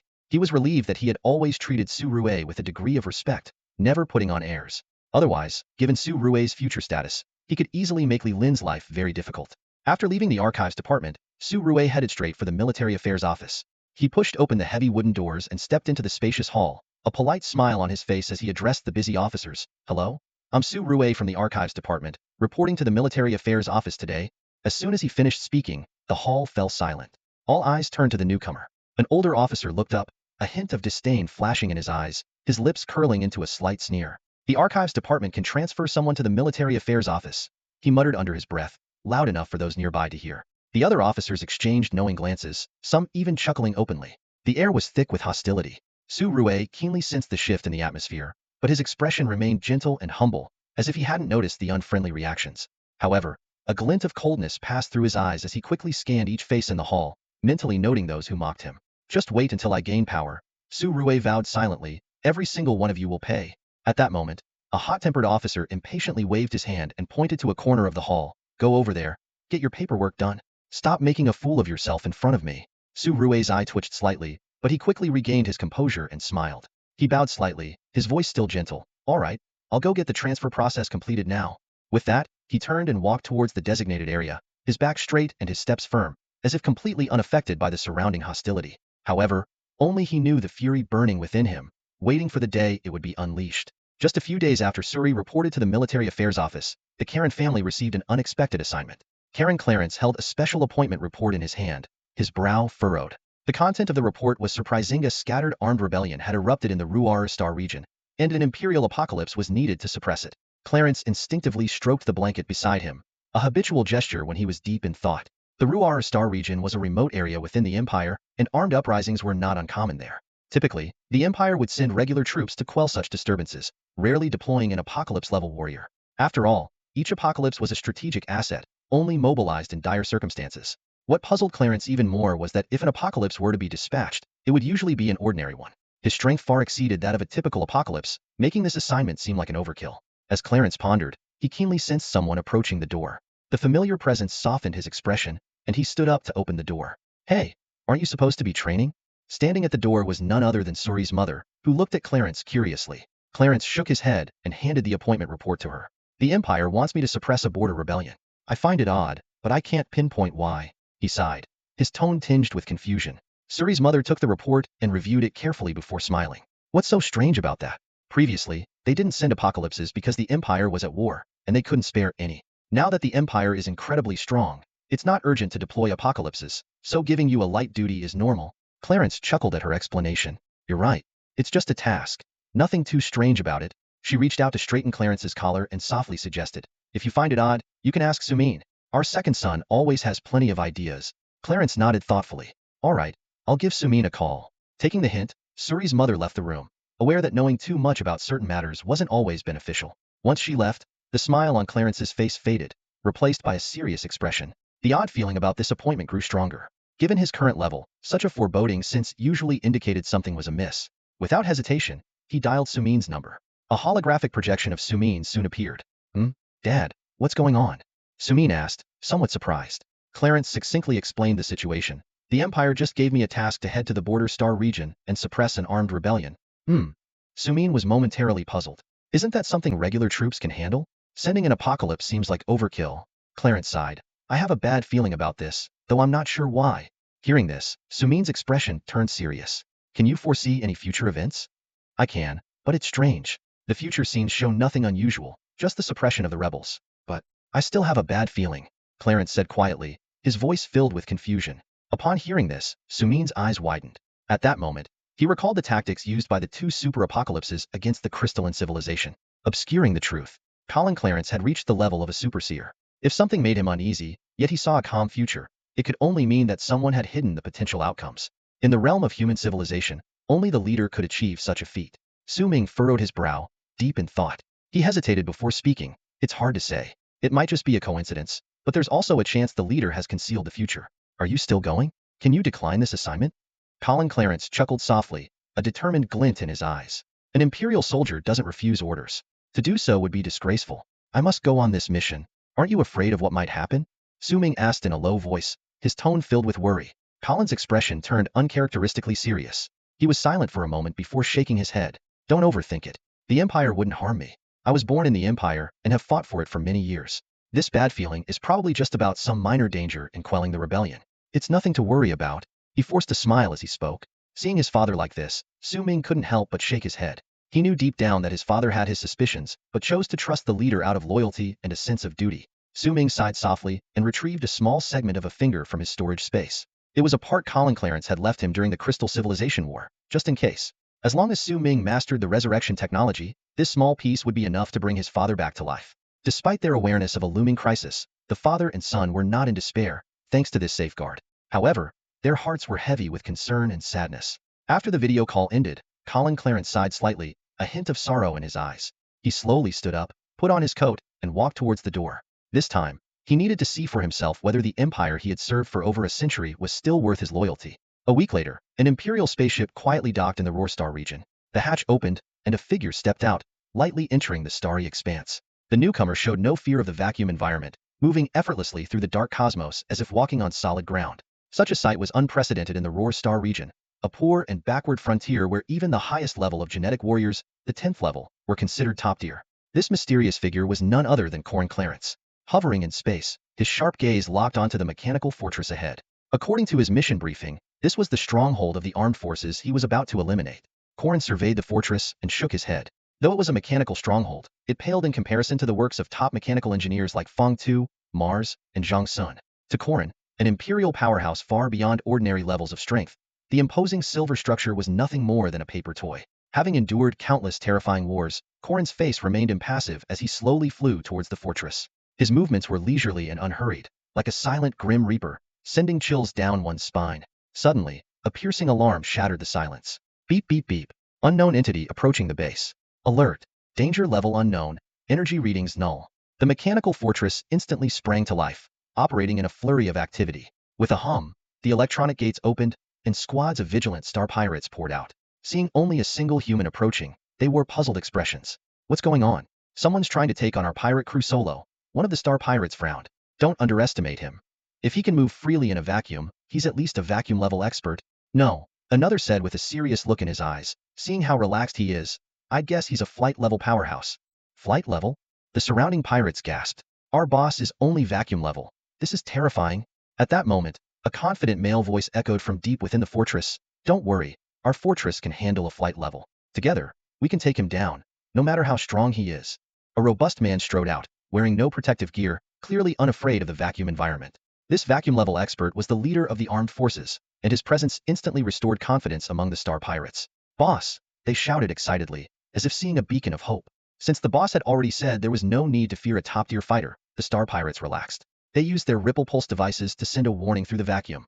To the person ahead, stop moving forward, or we will consider you an enemy. Star pirates rarely reasoned calmly unless they encountered a formidable opponent. At this moment, they believed they had shown enough goodwill, hoping the other party would wisely retreat. However, to their bewilderment, the man seemed to ignore their warning and continued to fly forward slowly. Seeing this person disregard the warning and continue to approach the mechanical fortress, the star pirates' expressions turned cold. They raised their guns, aiming them at the approaching man.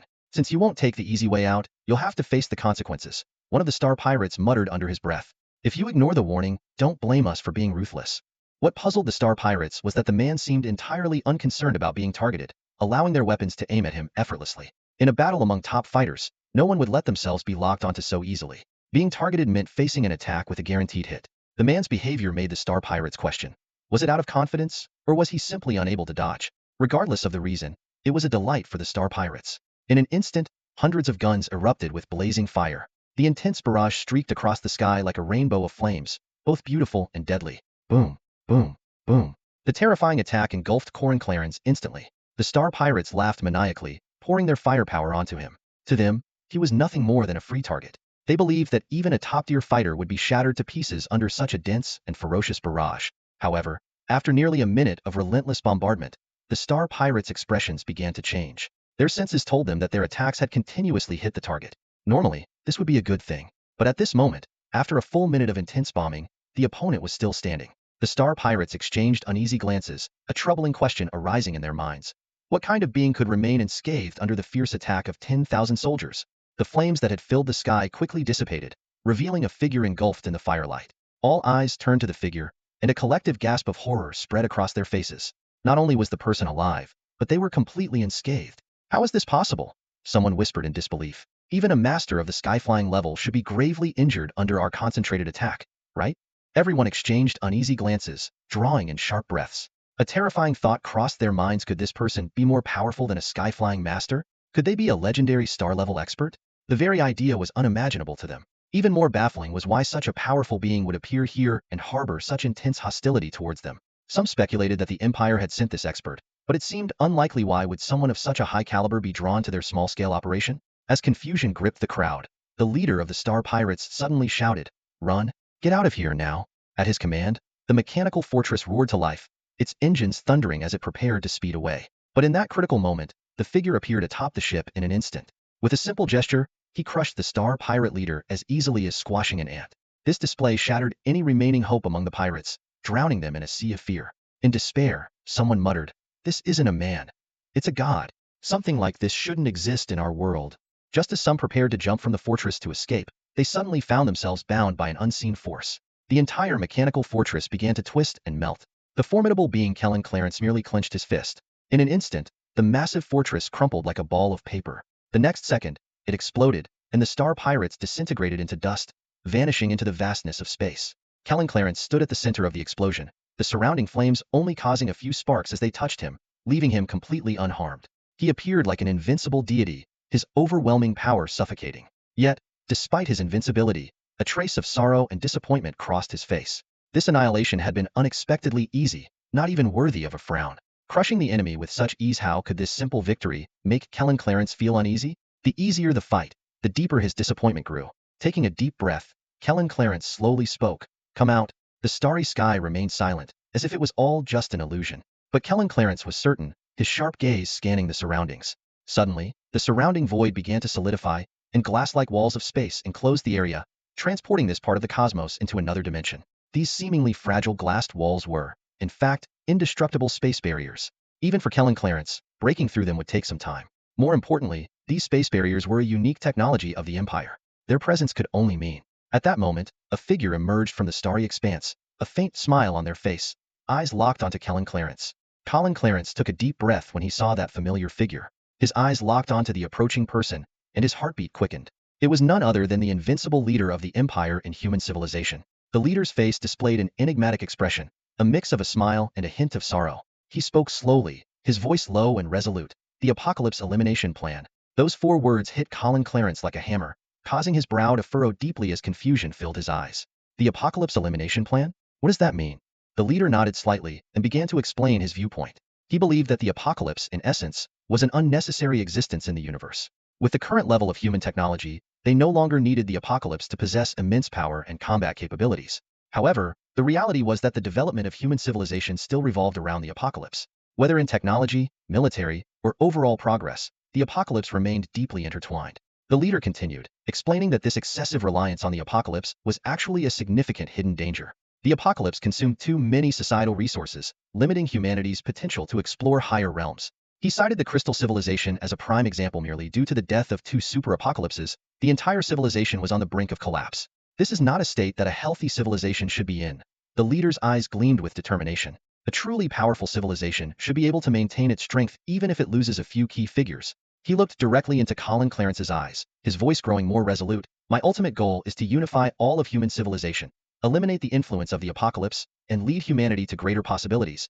A hint of complex emotion flickered in the leader's gaze as he continued. "To achieve this goal, Kellen Clarence, though it pains me deeply, I must first eliminate you, the greatest obstacle and the most powerful being in the apocalypse faction." After hearing the leader's words, a series of complex emotions flashed across Kellen Clarence's eyes. He let out a cold laugh, his voice dripping with sarcasm. "If you admit that human civilization's technology is already self-sufficient without the apocalypse, doesn't that prove that the apocalypse hasn't hindered human progress? On the contrary, because of the energy grading theory, the apocalypse might even drive future technological advancements." His tone became sharper. "Moreover, if we're talking about the apocalypse, aren't you the strongest one? If you truly want to achieve your goal, the first person you should kill isn't me, but yourself." "Leader, Ho Sheng, your idea is utterly self-contradictory." The leader, Ho Sheng, listened to Kellen Clarence's words and shook his head dismissively, a cold smile playing at the corners of his mouth. His eyes flashed with a superior contempt, as if he were looking at an ignorant child. "You don't see the big picture. You can't understand many things." Ho Sheng's tone was relaxed, yet carried an undeniable authority. "I have transcended the realm of apocalypse and entered a completely new state. Here, I have extinguished my humanity. I am no longer an individual but the guiding light and spiritual pillar of human civilization." A sudden thought seemed to excite him, his eyes gleaming. "Isn't this akin to being a deity, guiding humanity forward, becoming their totem? Tell me, how am I different from a god? Or perhaps, I have already become the god of human civilization?" Kellen Clarence's eyes widened in shock as he regarded the leader with a newfound sense of unfamiliarity. This was no longer the comrade he once fought alongside, but a monstrous figure birthed from a vast system, so alien it induced fear. "You are not Ho Sheng." Kellen Clarence's voice trembled. "You are not the person you once were, nor do you deserve to lead human civilization. The Ho Sheng I knew was brilliant and extraordinary, filled with love for human civilization and the Empire. But now, you've changed. You are no longer the Hoshing of the past. Hearing this, the leader laughed maniacally, as if he had just heard a ridiculous joke. His laughter carried a sinister edge. You're right, now that you're about to die, I can tell you some things. Hoshing's expression suddenly turned serious, a cold glint in his eyes. I am indeed not the Hoshing you knew. The Hoshing you knew has long been devoured by me. I am not the leader of human civilization in this universe. I come from another universe. My universe collided with yours, and your universe's leader fought me. He lost and was devoured by me, completing my transformation. I have become the leader of the new universe formed after the collision, the true chosen one. Hoshing's gaze turned icy. So, don't talk to me about emotions. In my original universe, I had deep feelings for Colin Clarence, but with you, there is no camaraderie at all. Colin Clarence staggered back as if struck by lightning. He had experienced the universe's collision and sensed the temporal distortions during that period. Through his interactions with Sumin, he learned that the collision involved battles between the two universes' leaders, but he never imagined that their leader had lost. The leader now sitting on the Empire's throne was from another universe, devoid of any affection or responsibility for this one. To him, this universe was merely a tool to achieve his goals. For that, he could obliterate any sense of humanity, conducting experiments at will. Colin Clarence began to sense that Hoshing's desire to annihilate Apocalypse might partly be to eliminate any threats to himself. No wonder he had always felt something was off. Since the end of the Crystal Civilization War, the leader had become increasingly alien, making aggressive decisions that were completely out of character. This also explained why he ignored Dongming and was willing to sacrifice an arm to kill him. In that moment, Colin Clarence's mind cleared. He had believed that the Empire and its leader had abandoned him, disregarding his contributions and seeking his death. This nearly broke him, shattering a century of faith. But now he understood. The Empire was not the enemy Hoshing was. The Empire had not wronged him. It had merely fallen into the hands of a villain. He needed to reclaim the Empire from this usurper. Colin Clarence gazed into the distance, a renewed sense of conviction gleaming in his eyes. He took a deep breath and murmured to himself, "The Empire has never let me down. It remains the Empire I am willing to fight for. Now, it's time to battle once more and rid the Empire of those parasites." His eyes grew resolute, and his nearly shattered faith reassembled in that moment. Clarence took a step forward, clenching his fist, ready to fight for the Empire. Hoshing, observing Clarence's demeanor, curled his lips into a contemptuous smile. "How naive," he sneered coldly. "After you're dead, no one will know my identity. The Empire will remain firmly in my control." As soon as the words left his mouth, the two of them erupted in a terrifying burst of energy. The mere clash of their auras nearly shattered the surrounding space. This was a monumental showdown between two of humanity's top warriors in this remote star domain. Clarence swiftly entered an entropy state, his aura surging to unprecedented heights. Hoshing let out a cold laugh, darting forward like lightning, unleashing an incredibly terrifying force directly at Clarence. Boom! The two collided instantly, the terrifying energy causing the spatial barriers to tremble violently. The energy storm that erupted was so powerful that even an apocalypse-level warrior would be torn apart in an instant. Amid the fierce clash, a figure was suddenly sent flying. It was Clarence, drenched in blood, his body covered in gruesome wounds with large chunks of flesh torn away. Yet he paid no heed to his injuries. The entropy energy within him surged, instantly repairing his shattered body. Without hesitation, Clarence launched another attack at the leader. The leader, noticing Clarence's body continually healing, furrowed his brows slightly. Su Ming's entropy cultivation technique is truly revolting, he thought to himself. But so what? Under the crush of absolute power, you will still meet your end. The leader sneered, unleashing an even more terrifying attack towards Clarence. The space around them twisted and energy storms swept through the area. This earth-shattering battle had only just begun. In the realm of Ruhr, an earth-shattering battle was quietly unfolding, unbeknownst to anyone. The leader of the 4th energy-level empire was locked in a fierce duel with Corin Clarence, a pinnacle 3rd energy-level warrior, on a battlefield isolated by spatial barriers. Without this barrier, the surrounding planets would have turned to interstellar dust. The leader's attacks seemed almost effortless, yet they carried a terrifying, suffocating power. Each punch delivered a powerful wave of energy directly onto Corin, shattering his body repeatedly. The battlefield was littered with countless metal fragments and mechanical parts, remnants of Corin's former comrades' formidable mechs crafted by the mechanical genius Mars. These mechs, which had accompanied Corin through countless battles, were now reduced to mere scrap under the leader's assault. Corin had no time to mourn his shattered armor, as he faced the greatest crisis of his life. The leader's fists were unstoppable, each blow capable of obliterating a planet. Even the galaxies seemed fragile under this overwhelming onslaught. Thanks to the entropy cultivation method, Corin's body could continually repair itself. He was like a resilient piece of iron, repeatedly broken and reforged under the leader's hammering. However, this cycle was not infinite. The gap between their energy levels was as vast as the chasm between a demigod and a gene warrior. At the onset of the battle, Corin could barely manage to retaliate. But as time passed, the situation quickly devolved into a one-sided crushing by the leader. Corin felt a looming sense of collapse within his body, and the entropy cultivation method was nearing its limit. If this continued, his body would no longer withstand the repeated destruction and regeneration. In contrast, the leader remained unperturbed, seemingly possessing endless strength, launching attacks with unwavering stability and might. Suddenly, a shattering sound resonated from deep within Corin's soul. His pupils contracted as he realized he could no longer restore his body to its peak state. Cracks spread rapidly across his body. Seeing this, the leader halted his attack, a glint of satisfaction in his eyes. Good. I thought you were invincible. Turns out the entropy cultivation method has its limits, he chuckled, as if admiring his own handiwork. Goodbye, Corn Clarence. Before the words had fully left his mouth, an even more terrifying power began to gather in the leader's hands. Sensing this force, Corn's pupils contracted once more. He realized that the leader had not been fighting at full strength earlier. This was the leader's true power, and there might be even stronger cards up his sleeve.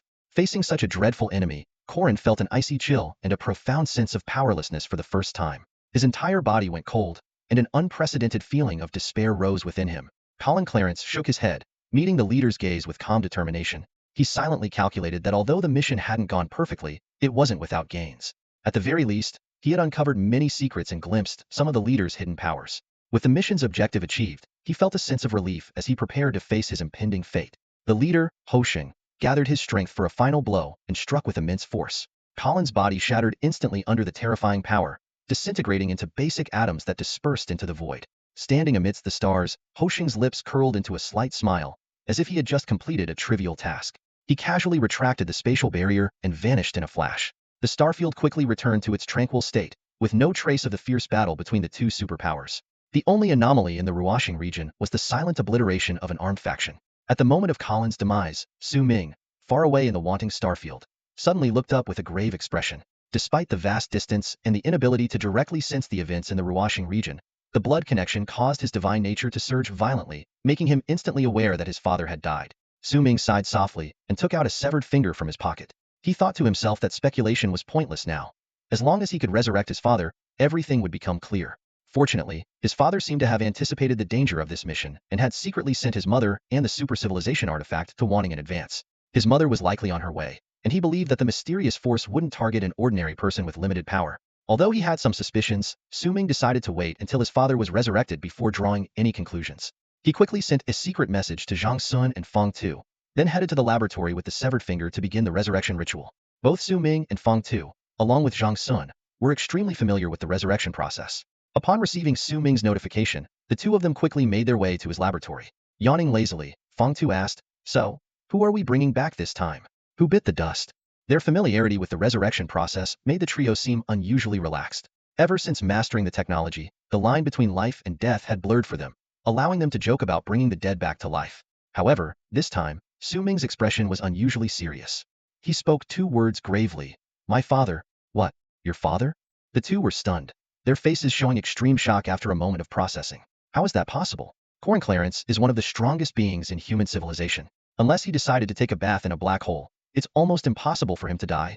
Feng Tu and Zhang Sun said in unison. "Are you sure? Leader, don't mess with us." To them, Corn Clarence was practically invincible. Even in the event of a sudden attack from another civilization, his terrifying regenerative abilities through the entropic cultivation method would allow him to break through and escape. Su Ming's face remained solemn, showing no hint of a joke. "It's definitely my father. I have a blood connection with him and sensed it through my divine perception. I want to bring him back to ask him some questions." Seeing Su Ming's reaction, the two were taken aback and exchanged glances. "It's actually true?" Their expressions turned serious. After the last war, there was likely only one person in human civilization capable of killing Corn Clarence. Thinking of that person, the two took a deep breath, their moods turning heavy. The trio fell silent for a moment, then tacitly began the resurrection preparations. Su Ming took a deep breath, his gaze falling on the severed finger before him. Although he had performed many resurrections, they were mostly for beings weaker than himself. Reviving someone as powerful as Corn Clarence for the first time made him anxious, unsure if the process would go smoothly. Soon, a massive crystal shard appeared before Su Ming, followed by the summoning of the life tree. The life tree immediately took root in the void realm, voraciously absorbing large amounts of entropic energy and channeling it into Su Ming. Su Ming then entered a state to condense Corn Clarence's divine fragments. His perception shifted from the material layer of the universe to the particle layer, clearly seeing the divine particles of all beings that had died since the universe's inception. Countless shattered divine particles appeared before him, and he needed the essence from the severed finger to locate Corn Clarence's particles. Holding the severed finger, Su Ming used its essence to sense the location of Corin Clarence's divine particles. Suddenly, he froze, his gaze shifting to the void realm. To his astonishment, he found that most of his father's divine essence had integrated into the void realm, becoming part of it. In the void realm, some light-based life forms were circling Corin Clarence's divine essence, seemingly intrigued yet apprehensive, not daring to get too close. Witnessing this, Su Ming's eyes widened, and a thought crossed his mind. Could it be that part of the divine essence of the apocalypse has entered the void realm? Or perhaps the non-apocalyptic part of Corin Clarence's divine essence is wandering the universe, while the apocalyptic part has merged into the void realm. At that moment, a flash of realization crossed Su Ming's eyes. He understood that after Tianqi's death, the divinity didn't completely dissipate, but instead entered the void realm. Those flickering points of light in the void realm were likely transformed from Tianqi's fallen divinity. However, there was no time for deep contemplation. The light points in the void realm had begun to covet his father's divinity. If he delayed too long, his father's Tianqi divinity might be entirely consumed. Although Colin Clarence could still be resurrected, his power might fall below the Tianqi level, which would be a significant loss. Su Ming decisively turned to Xiaolan and urgently asked, Xiaolan, can you handle those light points now? Xiaolan's voice carried an eager excitement, Master, no problem. Together, we can easily deal with those light points. Su Ming nodded slightly. He knew that relying on his own strength alone might not be enough to handle these light points. After all, they could be the remnants of other fallen Tianqi. Although not as powerful as Tianqi at their peak, their level was still undoubtedly at the Tianqi tier. With Xiaolan's assistance, their chances of success would significantly increase. Without hesitation, Su Ming's figure flashed as he stepped into the void realm. In the laboratory, Su Ming's figure suddenly became blurry and then vanished. This unexpected scene left Fong Tu and Zhang Sun looking at each other in confusion. What's going on? The resurrection process shouldn't have this step, right? They wondered to themselves. Upon entering the familiar void realm, Su Ming experienced a completely different sensation. In the past, he had no concept of time or space here, unable to move at all and only capable of thinking in place. Without Xiaolan's company, he might have perished there. However, having practiced the entropy cultivation method, Su Ming had essentially become an entity of entropy, completely aligned with the composition of the void realm. Although not yet at the Tianqi level, the entropy cultivation method allowed him to navigate the void realm effortlessly and even harness greater power than in the universe. Su Ming's gaze quickly locked onto the fragments of his father's divinity. Without any hesitation, he dashed towards the direction of the divine fragments. In the void realm, chaos reigns supreme, and the environment is murky and indistinct. In this space that transcends all rules and powers, the concepts of time and space are non-existent, and the naked eye cannot capture any scene. Only a select few, like Tianqi, can maintain normal sensory abilities here. Su Ming, who possesses the entropy cultivation method, is another exception. Part of Su Ming's body is composed of entropy, allowing him to navigate the void realm effortlessly. His body emits a faint blue glow, a unique state resulting from his fusion with Xiaolan's power. As soon as he enters the void realm, Su Ming races unhesitatingly towards the divine fragment of his father. Despite his ease in this realm, Su Ming is wary of lingering too long. The unpredictable nature of this eerie space makes him cautious, knowing that even with his abilities, prolonged exposure could lead to unimaginable consequences. As Su Ming approaches the divine fragment emitting a strange light, a massive golden light point entity suddenly senses his presence and rushes towards him. In the past, such entities were insurmountable foes for Su Ming and Xiaolan. But now, the situation has changed. Su Ming unleashes the surging power within him, perfectly blending with Xiaolan's energy, transforming into a dazzling blue streak of light in the void realm. This light streak charges towards the golden light point entity with incredible speed, causing the surrounding entropy flow to scatter. A soul-shaking reverberation echoes through the area. Though the golden light point entity is formidable, it is sent flying by the sudden attack, tumbling through the entropy flow before regaining its form. This time, it seems enraged, swelling into a massive golden fluid, enveloping Su Ming and Xiaolan. Xiaolan! Su Ming shouts. No problem, master. Xiaolan responds. In an instant, Su Ming and Xiaolan's combined form shifts from a material state to an informational state, becoming a gray-blue light point entity. This newly formed entity launches a fierce assault on the golden light point entity without hesitation. The three forces entangle in the void realm, unleashing astonishing energy. Gold, gray, and blue intertwine, forming a new life form. At this moment, the individual consciousness of Su Ming, Xiaolan, and the golden light point entity vanishes, leaving only a pure clash of power. The outcome of this battle is binary. One side will dominate and consume the other, reverting to its original form, or both will remain evenly matched, eternally entangled, unable to return to their original life forms. However, Su Ming and Xiaolan are no longer what they once were. Their combined strength is formidable enough to intimidate even Tianqi-level experts. In the struggle among the three forces, the gold is gradually assimilated and consumed by the gray and blue, with its energy and material becoming nourishment, merging into Su Ming and Xiaolan. At that moment, the surrounding golden light point entities seem to sense something and swarm towards Su Ming and Xiaolan. Xiaolan, let's go. Su Ming urges, The energy overflow has attracted other light point entities. We just need to break through the blockade ahead to get my dad's divine fragment. Xiaolan barely had time to fully absorb the life energy from the golden light particles. Hastily consuming them, she then merged with Su Ming. The two transformed into a gray-blue streak of light, charging towards the divine fragments scattered by Colin Clarence. Golden light particles surged around them like a tide, trying to block their advance. Su Ming and Xiaolan instantly ignited the energy they had just devoured, their speed skyrocketing. They tore through the encircling golden light particles like an unstoppable lightning bolt.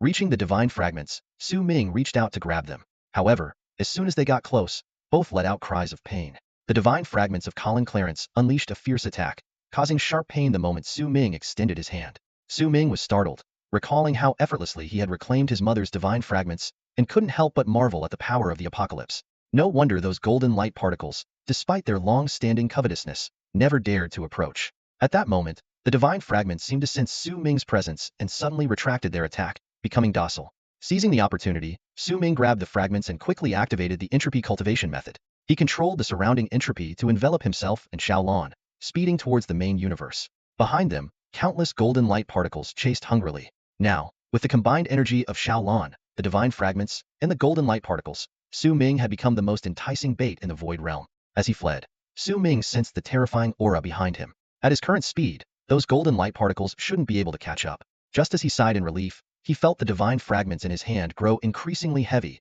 as if an invisible force was preventing him from taking them out of the void realm. Su Ming found himself in an unprecedented predicament. In this enigmatic and treacherous void realm, he was striving to carry out his father's divine fragments, only to realize that the task was far more challenging than he had imagined. As he continued his efforts, the divine fragments grew increasingly heavy, significantly slowing his movements. Su Ming and Xiaolan exchanged bewildered glances, both stunned by the sudden change. Xiaolan, what's going on? Why are the divine fragments getting heavier? Su Ming asked in disbelief, his voice tinged with urgency and confusion. Xiaolan was equally at a loss. Master, I don't know either. The situation was dire, and Su Ming decided to take a desperate gamble. He unleashed all the energy within him, instantly boosting his power to its peak. However, even with this surge of strength, the divine fragments remained immovable, as if an invisible force was anchoring them firmly within the void realm. At that moment, an even greater crisis emerged. Su Ming sensed a chilling presence behind him. Dozens of golden light point entities were closing in, intent on devouring him. Su Ming knew that in his current state, he was no match for these entities. Caught in a dilemma, Su Ming couldn't abandon his father's divine fragments. Despite their inherent self-preservation abilities, being besieged by so many golden entities for too long could eventually lead to their consumption. If that happened, even if Colin Clarence were to be resurrected, his power would be significantly diminished without his complete divine essence, something Su Ming could not allow. As Su Ming stood at this crossroads, the divine fragments suddenly stirred. He immediately focused on the fragments and soon perceived a unique consciousness emanating from them. This consciousness carried all the insights of the divine fragments, flooding directly into Su Ming's mind like a torrent of information. In the void realm, where everything reverted to its most primitive informational state, such pure information transfer was possible. Colin Clarence's complete understanding of divine enlightenment was imparted to Su Ming without reservation. Su Ming was stunned, his mind racing to absorb these divine insights. Under their influence, subtle changes began to occur in his aura. Although he had already reached the pinnacle of the stellar domain level, supplemented by advanced artifacts and the power of the universe's heart within him, he had never truly crossed into the divine level. However, with Colin Clarence's insights now filling the gaps in his understanding, Su Ming's comprehension of the divine realm was instantly completed. This was not merely a transfer of knowledge but a profound learning process. Colin Clarence's divine insights illuminated the path for Su Ming, who then integrated and internalized the parts most suitable for himself. A miracle occurred. The gray light points that constituted Su Ming's form began to radiate a golden glow. One by one, countless gray light points transformed into gold. From a distance, Su Ming was now indistinguishable from the golden light point entities, but upon closer inspection, his golden light points were more complete and vibrant. Slowly, Su Ming opened his eyes. For the first time in the void realm, he could clearly see everything around him in his human form. In this void realm, only entities of the entropy, informational life forms, and those at the divine level could open their eyes.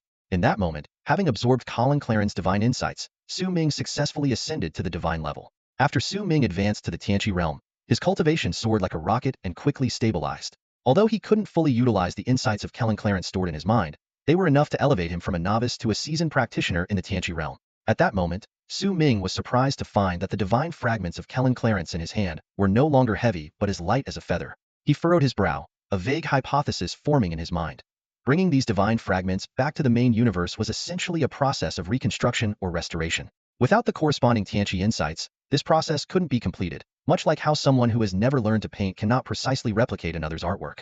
Realizing this, Su Ming understood that to successfully bring back the divine fragments, he needed to fully grasp Clarence's Tianqi insights. As the divine fragments became lighter, Su Ming's speed was no longer restricted. He moved like an arrow released from a bow, darting towards the spatial barrier of the main universe. With a soft sound, the barrier was torn open, and Su Ming returned to the main universe with the divine fragments in an instant. Meanwhile, in a laboratory within the Wanton starfield, Feng Tu and Zhang Sun were looking at each other in confusion. Since there was no concept of time in the void domain, although Su Ming had experienced a long period, only a moment had passed in the main universe. Just as the two were wondering about Su Ming's whereabouts, the instruments in the lab suddenly exploded, and a massive amount of energy surged into a golden light that appeared out of nowhere. The surrounding crystal fragments were rapidly consumed, and the golden light began to devour all nearby matter and energy. Seeing this, Zhang Sun and Feng Tu were shocked. Feng Tu suddenly realized what was happening and exclaimed, "It's a reversal! Energy conservation. To bring back the Tianqi divinity, we must consume equivalent energy to restore the divine fragments in the main universe." As he spoke, he quickly retrieved a large chunk of crystal fragments from his storage space and continued, "Zhang Sun, these crystal fragments won't be enough. We'll have to use our own resources for now. After this is over, we'll get Su Ming to reimburse us." Whoosh! A burst of golden light suddenly erupted, instantly enveloping the entire planet. Zhang Sun and Feng Tu felt a powerful suction around them, looking at each other in shock. "What's going on?" Zhang Sun shouted. "The energy from the crystal shards has been fully absorbed, so why is this light still pulling?" Feng Tu, "Stop holding back and take out all your shards."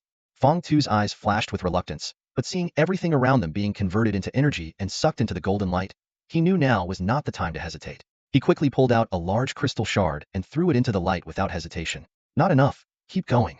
Feng Tu gritted his teeth and continuously took out more shards, throwing them in. "Why hasn't it stopped?" Feng Tu muttered, watching his storage space gradually empty. "Could Su Ming have created a black hole? My crystal shards better not go to waste." Zhang Sun shook his head. "It's not a black hole. If it were, the entire planet would have collapsed by now. This is just energy conversion." Hearing this, Feng Tu gritted his teeth and took out another crystal shard from his storage space. "You still have more?" Zhang Sun's eyes turned red with envy. "I only have one 3-meter high shard, and I had to beg Su Ming for it just to study. But you keep pulling out dozens of shards, enough to form 2 small mountains." At that moment, the suction from the golden light began to weaken, and the energy conversion around them gradually stopped. The 2 apocalypse-level engineers looked excited. Feng Tu silently took out another crystal shard and threw it at the light. However, this time, the shard wasn't absorbed. Instead, it hit Su Ming squarely in the face as he reappeared in the main universe. With a loud thud, Su Ming, covered in dust, climbed up from the ground, glaring at Feng Tu with a dark expression. "Trying to ambush me, huh? This grudge is settled." Feng Tu awkwardly cleared his throat and casually retrieved the crystal shard, pretending to be concerned as he looked at Su Ming. "Ahem, are you okay? Leader, are you alright?" Feng Tu asked urgently, a hint of worry flashing in his eyes. He then glared at Zhang Sun, his tone reproachful. "I warned him, but he wouldn't listen. He insisted on throwing crystal shards at your face. What a jerk." Su Ming shot Feng Tu an annoyed glance before surveying the surroundings. His expression quickly shifted from anger to surprise. "Where's the lab? What happened here? It looks like it was hit by a missile. Did you two get into a fight?" Zhang Sun shook his head, his expression turning serious. "Energy backlash," he explained. "The crystal shards we prepared weren't enough, and they started absorbing surrounding energy." He paused, a glimmer of anticipation in his eyes. "By the way, since there's energy backlash, does that mean you've brought back Lord Clarence's divine fragment?" Su Ming nodded, getting to the point. "Yes, I brought it back." Retrieving the divine fragment of Apocalypse from the Void Realm was much harder than anticipated, but fortunately, we succeeded in the end. His tone became resolute.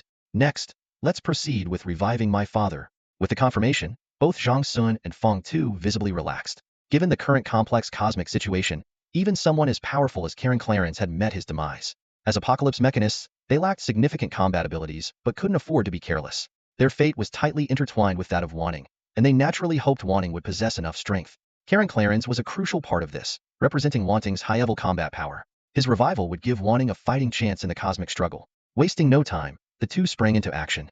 Feng Tu deployed construction robots, and within an hour, the lab was rebuilt. He then retrieved backup biochemical equipment to begin reconstructing Clarence's body. "My father practiced the entropy cultivation method," Su Ming said, summoning the Tree of Life.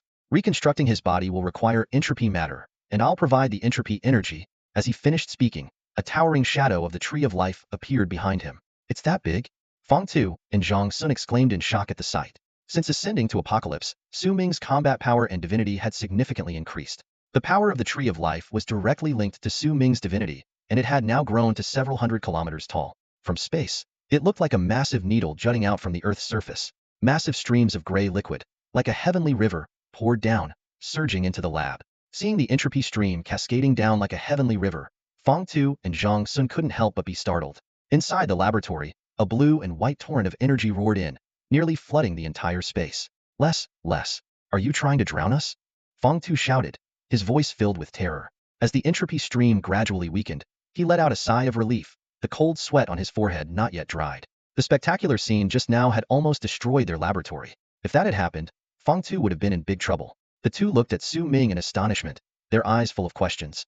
What exactly had Su Ming experienced on his journey to the Void Realm? He seemed like a completely different person, and his strength had evidently grown significantly. Suddenly, Feng Tu and Zhang Sun both froze, then exclaimed in unison, "You've ascended to the apocalypse level?" Seeing their shocked expressions, Su Ming calmly nodded.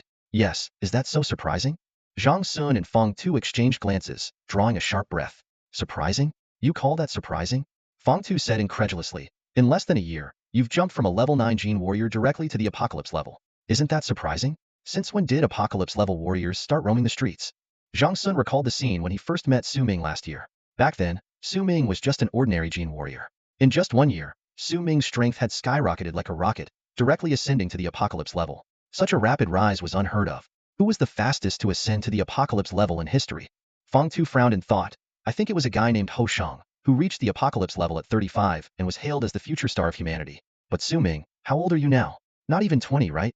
Moreover, Su Ming had become the leader of a grand cosmic nation, a figure vying for dominance in the universe. The two couldn't help but marvel. At 20, they were still fretting over parts in the lab, while Su Ming was already standing at the pinnacle of the cosmos. At that moment, Feng Tu and Zhang Sun suddenly realized that perhaps Corin Clarence wasn't the strongest in Wantong. The future Su Ming might be the true ceiling. With Su Ming's current momentum, he might surpass Corin Clarence in a few months. "Hey, stop daydreaming and get the biochemical equipment ready." Su Ming's voice snapped them out of their thoughts. Feng Tu came to his senses and immediately returned to the workstation to operate the biochemical equipment. He began cultivating and cloning tissue based on the sample from Corin Clarence's severed finger. In the petri dish, large patches of flesh rapidly grew, with cells continuously dividing. Just as expected, Feng Tu observed intently, the entropy cultivation method indeed transforms a person into a half-energy, half-carbon-based being. Corin Clarence's body still contains entropy streams. It seems Su Ming was right. Regenerating flesh requires the intervention of entropy. Feng Tu controlled the equipment, continually injecting entropy into the petri dish. Although he couldn't directly manipulate entropy, the flesh in the dish could automatically absorb and integrate this mysterious energy. Each newly formed cell absorbed a wisp of entropy, making its structure more complete. Flesh and entropy churned and intertwined in the petri dish, quickly expanding. Before long, Corin Clarence's complete body appeared in the dish. Feng Tu dressed him in a white outfit and marveled. "The energy consumption for reviving an apocalypse-level warrior is indeed astounding. We used over 700 cubic meters of crystal fragments this time." Su Ming nodded, standing in front of the petri dish, feeling the terrifying pressure emanating from Corin Clarence. Even in a comatose state, the aura of this apocalypse-level warrior was still intimidating. Even though the body before him was nothing more than a comatose shell, the mere aura it emitted was incredibly oppressive. Standing in the lab, Su Ming felt as if he were facing a towering, formidable mountain, instilling a deep sense of awe and fear. Without a moment's hesitation, he took out the blank divinity he had crafted and fused it with Corin Clarence's divine fragments. Once the fusion was complete, Su Ming followed the standard revival procedure, carefully injecting the terrifyingly potent divinity into Corin Clarence's body. Meanwhile, Feng Tu was busily operating various instruments, continuously adjusting the neural pathways in Corin Clarence's brain. After a series of complex procedures, a powerful aura unique to the apocalypse began to emanate from Corin Clarence. At that moment, Su Ming's expression grew serious. "Watch out!" he shouted, darting like lightning to Feng Tu's side, grabbing him and swiftly retreating out of the lab. Just as they left, the power within Corin Clarence erupted. The entire lab was instantly blown to pieces, and the surrounding ground was torn apart. Dust filled the air, and a figure slowly emerged from the debris. Corin Clarence looked around with a confused expression. "Is this Wanting?" he murmured, then suddenly realized. "So, I was ultimately killed after all." A hint of regret appeared on his face. Su Ming, with a pale-faced Feng Tu and Zhang Sun, descended slowly. Both men were still visibly shaken, clearly having narrowly escaped the explosive power. Su Ming looked at his father with a wry smile. Corin Clarence noticed Feng Tu and Zhang Sun's expressions, and a trace of remorse flickered in his eyes. "I'm sorry, both of you. I almost hurt you," he explained, noting that the explosive power had been an unconscious reaction, as his memory was still locked in the moment of his battle with the leader. Su Ming looked gravely at Corin Clarence and asked, "Dad, who was it that killed you?" "It was Ho Shang. Corin Clarence slowly uttered these 3 words, his voice carrying a barely noticeable tremor. Those simple words shattered the calm in the room like a heavy hammer. Su Ming, Fang Tu, and Zhang Sun all exchanged shocked glances, their faces filled with disbelief. Ho Shang, the title of the Empire's leader, was not unfamiliar to the 4 present. Given Su Ming and the 2 Heavens Awakening level engineer status, acquiring this information wasn't difficult. What truly shocked them was the realization that it was the Empire's leader who personally killed Corin Clarence. This fact was both expected and unexpected. Expected, because in all human civilization, only Ho Shang had the capability to kill Corin Clarence. Unexpected, because they couldn't fathom why the Empire's leader would do such a thing. The Empire, although dominant, was not invincible. If other forces united, they could potentially rival the Empire. The Empire's ambition to unify all human civilization was well known. This process would inevitably involve numerous wars. Ho Shang, having ascended beyond the Heavens Awakening level, had Corin Clarence, the most powerful Heavens Awakening level warrior, as an unstoppable weapon. Why would the Empire's leader eliminate Corin Clarence before achieving total unification? Wasn't this like cutting off one's own arm? Seeing the confusion on their faces, Corin Clarence took a deep breath and revealed a shocking truth. Because he is no longer the Ho Shang of our universe. Su Ming frowned, puzzled, and asked, "Not the Ho Shang of our universe? What do you mean?" Corin Clarence turned his gaze to Su Ming and asked seriously, "Do you remember the 2 universe collision events?" Su Ming was taken aback, but then nodded. During that collision, he and Fang Tu played crucial roles, and he personally destroyed the other universe. Although Fang Tu, whose body had been occupied, lost the related memories, the experience was still vivid for Su Ming. Corin Clarence continued, "During that collision, the entire universe was repeating the same day. The only ones who could move freely were you, the leader, and Fang Tuesday. Even I could only sense the time resetting but couldn't move my body." Su Ming nodded in understanding, but Fang Tu and Zhang Sun looked bewildered. Fang Tu couldn't help but interject, "Wait, what are you talking about? I could move freely? Can you speak in a way we can understand?" Zhang Sun nodded in agreement, equally confused. Corin Clarence glanced at them briefly and said, "Don't interrupt. I'll explain later." He then refocused on Su Ming and asked seriously, "Aren't you curious why the leader's level suddenly rose to the 4th energy level after that event?" Su Ming recalled the unfamiliar aura he sensed from the leader upon returning from the other universe. He initially thought it was a side effect of merging with the heart of the universe, but later realized the leader had broken through to the 4th energy level at that moment. Corin Clarence asked with a deeper meaning, "Aren't you curious why Ho Shang suddenly broke through to the 4th energy level?" Su Ming pondered and tentatively asked, "Does it have to do with the 2 universes colliding?" He wasn't idle. He did something? Corin Clarence nodded and revealed the truth. What he did was go to the other universe and devour his counterpart there. Only by doing so could he ascend to the 4th energy level. Upon hearing Colin Clarence's words, Su Ming was startled, his pupils contracting sharply. His mind raced as he recalled the scene of Ho Shang attacking Colin Clarence. A terrifying thought emerged in his mind. The current Ho Shang might have been replaced by another Ho Shang from a different universe. Su Ming gasped, cold sweat instantly soaking his back. If this were true, the situation was worse than he had imagined. The Ho Shang from another universe had no attachment to this world. To him, the entire universe was just a game of chess to be manipulated at will. What was even more chilling was that this Ho Shang's true goal might be to completely overthrow the existing human society and establish a new order of his own. A cold shiver ran up Su Ming's spine, making him feel icy all over. Such a person would likely see all of human civilization as an enemy. He was eager to eliminate Su Ming, probably fearing that as Su Ming's abilities advanced, he might uncover the secrets of the multiverse and expose his true identity. Therefore, he chose to strike first. Su Ming slowly nodded, his brow furrowed. At this moment, Fang Tu and Zhang Sun, who had been silent for a long time, finally found an opportunity to speak. "So, what you're saying," Fang Tu frowned, "is that the current leader, Ho Shang, is actually an imposter from another universe? Our original Ho Shang has already been killed?" Colin Clarence nodded slightly, a trace of sorrow flashing in his eyes. Zhang Sun suddenly became agitated. "Then what are we waiting for? We need to expose him immediately. Once his identity is revealed, humanity across the universe will unite against him. Forget the 4th energy level. Even a 5th level powerhouse couldn't withstand the combined assault of all human civilization. The power of civilization is far greater than that of an individual." He continued his fervent analysis. "Think back to the failure of the crystal civilization. One reason was that their 2 strongest individuals were their pillars. Once they fell, the entire civilization collapsed. Another reason was that human civilization demonstrated enough collective strength to oppose the crystal civilization. It was a victory of civilizations, not individuals. No matter how powerful a leader is, even if he could wipe out all the top-tier experts of the crystal civilization, facing the combined might of the entire crystal civilization, it would still be easy to eliminate one Ho Shang." After listening to Fang Tu and Zhang Sun's naive speculations, Su Ming and Colin Clarence exchanged a glance, both showing a helpless smile. Su Ming sighed softly, "The problem is, who would believe us?" Hearing Colin Clarence's words, Fang Tu and Zhang Sun were taken aback, then gave a bitter smile. They realized how naive their thoughts had been. Su Ming rubbed his temples, feeling a headache coming on. The situation was indeed tricky. Ho Shung's actions had gone beyond the norm. He seemed to have little affection for this civilization, becoming a wild card. Su Ming silently complained, wondering how the situation had escalated from a cosmic conquest to saving the universe. Defeating Ho Shang and rescuing civilization from his schemes? It sounded like a melodramatic plot. But one thing was clear. Ho Shang was filled with malice and aimed to overthrow the current order to establish his own empire. No matter what, Wan Tong would be Ho Shang's primary target. Confronting Ho Shang meant facing the entire empire. At that moment, Colin Clarence gave Su Ming a serious look and said, I may not know Ho Shang's ultimate goal, but I do know his recent target. What target? Su Ming's eyes lit up.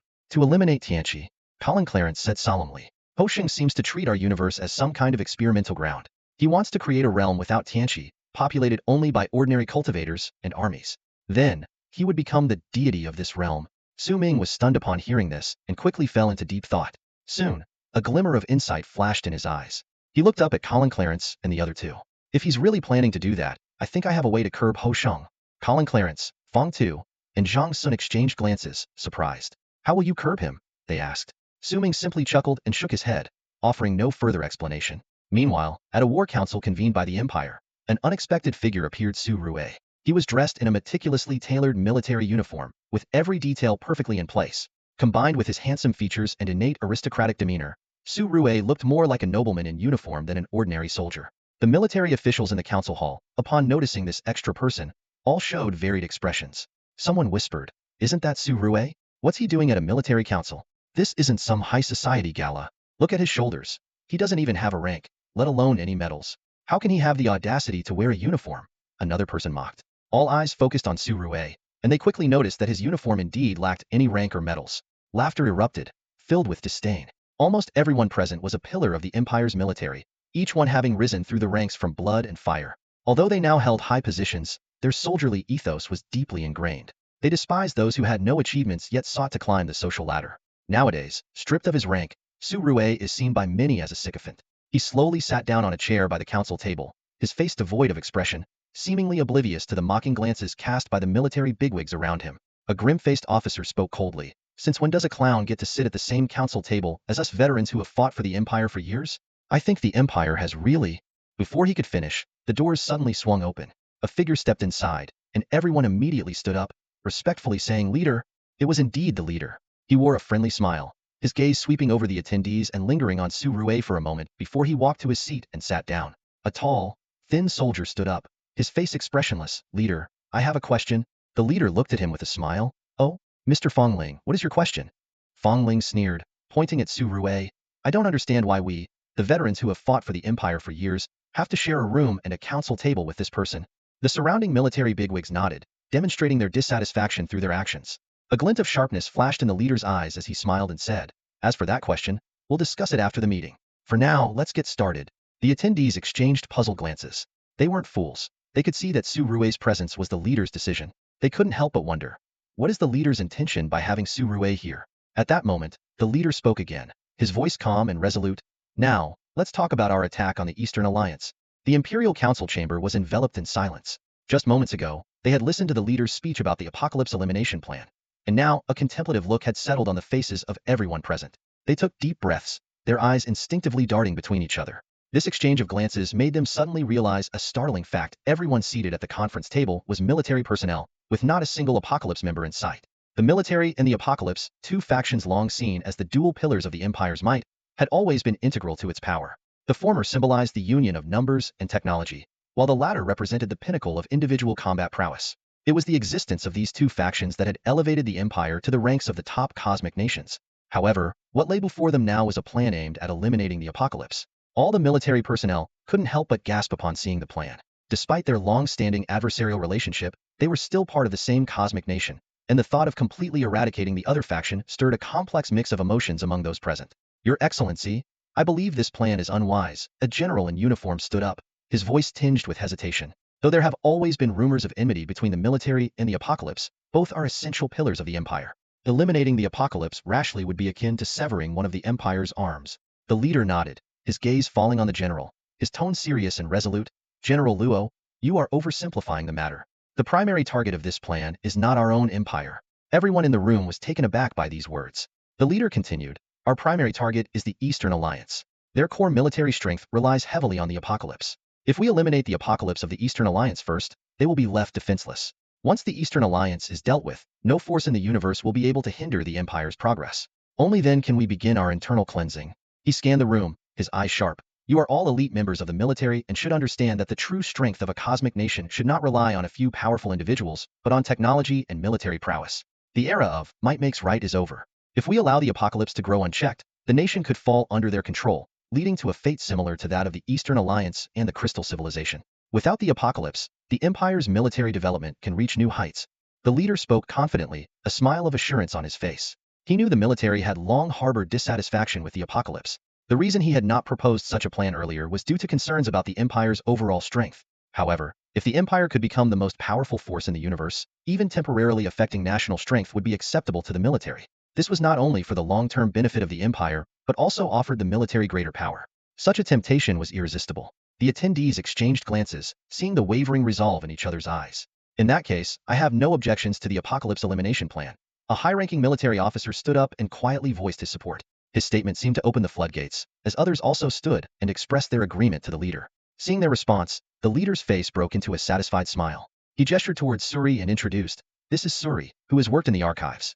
He is intimately familiar with every Apocalypse member's information, including their top fighters, household defenses, daily habits, and even personal relationships and assets. If you need to take action, I recommend consulting with Suri, as he will provide significant assistance during this operation."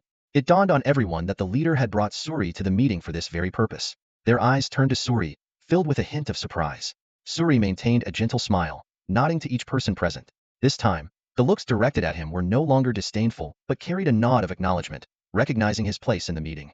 The leader slowly rose to his feet, his gaze sweeping over each member present.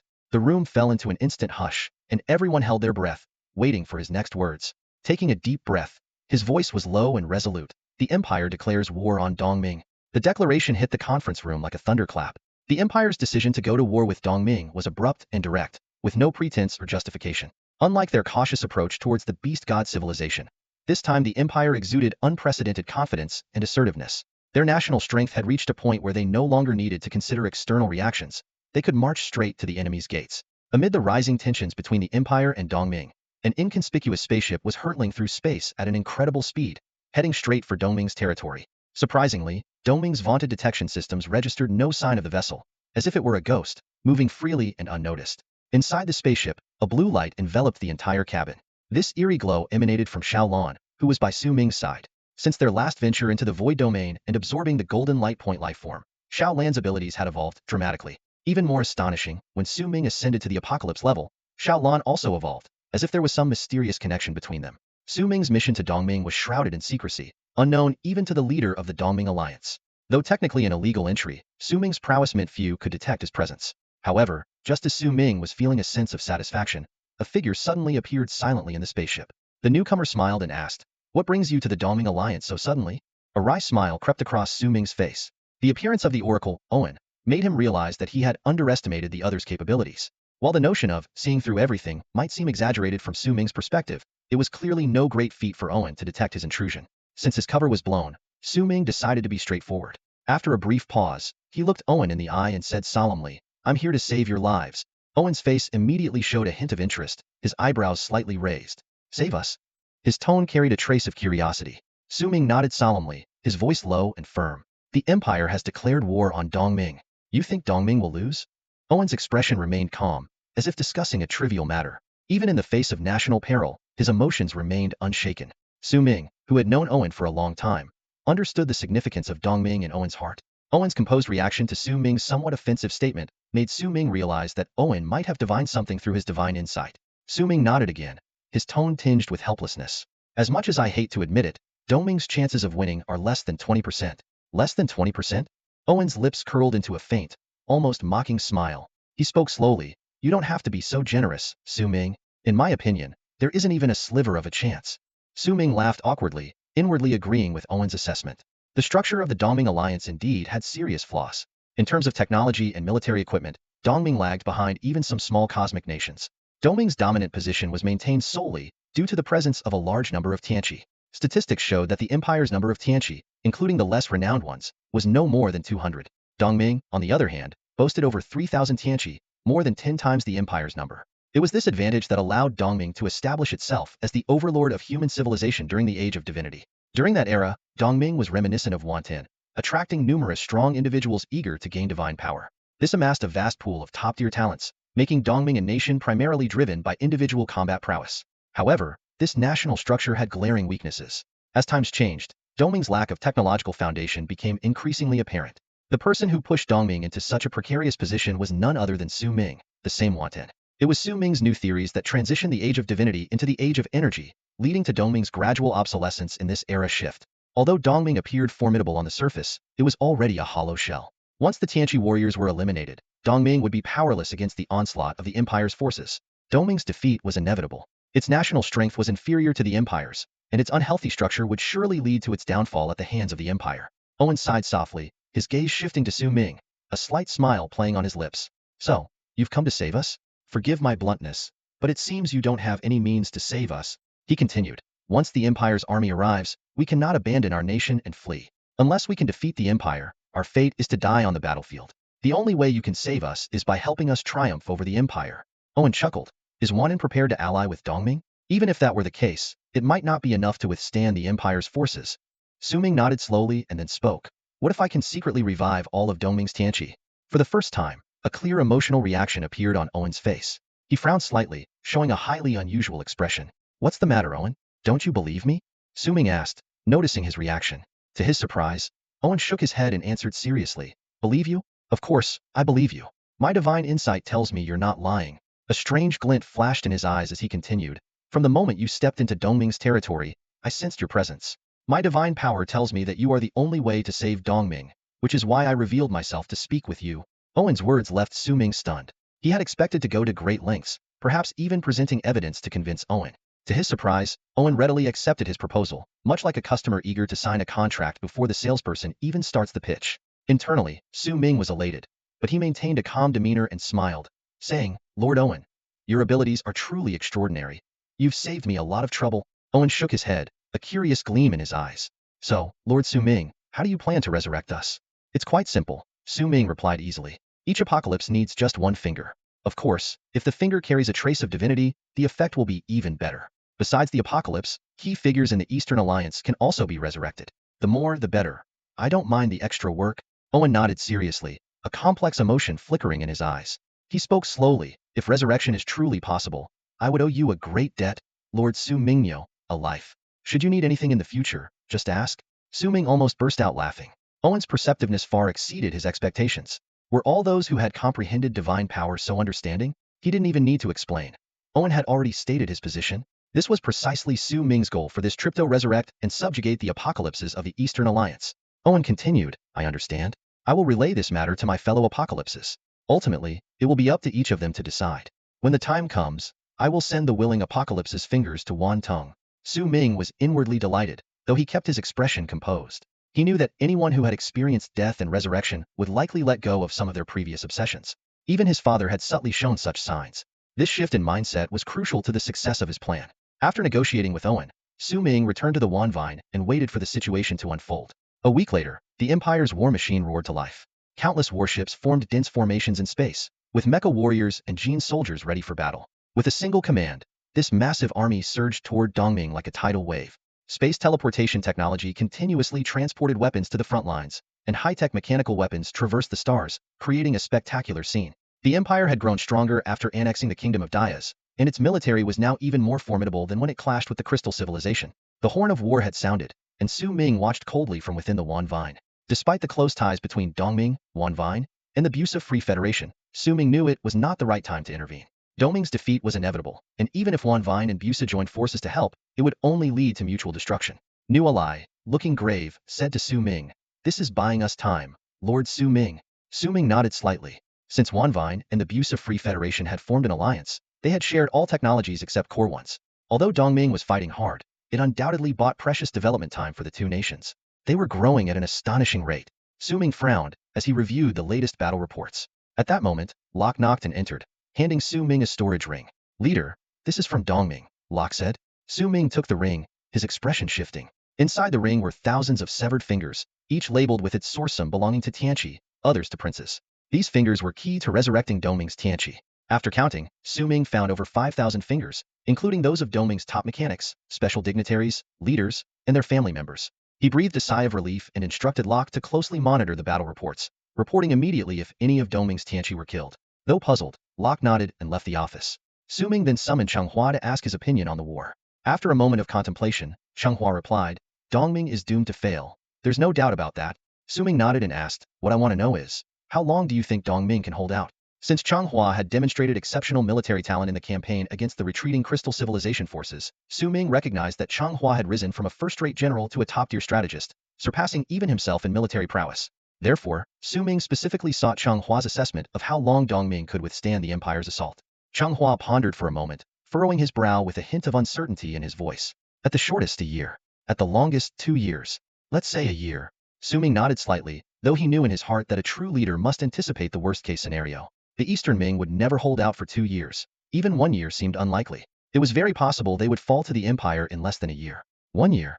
Su Ming's brow tightened, a glimmer of worry crossing his eyes. For a civilization, a year is hardly enough to accomplish anything. Even with scientists from all over and the technological knowledge brought by Busa and the Beast God, it was impossible for Wantong to develop enough in a single year to rival an empire that had already conquered Diaz and the Eastern Ming.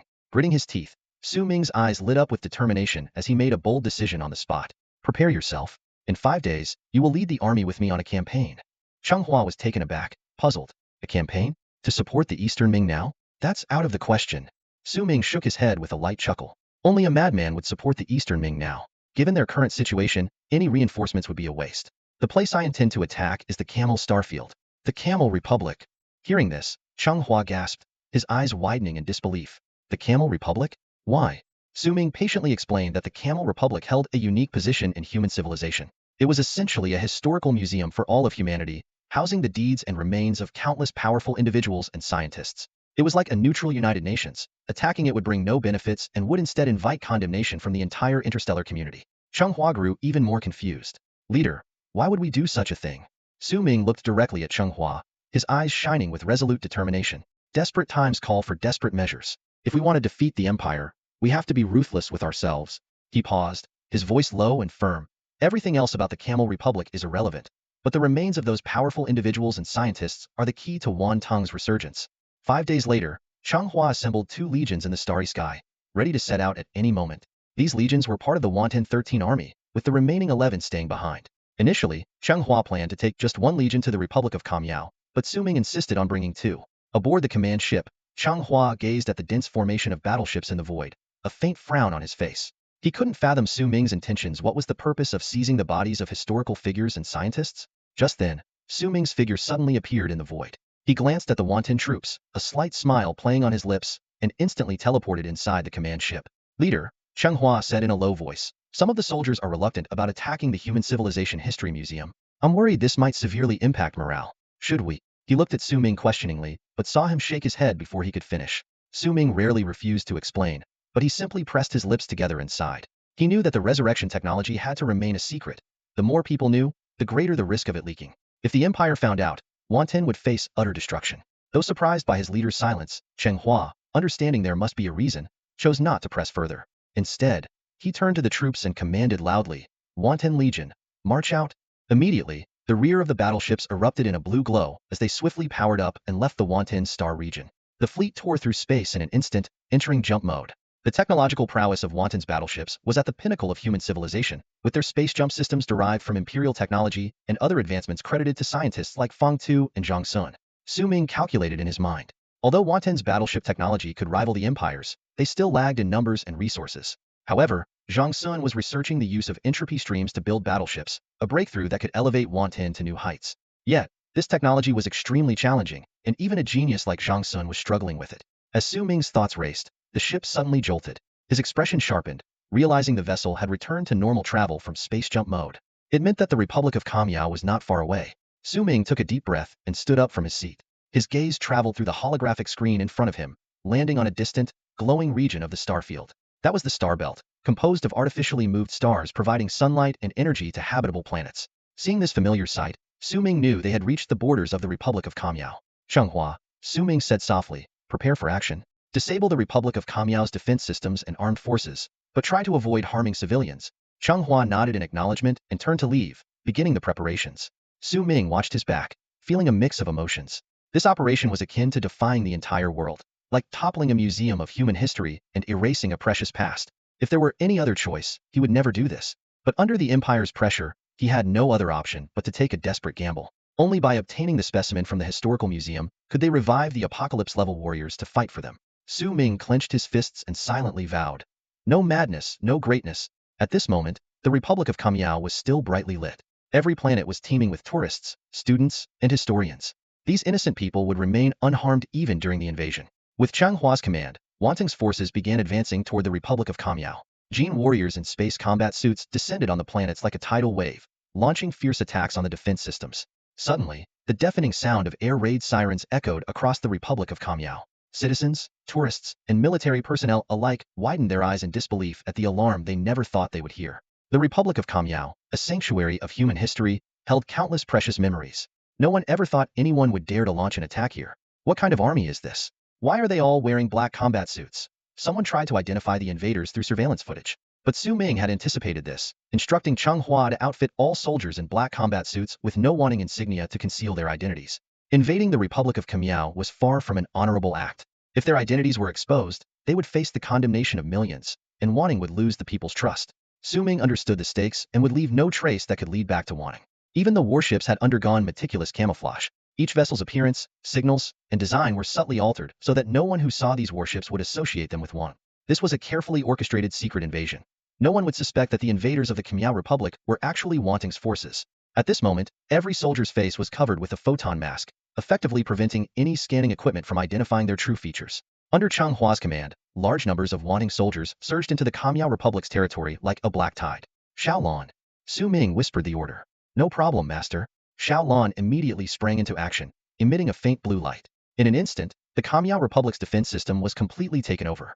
The once impenetrable shields suddenly vanished, and the automated anti-aircraft guns lowered their barrels one by one, as if falling into a deep sleep. The soldiers of the Kamiao Republic were instantly thrown into disarray. The leading officer, with a grave expression, looked around and shouted to his subordinates. The enemy has advanced information disruption technology. We can only rely on hand-to-hand combat now. Protect Kamiao. Protect the history of humanity. It's up to all of you. However, when the soldiers of the Kamiao Republic sensed the overwhelming aura emanating from the invaders, they couldn't help but gasp. This invading force was undoubtedly among the elite in the universe, with each soldier's combat level averaging at the 8th or 9th tier of genetic warriors. The captains and generals had even reached the terrifying levels of vacuum and flight tiers. In comparison, the Kamiao Republic was a small nation with unremarkable military power. Their soldiers' average combat level was only at the 3rd or 4th tier of genetic warriors. This was a completely uneven match. Although the soldiers of the Kamiao Republic were filled with a sense of duty and high morale, the vast difference in strength was insurmountable. It was like a confrontation between adults and children. Wanting's army effortlessly crushed the Kamiao Republic's defenses and quickly occupied the administrative building. To the slight relief of the Kamiao Republic, the invaders seemed to have no intention of large-scale destruction or slaughter. Aside from the initial intense conflicts that resulted in tens of thousands of casualties, the invaders subsequently only knocked people out or captured them without killing. Even after occupying the streets, they behaved with remarkable discipline, refraining from looting or committing any atrocities. This unusual behavior puzzled the people of Kamiao. If the invaders weren't here to plunder resources or seize territory, what was their true objective? Amidst the confusion, squads of soldiers were dispatched in an orderly manner, holding keys to the History Museum and opening its doors. These soldiers acted more like cautious researchers than greedy plunderers. They carefully cut small tissue samples from the remains of historical figures, meticulously labeled them, and stored them in special containers. Strangely, they showed no interest in other historical treasures or sculptures, focusing solely on the remains. Su Ming recalled similar events on his previous Earth, where incidents like Albert Einstein's brain being divided and preserved were not uncommon. Humanity has always had a peculiar fascination with famous historical figures, collecting everything from paintings and sculptures to body tissues as precious artifacts. The Kamiao Republic's museum, besides common artworks and relics, also housed numerous tissue samples of historical figures, which wasn't particularly unusual in the current universe. The soldiers from Wanting carefully cut a small portion of tissue from the exhibits in the museum, their movements as precise as a surgical operation. They swiftly stored the samples and refrained from touching any other artifacts. If not for the fresh cuts, even the museum guards would have had difficulty noticing this silent intrusion. The staff exchanged bewildered glances, puzzled as they watched the soldiers methodically complete their task. Human history spans hundreds of thousands of years, and especially after entering the interstellar era, the population has grown explosively. With such a vast number of people, remarkable individuals have emerged like mushrooms after the rain. The Republic of Kaimiao boasts a multitude of museums, as numerous as the stars, with hundreds on almost every planet. These museums display portraits, relics, and significant events from human progress. For 5 consecutive days, wanting soldiers tirelessly moved from one museum to another in the Republic of Kaimiao, collecting these precious tissue samples. Once the mission was complete, the soldiers withdrew in an orderly fashion at Su Ming's command, boarding their warship and leaving the Republic of Kaimiao. The citizens and government officials left behind were at a loss, exchanging confused looks. Someone murmured, "What was that? An invasion? It didn't seem like it. An occupation? Apparently not." Suddenly, a bold speculation spread among the crowd. Could it be some warlord with a collecting obsession, taking advantage of the Empire and Dongming being too occupied with their war to send reinforcements, and launching a raid on us just for these tissue samples? This idea quickly resonated with those around. Yeah, why else would they only take tissue samples from the museum and nothing else? Exactly, it must be a warlord with a collecting obsession. Everyone nodded in agreement, feeling they had found the only plausible explanation. To them, nothing else could account for this bizarre intrusion. This hypothesis soon gained consensus among the crowd, becoming their accepted truth. A mysterious warlord faction attacked the Republic of Kaimiao, but the raid didn't cause the anticipated destruction. The attackers' actions sent ripples through the interstellar community, yet the Republic of Kaimiao remained almost unscathed. Apart from some biological tissue damage, the museum's precious historical artifacts, documents, and artworks were untouched. The Human History Museum miraculously remained intact, leaving many puzzled by this unusual outcome. Since the Republic of Kaimiao did not suffer any substantial losses, the event was quickly forgotten. Public attention swiftly shifted to the fierce conflict between the Empire and the Dongming Alliance. Even those with little knowledge of cosmic affairs could sense that the Empire's attack on the Dongming Alliance was undoubtedly aimed at unifying human civilization and becoming the sole hegemon. This prospect elicited mixed reactions, with some in anticipation and others in resistance. However, the current empire had grown so powerful that it could ignore the voices of its citizens and was no longer influenced by interstellar public opinion. At this moment, Su Ming received a message from Locke. "Leader, the Tai Tianqi is dead." After quickly skimming through it, Su Ming nodded, thinking to himself, the death of the first Tianqi is just the beginning. It won't be the last. According to Shang's plan, all the Tianqi will be eliminated. The Tianqi and the Dongming Alliance will fall one by one. However, Su Ming was not in a hurry to resurrect the Tai Tianqi. He calmly analyzed the situation. Reviving him now would be too risky. The Dongming Alliance was in the midst of fierce resistance, and a resurrected Tianqi might impulsively return to the battlefield. If a deceased Tianqi suddenly reappeared, it would shock all of humanity, catching even Su Ming off guard. He decided to wait until the Dongming Alliance was on the brink of defeat to resurrect the Tianqi. By then, even if they returned to Dongming, they wouldn't be able to reverse the situation, and their desire for revenge would gradually fade. More importantly, Su Ming simply didn't have the time to deal with this matter at the moment. He was busy handling billions of biological samples. These samples were meticulously placed in seal boxes, each labeled with detailed information. Despite large-scale losses, the vast territory and massive population of human civilization over 10,000 years had still left an astonishing number of samples. Faced with this overwhelming number of samples, Su Ming felt a headache coming on. He immediately summoned Feng Tu to help sift through the billions of samples to identify suitable candidates for resurrection. Clearly, some individuals were not suitable for revival, such as the Tianqi from the Empire, as reviving them would be like making enemies for himself. Similarly, some of the most heinous individuals were also excluded, even though their samples were preserved in the museum, typically as negative examples. Just as Su Ming and Feng Tu began the selection process, he suddenly realized, why go through the trouble of doing this myself? Isn't this exactly what Xiaolon excels at? With this thought, Su Ming immediately instructed Xiaolon. "Xiaolon, help me filter out the suitable candidates for resurrection." Xiaolon quickly sprang into action, emitting a blue light that covered all the seal boxes, swiftly reading the information on each box and cross-referencing it with relevant descriptions and explanations from the network. Soon, Xiaolon marked a portion of the samples with blue light, indicating those deemed worthy of resurrection. To Su Ming's surprise, the selection results showed that only about 20 of the samples were considered worthy of resurrection, with an elimination rate of 80. Nevertheless, the remaining 20 still represented nearly 20 million individuals, which was no small number. It is important to note that those about to be resurrected were the elites of human society, the top figures of various eras. 20 million top individuals could significantly alter the landscape of human civilization. Just thinking about it sends chills down my spine. Su Ming's gaze landed on Feng Tu, and a subtle, knowing smile played on his lips. Feng Tu, on the other hand, couldn't take his eyes off the towering pile of 20 million sealed boxes in front of him. He swallowed hard. Damn. Resurrecting 20 million people in a year? Feng Tu calculated in his mind. That means tens of thousands a day? You've got to be kidding me. Su Ming seemed to read Feng Tu's thoughts and shook his head gently. You don't need to resurrect that many. Start with the important and key individuals, and take your time with the rest. Feng Tu felt a wave of relief, but he still hesitated. Clearing his throat, he said awkwardly, "Well, I think my limit is around 100 people a day. Any more than that and I can't handle it." 100 people, huh? Su Ming mused, doing some quick calculations. That would be about 36,000 people in a year. That should be enough. He continued to analyze, plus, after the war between the Eastern Alliance and the Empire will need time to consolidate its gains. They can't immediately turn around and attack Wanting in the abusive Free Federation. The Eastern Alliance's territory is vast, and without a government, it will be in chaos. The Empire will need a long period of adjustment to take control of the Eastern Alliance. This adjustment period will likely be longer than the war itself, probably at least a year and a half. During this time, there's no way the Empire can stabilize one foot and immediately step into Wanting. Fang Tu nodded but couldn't shake the feeling of being exploited, like a worker under a ruthless boss. In his eyes, Su Ming had turned into a heartless employer, expecting him to resurrect 100 people a day. Taking a deep breath, Fang Tu slowly asked, "So, who will we resurrect first?" Su Ming glanced at Fang Tu and chuckled softly. "Recently, Zhang Sun has been researching entropy flow. We should resurrect a top-notch mechanic to help him with his research." Fang Tu was momentarily stunned, then dismissive. "Come on, I'm a mechanic myself. Why not send me to work with Zhang Sun?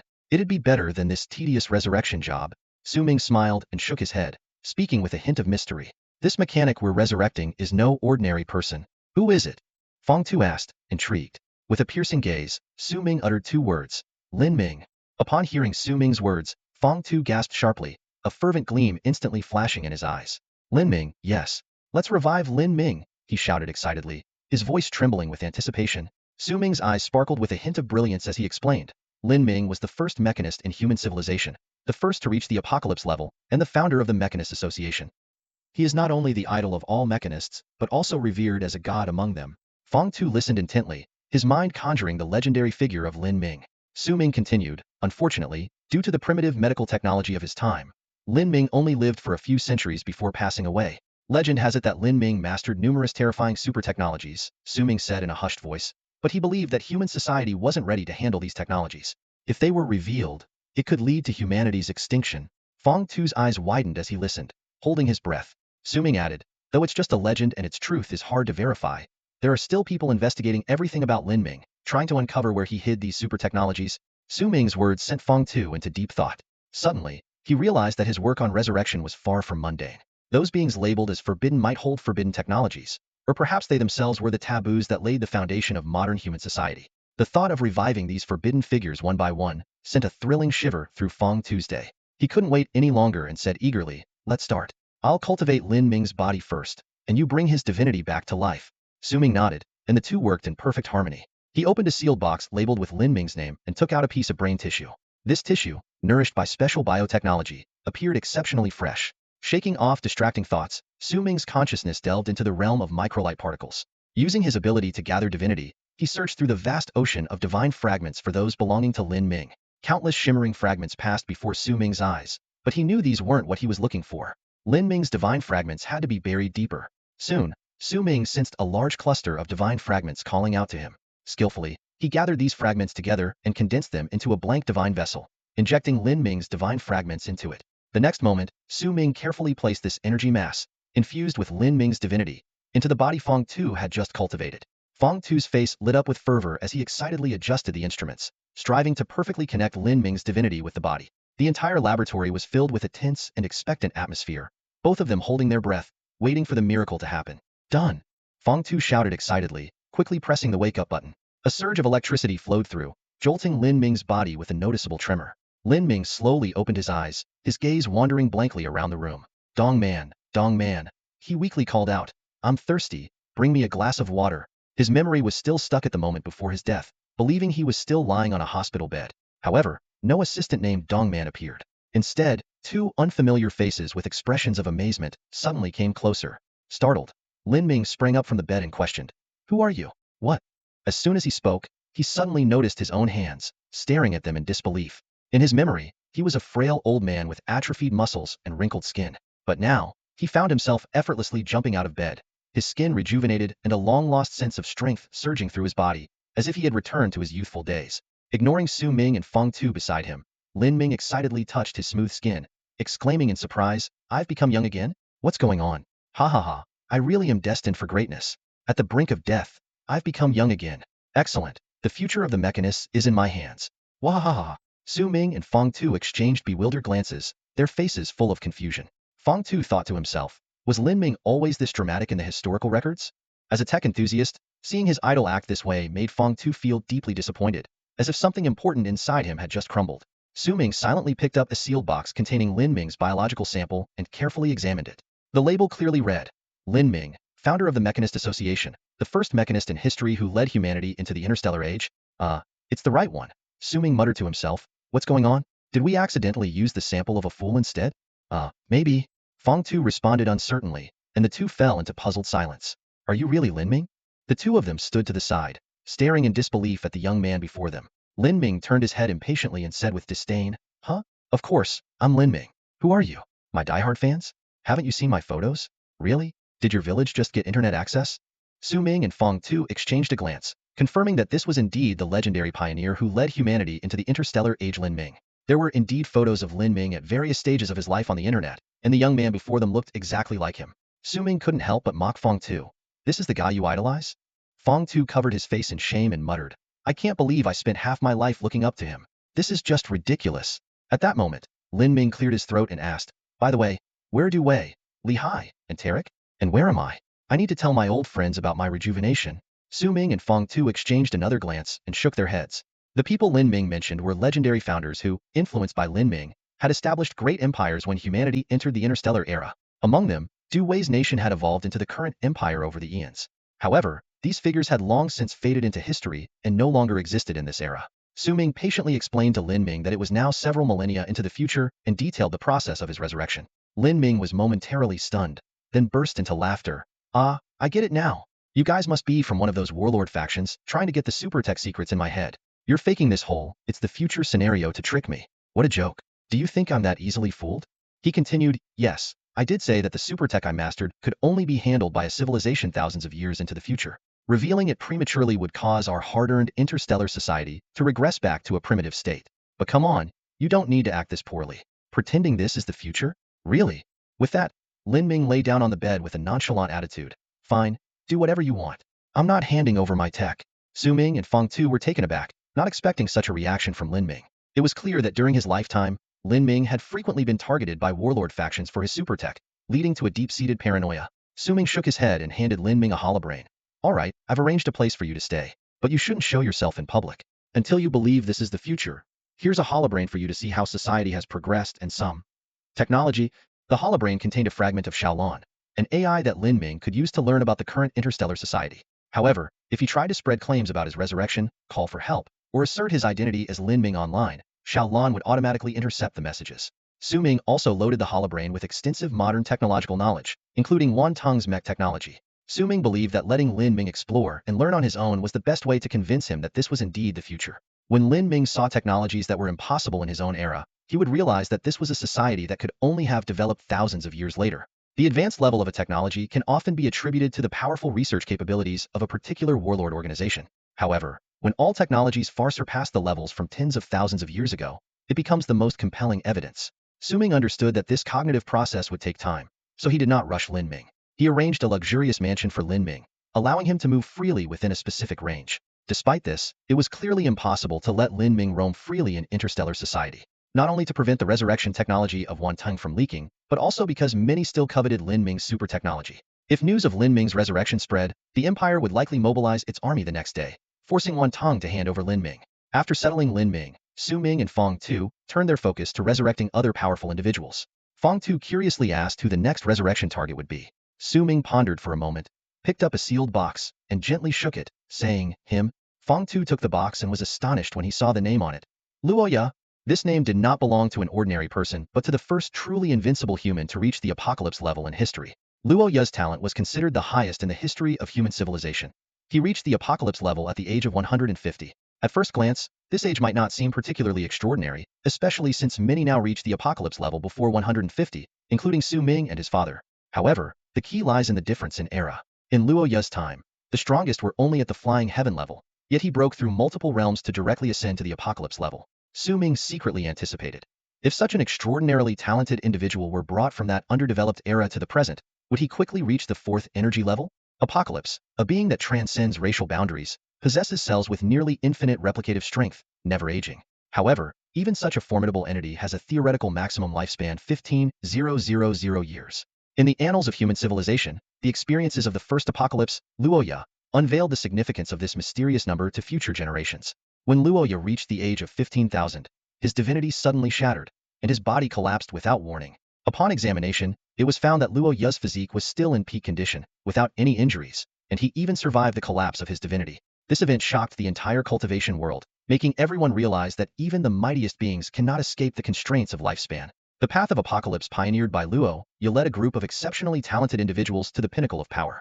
In an era when technology had not yet advanced to threaten the apocalypses, these warriors were almost invincible. However, nearly half of the apocalypse warriors perished at the age of 15,000, confirming this terrifying limit. Faced with this unbreakable life boundary, countless wise individuals have racked their brains but failed to find a solution. The longer one lives, the more they cherish life.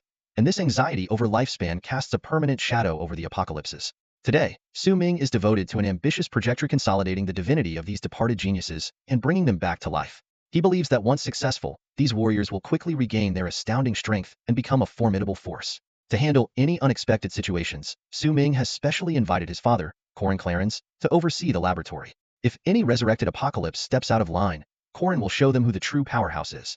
Once everything is ready, Su Ming retrieves Luoya's tissue and begins using the power of divinity to delve into the microparticle layer, searching for traces of Luoya in the vast ocean of divine fragments. Soon, he locks onto his target, preparing to gather the scattered divine fragments. Su Ming understands that the divine fragments of an apocalypse-level warrior are vastly different from those of ordinary people. They are not only scattered throughout the main universe, but also partly fallen into the void realm. He decides to first collect the fragments in the main universe, and then find a way to retrieve the remaining parts from the void realm. However, as Su Ming attempts to reconsolidate these divine fragments, a peculiar force emerges from the main universe, obstructing his actions.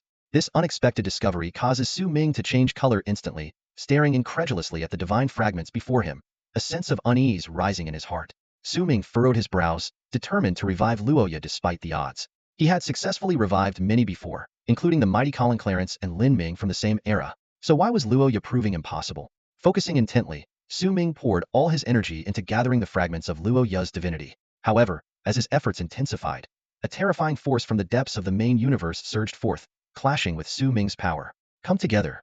Su Ming gritted his teeth, pushing his mental and divine energy to their limits in an attempt to consolidate all the divine fragments before him. Suddenly, the main universe seemed to rage, releasing a blinding white light that struck Su Ming with immense force. He cried out in pain as his divinity took a severe hit. Yet, in that moment, Su Ming sensed a mysterious power from the main universe. His eyes widened as he vaguely perceived a pattern. Without hesitation, Su Ming released Luoya's divine fragments, letting them scatter and vanish into the sea of divinity. A complex expression flashed in Su Ming's eyes as he withdrew his divinity and exited the world of microparticles. What's wrong? Are you okay? Feng Tu asked in surprise. Luoya's body had been fully cultivated, needing only the restoration of divinity to be revived. But now, an unprecedented issue had arisen. Su Ming opened his weary eyes, shook his head, and collapsed to the ground. Leader, are you all right? What happened? Feng Tu asked, astonished. Su Ming took a moment to gather himself before speaking heavily. It's no use. Luoya is gone forever. He can't be revived. Feng Tu looked puzzled. How can that be? Even the mighty Colin Clarence was revived before. Why can't Luoya? Shaking his head, Su Ming explained. There's an ultimate barrier within the main universe, and I just sensed it. Luoya has reached this barrier, making his revival impossible. I underestimated the complexity of revival before, but this time I realized the cost is immense. Feng Tu's face showed confusion, his brow furrowed as he said, haven't we already revived many people? How could the cost be so high? And if there were a price to pay, we would have felt it before, wouldn't we? Su Ming shook his head slowly, his expression serious. He took a deep breath and explained, the cost of reviving someone doesn't depend on the number of people or their combat strength. What matters is the person's impact on the universe. Impact? Feng Tu's eyes widened, a hint of urgency in his voice. Wait, you said there's a cost. What exactly is the price we have to pay? Su Ming gave a bitter smile and slowly said, lifespan? Feng Tu's pupils constricted sharply, and he exclaimed in disbelief. How is that possible? Su Ming shook his head, his expression growing even more grave. I didn't know either until I sensed the core rules of the universe. Anything that reverses the rules of the universe is sanctioned by the core rules of the main universe. This core rule is known as the ultimate barrier, or ultimate lifespan. Every time we revive someone, it seems effortless, but it actually consumes my ultimate lifespan. Feng Tu's face gradually became serious after hearing this. Since the cost is lifespan, the amount of cost is determined by the influence of the person being revived. Su Ming nodded in confirmation and continued to explain. The over 1,000 people we revived before had almost no impact on the universe. Reviving 1,000 people might have only consumed a few hundred days of my ultimate lifespan, which is negligible. He paused and sighed. However, reviving my father and Lin Ming, both of whom had tremendous impacts on the universe, was different. Especially Lin Ming. Even though he doesn't have the power of Tianqi, reviving him alone costs more than reviving 10 people of Tianqi's strength. Reviving just him might have consumed nearly 1,000 years of my lifespan. Feng Tu swallowed hard, still finding it hard to believe. Reflecting on Lin Ming's contributions, he had to admit, indeed, Lin Ming's impact on the universe is immense. Without him, humanity might have taken tens of thousands of years to reach its current scale, and possibly could have self-destructed in the process. He was a pioneer who led humanity into the interstellar civilization, impacting the entire progress of human civilization. Su Ming pointed to the 20 million sealed boxes in front of them, his smile bitter. Look at the people we need to revive. Each person in these boxes has left a significant mark on human history, with an impact on the universe far beyond that of ordinary people. Even the least influential among them would cost me several years of lifespan to revive. With 20 million of them, we wouldn't be able to revive them all even if the four of us gave up our entire lifespans. Hearing this, Feng Tu's face revealed a deep, bitter smile. He finally understood that revival was not without limits. The core rules of the main universe could not be defied. This core rule acted like a balancer, constantly correcting anomalies in the universe and returning them to their rightful path. Anyone attempting to reverse these core rules had to trade their lifespan, and once their lifespan was exhausted, the troublemaker would disappear from the universe entirely. Upon hearing Su Ming's explanation, Feng Tu was instantly plunged into confusion and frustration. He had placed high hopes on the resurrection technology, only to find it fraught with numerous limitations, disrupting his entire plan. Noticing Feng Tu's change in expression, Su Ming patiently explained, the lifespan that has been consumed cannot be restored. The limit barrier represents the universe's bottom line. Every powerful being can only live for so long. Exceeding this limit will lead to unpredictable consequences. He pointed to the corpse of Luoya and continued, take Luoya for instance. He died on his 15,000th birthday when his divinity shattered. Once divinity shatters, resurrection is impossible. I just attempted to resurrect him and immediately received a warning from the main universe. If I insist on doing so, we might face even harsher penalties. Feng Tu frowned in thought for a moment before suddenly realizing something. Wait, if Luoya can't be resurrected, why is Lin Ming, who lived in the same era, able to? Su Ming explained, the limit barrier is calculated based on the duration of life, not historical time. Lin Ming only lived for a few hundred years before he died, so his maximum lifespan still has a long way to go. After resurrection, his lifespan starts counting again. After hearing this, Feng Tu had an epiphany but soon sank into a low mood. He muttered to himself, so, resurrection technology can only be used at critical moments and can't be abused. Without this trump card, how can Wantong compete with the Empire? Once the Empire destroys the Dongming alliance, they'll come after us next. Feng Tu's voice grew quieter, but his inner anxiety kept growing. He couldn't help but ask, is there any way to escape the main universe's sanction? As soon as he said it, he realized how absurd the idea was. After all, the fragments of divinity of those he wanted to resurrect were in the main universe, so how could they bypass its control? Just as Feng Tu was sinking into despair, Su Ming's eyes suddenly lit up. He muttered to himself, escape the main universe's sanction. Then his voice rose with a hint of excitement. Wait, I think I found a way. These words were like a ray of light in the darkness, instantly igniting hope in Feng Tu's heart. He looked eagerly at Su Ming, waiting for the wise man to reveal the key strategy that could change the situation. Feng Tu's eyes lit up with curiosity as he asked, what method? Su Ming shook his head mysteriously and said, it's a secret for now. The resurrection will have to wait, but fortunately, we have already revived Lin Ming. He's a key figure. As for the rest, we'll talk about it later. Feng Tu was stunned and wanted to ask more, but Su Ming had already disappeared in a flash. With no other choice, Feng Tu sighed, shook his head, and then operated the machine to store all the sealed boxes for future use. After leaving the lab, Su Ming headed straight to his secluded retreat. He suddenly realized a crucial point. The special method to break through the main universe's lifespan barrier was hidden within the universe heart inside him. The core rules of the main universe and the universe heart are fundamentally the same. By merging the universe heart with himself, Su Ming could escape the main universe's lifespan limitations. This meant that once he merged with the universe heart, Su Ming would essentially become an independent universe entity, making the lifespan barriers of the main universe ineffective against him. His lifespan would be extended to match that of the universe heart. Reaching this stage would make resurrecting past powerful figures effortlessly. Realizing this, Su Ming entered a state of seclusion without hesitation, fully focusing on merging the universe heart with himself. Meanwhile, on the battlefield between the Empire and Dongming, the situation took a sharp turn. The Empire's war machines continuously targeted and destroyed Tianka-level warriors, with one falling every so often, leaving no remains. Under the crushing power of absolute technology, the structural weaknesses of the Dongming alliance quickly became apparent. Whenever a Tianka-level warrior died, that area would become a vacuum. Although Dongming's own troops had combat capabilities, they were far inferior to the Empire's. In terms of war machines or technological level, they were like children compared to the Empire. Once a Tianqi fell, the Empire could easily wipe out all Dongming forces in that area. For months into the war, the decline of the Dongming alliance became increasingly evident. At this moment, In a mansion on the main planet of Wanting, Lin Ming walked out, his eyes filled with shock as his worldview crumbled. It's really thousands of years later, and I've actually been resurrected, Lin Ming muttered to himself, his face full of disbelief. After months of learning and exposure, Lin Ming had to admit that the technological level Wanting displayed far surpassed anything he could have imagined from his era. This was clearly an interstellar society from thousands of years in the future, and his youthful state persisted, proving this was no illusion but a real situation. Mechs, technology, war machines, energy classification theory. My God, humanity has developed so many advanced theories over such a long time, Lin Ming murmured to himself. He then grabbed a nearby guard and urgently said, the leader of Wanting is called Su Ming, right? I need to see Su Ming. Get Su Ming to see me. A few hours later, Lin Ming sat opposite Su Ming, who had a broad smile on his face. Looking at the young man before him, Lin Ming couldn't help but swallow nervously. Su Ming smiled at Lin Ming and leisurely asked, "What's the matter, Master Lin Ming? Have you figured out what's going on?" "Unbelievable. This is actually real," Lin Ming murmured, his eyes filled with shock and confusion. He suddenly turned his head, locking his gaze on Su Ming, his voice trembling slightly. "Did you develop the resurrection technology and bring me back to life?" Su Ming shook his head slowly, his expression calm as he explained, "Strictly speaking, I learned the resurrection technology from other civilizations and then used it to revive you." Lin Ming frowned and pressed further. "Why did you bring me back? What do you want from me?" Su Ming's lips curled into a slight smile, a hint of cunning in his eyes. "You already have a guess, don't you?" "Of course, it's the legendary advanced technology you possess." His eyes burned with anticipation as he stared at the mechanical pioneer before him. Lin Ming took a step back, shaking his head. "You must be mistaken. While I am grateful for being revived, that doesn't mean I'm your subordinate. I have no obligation to share all my knowledge with you." Su Ming leaned back on the luxurious sofa, tapping the leather armrest with his fingers. He took a deep breath, his tone turning serious. "You must help me because the person I am about to face is the enemy of our entire universe." "I don't understand," Lin Ming said, puzzled. Su Ming leaned forward, beginning to explain the collision of universes and the replacement of the Ho Sheng. He spent about 10 minutes carefully laying out the complex situation. After finishing, he looked directly into Lin Ming's eyes. "I believe you can grasp the concept of parallel universes." Lin Ming nodded, but still appeared hesitant.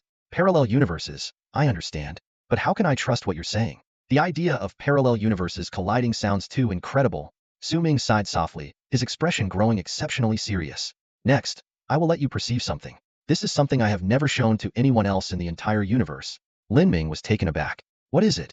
Su Ming's palm suddenly condensed a deep red crystal. The crystal exuded a mysterious aura, tightly linked to Su Ming's own presence. Lin Ming's pupils contracted sharply as he stared at the seemingly ordinary crystal in shock. In Lin Ming's eyes, the crystal seemed to lose the concept of size.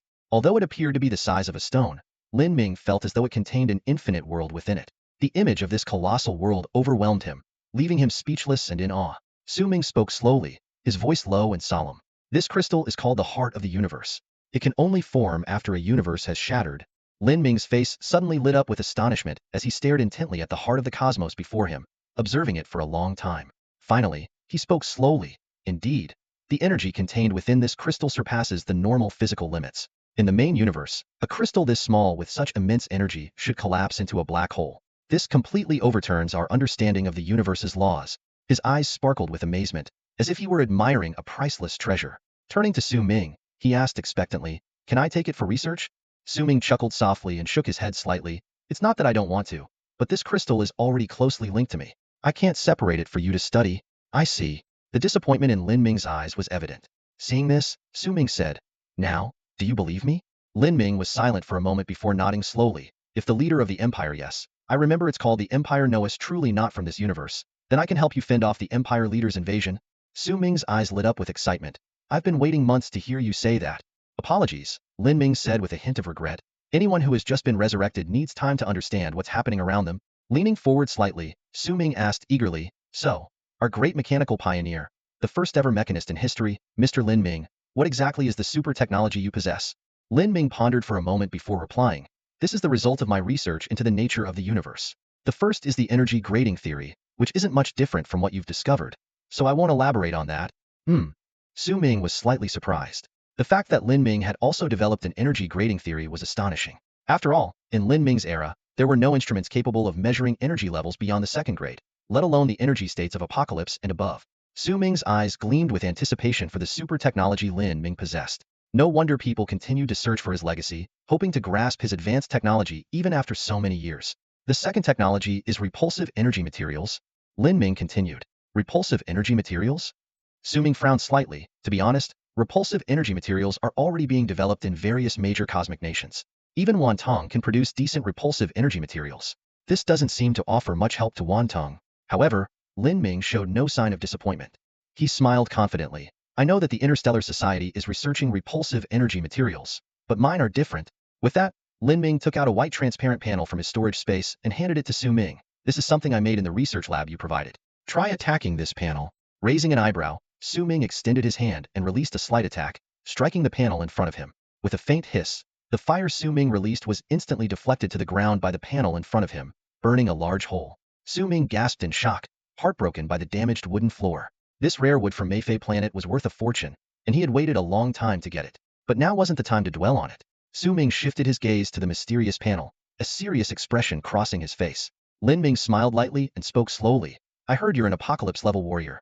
At your level, you should be able to sense the collision and dissipation of energy, right? Su Ming took a deep breath and answered quietly. 99.99%. Practically zero. Impossible. Su Ming exclaimed in disbelief. He knew very well that no material in the universe could completely block energy. It was a fundamental principle of the universe's operation. But practically zero? That was almost the same as total isolation. Lin Ming continued. Imagine if we made a mech out of this material. Hearing this, Su Ming gasped again. He immediately envisioned rows of mechs assembled from this inner jar-pulling material, advancing forward while endless artillery fire bombarded them without causing any damage, as all the energy was deflected. This is practically invincible. Su Ming stood up, looking intently at Lin Ming. What are the limitations of this material? Lin Ming nodded and admitted. Nothing in the world is perfect. If this material can block all energy, how is it created? No instrument can decompose it, which means no instrument can reconstruct or synthesize it. Cold, Lin Ming explained. As long as the temperature drops below 15°C, these materials will change properties and lose their original performance. Su Ming suddenly understood. That's acceptable. As long as we don't fight on cold planets, this material is nearly unbeatable. He analyzed. Although there are countless types of war weapons in the universe, cooling weapons are rare. Firstly, there's a research barrier. It's well known that heat has no upper limit, but cold does, which is absolute zero, and no one can reach it. Many materials can withstand such temperatures. Secondly, there's the cost issue. A single explosive shell can directly kill an enemy, so why bother using costly ice bombs? Moreover, the heat from nearby explosions could neutralize the ice bomb, rendering it useless and counterproductive. Su Ming nodded and concluded, if that's the case, this material is unlikely to be compromised in the early stages of a war. Any other technologies? Su Ming asked. Lin Ming slowly nodded. One last piece of high-end technologianity or energy. Anti-sequence energy? Su Ming frowned, looking puzzled at Lin Ming across from him. This unfamiliar term stirred a wave of confusion in his mind. Lin Ming nodded slowly, his eyes gleaming with wisdom. Yes, he began to explain. While researching the core of the universe, I stumbled upon a unique type of energy. This energy operates independently of time, space, and even matter, functioning autonomously within the cosmos. He paused for a moment, allowing Su Ming to digest this astonishing information. I've tried to isolate and reproduce this energy. Though not entirely successful, I've managed to get about 70 to 80% accuracy. Lin Ming's voice carried a hint of pride. Once we harness this energy, it can disregard the differences in energy levels. Whether high or low, this energy functions unaffected. Su Ming suddenly stood up, his eyes filled with disbelief. As an expert in energy studies, he instantly grasped the profundity of Lin Ming's words. What does this mean? His voice trembled with shock. Lin Ming calmly explained, simply put, if I use this anti-sequence energy to attack an apocalypse-class master, even if they mobilize all their energy to defend, the anti-sequence energy would penetrate those defenses effortlessly and continue along its original trajectory, even through their body. Su Ming's mind raced to process this staggering information. Are you saying that once this energy is released, there's no way to stop it? Lin Ming nodded in confirmation. Not only that, it is unaffected by time and space. It can pass through black holes and move freely even in a static time flow. How is that possible? Su Ming exclaimed. How could such an energy exist? Lin Ming responded seriously. The essence of the universe transcends time and space. He began explaining the varying speeds of time across the universe and how this energy surpasses those limitations. Then, Lin Ming shifted the conversation to the challenges humanity faced in entering an interstellar society. Do you know the greatest obstacle for humanity in stepping into an interstellar society? Seeing Su Ming's confused expression, Lin Ming explained, it's the difference in time flow. The disparity in time speeds between different planets could lead to the collapse of civilization's management. Imagine a command sent to another planet, and by the time it arrives, a century might have passed there. Lin Ming continued to elaborate on the contradictions between human technological advancements and the establishment of an interstellar society. Finally, with pride and confidence, he asked, but now, when you pilot a spaceship within the realm of human civilization, can you still feel the difference in time flow? This question hung in the air, suggesting that Lin Ming might have found a solution to this monumental challenge. Su Ming gazed at the young man across from him, a growing respect evident in his eyes. They were seated in a cabin of a starship, with countless stars twinkling in the dark expanse of space visible through the porthole. Taking a deep breath, Su Ming realized he was experiencing firsthand the miracle brought about by a great invention. Regardless of which planet they traveled to, the flow of time remained consistent. This seemingly natural phenomenon was, in fact, one of the greatest achievements of human civilization. Lin Ming, Su Ming began solemnly, without you, there wouldn't be the interstellar society we have today. Lin Ming chuckled softly, a hint of pride in his eyes. Indeed, even I didn't expect to solve the problem of different time flows between planets. It seems I might be a bit great after all. He paused briefly before continuing. The key technology to solving this issue is the anti-sequence energy technique. At the center of human civilization's domain, there's an instrument that operates continuously, emitting anti-sequence energy particles. These particles, like countless threads, traverse different spaces and times, tightly linking the entirety of human civilization together. Su Ming nodded thoughtfully. I finally understand.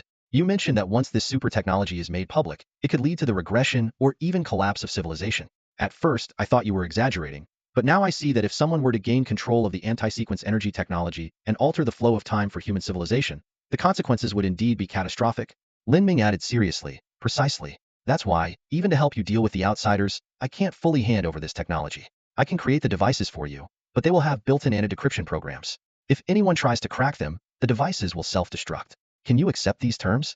Hearing this, Su Ming couldn't help but smile. No problem, I'm not greedy. His tone carried understanding and admiration, clearly indicating that he had fully accepted Lin Ming's conditions. Days passed. The war between the Empire and the Eastern Alliance raged on, a battle between two cosmic nations destined to be recorded in history. 1 month into this epic conflict, a groundbreaking experiment that could alter the course of human civilization was underway at the main lab on Wanting's home planet. Inside the lab, 3 top-tier apocalyptic-level engineers were engrossed in their work. Zhang Sun's hands trembled slightly as he carefully adjusted the complex apparatus in front of him, ensuring every parameter was calibrated to the precise standard threshold. Be careful, a parameter error and we could be facing an explosion that no one can save us from, Lin Ming warned sternly, his eyes fixed on Zhang Sun's operations. Lin Ming then turned to Feng Tu, who was working a short distance away, and called out, Feng Tu, how's it going on your end? Feng Tu emerged from beneath a massive piece of equipment, his face smeared with dust, panting heavily. Hold on, the particle function is off. I need to fine-tune the collision calibrator first, he replied, looking up at Lin Ming with a mix of awe and disbelief. Goodness, this machine is insanely complex. How did you even come up with this back then? Given the technology we had at the time, I'm truly impressed. Lin Ming grinned smugly. Is it so hard to admit I'm a genius? Bullshit. Feng Tu spat. Although Lin Ming had once been his idol, spending time with him had revealed Lin Ming's playful nature, shattering the idolized image he once held. At this moment, in a lab that brought together the universe's 3 top apocalyptic-level engineers, they were working on the second anti-entropy energy device for human civilization. The importance of this device was beyond words. It could unify time variables and even alter the flow of time in specific regions. Su Ming often marveled at how resurrecting Lin Ming at the cost of 1,000 years of his own life had been an incredibly worthwhile decision. With this device, Wanting could significantly extend its development time within a region where time flowed exceptionally slowly. What was a year to the outside world could be a millennium for Wanting. As the Empire and the Eastern Alliance clashed fiercely, Wanting would have ample time to grow and strengthen. By the time the Empire turned its attention to Wanting, they would be astounded to find a completely transformed, colossal entity before them. A few hours later, Feng Tu crawled out from behind the machine and loudly announced, I'm done here. The particle function is fixed, and the collision calibrator is calibrated. Zhang Sun breathed a sigh of relief, glanced at the parameters on the control panel, and asked, am all set here too? Can we start the test now? Lin Ming meticulously inspected the instrument, his brow furrowed. He murmured, we need to be extremely careful. The particles released by this device must be smaller than the atomic radius of a carbon atom. Otherwise, the particles will directly destroy the life structure of carbon-based organisms. If we get this wrong, we might end up destroying ourselves before the Empire even attacks. Su Ming and Zhang Sun exchanged glances, a wry smile flickering in their eyes. This instrument was like Pandora's box, containing immense power but also the potential for catastrophic consequences. Anti-sequence energy ignores all barriers, capable of penetrating any material, including human bodies.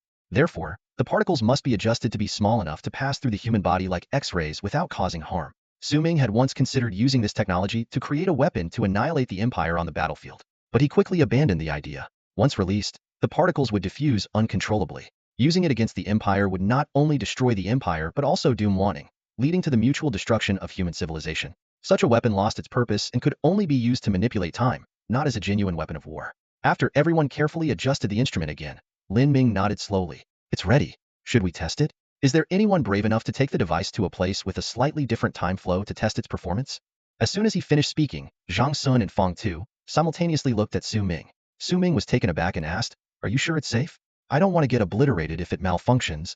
Lin Ming confidently reassured him, "Don't worry, I made it according to the specifications of the previous device. It should be fine." "Should be?" Su Ming looked at him skeptically. Lin Ming quickly corrected himself, "Ahem. I mean, it's absolutely safe. Besides, if the device does malfunction, you can escape into the void realm. While anti-sequence energy particles can penetrate anything, the cosmic barrier of the main universe can easily block them. As long as you enter the void realm, you'll be safe." Hearing this assurance, Su Ming reluctantly agreed. He hoisted the instrument and prepared to find a star region where the time flow slightly differed from wanting to conduct the experiment.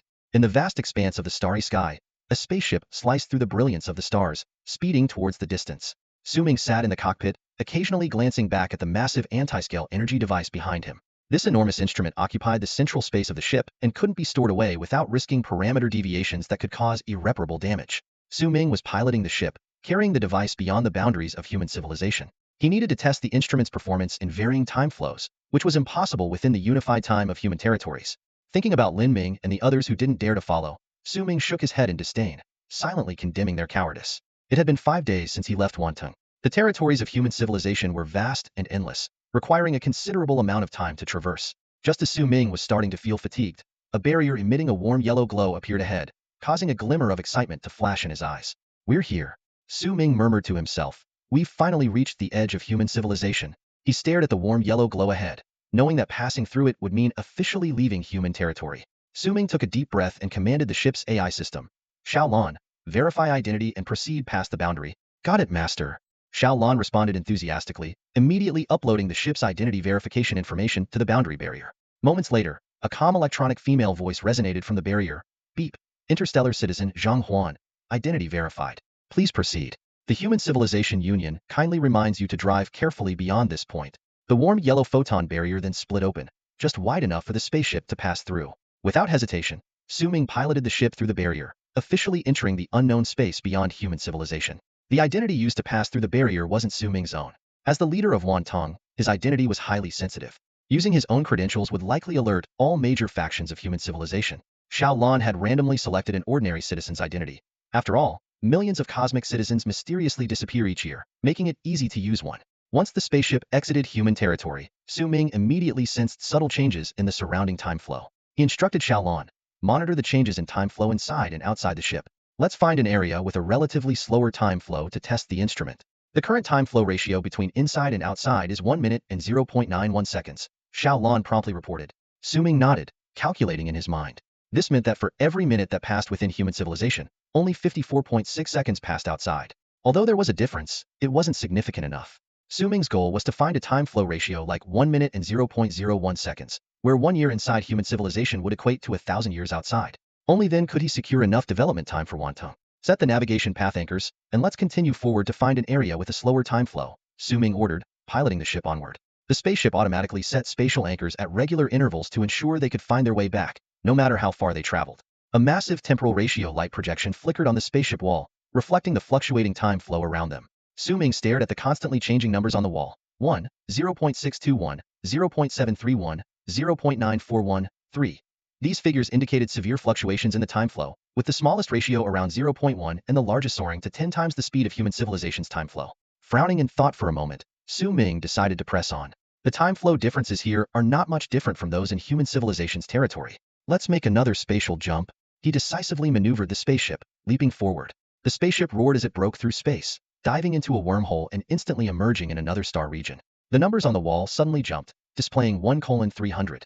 Su Ming gasped, realizing that 1 minute here equated to 5 hours in human civilization's territory. Staying here for a day would mean a whole year would pass for human civilization. Move, move. Another spatial jump. Su Ming urged urgently, immediately piloting the spaceship to tear through space and speed further away. Soon, new numbers flashed on the wall, 1 minute and 0.035 seconds. Su Ming's eyes lit up. This number was very close to 0.001, indicating that the time flow here was extremely slow compared to human civilization. "Let's explore this star region," he said excitedly. "If we find the area with the slowest time flow, we can set up our instruments for testing." At that moment, the AI, Xiaolan, suddenly spoke up, "Master, I need to inform you that we have crossed 30 star regions, far beyond the explored range of human civilization. This is an unknown territory and may pose potential dangers. Hearing this, Su Ming frowned slightly. What's the probability of encountering danger? Xiao Lan quickly calculated and replied, based on the probability theory corresponding to the time flow ratios, the likelihood of encountering unknown dangers here is 37. Su Ming fell into contemplation, weighing the risks of continuing exploration against the potential rewards. 37. Su Ming's heart skipped a beat. This risk factor far exceeded his expectations. He frowned in thought for a moment before asking, puzzled, why is it so high? How is this calculated? Xiao Lan calmly explained, in places where time flows slowly, it's easy for life to emerge over long epochs, leading to the evolution of civilizations. Su Ming nodded in understanding. Indeed, in this region, a year in human civilization equates to over 3 centuries here. With such a significant time disparity, it's highly likely that unforeseen civilizations have already arisen. Despite his inner hesitation, Su Ming quickly made up his mind. He had to find a place where the time flow differed from human civilization by a factor of 1,000, or Wan Tong would have no chance of defeating the empire. Nothing in this world is foolproof. A bit of risk is acceptable, Su Ming declared decisively. He then ordered, Xiao Lan, activate the detection system and explore the surroundings. Xiao Lan cautioned, Master, active exploration may encounter unknown dangers. No problem. Su Ming dismissed the concern. If we encounter danger, we'll just retreat. The Tianka class is top tier in the universe. If I want to leave, no one can stop us. With that, Xiao Lan activated the spaceship, heading toward the unknown starfield. Su Ming's eyes were fixed on the projected time ratio data on the wall, watching the constantly changing numbers that indicated the fluctuations in the surrounding time flow. 1 minute and 0.0151 seconds. 1 minute and 0.021 seconds. The numbers kept shifting but never reached Su Ming's target. His goal on this journey was not exploration or expansion but to find a place with a time ratio of 1 minute and 0.01 seconds for Wan Tang to develop. As for potential dangers, they would avoid them if possible. The spaceship traversed the starfield, where time passed extremely slowly. Even if Su Ming searched here for several days, only a few minutes might have passed in human civilization's territory. However, after circling the area, he still hadn't found a suitable time flow region. Su Ming's brows furrowed, and he felt increasingly anxious. If he couldn't find it here, he would have to venture to other starfields, but the distance posed the risk of losing the coordinates of human civilization. After all, celestial bodies in the universe are not static. They constantly change positions. Master, should we continue the search? Xiao Lan asked worriedly. Search. Explore every corner of this starfield.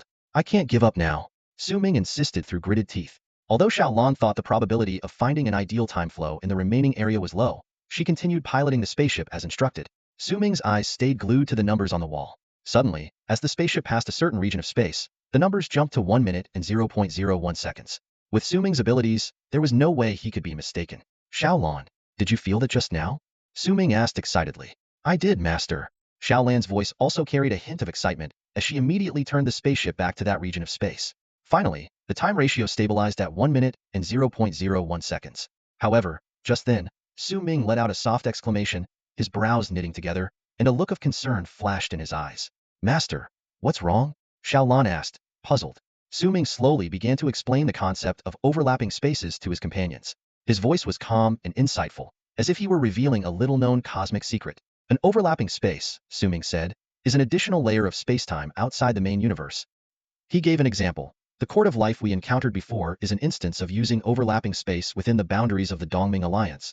Su Ming delved deeper. Usually, when overlapping spaces appear, there's another civilization within Thema civilization hidden outside the main spacetime. He noted that different civilizations have various methods to deal with the differences in time flow. After all, not every civilization has a genius like Lin Ming. Each has its unique approach to synchronizing time flows. He cited several examples. The Crystal Civilization links its entire society as one entity to avoid time discrepancies, while the Void Civilization constructs void nests to counteract time flow differences.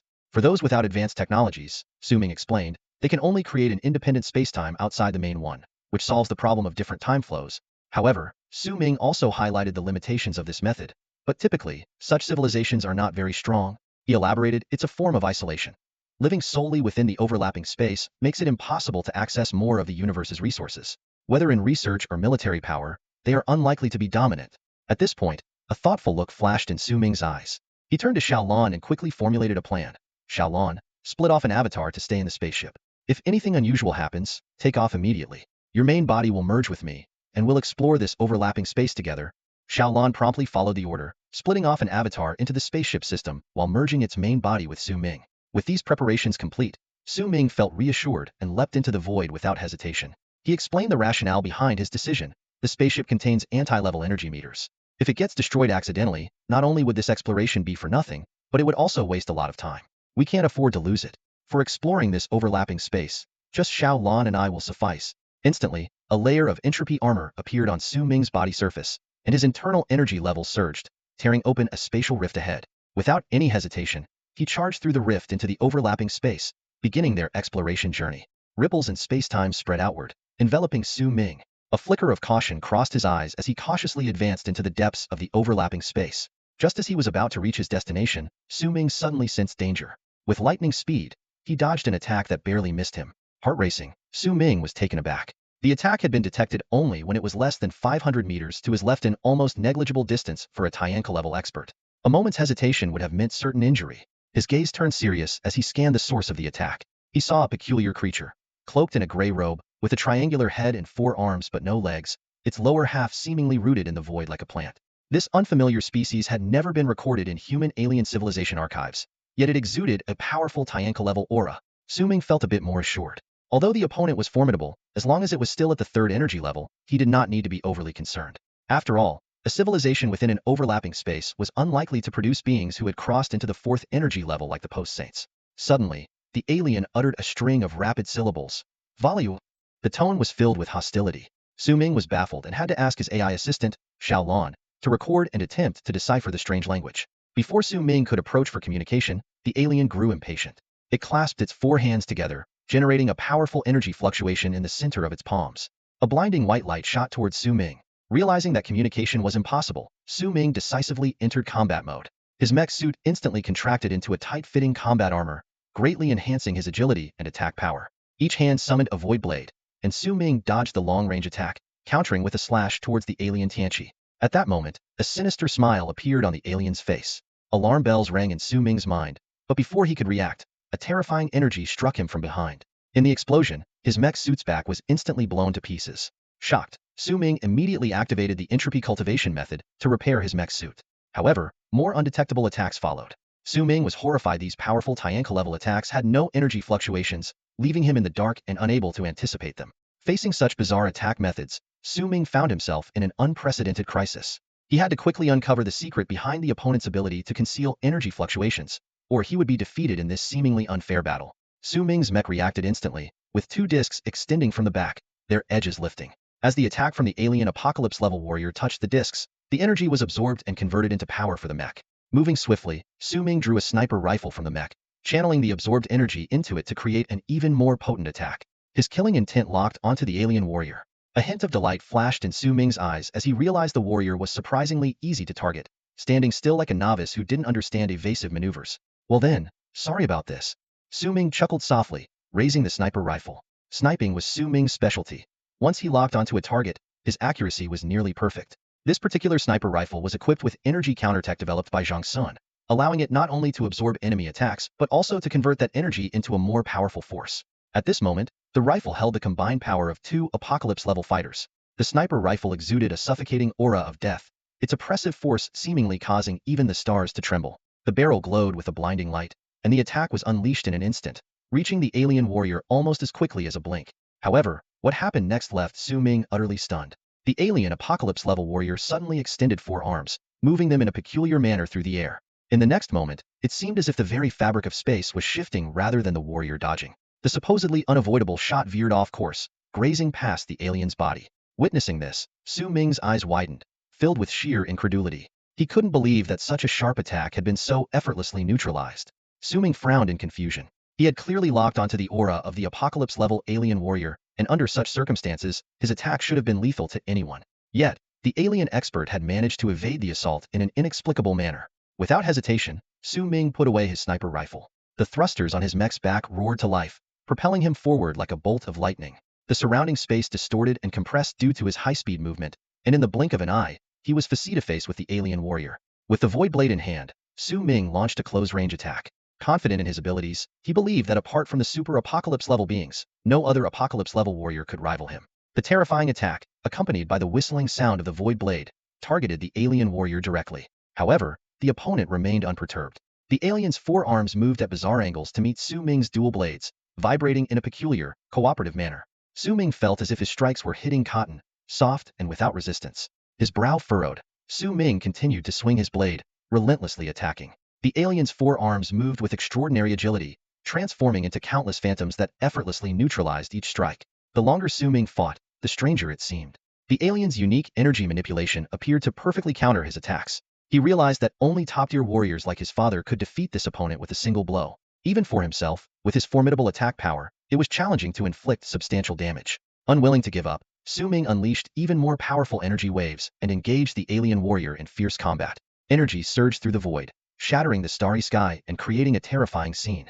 Suddenly, the alien warrior's expression changed dramatically. He quickly retreated, putting distance between them, and uttered a series of incomprehensible syllables. Su Ming shook his head, unwilling to give the opponent a chance to communicate. He immediately pursued and gathered his strength once more. The alien warrior kept retreating, seemingly hesitant to engage. He kept babbling in his alien tongue, while Su Ming instructed Xiaolan to record and attempt to decipher the language. It's recorded in the optical brain system, Master. We've deciphered 2 characters so far. Starry Sky, Xiaolan reported. Starry Sky? Su Ming shook his head.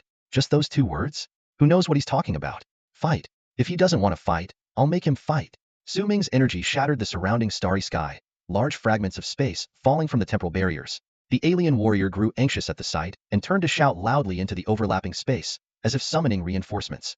As Su Ming pondered the situation, the circumstances changed abruptly. About 10 apocalypse-level auras suddenly emerged from the overlapping space, locking onto him firmly. In the next moment, 10 figures emerged from the depths of the overlapping dimensions. Their overwhelming presence surged towards Su Ming, attempting to trap him in the void.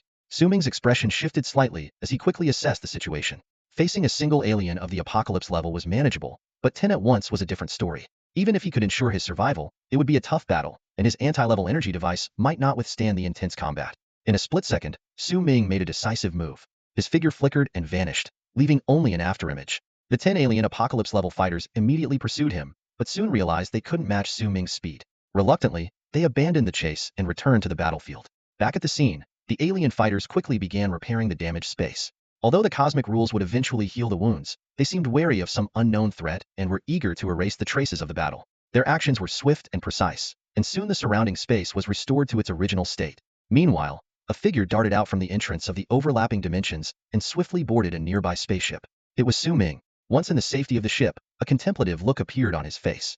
These alien apocalypse-level fighters don't seem very strong, Su Ming muttered, a hint of puzzlement in his voice. This wasn't an excuse for his retreat, but an observation based on his experience. The energy fluctuations of those alien fighters were indeed unimpressive, even weaker than any random apocalypse-level fighter in human territories. However, Su Ming soon realized that the true strength of this alien lay in his exceptional techniques.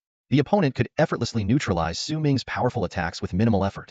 In terms of raw energy, Su Ming's power was nearly 10 times greater. The alien's attacks could only make him stagger and damage parts of his armor, without posing any real threat to his body. In contrast, Su Ming's techniques were much cruder. Despite his immense strength, his attacks were constantly deflected by the opponent's skillful maneuvers.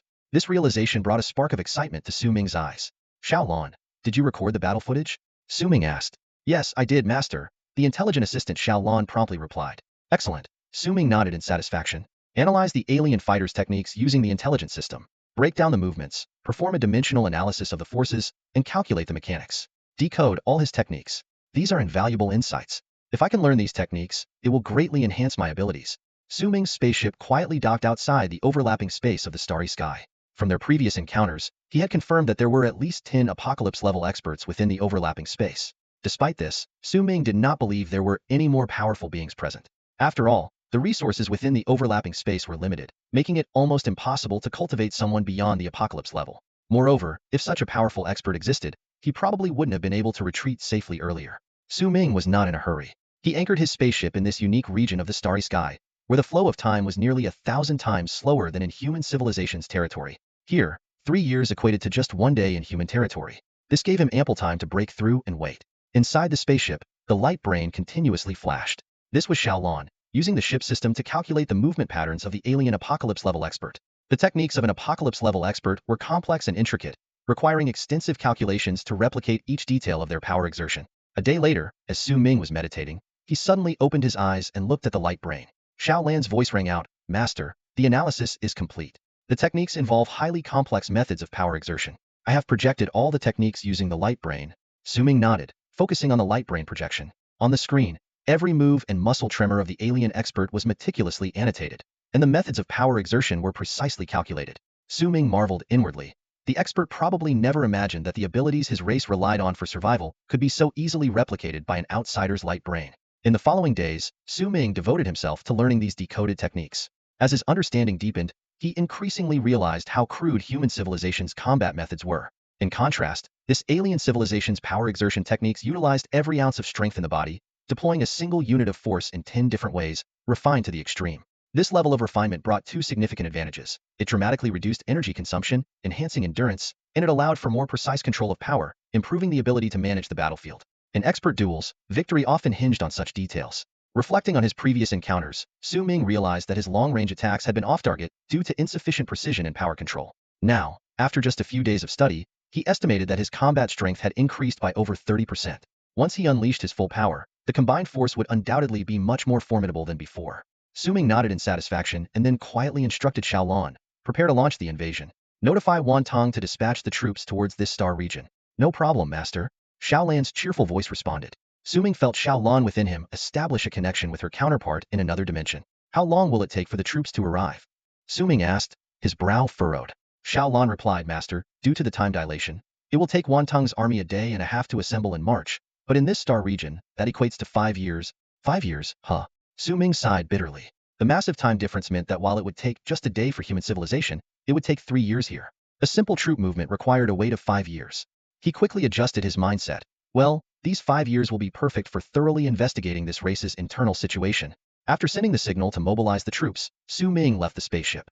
He began to draw vast amounts of entropy energy from the void, channeling it into his body. Within the entirety of human civilization, perhaps only Su Ming could alter his physical form at will. His unique half-carbon, half-energy structure allowed him to change his appearance through energy absorption and transformation. Moments later, Su Ming gradually morphed into a four-armed, legless alien, nearly identical to the alien apocalypse-level warrior he had fought earlier. He made slight adjustments to his facial features to differentiate himself from that warrior. Satisfied with his new form, Su Ming examined his new body. A glint of determination flashed in his eyes as he adjusted his aura to match the frequency of the alien apocalypse-level warrior. With everything in place, Su Ming moved swiftly, tearing open the overlapping space and entering the alien territory directly. Since forceful entry was not an option, he decided to infiltrate disguised as an alien. He chose to personally act as a scout, probing the true nature of this overlapping space civilization to prepare for Wantong's attack.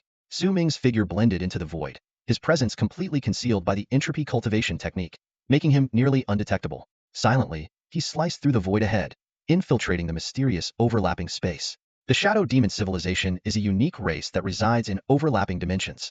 They have 4 arms but no legs, their bodies floating in the void, drawing power from mysterious sources.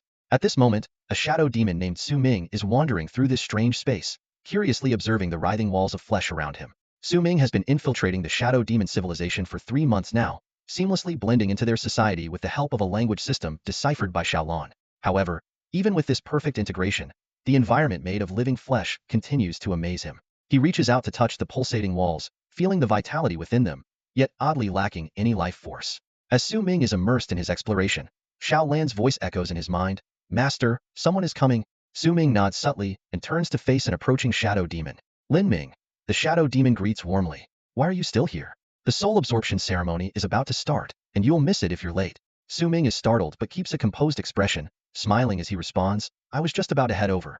It's perfect timing that you're here. Let's go together." The two of them move swiftly forward, with Su Ming deliberately trailing half a step behind his companion. Surprisingly, the journey lasts over 2 hours, passing through countless corridors of writhing flesh. During the flight, Su Ming contemplates the peculiar aspects of the Shadow Demon civilization. Despite the scarcity of resources and energy, they manage to cultivate high-level warriors and support widespread cultivation. All of this seems to be connected to the upcoming soul absorption ceremony. Finally, they arrive at an expansive area unlike anything Su Ming has seen before. A glint of curiosity flashes in his eyes, knowing he is stepping into a realm filled with unknowns, where the secrets of the Shadow Demon civilization lie, and perhaps the answers he has been seeking.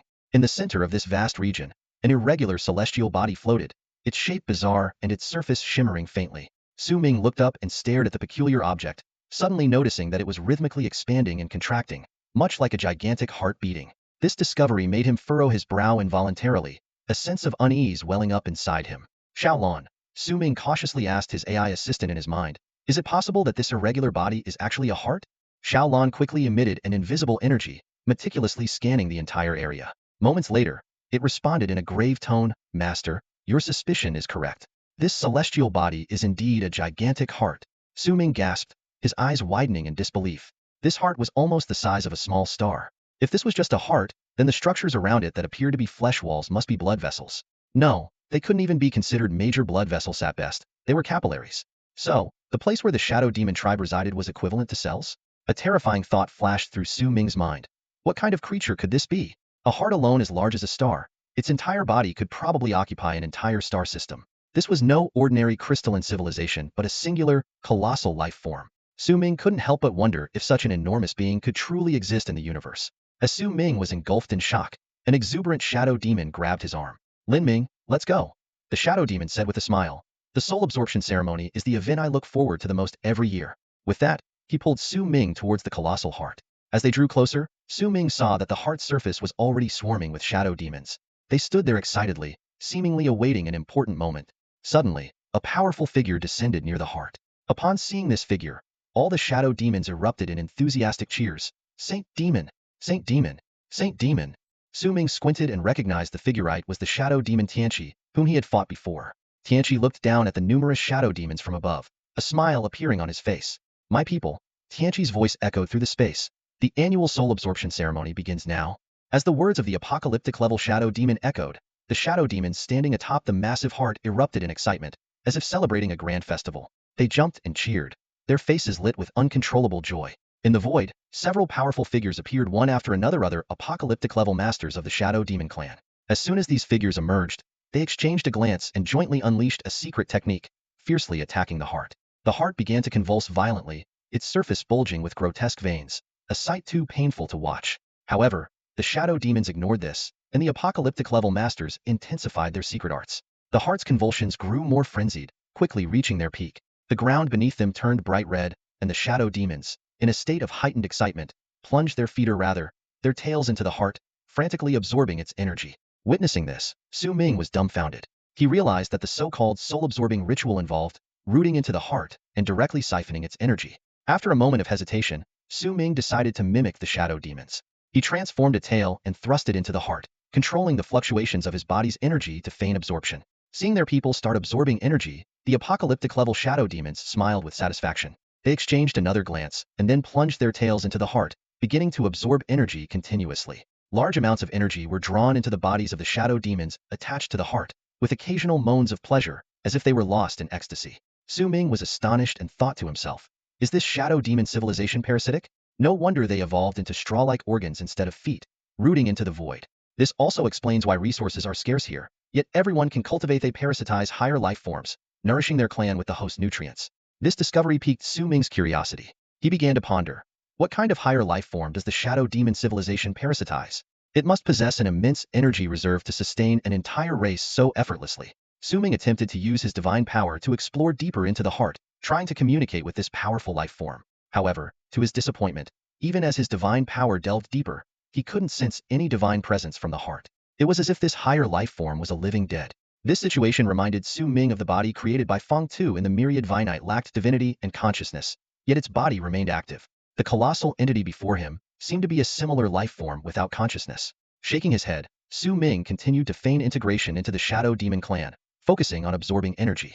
However, he didn't notice that among the crowd, a shadow demon suddenly looked up, casting a peculiar glance at him before lowering its head again to continue absorbing energy. This so-called soul-absorbing ritual was, in reality, a parasitic feast.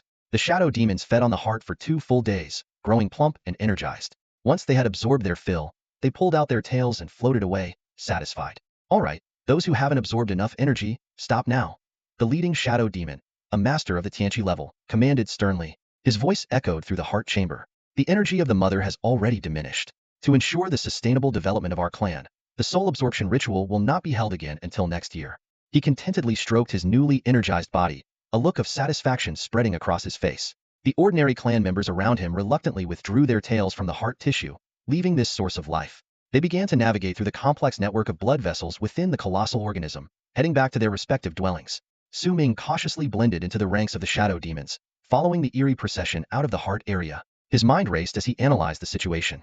The shadow demons themselves are not the real threat, he thought. The true danger lies in this so-called mother they parasitize. Su Ming carefully surveyed the massive biological structure around him, trying to gauge the true state of this life form. Is it truly devoid of divinity, or merely in a state of slumber? This question lingered in his mind. If it's still alive, things could get complicated. Sustaining an entire civilization on the energy of a single being suggests at least a fourth-level energy existence, possibly even higher. He couldn't help but worry about the potential risks. If I rashly bring an army here, the ensuing battle might awaken this behemoth. The consequences would be unimaginable. At that moment, Su Ming's attention was abruptly drawn to a peculiar figure among the seemingly uniform shadow demons. One individual stood out, head bowed like the others, but Su Ming's keen senses picked up on something unusual about him. As if sensing Su Ming's gaze, the shadow demon raised his head, locking eyes with Su Ming from a distance. He gave Su Ming a mysterious smile before lowering his head again and continuing forward. This scene set off alarms in Su Ming's mind. He's definitely different from the other shadow demons, Su Ming thought to himself. It seems he has something to say to me. Su Ming cautiously integrated into the crowd, moving forward with the clan members. Over time, the group gradually dispersed until they reached a secluded corner. Finally, Su Ming stopped and quietly asked, "You wanted to see me? What is it?" A shadowy figure quietly appeared behind Su Ming. It was the shadow demon he had locked eyes with earlier in the crowd. Su Ming turned around, his gaze fixed on the seemingly ordinary figure before him. This shadow demon wasn't particularly powerful, just at the vacuum level, making him neither prominent nor insignificant within his clan. Yet, he gave Su Ming an inexplicable feeling, as if he was hiding some unknown secret. A faint, almost imperceptible smile appeared on the shadow demon's face. Though the facial expressions of his kind were usually hard to read, Su Ming keenly noticed this subtle change. "You must be an outsider, right?" The shadow demon spoke slowly, his voice low and raspy. Su Ming narrowed his eyes, a hint of caution flashing across them. He replied calmly, "Yes? What do you want? You'd better have something worthwhile to say, or you might not leave here alive." Despite his identity being revealed, Su Ming remained unflustered. His mission here had already been accomplished. Months of observation had confirmed that the Shadow Demon clan's strength was nothing to fear. They had only 11 enlightened level experts, and even those were quite ordinary. In the face of absolute power, their skills were rendered useless. Su Ming calculated in his mind. The Shadow Demons lacked war weapons and had very few high-level combatants. In contrast, the Mantang clan not only had enlightened level experts, but also a variety of war weapons. Under the bombardment of giant cannons, these Shadow Demons would stand no chance. Moreover, with the super enlightened level expert Kellen Clarence overseeing matters, dealing with these Shadow Demons would be like crushing ants. Even if his identity were exposed now, Su Ming wasn't worried. He could always leave. No one here could stop him. However, the Shadow Demon's reaction surprised Su Ming. Instead of showing fear, he smiled and stepped forward, speaking softly, "It's okay. I'm not one of these parasites. You don't need to be hostile towards me." Su Ming examined the Shadow Demon with a puzzled look. You're not a Shadow Demon?" He scrutinized the figure but found no signs of energy transformation. He appeared to be a pure Shadow Demon. The Shadow Demon nodded repeatedly, lowering his voice to explain. "Actually, I'm the original owner of this body." Su Ming found it hard to understand his words, but soon a shocking thought crossed his mind. Pointing at the surrounding flesh walls, he asked incredulously, "You mean, this body?" The mysterious Shadow Demon nodded solemnly, a strange glint in his eyes. He looked straight at Su Ming and said slowly, "I've been waiting for you, outsider." A peculiar feeling surged within Su Ming. He asked, "You've been waiting for me?" The Shadow Demon explained, "Before I died, I saw a glimpse of the future. At some point in the future, an outsider would come into my body. My revival depends on this outsider." His eyes filled with hope as he looked at Su Ming expectantly. Su Ming remained silent for a moment before shaking his head. "You're overthinking it. I won't revive you. The cost is too high, and I have no reason to do so." With that, he turned to leave. Su Ming had no interest in the cause of this massive life form's death, or how it managed to attach its consciousness to this Shadow Demon. Life forms of this level, whether in death or rebirth, involve too many secrets and taboos. Su Ming couldn't guarantee that reviving this entity wouldn't disrupt some cosmic order and bring about the universe's retribution upon himself. Moreover, Su Ming calculated silently. Once the sanction is triggered, this mysterious life form would likely exhaust its entire lifespan at once. Although after merging with part of the heart of the universe, his maximum lifespan had reached around 30,000 years, reviving Lin Ming alone had already consumed 1,000 years. The colossal life form before him was undoubtedly greater than Lin Ming and had a more profound impact on the universe. Reviving it might cost tens of thousands of years of lifespan, possibly even more. Trade my life for this life form's? What a joke. Su Ming scoffed inwardly, turning to leave without hesitation. "Wait, don't go." The mysterious Shadow Demon clan member panicked, darting forward to grab Su Ming's arm tightly. He pleaded urgently, "Don't reject me just yet. Tell me what conditions are required to revive me. We can negotiate, and I'll try my best to meet your demands." He had foreseen that his chance of resurrection lay with this outsider. He firmly believed that Su Ming had the means to reassemble his divine power and reclaim his body. After waiting for countless years, he wouldn't let this opportunity slip away easily. Hearing this, Su Ming raised an eyebrow and slowly turned around. his gaze settling on the shadow demon. I have 3 conditions, he said solemnly. If you can meet them, I will revive you. If not, there's nothing to discuss. The shadow demon's eyes lit up, and he nodded repeatedly. Tell me, tell me. As long as it's within my power, I will make it happen. Su Ming scrutinized him and nodded slowly. First, I will integrate another part of divinity into yours. This divinity won't significantly affect you, but if you ever act against me, it will trigger a sanction. He continued. Second, lifespan. The price of revival is lifespan. Reviving you will require at least tens of thousands of years, possibly even hundreds of thousands. You must provide enough lifespan to facilitate your resurrection. Lastly, Su Ming's eyes were sharp as he stared at the shadow demon. Third, once you're revived, you must help me kill someone. Upon hearing Su Ming's words, a flicker of hesitation crossed the shadow demon's eyes. He frowned slightly, pondered for a moment, and then spoke. I can manage the second and third points, but the first one? His voice grew lower, and his gaze wavered. If I add anything to my divinity, even if I am revived, my divinity will no longer be pure. More importantly, wouldn't that make me subject to your control, turning me into your puppet? Su Ming shot him a cold glance and, without another word, turned to leave. The shadow demon immediately panicked and hastily grabbed Su Ming's sleeve. His voice tinged with pleading. Wait, let's discuss this further. I can accept the other conditions.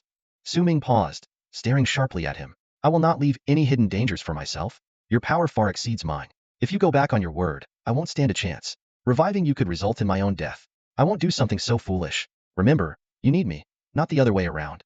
This is the bottom line, and it's non-negotiable. The shadow demon's expression fluctuated, his brows tightly furrowed.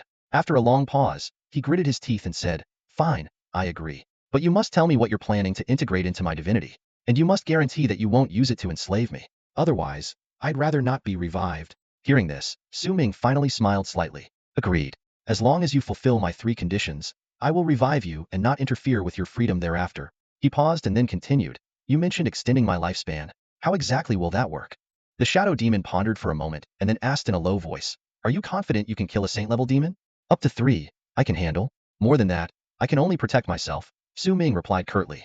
3, huh? The shadow demon murmured to himself, then nodded. That should be enough. In my body, within the shadow demon territory, there's a special place where my source energy and genetic core are stored. It's known as the Shadow Demon Forbidden Zone, guarded by saints. To get in, you'll need to defeat them. Are there 3 saints in total? Su Ming inquired. There are actually 4, the shadow demon explained, but one is severely injured, so together they amount to about 3.5 in strength. If you can handle 3, I'll do my best to hold off the injured one. Once you obtain and integrate my genetic core, you'll gain a lifespan similar to mine. Su Ming's expression turned peculiar. Integrating your genetic core won't make my body as large as yours, will it? The shadow demon scratched his head, somewhat uncertain. There might be some changes, but it will definitely extend your life by nearly 1,000,000 years. Su Ming fell into deep thought. He recalled his semi-carbon-based, semi-energy-based body structure and his ability to modify his body's composition using entropy. This characteristic might come in handy during the integration process. Su Ming furrowed his brow, pondering over the mysterious, massive life form. The thought of integrating its genetic source and potentially expanding his own body to the size of a star made him uneasy. He turned to the enigmatic shadow demon, his voice tinged with hesitation. But isn't this size a bit too exaggerated? If I integrate the genetic source, my body would at least expand to the size of a star, right? Could such a massive body really be repaired back to a normal human form using entropy energy?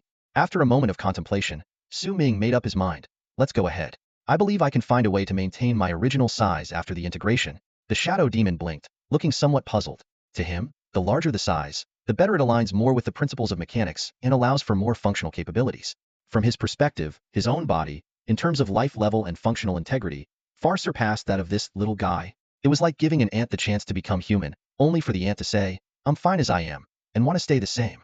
Higher beings often find it hard to comprehend the choices of lower beings. The shadow demon shook his head, thinking it was none of his concern. Whatever Su Ming's final decision, it wouldn't significantly affect his own resurrection plan. Today happens to be the soul absorption ceremony, the shadow demon whispered. The holy demons are either in seclusion, absorbing energy, or patrolling. There's a chance that the guards of the forbidden area will be fewer, making this the perfect time for us to break in. He eagerly led the way, flying ahead while Su Ming followed closely behind without objection. For Su Ming, the timing didn't matter. Even if they failed, he could wait 2 years for his army to arrive, and then wipe out the shadow demons directly. The two sped along, heading toward a specific corner within the massive body, their figures quickly vanishing into the dim space. 2 figures moved like phantoms through the fleshy walls, quickly arriving at a space glowing with white light. Su Ming and Meng Shu's shadow demon had been flying for almost a day before reaching this area. Su Ming looked around, frowning and shaking his head, unable to associate the scene before him with any familiar organ. Noticing Su Ming's confusion, Meng Shuo explained, "This place stores my genetic sequence. Our species has a very high level of life. We can't reproduce in the normal way. We rely on the editing and recombination of genetic sequences." Su Ming raised an eyebrow, his expression turning odd. "Wait, are we inside your reproductive organ?" "Not exactly." Meng Shuo shook his head. "Our species no longer needs traditional reproductive organs. This is merely a genetic repository." Su Ming muttered, "Genetic sequence." Then his gaze sharpened as he looked at Meng Shuo. "So, from a certain perspective, if you give me your genetic sequence, doesn't that mean I'm inheriting your genes? It feels like I'm becoming your offspring. I saved you, and now you want to act like my father?" Meng Shuo scratched his head, looking puzzled. For a being of his level, the concept of reproduction had long become vague. Suddenly, both of them fell silent, quickly suppressing their presence and vanishing into the void. Moments later, two figures sped by. They were the two apocalypse-level shadow demons who had previously hunted Su Ming. After undergoing the soul absorption ritual, the energy emanating from them was almost overflowing, much stronger than when they were chasing Su Ming. "Has the maternal genetic sequence been cracked?" one of them asked in a low voice. "Not yet," the other replied. "The maternal body is dead, but its cellular activity remains, and its self-protection mechanisms are still functioning. But it won't be long. Without divine power, the maternal body is on a downward path. Once the genetic repository's cellular activity begins to decline, cracking it is just a matter of time. Our species has waited for this day for tens of thousands of years," the first one remarked. "Once the sequence is cracked, our genetic makeup will change completely. Then we'll be free from the constraints of time, able to roam the universe at will." Talking and patrolling, they soon disappeared into the void. Su Ming and Meng Shuo reappeared slowly. Su Ming asked curiously, "Can you still control your original body? Is there a chance this genetic repository will also shut us out?" Meng Shuo pondered for a moment, then nodded. "It's possible. However, I know my own body structure. Just because they can't break through doesn't mean we can't. If we deal with these two holy demons, we can find a way in." Reassured, Su Ming nodded slightly. He released Xiaolan's power, silently scanning the area ahead. The way to explore information life is through a different dimension. Although Xiaolan has not yet reached the Tianqi level, his detection abilities are so subtle that even Tianka level experts struggle to notice them. "Master, besides these two, there is another saint demon deeper within the area." Xiaolan's voice echoed in Su Ming's mind. "We haven't seen this saint demon before. Its power fluctuations are very strong, comparable to the divine Tianqi combat power of human civilization." Su Ming was startled upon hearing this. Could the Shadow Demon clan be hiding such a powerful saint demon? He was sure he hadn't seen this unfamiliar face during the previous soul-sucking ceremony. Could this saint demon be so cautious as to avoid participating in the ceremony? Thinking it over, Su Ming speculated. Perhaps the gene pool guarded by this saint demon has a heart-like energy source nearby, allowing it to stay put. This would also explain why its combat power is stronger than other saint demons. "How is it? Did you find anything?" Meng Shuo asked curiously, glancing at Su Ming. Although no longer a higher life form, he could vaguely sense a strange information wave emanating from Su Ming, scanning the area ahead. Meng Shuo marveled inwardly. This outsider was extraordinary, not only able to help him resurrect but also possessing detection abilities beyond energy and matter. Su Ming nodded and said, "I found something. Besides the two saint demons we saw, there's an even stronger one hidden deep within the gene pool, with power surpassing that of ordinary saint demons." Meng Shuo frowned upon hearing this. "Another one? This saint demon is incredibly patient. I've been with the Shadow Demon clan for so long and never seen it. This must be their trump card." Su Ming shook his head and turned to Meng Shuo, asking in a low voice, "When we act, how should we divide the tasks? Can you handle an ordinary saint demon?" Meng Shuo hesitated for a moment but then nodded. "I can hold one off for a short time, but not for long." "That's enough," Su Ming said decisively. "If you can hold off one, that's all we need. We'll ambush and quickly eliminate the first two, then attack the gene pool together." Two figures flew through the void. They were two saint demons from the Shadow Demon clan. Having just absorbed a vast amount of energy, their bodies were boiling inside, taking advantage of their patrol to digest this energy. Suddenly, their expressions changed, as if sensing some danger.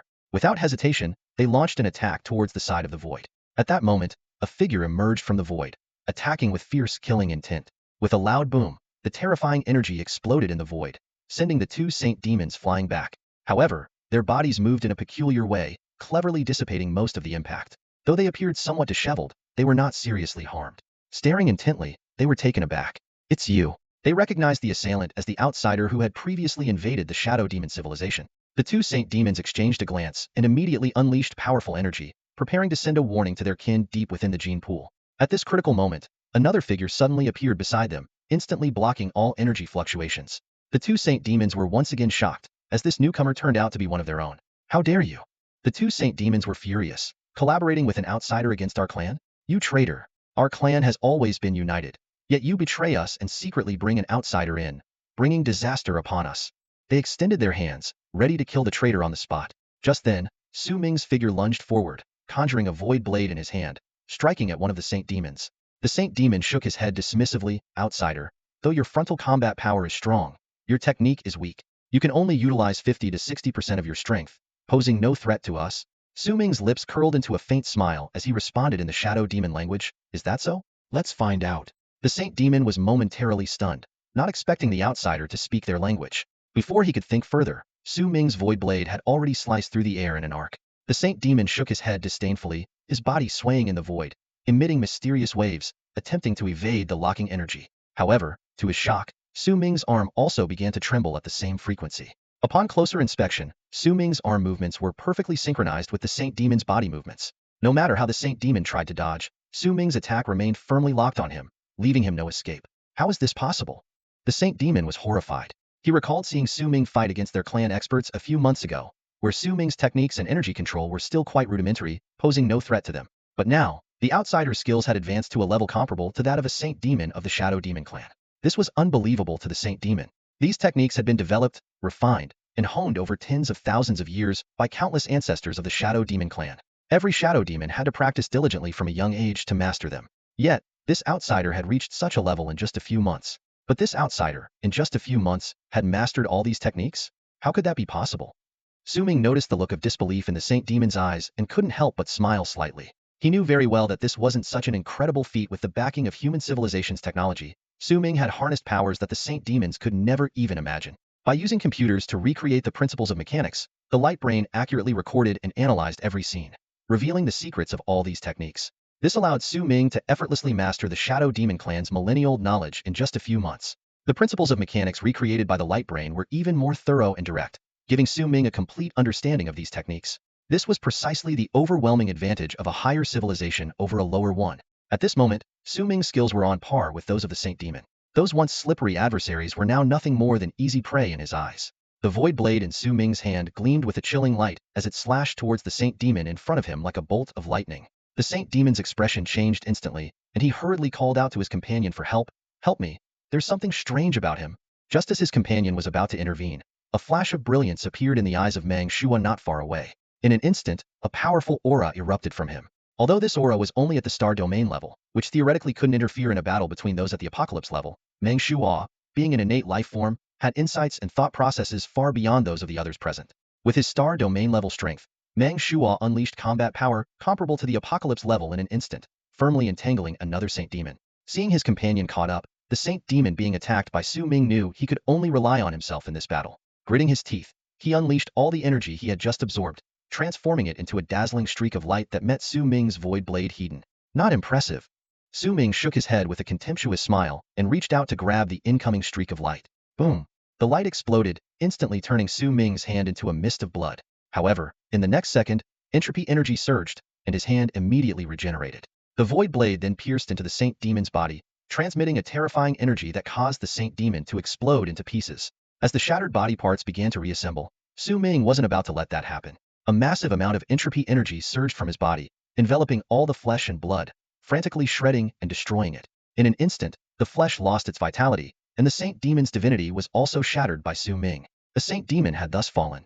One of the holy demons was almost instantly killed, thanks to the swift ambush by Su Ming and Meng Shuo. With its companion gone, the remaining holy demon was left to fight alone and quickly fell under their combined assault. Intense energy erupted from the fallen demon, utterly destroying its vitality. At that moment, a terrifying attack struck like lightning, hitting Su Ming directly. He was sent flying like a broken kite, his body shattered, and only stopped when he crashed heavily against the fleshy wall. Pain surged through him, but Su Ming remained calm. As long as his divinity was intact, his bodily injuries were merely a minor concern. Dense entropy energy surged out like a tidal wave, enveloping Su Ming instantly. Cracks in his body healed at a visible rate, and Su Ming looked gravely at the attacker, the holy demon hiding within the gene pool. This demon's power was far beyond ordinary, its presence so overwhelming that it made breathing difficult for both of them. Intruders, die! The holy demon growled, and in a flash, appeared beside Meng Shuo, launching a punch. In a split second, Su Ming rushed forward, saving Meng Shuo. Meng Shuo was crucial for acquiring the genetic sequence. If something happened to him, Su Ming would struggle to breach the gene pool's defenses alone. Boom! The holy demon's attack hit Su Ming, though he managed to block most of it. The remaining force still sent both him and Meng Shuo flying. Su Ming quickly tossed Meng Shuo behind him, knowing that Meng Shuo's strength was no longer enough for this battle. Enforcing his involvement would only hinder Su Ming. Seal off the energy fluctuations in this area. Don't alert the other shadow demons.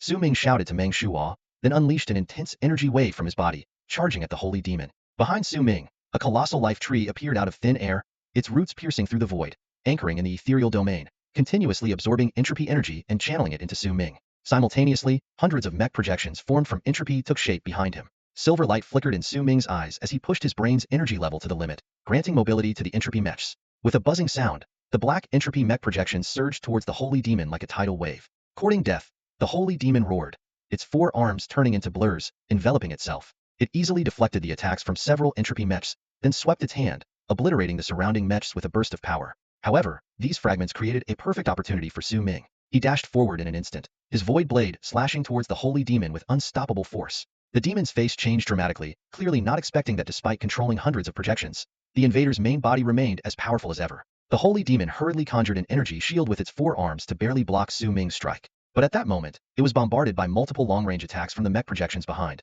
causing it to stagger and almost lose balance. A burnt smell wafted from the demon's back. Even for a divine-level master, being hit directly by dozens of entropy mech's long-range attacks was no small matter. Damn it! The holy demon, in pain, lashed out with his hand, sending Su Ming flying. Four of his hands extended simultaneously, generating a blinding energy wave in his palms, instantly obliterating several distant entropy mechs. It's useless. A sharp glint flashed in Su Ming's eyes. The tree of life behind him erupted with radiant light once more, drawing more entropy energy from the void, which surged into the shattered mech clones like a tide. In the blink of an eye, the destroyed entropy mechs reassembled and were restored to their original state. Witnessing this, the holy demon's expression changed dramatically, his arrogance fading. He realized that while he had a slight edge in direct combat, the advantage was negligible. This intruder's combat power was slightly inferior, but his regenerative ability, endurance, and physical resilience far surpassed his own. Even when the intruder was hit directly and nearly shattered, he could completely recover within a few breaths. His entropy clones shared this bizarre trait, making them nearly indestructible. In contrast, the holy demon's back injury, although healing quickly, was hindered by some substance in the intruder's attacks that disrupted energy flow, preventing immediate wound repair.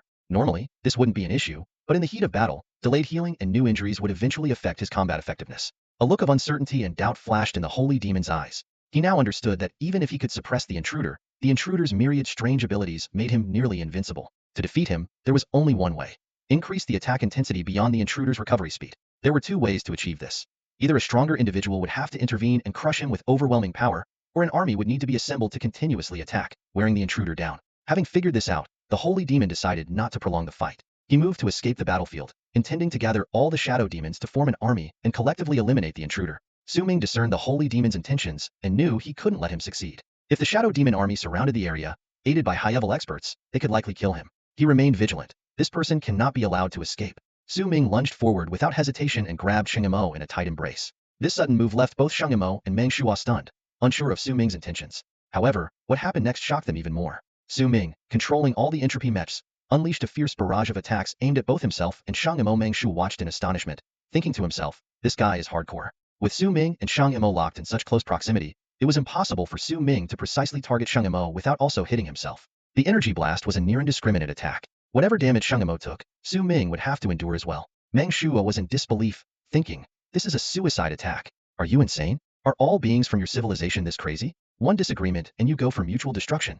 Sheng Mo's eyes widened as he struggled frantically, even cursing in the language of the shadow demons. Who could have anticipated this kind of direct, self-destructive assault? Such a desperate tactic would make anyone curse out loud. Ignoring Sheng Mo's curses, Su Ming had only one thought in his mind, could not let Sheng Mo escape. His body had been strengthened multiple times by the system, and with the refining of entropy energy and the fusion with the heart of the universe, he had become incredibly resilient. What would be fatal to an ordinary person was feasible for Su Ming. System, use all the starlight energy to repair my body.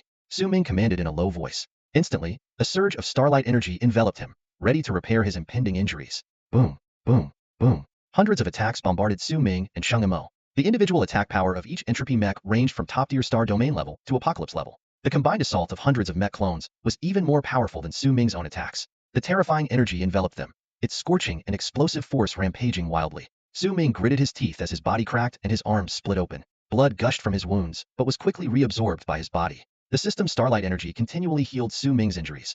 The moment a wound appeared, starlight energy would flow in to repair it. Despite his arms constantly cracking, the continuous repair from starlight and entropy energy allowed Su Ming to maintain a strong and stable grip on Sheng Yimou, firmly restraining him. The assault showed no signs of stopping. As long as Su Ming could sense Sheng Mo's life force, all the entropy mechs would continue their relentless barrage. Dazzling flashes of light and earth-shattering explosions erupted in the void, leaving Meng Shuo utterly speechless. What kind of beings are these?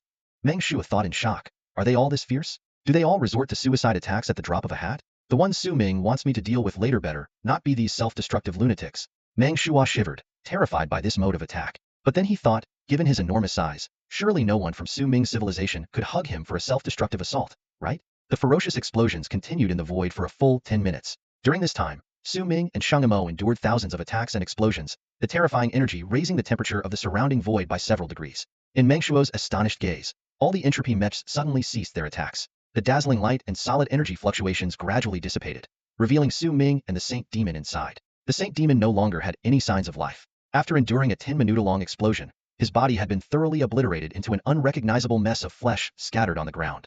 If not for the Saint Demon's inherently robust physique, even these remnants wouldn't have been left. In contrast, although Su Ming was covered in wounds, he still stood upright. His body was severely cracked, and his blood had dyed his clothes a deep red, but the strong life force within him continued to surge. Even more astonishingly, his injuries were healing at a visible rate. Su Ming exhaled lightly, feeling a sense of relief. Had the Saint Demon managed to hold out for another 5 minutes, he might not have been able to withstand it. Despite the constant repair from starlight energy, his cells were under extreme stress. Continuing any longer would have rendered even his regenerative abilities ineffective, forcing him to abandon this self-destructive attack method. Su Ming floated in place for a full 5 minutes, allowing the starlight energy to repair his body as much as possible, helping his cells recover from the immense pressure and trauma. Then, with a casual wave of his hand, he used entropy energy to create a new set of clothes, covering the freshly healed wounds.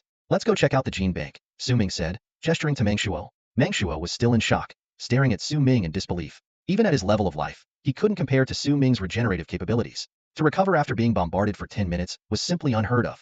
It wasn't until Su Ming called out again that Meng Shuo snapped out of his daze. He cast a peculiar glance at Su Ming, suppressing his astonishment, and led the way to the gene bank. On the way, Meng Shuo couldn't help but ask, why is your life force so strong? Such a powerful life force should mean an extremely long lifespan.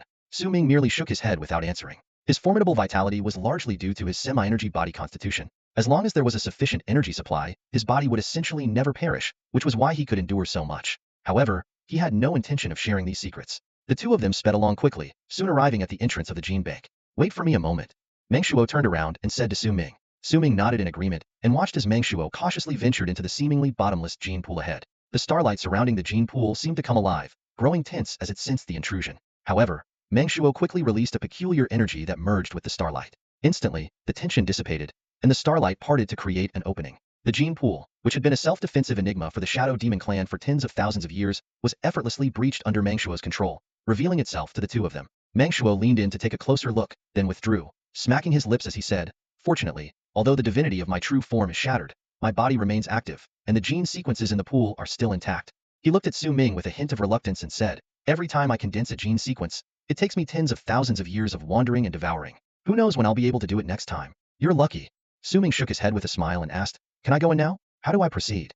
Go ahead, Meng Shuo explained. For your kind, our gene sequences are like a special form of energy. Just use your usual method of condensing energy. Su Ming nodded and leaped into the gene pool. Meng Shuo vigilantly scanned the entrance area. Although he had cleverly masked the intense battle earlier, preventing any energy fluctuations from leaking out, he was unsure if a Saint Demon might discover the location if too much time passed. The time required for gene recombination and fusion varies from person to person, especially when fusing with the genes of a high-level being like Meng Shuo, which takes even longer. Meng Shuo could only hope that Su Ming would complete the fusion quickly.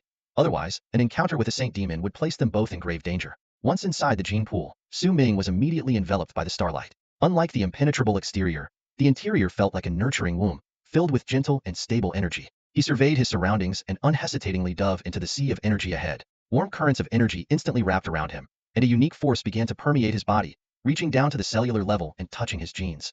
For any living being, genes are crucial. Damage to them can cause the entire life system to collapse, beyond the reach of even the most advanced medical technology.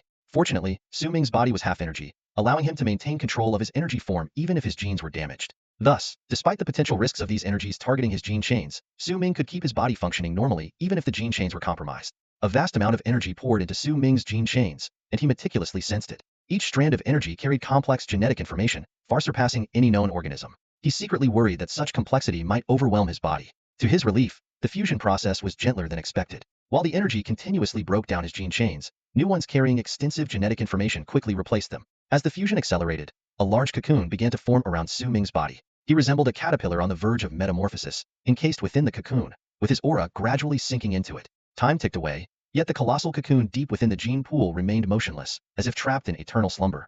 Mengshuo had been waiting outside for an entire week, growing increasingly doubtful. After some contemplation, he approached the gene pool once more, meticulously checking to ensure the door was tightly sealed, preventing Su Ming from being ambushed by the holy demons during his fusion. Mengshuo then cautiously concealed himself and quietly left the area. He calculated, if I stay any longer, I might be discovered and besieged by patrolling holy demons. When Su Ming completes his fusion, it will surely cause a commotion. It'll be better to return then. Before his thoughts even finished, his figure vanished into the void. Time flew by, and 2.5 years passed in the blink of an eye. Su Ming's transformation had been ongoing for this lengthy period, and showed no signs of stopping. The giant cocoon continued to expand and change, seemingly without end. During this time, the shadow demons discovered that 3 holy demons tasked with guarding the Forbidden Land had simultaneously gone missing, stirring memories of a previous outsider's visit. They speculated that someone might be attempting to infiltrate the gene pool to steal the progenitor's genetic sequence. However, no matter how fiercely the holy demons attacked, the door to the gene pool remained steadfastly shut, showing no sign of opening.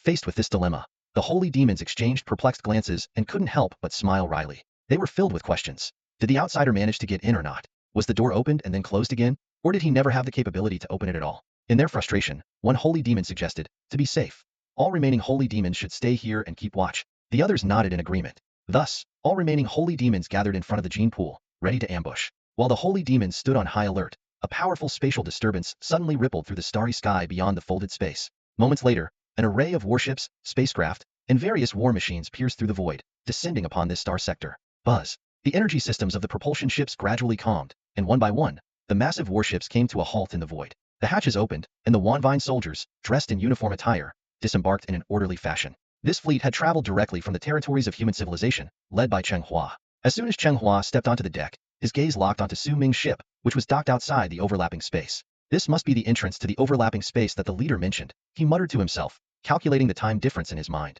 Although their journey took just over a day, with a 1,000 to 1 time ratio, 1 day in human civilization's territory meant 3 years had passed here. Calling the leader, please respond. Cheng Hua repeatedly called out to Su Ming's ship, but there was no answer. He was bewildered. What's going on? Where did the leader go? Cheng Hua couldn't believe that anyone in this space could kill Su Ming, as long as he didn't seek his own death. At that moment, Xiao Lan's voice came through Cheng Hua's earpiece. Cheng Hua, my master is in the genetic library of the folded space.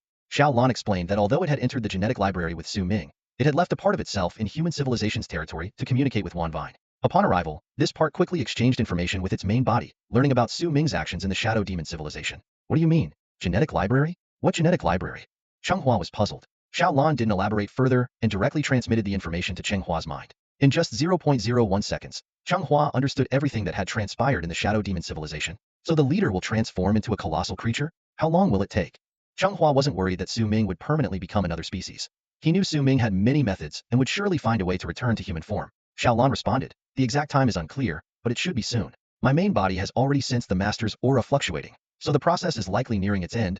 Cheng Hua nodded and immediately ordered the Wanvine soldiers to set up camp and wait for Su Ming's transformation to complete. Time passed day by day, and the group waited in this starfield for a whole year. For them, a year here was only a few hours in human civilization's territory, so they weren't overly anxious. One day, a year later, in the genetic library, a giant cocoon began to surge and grow. Suddenly, the cocoon burst open, and an enormous winged creature emerged. This creature's body was covered in scales, resembling a giant dinosaur from a bygone era. It was none other than Su Ming, who had completed his transformation. After fusing with the genetic sequences of the mother entity, Su Ming's body underwent dramatic changes as he had anticipated. His height, which was originally 1.8 meters, expanded to the size of multiple planets, growing billions of times larger. Su Ming frowned slightly, clearly dissatisfied with this form. As a human at heart, he couldn't accept having a body that could contain an entire civilization. Curiously, though Mengshuo's main body was only about 10 times larger than Su Ming, this space seemed boundless. Even with Su Ming's enormous size, it didn't feel crowded at all. Examining his new form, Su Ming thought to himself, this body is too large. It's definitely inconvenient. Su Ming controlled the entropy energy within his body and began a remarkable transformation. His once dragon-like form gradually shrank, and a human outline started to emerge. However, when his size reduced to that of a planet, he hit a bottleneck.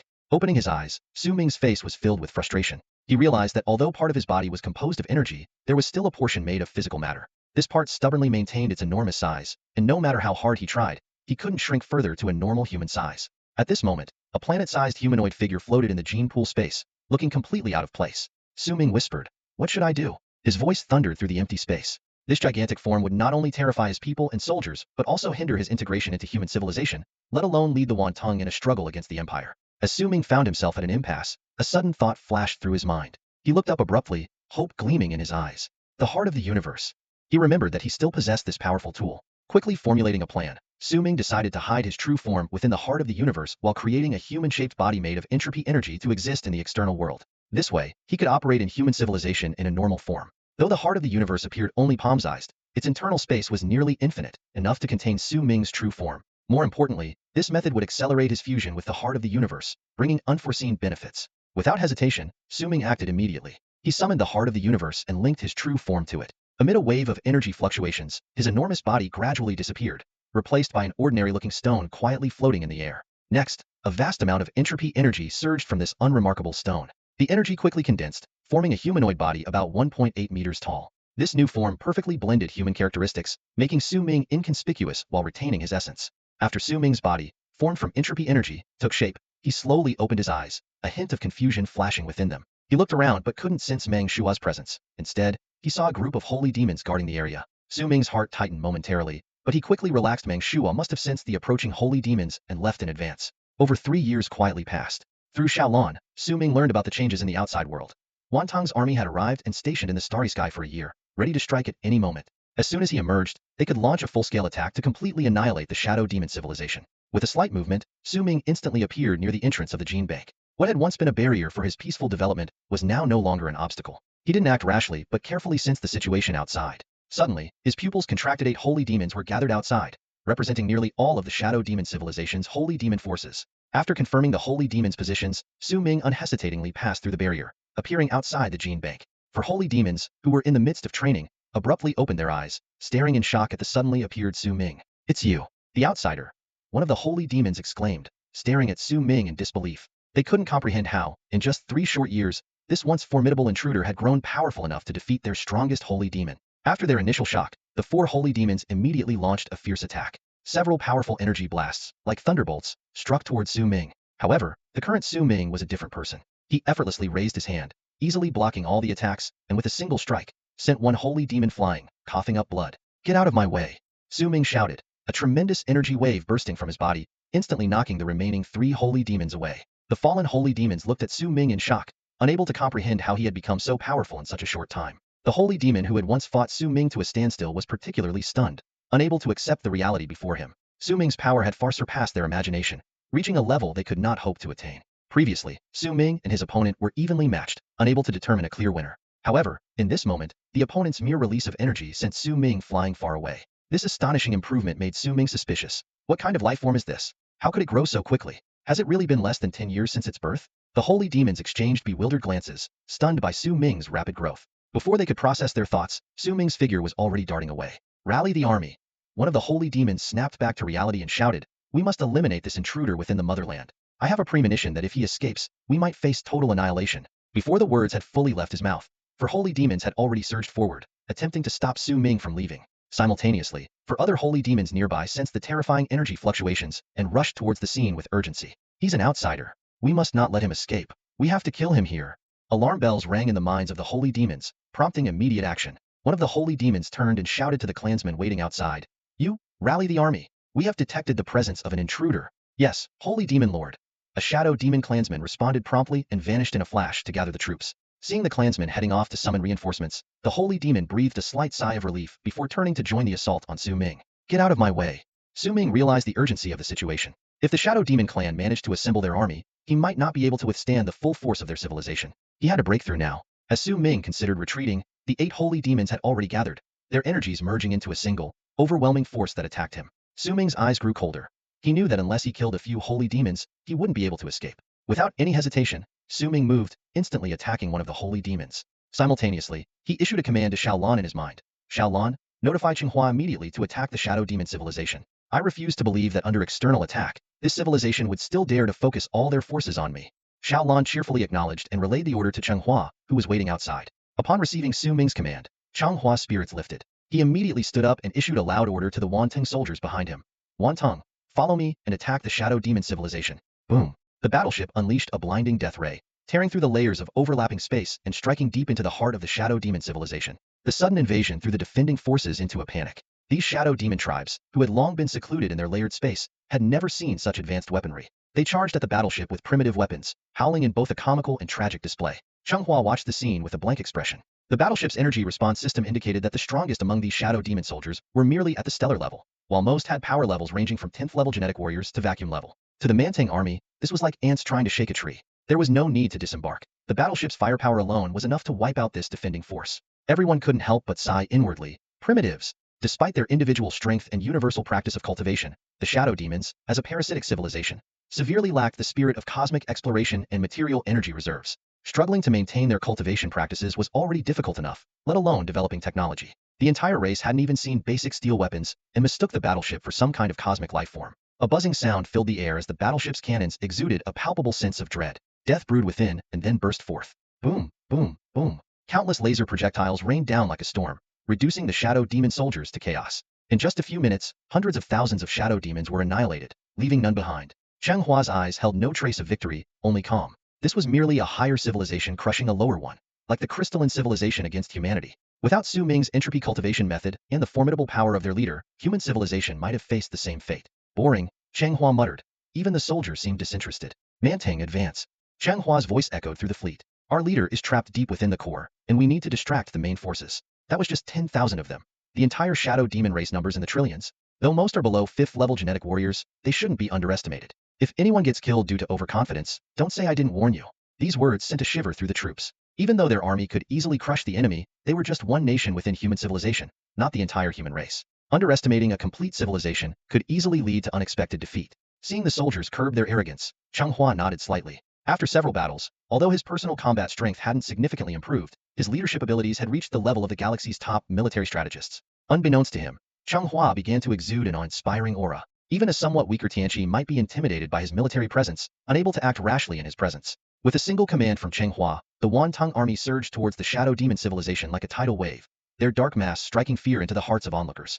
Meanwhile, inside the shadow demon civilization, an urgent mobilization was underway. Gather, tribesmen, echoed the commands throughout the clan. Destroy those who dare to invade our territory. They have slain our sacred demon, and this blood debt must be repaid. We must annihilate them in the gene pool. Meng Shua's massive form was rallying troops from all directions, with countless shadow demon warriors swarming towards the space where the gene pool was located. If these forces truly converged, launching an attack with trillions of soldiers simultaneously, even Su Ming might be overwhelmed. However, the advance of the Wantong army was intended to prevent this large-scale assembly of the shadow demon forces. General Nopu, we have a problem.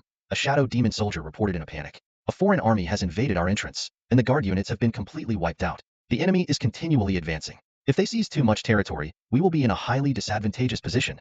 This intelligence quickly spread through the shadow demon's unique communication network, reaching the entire command structure. Leaders at all levels soon learned of the Wantong invasion. What's the situation?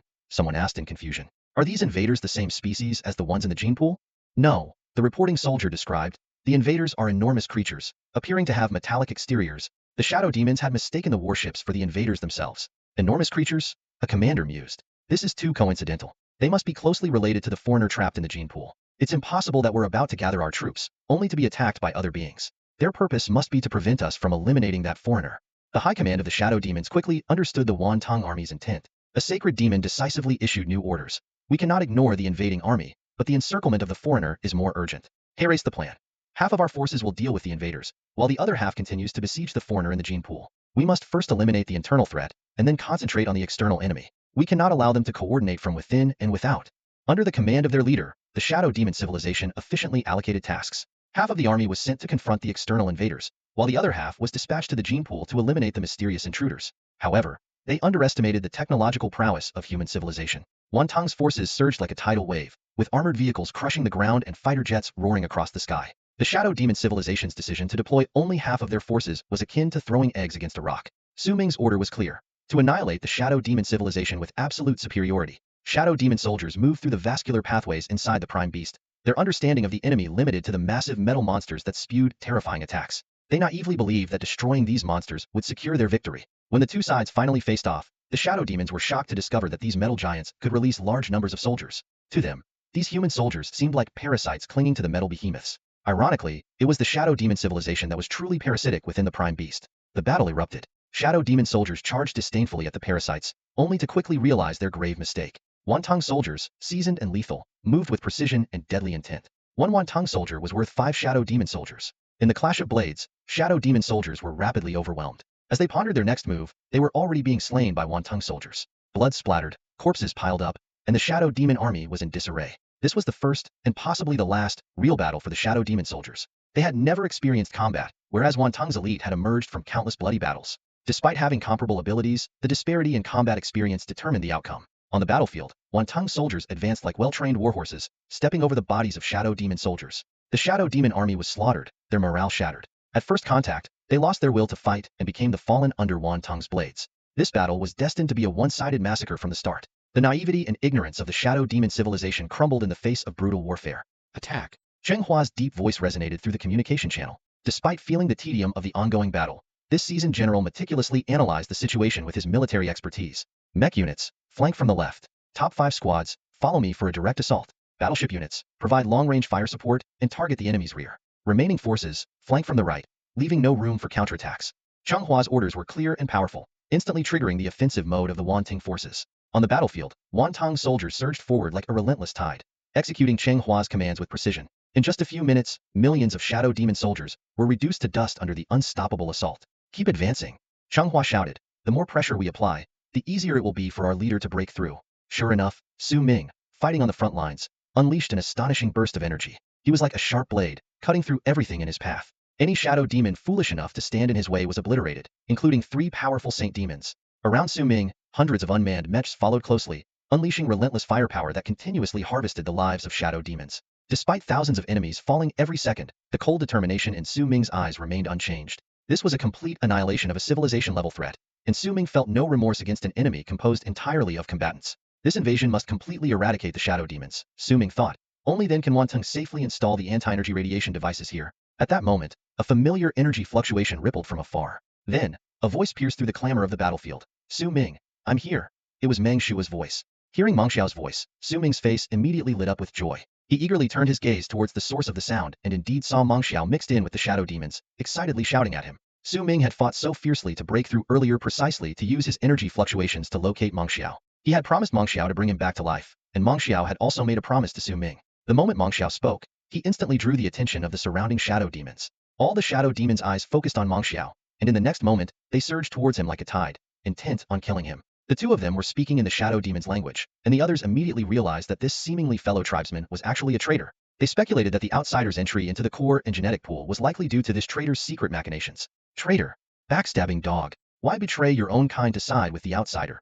Angry shouts filled the air. Compared to the outsider, a traitor was far more detestable and unforgivable. A fierce light flashed in Meng Xiao's eyes as he grabbed a Shadow Demon soldier, attacking him and tore him in half with ease. He then laughed coldly and said, Traitor? Backstabbing? Ridiculous. I'm merely purging the parasites from my body. You have been parasitizing my form, siphoning my energy, preventing my revival. Now, it's your turn to be annihilated. His words left most of the Shadow Demons bewildered, but the faces of several holy demons changed drastically. They stared at Meng Xiao with deep apprehension in their eyes. It's you? One holy demon exclaimed. You haven't completely died and have used one of our bodies to resurrect, but it's futile. Your original form is dead. You can't truly come back to life. Now, you're a major threat. Just like the outsider, you must die. The holy demons quickly realized that Meng Xiao was a remnant of the core's divinity, forcibly occupying a tribesman's body and hiding among them. Understanding the situation, they felt a deep sense of dread. Only the initial few holy demons truly understood the core's power and terror. Compared to that, the current outsider and invader were insignificant. No wonder our tribe hasn't been able to fully control the core all these years. It was you meddling all along, another holy demon said coldly. Well then, this crisis is also our opportunity. Once we kill you, the core will truly be ours. At that point, our tribe will be unstoppable, overcoming our current plight and establishing ourselves as a powerful civilization in the universe. The holy demon's eyes blazed with intense killing intent as they quickly mobilized the Shadow Demon army, surging towards Meng Xiao like a tidal wave. Meng Xiao's heart sank, realizing he had provoked even more wrath than Su Ming. He hurriedly fled towards Su Ming's direction. At this moment, he could only barely muster the power of a star-level expert at the brink of awakening, far inferior to Su Ming's near-invincible state. If surrounded by the Shadow Demon army, Meng Xiao feared he wouldn't survive. Desperate to save his life, Meng Xiao used all his strength to rush towards Su Ming, finally reuniting with him. Seeing Meng Xiao by his side, Su Ming felt a wave of relief. Meng Xiao couldn't die yet. He was crucial for dealing with the Empire's leader in the future. Su Ming had to get him out. Meng Xiao, get into the mech. Su Ming decisively ordered, using entropy energy to form a mech. The design and mechanics of the mech were specifically adjusted to suit the Shadow Demon's physique and fighting style. Once inside the entropy mech, Meng Xiao wouldn't be instantly overwhelmed by concentrated attacks. The entropy mech could buy Meng Shuo enough time for Su Ming to step in and save him. As soon as Meng Shuo donned the mech, he felt an immense power surge through his body. Excitedly, he swung the mechanical arm, his eyes sparkling with delight. What is this thing? It's amazing, Meng Shuo shouted. I feel like my strength is amplified several times over. With this on, I should be able to wield Saint Demon level power. Su Ming corrected him helplessly. It's not armor. It's a mech. A mech? This is awesome. Meng Shuo grew even more excited. He casually grabbed two shadow demon soldiers and effortlessly tore them apart, blood splattering everywhere. Turning to Su Ming, he said, when I get revived, make me one too. I don't ask for much, just one set. Huh. Su Ming nodded instinctively, then realized something was off. Meng Shuo's true form was as vast as an entire star system. Creating a mech that fit him would exhaust all of Wanting's resources, and current technology couldn't achieve it. It wouldn't be just one set.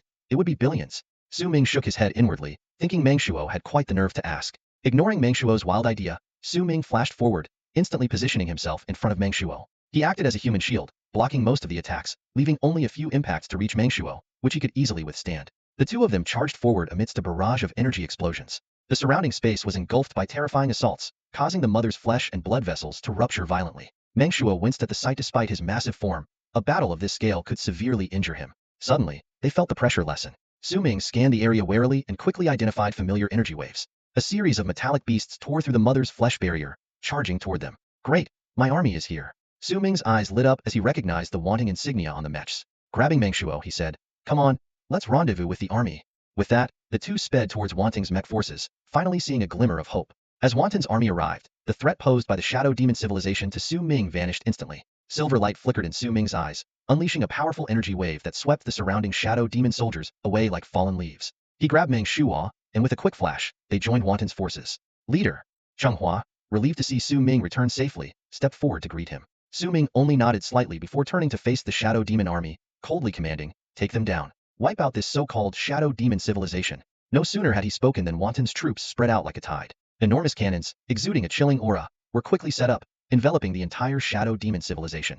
The dense killing intent almost suffocated every shadow demon, making them realize that their opponents had never fought seriously. These newly deployed terrifying weapons seemed like the scythes of death, heralding their imminent doom. Earlier, with Su Ming trapped deep within the host body, Wanton had been cautious about using war weapons. But now, with Su Ming freed, all concerns vanished. The true annihilation began at this moment. Su Ming turned to Meng Shuo, patting his shoulder with a hint of apology in his voice. "Brother, I'm afraid you'll have to endure some pain. Don't worry, what doesn't kill you will only make you stronger." Meng Shuo forced a bitter smile, replying, "All right, go ahead. To get rid of these parasites, getting hurt is inevitable." Su Ming nodded and smiled. He knew well that, despite Meng Shuo's high life level and tough exterior, releasing such powerful weapons inside his body would inevitably damage his soft internal tissues. But this was the most efficient and least costly solution. Prolonging the battle would only result in greater harm to Meng Shuo. The Saint Demons watched the war weapons with grim faces. As apocalypse-level warriors, they could clearly sense the impending catastrophe. In this confined space, they would have no chance to fight back, and might not even kill a single enemy soldier before being obliterated. "Wait!" A Saint Demon urgently called out to Su Ming, "Outsider, we surrender. Please don't fire. Spare our lives." In the vast universe, these Saint Demons might not have feared the cannons so much. But within the enclosed space of Meng Shuo's body, they had nowhere to escape. Facing thousands of cannon blasts directly, even apocalypse-level experts would not avoid severe injuries. Su Ming remained expressionless, his eyes cold. If Meng Shuo were not here, he might have considered accepting this not insignificant force. But now, he had to choose between Meng Shuo and the Shadow Demon civilization. The choice was obvious. The Shadow Demon civilization had grown to such a scale using only the excess nutrients within Meng Shuo. This indicated that Meng Shuo's power was at least 10 times that of the Shadow Demon civilization. By eradicating the Shadow Demon civilization, Su Ming would gain the support and friendship of a powerful ally in Meng Shuo. For Su Ming, the choice was crystal clear. This calculation is straightforward. Su Ming didn't hesitate and decisively ordered on Wantong's war channel, "Activate all war weapons fire." As soon as he finished speaking, hundreds of thousands of massive cannons and multidimensional nuclear reaction cannons unleashed terrifying energy waves. In an instant, tens of thousands of dazzling beams tore through the sky, illuminating the entire area as if it were broad daylight. All the soldiers of the Shadow Demon civilization stood frozen in place, staring wide-eyed at the incoming barrage. They weren't giving up resistance. They simply had no idea how to respond. It was like facing a star about to consume their planet. The beings on the planet could only watch helplessly as the apocalypse descended upon them. "Curse you! You're all demons. Why must you be so cruel and wipe out my race?" The holy demons, eyes bloodshot, charged madly at the cannons. They unleashed all their energy in a desperate attempt to fend off the cataclysmic attack. However, the combined firepower of hundreds of thousands of cannons was so overwhelming that even Su Ming's father, the supreme apocalypse, would struggle to escape unscathed, let alone these holy demons with only ordinary apocalypse-level strength. The holy demons at the forefront were engulfed by the barrage in an instant. Following that, billions of soldiers from the Shadow Demon civilization were reduced to ashes under this round of attacks. Boom! The terrifying energy swept through, filling the entire mother space with a pungent burnt smell. The violent energy even began to tear the mother space itself apart, with massive chunks of flesh scattering in the void. The unconscious mother convulsed in agony, its surrounding flesh walls twisting wildly, yet they did not attack Wan Teng's troops. Meng Shuo observed this scene and couldn't help but sigh. Such extensive damage, even if recoverable, would take decades or even centuries to heal. This wave of assault was truly a case of killing 1,000 enemies while losing 800 of our own. No one knew how much time had passed before the smoke and energy waves gradually dissipated. When visibility returned, everyone noticed that the area opposite Wan Teng's army was now a void. The once crowded shadow demon soldiers had vanished, leaving behind only a desolate silence. The remaining tasks became quite straightforward. The remnants of the shadow demon civilization were no longer a threat. Wan Teng's army began a thorough sweep within Meng Shuo's colossal body, splitting into teams to execute the final purge. Su Ming insisted on eradicating every last trace, leaving no potential dangers behind. This cleansing operation lasted an entire month until the last shadow demon was dragged out of Meng Shuo's body by Wan Ting and eliminated on the spot. Su Ming watched all of this with an impassive expression. To him, wars between civilizations were inherently brutal, and harmonious coexistence between different races was a distant ideal. With the fall of the shadow demon civilization, there were no longer any traces of shadow demons within the mother body. Next, Su Ming turned his attention to the task of resurrecting Meng Shuo. He first ordered Wan Teng's soldiers to withdraw from Meng Shuo's body, then called Meng Shuo over and asked quietly, "Meng Shuo, is there any of your divine essence left within the bodies of the shadow demons you are using now?" Meng Shuo nodded in confirmation and then asked, "How should I cooperate with you?" After a moment of thought, Su Ming replied, "Lower your defenses and allow me to access your divine essence. You don't need to worry about anything after that." Typically, the resurrection process would require Feng Tu to handle the cultivation of the body and the calibration of the nerves. However, Meng Shuo's case was unique.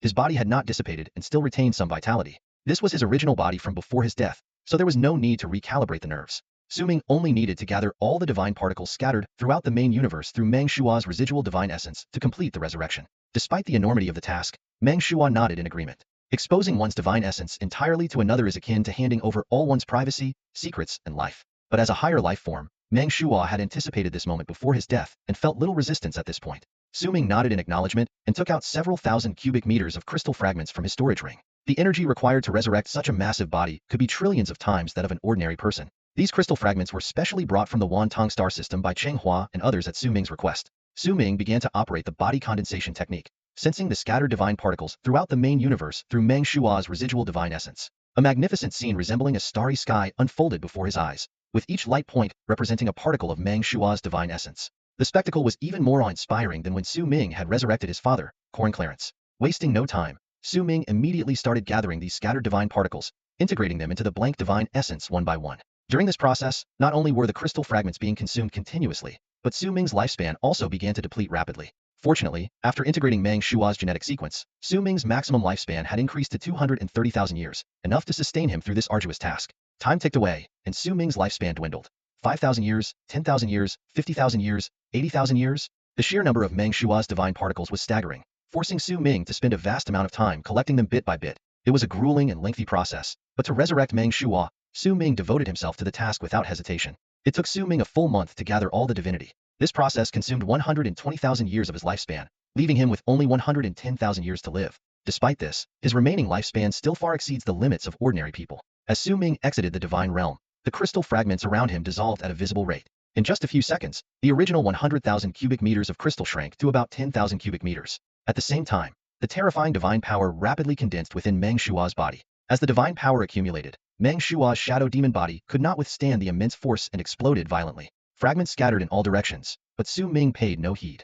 This body was merely a temporary vessel for Meng Shuo, and now that Meng Shuo was about to be resurrected, it had lost its significance. At the moment of the shadow demon body's explosion, Su Ming sensed that the mother was summoning the divine power released by Meng Shuo. Without hesitation, he guided Meng Shuo's divine power into the mother, allowing it to be absorbed and assimilated.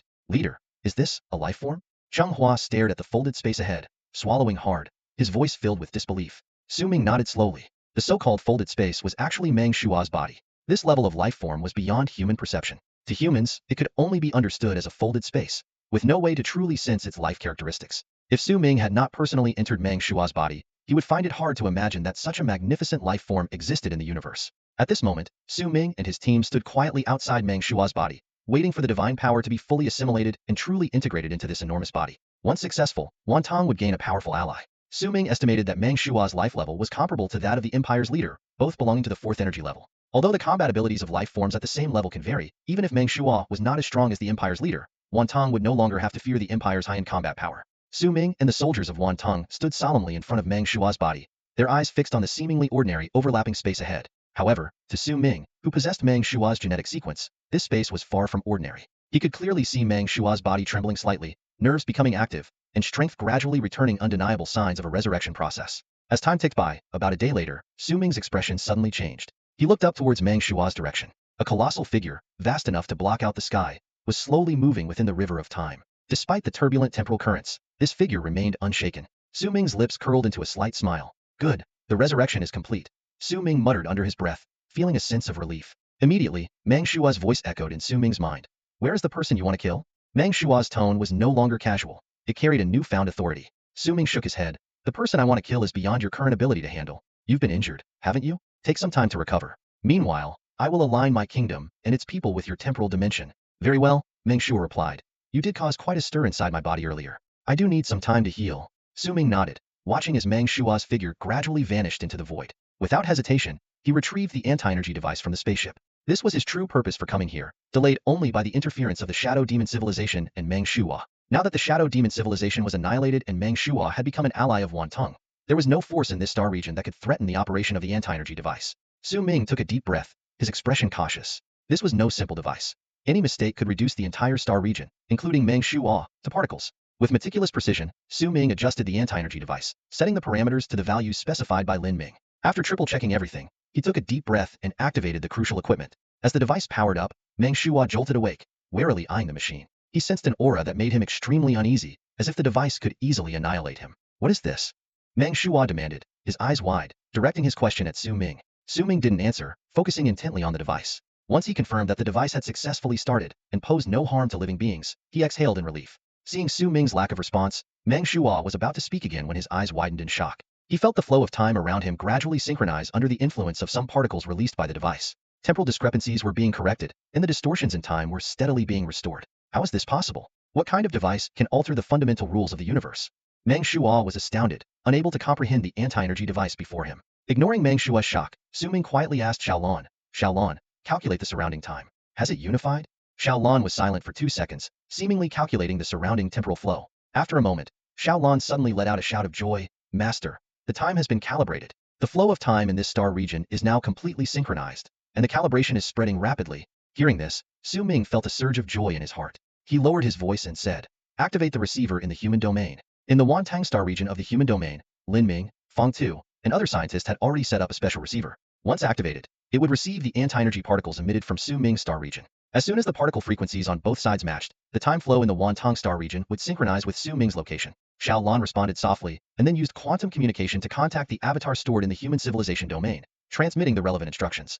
At that moment, Feng Tu and Zhang Sun were in the laboratory, focused on studying a new model of mecha. Suddenly, a line of prominent text appeared on the lab's large screen. Anti-energy instrument calibration successful. Ready for particle reception. Please activate the receiver. Seeing this message, the two scientists were taken aback and exchanged glances, reading the tension in each other's eyes. Anti-energy particles were extremely dangerous. Any mishap could lead to catastrophic destruction for all life and planets in the star region. Despite the risks, since Xiaolon could successfully transmit information back to Wantang, activating the instrument should be safe. They exchanged another look and decided to start the receiver. A low hum echoed as the anti-energy particle receiver slowly activated. Immediately, a strange wave enveloped the entire Wantang star region. As this wave descended, everyone seemed to sense something and looked around with puzzled expressions. They felt that something had changed around them, but they couldn't pinpoint what it was, leaving them bewildered. Only Lin Ming slowly raised his head, his complex gaze directed towards the distant horizon, as if trying to see the instrument emitting anti-energy particles through the endless void. After a long stare, a faint smile appeared on his lips. It seems the flow of time has indeed been successfully altered. Lin Ming murmured to himself, his eyes reflecting a mix of emotions. Time's flow had been altered. This change, like an invisible ripple, spread rapidly. The Jin warriors among the Wantan were the first to sense this subtle anomaly. Their perception abilities far surpassed those of ordinary people, allowing them to detect the slightest changes in the surrounding space-time. The experts could precisely gauge the exact ratio of the time flow change, while those with slightly lower abilities could vaguely feel whether time was speeding up or slowing down. Even ordinary people inexplicably felt that something was different, though they couldn't quite pinpoint what it was. A day later, Su Ming returned to the Wantan star domain. By then, the time flow in the Wantan star domain had aligned with that of Meng Shuo's star domain. What used to take 3 years for the Wantan army to return now only required a single day to reach the realm of human civilization. Su Ming's voice echoed through Wantan's network, spreading across the entire star domain. Citizens, do not worry. Wantan is about to enter a period of closed development. During this time, we will suspend communications with other cosmic nations. Additionally, the time flow in the Wantan star domain will slow down, with a ratio of 1000 to 1 compared to the outside world. This period is crucial for Wanton's growth and transformation. I trust that those who understand the cosmic situation will grasp the rationale behind our seclusion. All of this is to make Wanton stronger. Thank you for your understanding and support. As soon as he finished speaking, under Xiaolan's control, Wanton's entire network system instantly severed its connection with the interstellar society of the main universe. Thus, Wanton entered a phase of nationwide, all-encompassing isolation. Looking at the data in his hands, Luoku spoke to Su Ming with a worried expression. Leader, some citizens are expressing their confusion, and there have even been protests. Su Ming chuckled at the words and shook his head. These voices are not important. Those who are truly beneficial to Wanton understand the significance behind this decision. Our current preparations are for the future when we can stand against the Empire. Hearing this, Luoku slowly nodded and then smiled. But the data is already much better than expected. Although there are some dissenting voices, they account for less than 30 of the total population. I believe that over time, these opposing voices will gradually fade. Su Ming knew that the current seclusion merely triggered some people's unfounded worries. Many were concerned about falling out of touch with mainstream society or having their activities restricted. But in reality, mainstream society would hardly change in just 1 year. Moreover, the vast majority of people would never leave their star systems, let alone the Wanton star domain. These concerns would ultimately prove unnecessary. As days passed, Wanton, having cut off contact with the outside world, fully dedicated itself to cultivation, research, and development. Numerous technologies and subjects were discussed and developed, with new experts constantly emerging and their abilities continuously improving. Various war weapons and mechas were being produced in large quantities. The Interstellar Society had no idea how this brief year would bring about earth-shattering changes to Wanton. Meanwhile, in the mainstream society outside, wars continued unabated. The Empire and the Dongming Alliance, two cosmic giants, were embroiled in a protracted war. They clashed like towering mountains of human civilization, almost turning the entire human realm upside down. Interstellar citizens were displaced and devastated by the war every moment. Countless soldiers lost their lives in this conflict. The focus of interstellar society was almost entirely on the struggle between these two cosmic nations, causing other cosmic nations to fade from public attention. Even the Busa Free Federation, once one of the top 5 cosmic nations, had gradually faded from the spotlight after entering a period of low-profile development. Not to mention the Wanton, which had suddenly announced its seclusion. Even within the Dongming and the Empire, few paid attention to these opponents. However, within Dongming, many people still have their minds set on the matter of Wan. Owen, a seasoned divine enlightener of the Dongming Alliance, stood just a step away from reaching the pinnacle of enlightenment. At this moment, he stood before the holographic star map in the command center, his gaze sweeping over the planets recently attacked by the Imperial forces, a trace of unhidden sorrow in his eyes. On the star map, the once thriving planet now lay in ruins. The Imperial raid had destroyed all military installations on the planet, and even an enlightener had fallen in the battle. The intense energy explosions had devastated the planet's ecosystem, turning it into a lifeless, uninhabitable wasteland. Owen took a deep breath, recalling the emergency evacuation order he had just issued. Although arrangements had been made to evacuate all civilians to safe shelters, witnessing one planet after another suffer such devastation and seeing the Dongming forces constantly battered filled him with concern for the future of the alliance. Despite the deep foundations of the Dongming alliance, which wouldn't easily crumble in the short term, Owen couldn't think of a strategy to turn the tide of the war. Just as he was lost in thought, a figure silently appeared behind him. Divine Enlightener, the person whispered. Owen snapped back to reality and turned to face his subordinate, Xuanhe. He spoke calmly. Xuanhe, this is the list of enlighteners who have recently fallen in battle. Take it to Wanting and remind its lord of the promise he made. Xuanhe took the list, his heart filled with questions, but years of training kept him silent. Just as he was about to leave, Owen suddenly called out to him. Wait. Owen's voice carried a hint of complex emotion. Xuanhe, you have followed me for a century. This time, when you go to Wanting, take your family and close friends with you. Settle down there and don't come back. Xuanhe was stunned, his eyes widening in shock. He immediately grasped the deeper meaning behind Owen's words. The divine enlightener himself had lost faith in resisting the Empire. As he was about to refuse, Owen raised his hand to stop him. The will of Dongming may face temporary defeat, but the spirit of Dongming will ultimately be reborn in Wanting, Owen said meaningfully. Go to Wanting, and in the future, we will meet again. After a moment of silence, Xuanhe finally said nothing more and quietly vanished. Owen turned back to the star map, his gaze steady and far-reaching, as if searching for a spark of hope in the darkness. Xuanhe took the list handed to him by Owen and immediately boarded the spaceship with his family, heading towards the Wanton galactic nation. At this time, Wanton had severed all connections with other galactic nations and the main universe of human civilization. Although some speculated that Wanton did this to accelerate its development, it remained just theta speculation. Most people's attention was focused on the war between the Dongming Alliance and the Empire, leaving little notice of Wanton and the movements of the Busa Free Federation. As the spaceship gradually approached the Wanton star domain, Xuanhe observed the external scene through the porthole. Suddenly, a shocking sight came into view. All the celestial bodies in the star domain were moving at an incredible speed. Stars were advancing rapidly, and the surrounding planets and habitable worlds were orbiting the stars even faster. What's going on? Xuanhe muttered, furrowing his brow. He quickly realized that it wasn't the planets that had sped up, but rather the flow of time in the entire star domain that had changed. This realization made him gasp. As one of Owen Tianqi's subordinates, Xuanhe was privy to many secrets of human civilization. He knew that it was the anti-energy particle device invented by Lin Ming 10,000 years ago that kept the time flow constant across the realm of human civilization. This technology was so advanced that virtually nothing could alter the time flow in localized areas within human civilization. Could Wanton have mastered technology to counter the anti-energy particle device? Xuanhe wondered aloud, but quickly shook his head to dismiss the thought. If Wanton really had such capability, the war between Dongming and the Empire would be meaningless. Just as Xuanhe was preparing to pilot the spaceship into the Wanton star domain to personally experience the time flow changes, a warning alarm suddenly sounded within the spacecraft. Warning, you are approaching the Wanton star domain, came the electronic voice of Xiaolan. At present, Wanton Galactic Nation has closed off communication with the main civilization and prohibits citizens of other galactic nations from entering. Please stop advancing, or you will be attacked. It was Xiaolan's voice. Having evolved continuously, Xiaolan could now cover the entire Wanton star domain with its information network. Its monitoring capabilities had surpassed the current technological level of human civilization, making it nearly impossible for anyone to successfully smuggle into Wanton. Hearing the warning, Xuanhe was not surprised. He had long heard about the advanced detection systems of Wanton. He immediately addressed Xiaolan. Please inform the Lord of Wanton that the envoy of Owen Tianchi requests an audience. Please remind the Lord of Wanton of the promise made to Dongming. As his words faded into silence, Xianhe held his breath, waiting, but received no response. A sense of unease crept into his heart. He wondered, had his request been denied? Or had it not reached the Lord of Vantang at all? After all, even within Vantang, those who knew about the secret agreement between Dongming and Vantang were few and far between. Just as Xianhe was feeling anxious, the alarm inside the spaceship suddenly ceased. His eyes narrowed as he saw a green passage slowly unfolding in the direction of Vantang. Moments later, Xiaolan's voice echoed again. Envoy of Dongming, please proceed. The Lord of Vantang is awaiting you on the main planet. Hearing this, Xianhe felt a weight lift from his heart. Without further hesitation, he deftly piloted the spaceship into Vantang's star system. At that moment, a mechanical voice chimed inside the spaceship. Beep.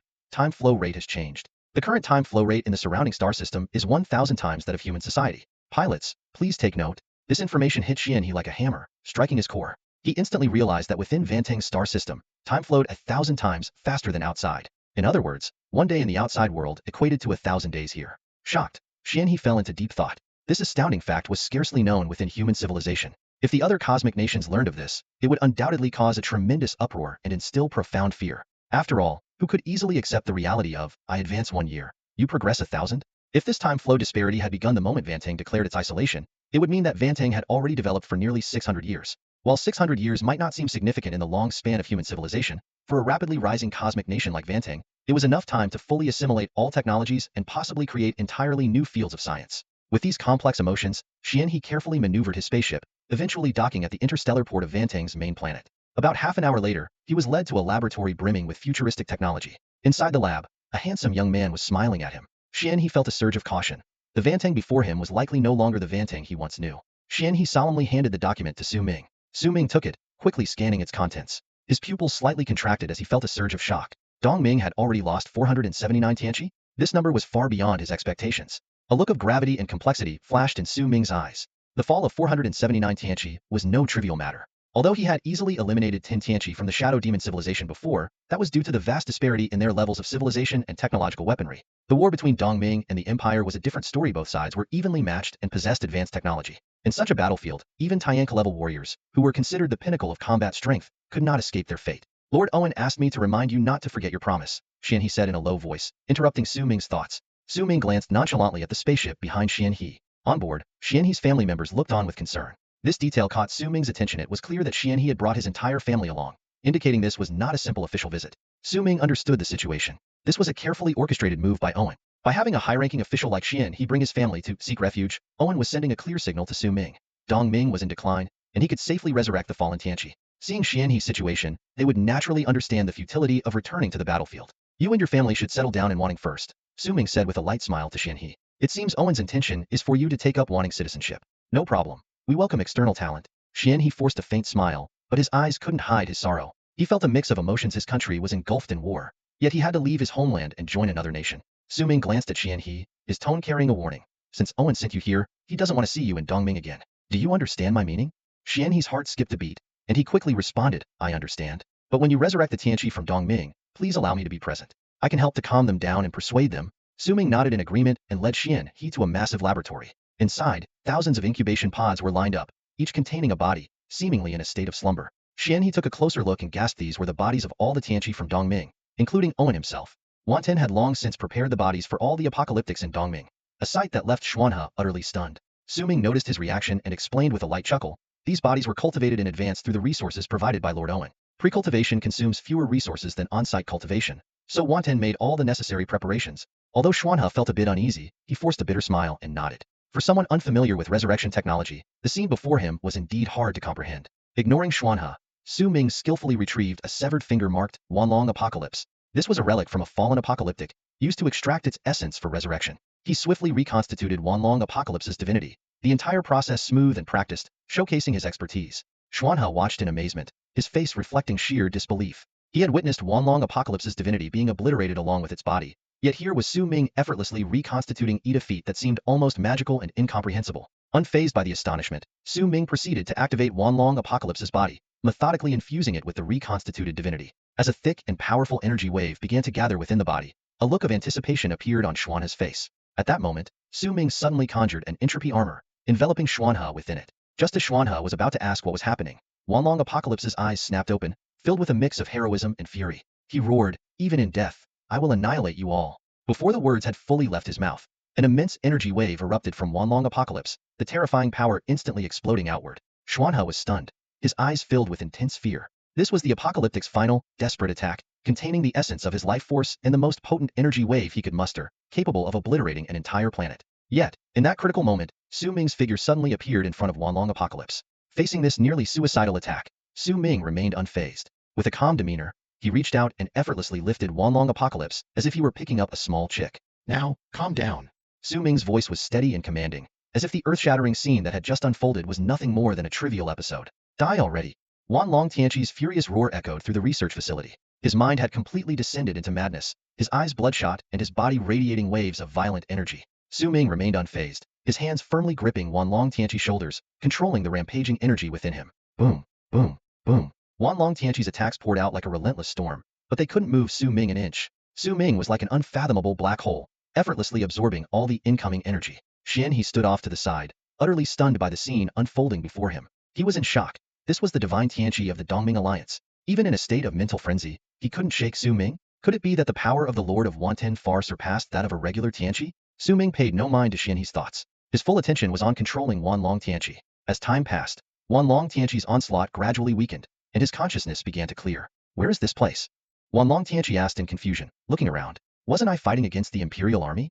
Xianhe breathed a sigh of relief and stepped forward to explain. "Master Wanlong Tianqi, I am Xianhe. You had fallen in battle. This is Wanten, and it was Lord Su Ming who resurrected you." Wanlong Tianqi was shocked upon hearing this, and was about to react when he noticed Su Ming smiling beside him. He suddenly recalled what Tianqi had mentioned before, and his expression grew serious. Seeing this, Su Ming nodded and said to both of them, "Gentlemen, I still need to revive other Tianqi. You can go to the lounge nearby and talk. Xianhe, you should brief Wanlong Tianqi on the recent situation." Xianhe understood and led Wanlong Tianqi out of the research facility. Su Ming remained behind, preparing to continue reviving other powerful Tianqi of the Dongming Alliance. Around 2 months had passed in the land of Wanten. Standing before nearly 500 resurrected celestials, Su Ming and Cullen Clarence smiled warmly. These celestials had all been revived through Su Ming's relentless efforts over the past 2 months, costing him nearly 10,000 years of his life. Despite this, Su Ming had no regrets, as he had been continuously merging with the heart of the universe over the past centuries, significantly enhancing both his power and lifespan. 10,000 years was substantial, but still within his tolerable range. In the crowd, a familiar celestial addressed Cullen Clarence with surprise. "Lord Cullen Clarence, I didn't expect to see you revived. The Empire had reported that you perished in an uprising." Cullen Clarence shook his head with a smile. "Of course, Su Ming is my son. How could he not revive me? However, I didn't die in an uprising. I was killed by the Empire's leader, Ho Shang, himself." This revelation shocked the gathered celestials, who stared at Cullen Clarence in disbelief. One celestial from the Dongming Alliance asked in confusion, "You are a founding member of the Empire, and your relationship with Ho Shang was once very close. How could he kill you?" Cullen Clarence sighed. "It's a long story. Ho Shang is no longer the person we once knew." Su Ming glanced at his father before addressing the crowd with a firm tone. "Everyone, our goal is now Alagneto kill Ho Shang. I will reveal all his schemes in due time. As you can see, Dongming's dominance is waning, and their defeat is inevitable. I urge you to let go of your attachments to Dongming and join me in overthrowing the Empire to create a new civilization where celestials and technology coexist." Though Su Ming's words might have sounded like rhetoric, they reflected his genuine intentions. He continued to explain that Ho Shang and the Empire's philosophy differed greatly from that of Wanten and even Dongming. The Empire prioritized technological advancement, fearing that strong individual martial prowess could disrupt societal order. In contrast, Dongming heavily emphasized personal martial strength while neglecting technological development. Su Ming elaborated on his theories of entropy and energy classification, emphasizing how these concepts integrated martial prowess with technology. He believed that martial development could drive technological progress and vice versa. Su Ming's philosophy dictated that Wanten must pursue a path where martial strength and technology coexisted. Wanten embodies the combined development paths of the Empire and Dongming, Su Ming passionately declared. I believe this is the ultimate form of a stable and healthy civilization. Once we defeat the Empire, humanity will be unified, and we will all be part of one human civilization, regardless of whether we come from Wantan or Dongming. Although the Celestials from the Dongming Alliance might not fully agree with Su Ming's vision at that moment, they felt indebted to him for reviving them and providing them refuge. If Su Ming's proposed development came to fruition, they might eventually embrace this new ideology. With the addition of nearly 500 Celestials, Wantan's strength surged to new heights. In fact, apart from the Celestials of the Dongming Alliance, Su Ming had already lifted the isolation imposed on the Celestials and leaders of the Beast God civilization. As the first of the 5 great cosmic nations to be defeated, the Beast God civilization harbored some restless thoughts after their isolation was lifted. However, Wantan was no longer the fledgling power it had been when it first took in and isolated the Beast God civilization. The Apocalypse and core leadership of the Beast God civilization, after a brief period of turmoil, quickly settled down under the overwhelming military might of the Vantang army and the personal prowess of individuals like Kellen Clarence and Su Ming. They dared not harbor any dissent and obediently integrated into the system of the Vantang cosmic state. Su Ming swiftly pacified the apocalypses of the Dongming Alliance, guiding them to gradually assimilate into the new order of Vantang. In this stabilized environment, Vantang once again resumed its rapid development. Meanwhile, the fires of war continued to rage in the outside world. The conflict between the Dongming Alliance and the Empire remained fierce. However, as the apocalypses continued to fall, the national power and military strength of the Dongming Alliance began to decline sharply, tilting the scales of the war in favor of the Empire. 3 months after an apocalypse delivered the list to Vantang, the situation took a drastic turn. The Dongming Alliance was forced to abandon its offensive strategy and switch to a defensive stance. Within just 1 month, Dongming's defenses were breached, and nearly 100 apocalypses fell in a mere 10 days. Another month later, the Empire's leader, Hosheng, personally took action, joining forces with a mysterious master from the Empire to surround and kill An Apocalypse. The fall of An Apocalypse dealt a devastating blow to the Dongming Alliance. Not only was he a primary combat force, but his unique divine abilities also made him the strategic guide and core of the entire tactical system. With An's death, the tactical framework of the Dongming Alliance began to crumble. In the following 2 months, the Imperial forces advanced relentlessly, continuously dismantling Dongming's final defensive efforts. After a year and a half of intense fighting, the once mighty Dongming Alliance was ultimately defeated by the Empire. Standing in the position of victory, the Empire's leader, Hosheng, proclaimed to the entire army, over-reliance on individual strength is ultimately a flawed path. Look at how the Dongming Alliance's entire tactical system collapsed almost completely with the death of An Apocalypse. This strategy's margin for error is far too low. This battle has once again proven that the Empire's approach is the correct one and the inevitable path for the future development of human civilization. Subsequently, Hosheng, in a display of absolute victory, publicly executed the last remaining apocalypse of the Dongming Alliance Dongming Apocalypse. Thus, the once youngest yet formidable super-cosmic state among the 5 major cosmic nations, with a glorious history spanning only a few thousand years, came to an end, becoming a mere memory in the long river of human civilization. The Empire ultimately secured this decisive victory. The Empire has triumphed. This news swept through human civilization like a whirlwind. On the streets and in the alleys, people gathered around holographic projections, eyes glued to the latest war reports. Inside government buildings, officials from various cosmic nations furrowed their brows and held emergency meetings. Both ordinary citizens and high-ranking officials felt the weight of this news deeply. The showdown between the Empire and Dongming, 2 super-cosmic nations, had been seen from the start as a decisive battle for the future of human civilization. However, what no one anticipated was that Dongming would crumble in just a year and a half. This colossal entity was utterly dismantled by the Empire with overwhelming force. With the Empire's victory, the attention of human civilization collectively turned to the Busa Free Federation and Wan. These 2 cosmic nations had maintained a low profile over the past year, but now they could not escape the Empire's might. Conversations buzzed in the streets and alleys. Can Busa and Wanting withstand the Empire? No way, the Empire is practically invincible now. Do you think human civilization might actually unify? People began to imagine a unified human civilization. Faster technological advancements, more equitable resource distribution, and perhaps a better capability to handle threats from alien civilizations. Some recalled the previous encounter with the Crystal Civilization, a unified entity, and noted that if it weren't for Wanting Su Ming developing the entropy cultivation method, human civilization might have already been wiped out. What a pity about Su Ming, someone sighed. He saved human civilization but might not survive himself. Yeah, Wanting hasn't had enough time to develop. If they had a few more centuries. Despite the looming shadow of war, the daily lives of ordinary citizens remained largely unaffected. The battles typically took place on military planets or in interstellar space far from residential areas.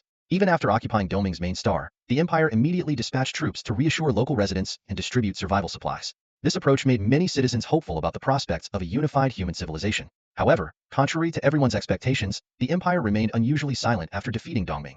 Aside from a brief statement on social media, there were no celebratory parades, no grandiose speeches, as if this victory was insignificant. This unusual calm sparked a new wave of speculation and discussion, leading people to wonder, what will the Empire's next move be? The crowd was puzzled, but soon someone realized the Empire's current state. Just having fought a brutal war with the Eastern Alliance, the Empire's national strength and military power had undoubtedly suffered significant losses. Even such a colossal entity needed time to recover. At this moment, the Empire was busy absorbing resources, prisoners of war, and troops from the Eastern Alliance. Only after digesting these could it truly regain its strength. and possibly become even stronger. Immediately, people online began to speculate about the war. What are Wanting and Busa waiting for? The empire is vulnerable now. If they strike, they can surely bring it down, someone excitedly posted on a forum. These comments weren't entirely baseless. Even Cheng Hua, the military genius highly praised by generals and strategists from various cosmic nations, had made a similar suggestion to Su Ming. Cheng Hua, a renowned general who had followed Su Ming for most of his life, had reached the peak of the Tianqi realm a century ago, becoming a top-tier military commander. Usually, Su Ming accepted any advice Cheng Hua offered.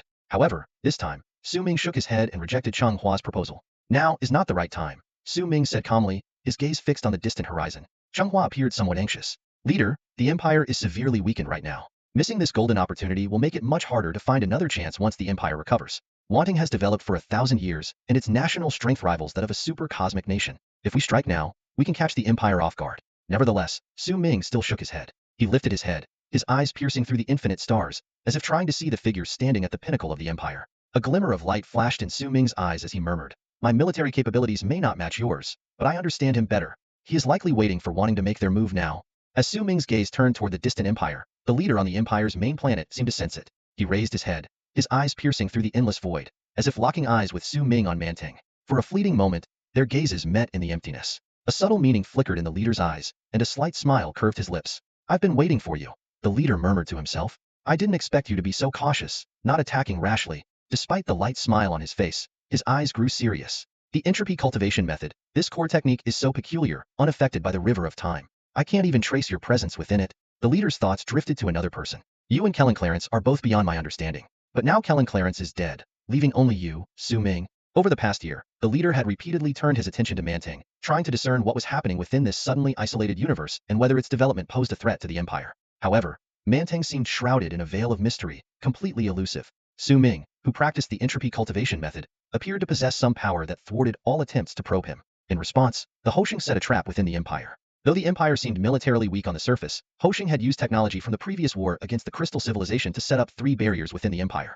If Mantang's forces dared to invade, these barriers would trap them in specific star regions, allowing the empire to execute a large-scale, devastating attack. Although such mass destruction would result in civilian casualties and provoke strong social discourse, in the current state of the empire's dominance, the reactions of the minor Buser-Free Federation were not worth considering. Once the entire human civilization was unified, any dissenting voices would quickly be drowned out. Unfortunately, Su Ming had unexpectedly maintained his composure, not launching an attack when the empire appeared most vulnerable. As a result, the empire missed a prime opportunity to annihilate Mantang in one fell swoop. Despite this, Hoshing was not worried. This was merely a probe. Once the empire fully absorbed the resources and territories of the Eastern Alliance, its power would expand at an astonishing rate. By then, Mantang would be an easy target to crush. It was just a matter of time. Hoshing did not believe that Mantang's development over a mere year and a half could compare to the empire, which had consolidated nearly 90 of human civilization's territories. All that was needed now was patience. Hoshing chuckled softly, glancing at the apocalypse elimination plan before leaning back in his chair. The Grand Hall gradually fell into silence. However, Hoshing's judgment was not entirely accurate.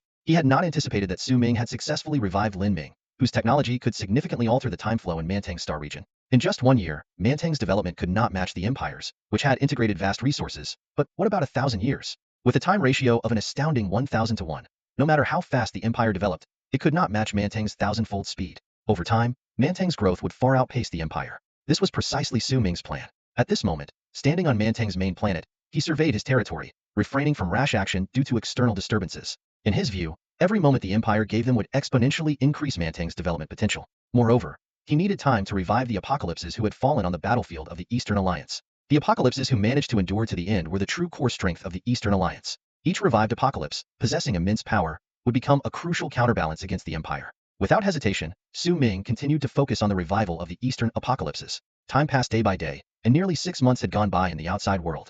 During this period, the empire continuously absorbed the resources and territories gained from the Eastern Alliance War, producing more advanced weapons to arm its military. The already formidable army was now equipped with even more sophisticated gear, elevating the empire's military strength to a new level. Both the empire's leader and its officers were highly satisfied with the empire's current dominant stance. They believed that with the empire's current power, they could sweep away any opponent, even the previously formidable Crystal Civilization, which now seemed unable to compete. Another month passed, and the Buser-Free Federation suddenly announced an unconditional partnership with Mantang, promising mutual military support to repel invasions from other cosmic nations. Although the Buser-Free Federation did not explicitly name other cosmic nations, everyone knew it referred to the Empire. The Empire, however, was completely indifferent to this unexpected military alliance, not even bothering to respond on social media, displaying an air of superiority. Finally, 8 months after the end of the war with the Eastern Alliance, the Empire declared its advance on Mantang in the name of unifying human civilization. The moment that the entire human civilization's territories had been waiting for, the final showdown, had arrived. On the same day the Empire announced its advance, Mantang also declared the lifting of its isolation. The flames of war were about to reignite across the territories of human civilization. The Empire has mobilized its forces. This time, unlike before, the Empire didn't even bother to find an excuse for its actions. Hosheng announced to the entire galaxy via social media, the moment of unifying human civilization has arrived. The Empire is tasked with the mission of strengthening human civilization and will soon eliminate the cancer obstructing this progress, the Vantang Galactic Nation. You all will witness the unification of human civilization alongside the Empire. We also urge the citizens of Vantang to abandon the darkness for the light and support this great cause. Hosheng's demeanor exuded arrogance, and his tone was filled with confident certainty. The citizens of the galaxy largely agreed, believing that despite Vantang's rapid rise, it could not withstand the formidable power of the long-established empire. At that moment, Vantang's official social media account suddenly started a live broadcast, and Su Ming appeared on the screen. This was Vantang's first public appearance since the war between the Empire and Dongming. Previously, Vantang had been in isolation, cutting off all network connections and severing ties with human civilization. Instantly, all eyes were drawn to Vantang's live broadcast. Empire officials and Hosheng were no exception, their faces displaying a mix of superiority and scrutiny, as if eager to see what this doomed galactic nation had to say. Su Ming cleared his throat, glanced at the rapidly increasing viewer count, and chuckled. Wow, we've got a 20-digit audience here. Looks like Vantang's live broadcast is quite popular. Then, his expression turned serious as he slowly said, "Everyone, the moment of unifying human civilization has arrived.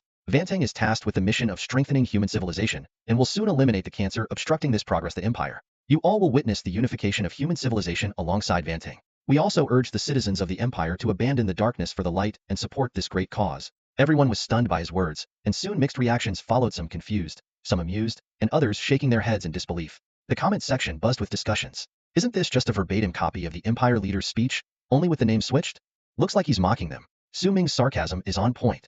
Even if they know they can't win, they won't lose in words. This mockery is top-notch. What's the point of this bravado? When the Empire's forces arrive, they'll still be crushed. Su Ming ignored these comments. His expression grew even grimmer as he stared directly at the screen. His voice filled with icy resolve. Hosheng, I know you're watching. You think you have this in the bag? You're wrong. I'm waiting for you to fight. I will personally annihilate you, the invader from the outer cosmos.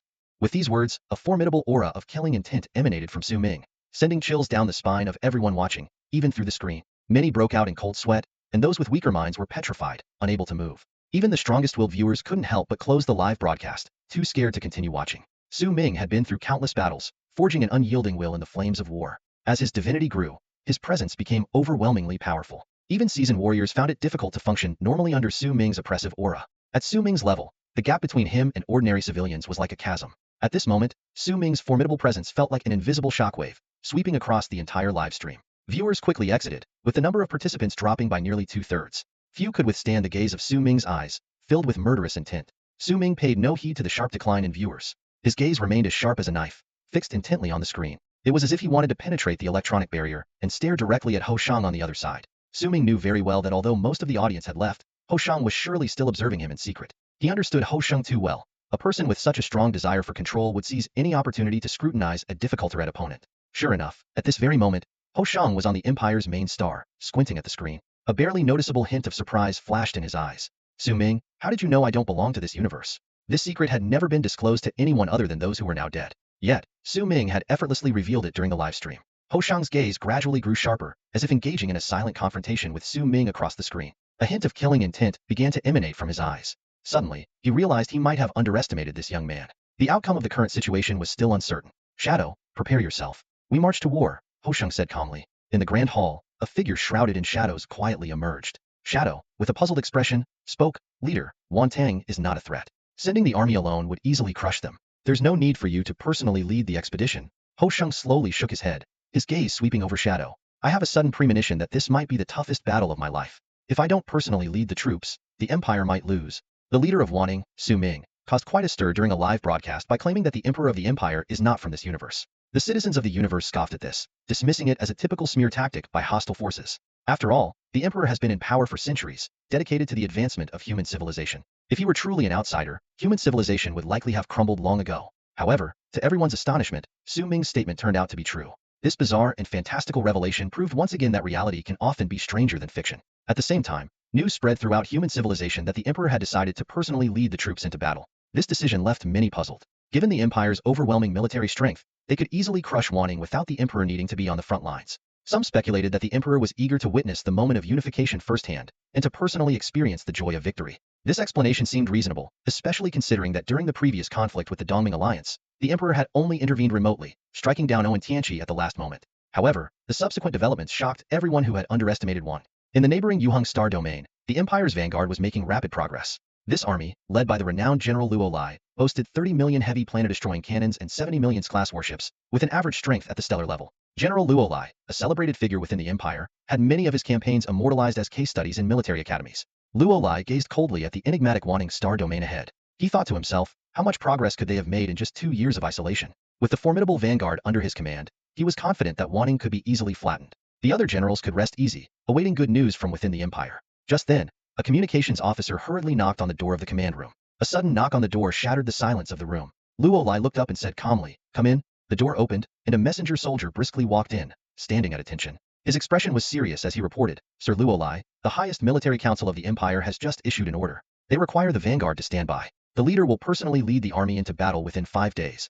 Luo Lai's eyebrows furrowed slightly, a hint of surprise in his eyes. "The leader is going to personally lead the battle," he muttered, a trace of displeasure in his voice. Is Wanting really worth the leader's personal attention? As a high-ranking military commander, Luo Lai habitually analyzed the leader's actions. He thought to himself, the leader is not usually a hasty person. This sudden decision to lead the battle personally must mean he doubts the vanguard's capability and believes they can't handle Wanting. This thought stirred a sense of irritation in Luo Lai. He inwardly retorted, "Having led troops through countless arduous campaigns, how could I possibly not be a match for Wanting? This is an insult to my abilities." Taking a deep breath to suppress his annoyance, Luo Lai turned to the messenger soldier and asked, "Did the leader explain why he ordered us to stay put?" The messenger nodded and replied, "The leader mentioned that Wanting's military strength is not as simple as it appears. He is concerned that the vanguard might suffer a setback, so he decided to oversee the battle personally." "Wanting's strength is not as simple as it appears?" Luo Lai sneered, his tone dripping with sarcasm. "What? Wanting has surpassed the empire in just 2 years. Ridiculous. Even if you gave them 10 years to develop, with their limited resources, they could never be a match for the empire." His voice grew lower. "The leader doesn't trust me." Luo Lai was silent for a moment before making a bold decision. He gave a low command. "Cut off all communication with the empire's main star. Switch all ships to independent operation mode. Not only will we not stay put, but we will also take Wanting before the leader arrives. Let him see that I, Luo Lai, am not comparable to those fat bureaucrats of the empire." The messenger's face immediately showed signs of distress upon hearing this order. He hesitated to speak. Seeing this, Luo Lai's anger flared, and he snorted, "You don't want to do your job? I can execute you right now for disobeying orders." Terrified by Luo Lai's threat, the messenger trembled and dared not protest further. He reluctantly nodded in agreement, then turned to leave and prepared to sever the vanguard's communication with the empire's main star. Luo Lai decisively ordered the vanguard to continue advancing, disregarding the command from the empire's main star. As a seasoned military general, he understood the importance of never underestimating the enemy. Even though he inwardly looked down on Wanting, Luo Lai did not dare to be complacent. He knew that even the weakest adversary could unleash surprising power and potentially turn the tide of a lopsided war. Standing in the command cabin, Luo Lai's eyes were sharp as he surveyed the star map before him. He swiftly issued a series of commands. Deploy the energy detectors, cover a radius of 3 star miles ahead, reduce fleet speed by 60, activate the particle displacer to create collisions in the void, preventing any enemy ambushes. As an experienced commander, Luo Lai was well aware that with the advanced equipment of the vanguard, hardly any military force in human civilization could defeat them in a direct assault. He analyzed 3 potential strategies the enemy might employ: ambushing using the terrain, using energy shields to create reverse energy waves to disperse the vanguard, or choosing a defensive stance. However, as the vanguard approached the outer ring of the Wanting star system, Luo Lai was surprised to find neither energy shields nor ambush troops. He frowned and thought, how is this possible? Wanting, as a top-tier cosmic nation, hasn't set up energy shields. Luo Lai immediately pulled up intelligence data on Wanting and increased the estimates by 15 to gauge their current strength. After a thorough analysis, he concluded that Wanting's forces were comparable to the vanguard, only holding the home field advantage. Not setting up shields is tantamount to giving up the home field advantage. Luo Lai muttered, his eyes gleaming with insight. He quickly formulated a strategy: engage Wanting's forces and get into a stalemate. Meanwhile, wait for reinforcements from the Empire. Once we receive support, we can swiftly crush Wanting's troops. With this in mind, Luo Lai did not hesitate to order the advance to continue, preparing for a direct confrontation with Wanting's forces. The vanguard fleet, composed of the Empire's forces, confidently sailed into the territory of the Wantin. After nearly half an hour of travel, the fleet's energy detectors suddenly emitted a piercing alarm. Luo Lai, startled by the sound, rushed into the command room, his sharp eyes scanning ahead. What came into view was an army composed of Mechs and warships, all of which had a strikingly translucent white appearance. Under the cosmic rays, this army stood out, floating in space like a group of ghosts. A hint of surprise flashed across Luo Lai's face as he pondered, is this the Wantin army? Has their commander lost his mind? Don't they know that using white equipment in space combat is a terrible idea? It's like handing their position to the enemy on a silver platter. Despite his confusion, since it was inconceivable that the wanton commander would make such a rookie mistake, Luo Lai realized that the enemy's choice of conspicuous equipment laid their entire position bare before the vanguard fleet. A cold smile curled at the corner of his lips, as if he could already taste victory. Vanguard 3rd Fleet. Activate turret mode. 2nd Fleet. Switch to rapid mode. Left-wing troops, disperse and advance towards the enemy. Luo Lai's deep, commanding voice echoed through the communication channels. With the orders given, the vanguard swiftly formed their battle array. Each warship extended its void anchor, using spatial technology to stabilize itself. Subsequently, enormous cannons slowly emerged from the ships, transforming them into formidable turret mode. This was the Empire's warship's famed trump card, capable of seamlessly transitioning between conventional bombardment and entrenched warfare, turning into fearsome turrets with immense firepower and sustained attack capabilities. Luo Lai recalled the scene where nearly 100 of the Dongming Alliance's elites were annihilated under such a barrage, feeling a surge of pride for this fearsome weapon of war. Besides the turrets, other weapons of war also took their positions, anchoring themselves with spatial technology, and their terrifying energy locked onto the wanton army. Watching his powerful fleet and advanced technology, Luo Lai's smile widened with satisfaction. His gaze fixed once more on the wanton forces as he slowly uttered 2 words, attack. As Luo Lai issued the command, the forward artillery warships of the Empire unleashed a burst of intense energy, forming a brilliant rainbow bridge across the starry sky, aimed directly at Wan Tong's white-clad army. Following closely, the rest of the Empire's forces surged forward like a tidal wave, rushing along the energy rainbow bridge towards the enemy. Under the illumination of the rainbow bridge, the dark and cold Death Corps appeared even more formidable. The vast star seemed to pale in comparison to this massive army. The imposing presence of the fleet was almost tangible, pulverizing every asteroid in its path into dust. In stark contrast, each soldier in Wan Tong's army, clad in white armor, looked like lambs to the slaughter under the glow of the rainbow bridge, silently awaiting the onslaught. Jiate, are you sure these materials can withstand the energy?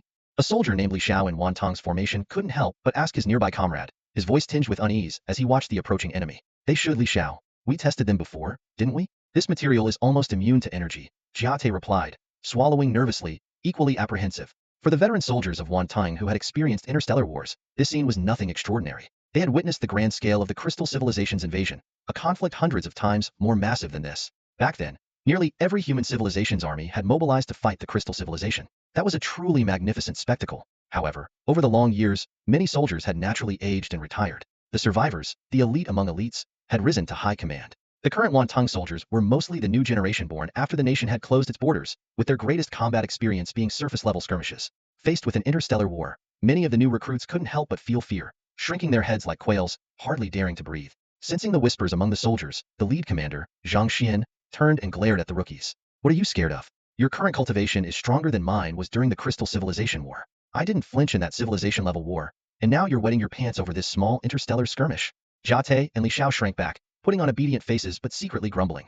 Commander Zhang is bragging about that so-called Crystal Civilization War again. How could it possibly be grander than the war we're facing now? Civilization War. My food, it sounds far-fetched. At that moment, a sharp glint flashed in Zhang Xian's eyes as he quietly issued an order. Wan Tong's 9th Mech Regiment, prepare for battle. First Squadron, advance in a horizontal charge. The other 4 squadrons, spread out in a square formation to engage the enemy. Upon hearing the order, the new recruits in the 1st Squadron were taken aback, hesitation playing on their faces. A horizontal charge meant directly facing the enemy's assault, including that terrifying rainbow bridge. Many of the new soldiers were filled with dread. Though labeled as new recruits, these soldiers earned the title primarily due to their lack of interstellar combat experience. According to Su Ming's standards, the soldiers who could form a legion must have at least 10 years of training. These battle-hardened warriors had honed their military skills through countless drills and real combat. At this moment, although many soldiers felt a surge of fear, they gritted their teeth and, with a resolve to face death unflinchingly, followed Zhang Xian, ready to charge. We're facing the Rainbow Bridge's attack. Such a terrifying energy blast. Even Lord Tianchi probably couldn't withstand it directly, shouted a new recruit in the war channel, his voice filled with tragic determination. Now, we're taking these hits for our brothers. Make sure you avenge us. Hearing the new recruits shout from behind, Zhang Xian, leading the front, clenched his fists in anger. He turned around and glared at the new recruit, shouting, "Are you out of your mind? If we need to block an energy attack, wouldn't I use a shield? Do you think using your bodies will block anything?" The new recruits were stunned, exchanging confused glances as they looked at Zhang Xian. Seeing this, Zhang Xian's tone softened a bit. With a hint of pride, he said, "Youngsters, you're still too green. Have faith in Wanton's technology and science. You should know that our current tech from Wanton is the pinnacle of human civilization." With that, Zhang Xian unhesitatingly advanced towards the rainbow attack. The other soldiers, seeing this, could only grit their teeth and follow. The rainbow bridge, though appearing extraordinarily magnificent, was actually a terrifying stream of energy comprised of millions of attacks. As the distance closed, everyone could feel the dense energy waves and the suffocating pressure. The scent of death was palpable, and many soldiers' faces showed despair, their hearts filled with intense grief and anger. At this critical moment, a scene that shocked both sides of the conflict occurred. The dense energy of the rainbow bridge surged onto Zhang Xian's white mech, yet flowed past its sides like water around a fish, causing no explosions or damage. How is this possible? Everyone was in utter shock. This scene completely overturned their understanding. Zhang Xian's mech could actually be immune to energy attacks, making the violent energy flow harmlessly by like gentle water. With a smug smile, Zhang Xian whispered, "You know nothing about Wanton's technology." Not just Zhang Xian, but when the energy beam struck the other soldiers of Wanting, the dazzling light merely slid along the contours of the white Mechs, leaving not a single Wanting warrior harmed. This astonishing scene made Luo Lai's eyes widen, almost popping out of their sockets. He stared in disbelief, his long-held perceptions completely shattered. How is this possible? Luo Lai muttered to himself, deeply shaken. This kind of technology was unheard of not only in the Empire but across the entire human civilization. How could Wanting's technological level surpass that of the Empire? Luo Lai realized that his confidence in the Empire's technology and power had been blinding. He had always thought that only other cosmic nations couldn't understand the Empire's technology, never imagining a day would come when the Empire couldn't understand another nation's technology. At this moment, Luo Lai had to admit he truly couldn't comprehend the materials or technology behind the Mechs worn by the Wanting army. Is this some kind of energy immunity? He wondered, unable to determine the exact function of this technology or how to counter it. Nevertheless, as one of the top commanders in the universe, Luo Lai quickly demonstrated his exceptional qualities. He forced himself to calm down rapidly, letting reason regain control of his thoughts. A gleam of determination flashed in his eyes. He was convinced that this technology was not without flaws. After all, if Wanting truly possessed invincible technology, they wouldn't have chosen to isolate themselves but would have already swept through human civilization with it. This technology can neutralize energy attacks, but it should be vulnerable to physical damage, Luo Lai quickly assessed. He then issued an order, "Listen to my command. All warships retreat. Switch turret modes to defense. The Mech Corps and Cosmic Infantry will engage the enemy. Remember to use physical destruction weapons."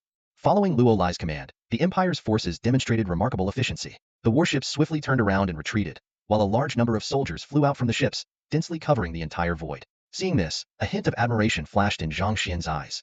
As expected of Luo Lai, able to change tactics instantly in such a situation without being caught off guard, he thought. However, the technological gap isn't something that can be bridged so easily. Zhang Xian turned to his soldiers and commanded, "Ninth Mech Regiment, all soldiers, follow the original formation and continue attacking the enemy. Warship Regiment and Armament Regiment, initiate indiscriminate energy attacks on the battlefield."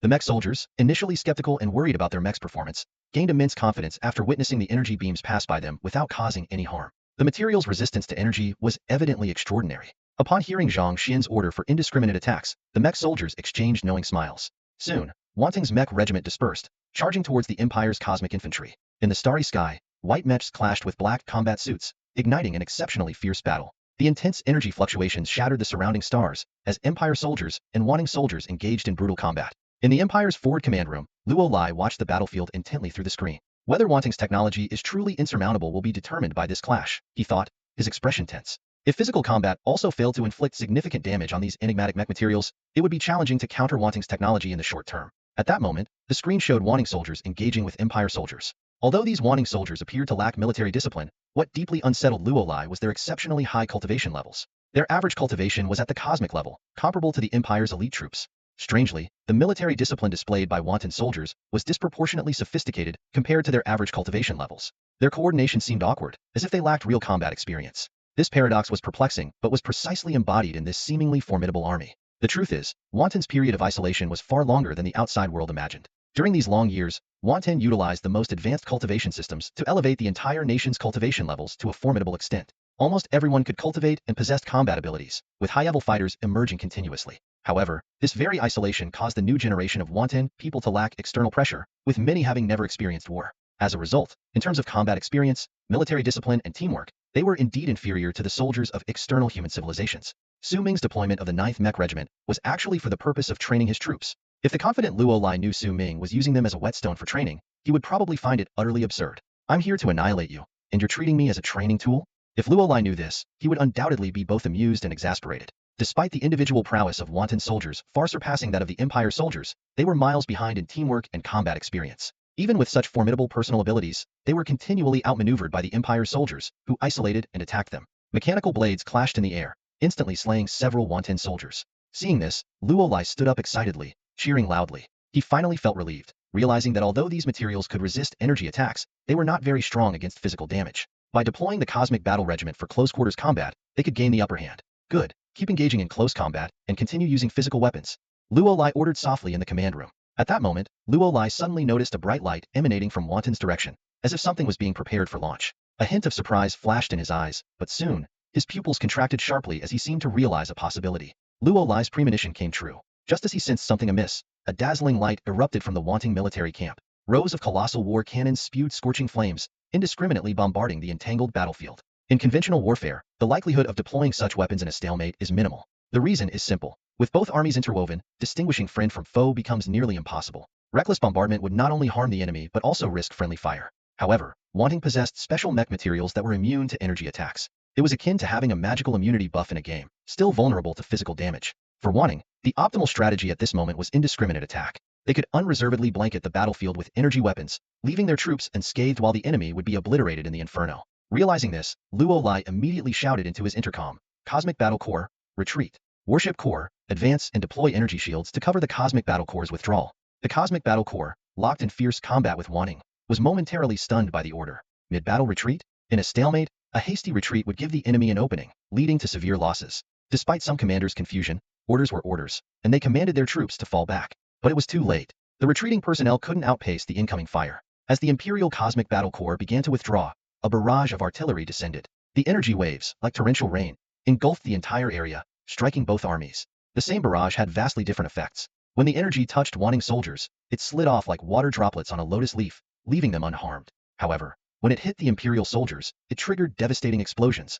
The searing energy waves instantly consumed the Imperial troops, reducing countless soldiers to ashes in the blink of an eye. This was a dimensional strike. Weapons meant for targeting energy shields or massive warships were now used against individual soldiers. This wave of attacks annihilated over half of the Cosmic Battle Corps, with casualties numbering in the millions or even billions. In the starry expanse, the battlefield suddenly formed a vacuum, with only Wanting soldiers floating in the void. Clad in white mechs, they stood out starkly against the dark expanse of space. Charge! Zhang Xian had anticipated this scene. Without hesitation, he led the Wanting forces, like wolves pouncing on prey, crushing the remnants of the Imperial troops. With their numbers halved, the Imperial army was no match for the Wanting Mech Corps, and they were swiftly routed, fleeing in disarray. The starry sky was strewn with slain bodies and mech debris, resembling a post-apocalyptic tableau. The Wanting forces pursued for about 10 minutes until Zhang Xian saw that the remaining Imperial troops had mostly retreated under the protection of their energy shields. Satisfied, he ordered his forces to withdraw to camp. The outcome of this battle was extraordinarily lopsided.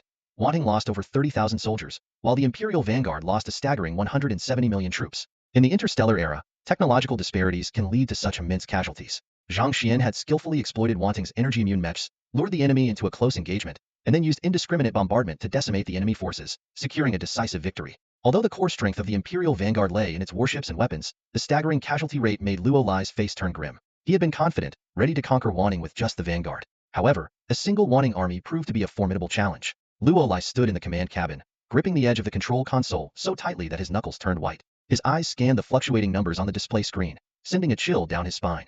The severe losses had nearly depleted a quarter of the vanguard's total forces. He thought to himself, if this continues, there won't even be enough soldiers to operate the war machines. Damn it! Luo Lai cursed under his breath, his brow furrowed. What kind of technology is this? Wanting has been isolated for 2 years. How did they get such advanced tech? He took a deep breath, trying to calm his inner turmoil. If this news reached the Empire, not only would he lose face, but he could also be court-martialed for disobeying orders. Luo Lai gritted his teeth and quickly regained his composure. He picked up the intercom and issued a low command. Research and development. Immediately conduct experiments and research on the mech materials we captured from the enemy. Find a way to counter their mechs. Switch the warships to cosmic energy mode and remain stationed here, drawing energy from space to sustain our shields. All units, hold position and await reinforcements.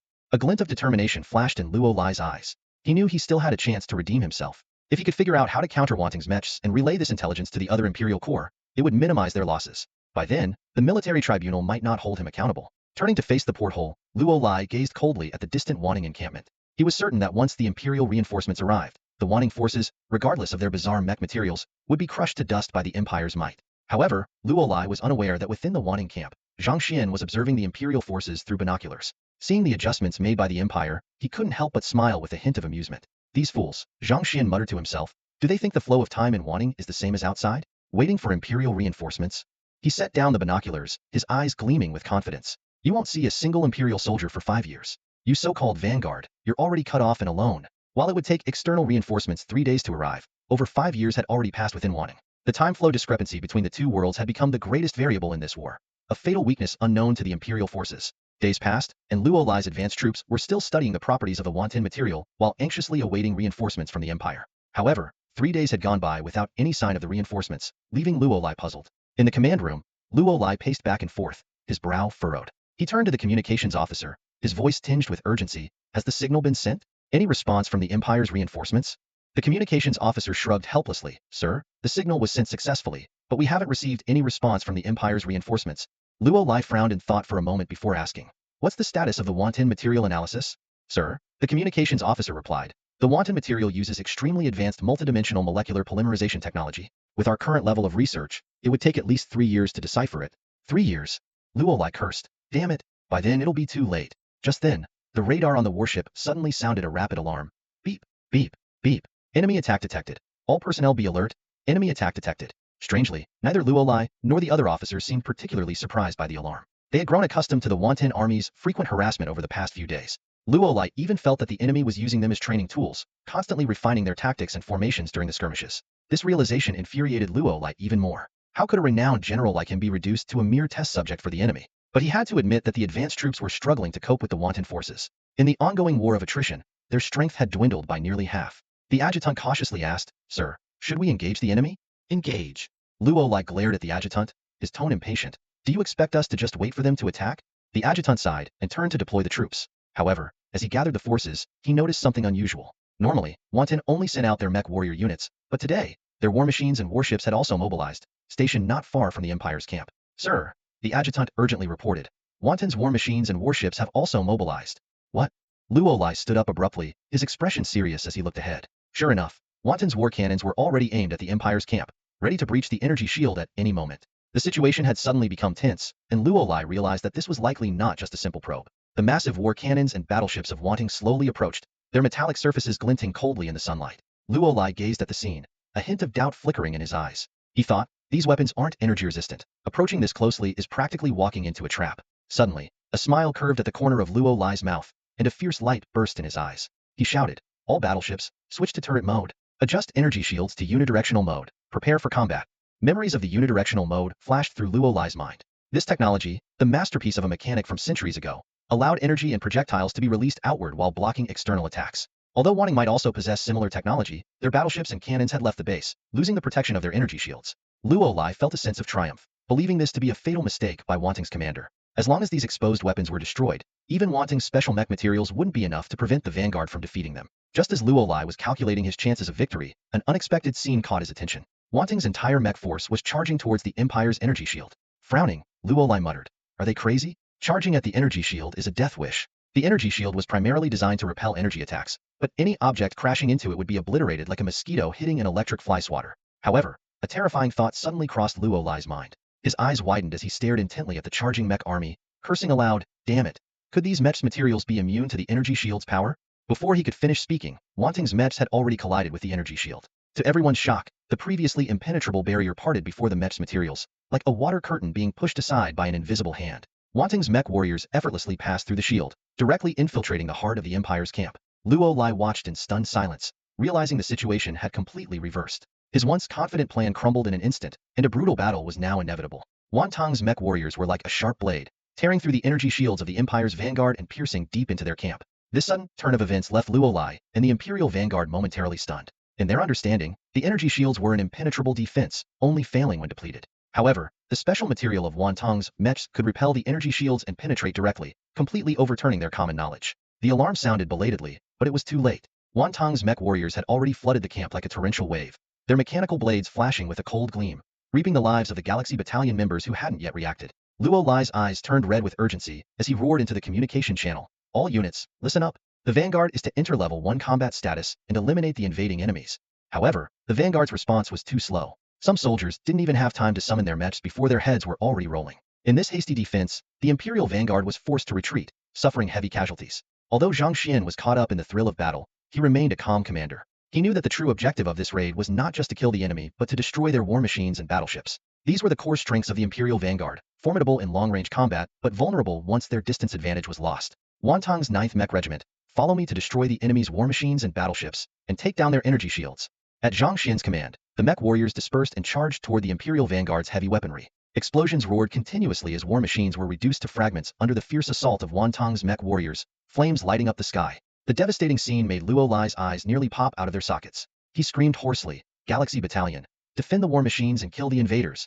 The soldiers of the Galaxy Battalion responded and engaged fiercely with Wantong's warriors, trying to protect their precious war machines. At this critical moment, 5 figures suddenly descended onto the battlefield. clad in Wantong's specially designed mechs, exuding an overwhelming aura. As soon as these 5 appeared, they were like 5 blazing suns, emitting scorching energy waves. They struck with lightning speed, instantly shredding thousands of Galaxy Battalion soldiers around them. Then, they split up and headed straight for the Empire's war machines. Seeing this, Luo Lai's pupils contracted sharply, and he cried out in shock, "The apocalypse?" At that moment, true fear gripped his heart. He suddenly realized that these special mechs were not only suitable for regular soldiers, but could also be worn by apocalypse-level experts. Typically, apocalypse-level experts were besieged and killed on the battlefield because they couldn't withstand concentrated attacks from war machines. But if they donned these special mechs that could immunize against energy attacks, wouldn't they become invincible on the battlefield? Who could stand against them other than other apocalypse-level experts? Realizing this, Luo Lai's face turned ashen, and unprecedented terror filled his eyes. He understood that the situation in this war had spiraled completely out of control. Not only was Luo Lai alarmed for the vanguard,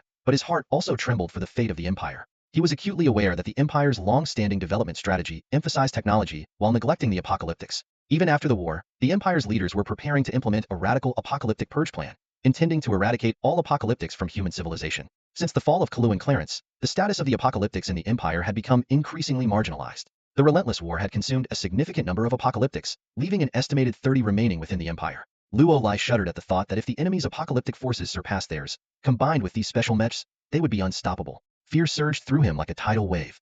Luo Lai sprang to his feet and muttered to himself, "No, I can't die here. I must bring the experience and intelligence of battling the Vantang's special mechs back to the Empire." He turned to the communicator and issued a decisive order, "Command ship cockpit, prepare the space transmission channel immediately. Activate the space transmission function. Imperial Vanguard, prepare to evacuate through the space transmission channel." Despite the dire situation, hope still flickered in Luo Lai's eyes. He knew that the Empire's space transmission technology was the most advanced in human civilization. Across the domain of human civilization, no force could hinder the retreat of the Imperial army. This was the key to the Empire's invincibility and strategic flexibility.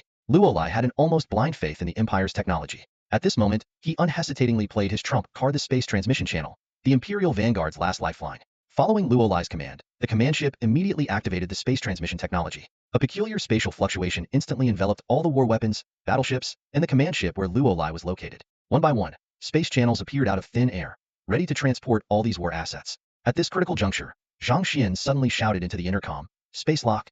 With Zhang Xian's command, the surrounding space seemed to freeze instantly. All the space channels closed at that moment, and the Imperial Vanguard, which was preparing to evacuate through the space channels, was suddenly blocked by the sealed space. What? How is this possible?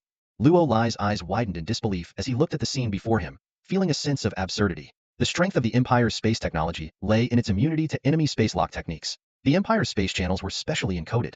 How could standard space lock technology shut them down? Zhang Xian seemed to see through the shock on Luo Lai's face and let out a derisive laugh, muttering to himself, "This fool, didn't the Empire's Mars apocalyptic tell you? Vantang once obtained the Empire's space technology.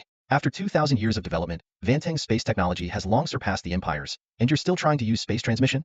Wanton's space technology acts like an invisible barrier, trapping the Empire's vanguard forces firmly." Luo Lai stood by the window of the command ship, helplessly watching this brutal, close the door and beat the dog scenario unfold. 5 elite warriors in specialized apocalypse-class mechs darted across the cosmic battlefield like lightning. They were unstoppable, leaving only the cries of Imperial soldiers and the wreckage of warships in their wake. Luo Lai clenched his fists, his nails digging deep into his palms. He regretted his eagerness to gain merit, which led him to reject the Empire's offer to accompany the army with their apocalypse-class experts. If he had them by his side, they wouldn't be in this dire situation. But it was too late for regrets now. The strongest among the entire vanguard was only at the peak of the star domain level, a gulf that seemed insurmountable compared to the apocalypse level. On the battlefield, several peak star domain level experts teamed up to attack one apocalypse-class warrior, only to be effortlessly obliterated in an instant. Luo Lai watched in despair as his once proud army crumbled before the enemy, with weapons and warships being captured, and soldiers either fleeing or surrendering. In the command room, Luo Lai collapsed into a chair, his eyes unfocused. The once high-spirited vanguard now consisted of only this lone command ship. As he saw the 5 apocalypse-class warriors flying toward the command ship, a wave of despair washed over him. Luo Lai's gaze fell on a ray gun beside him. He slowly picked it up and pressed it to his temple. As a top-tier commander in the universe, he could accept failure and death, but not the humiliation of capture. Just as Luo Lai was about to pull the trigger, a familiar figure appeared in his sight. His eyes widened suddenly, and the gun fell to the floor with a clang. The 5 apocalypse-class warriors had retracted their mechs, revealing their true identities.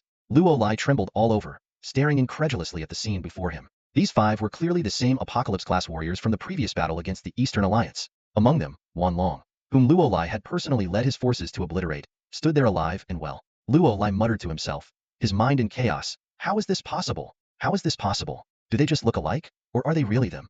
He vividly remembered Wan Long's desperate, furious, and powerless death amidst the endless barrage of fire. But how could he explain the living person standing before him now? The image of Wanlong Tianqi being obliterated into ashes still lingered in Luo Lai's mind. Yet now, 5 Tianka-level masters, identical to Wanlong Tianqi, were flying towards the command ship. Luo Lai's eyes widened in disbelief. How could there be such a coincidence in the world? 5 Tianka-level masters who looked exactly the same?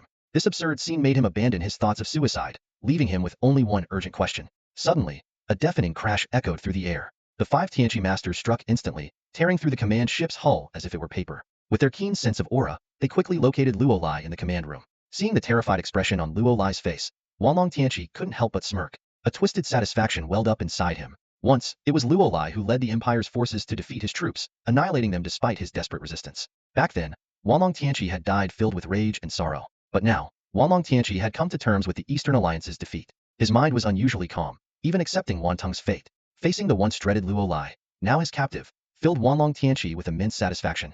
Luo Lai, didn't expect to meet again, did you? Wanlong Tianqi thought, not worried in the slightest about Luo Lai resisting. After all, with Luo Lai's star-level cultivation, he stood no chance against a Tianqi. Luo Lai's face was a mask of disbelief as he blurted out, "It really is you. Why? I saw you die with my own eyes. How are you standing here now?" His emotions ran high, the scene before him completely overturning his understanding and causing a tremendous shock in his heart. Seeing Luo Lai's astonishment only heightened Wanlong Tianqi's pleasure. He chuckled softly and said, "Wantong is a great cosmic nation with technologies you can't even begin to comprehend. Among them is..." He paused deliberately before slowly uttering, "Resurrection? What?" Luo Lai's eyes widened even more, filled with intense shock.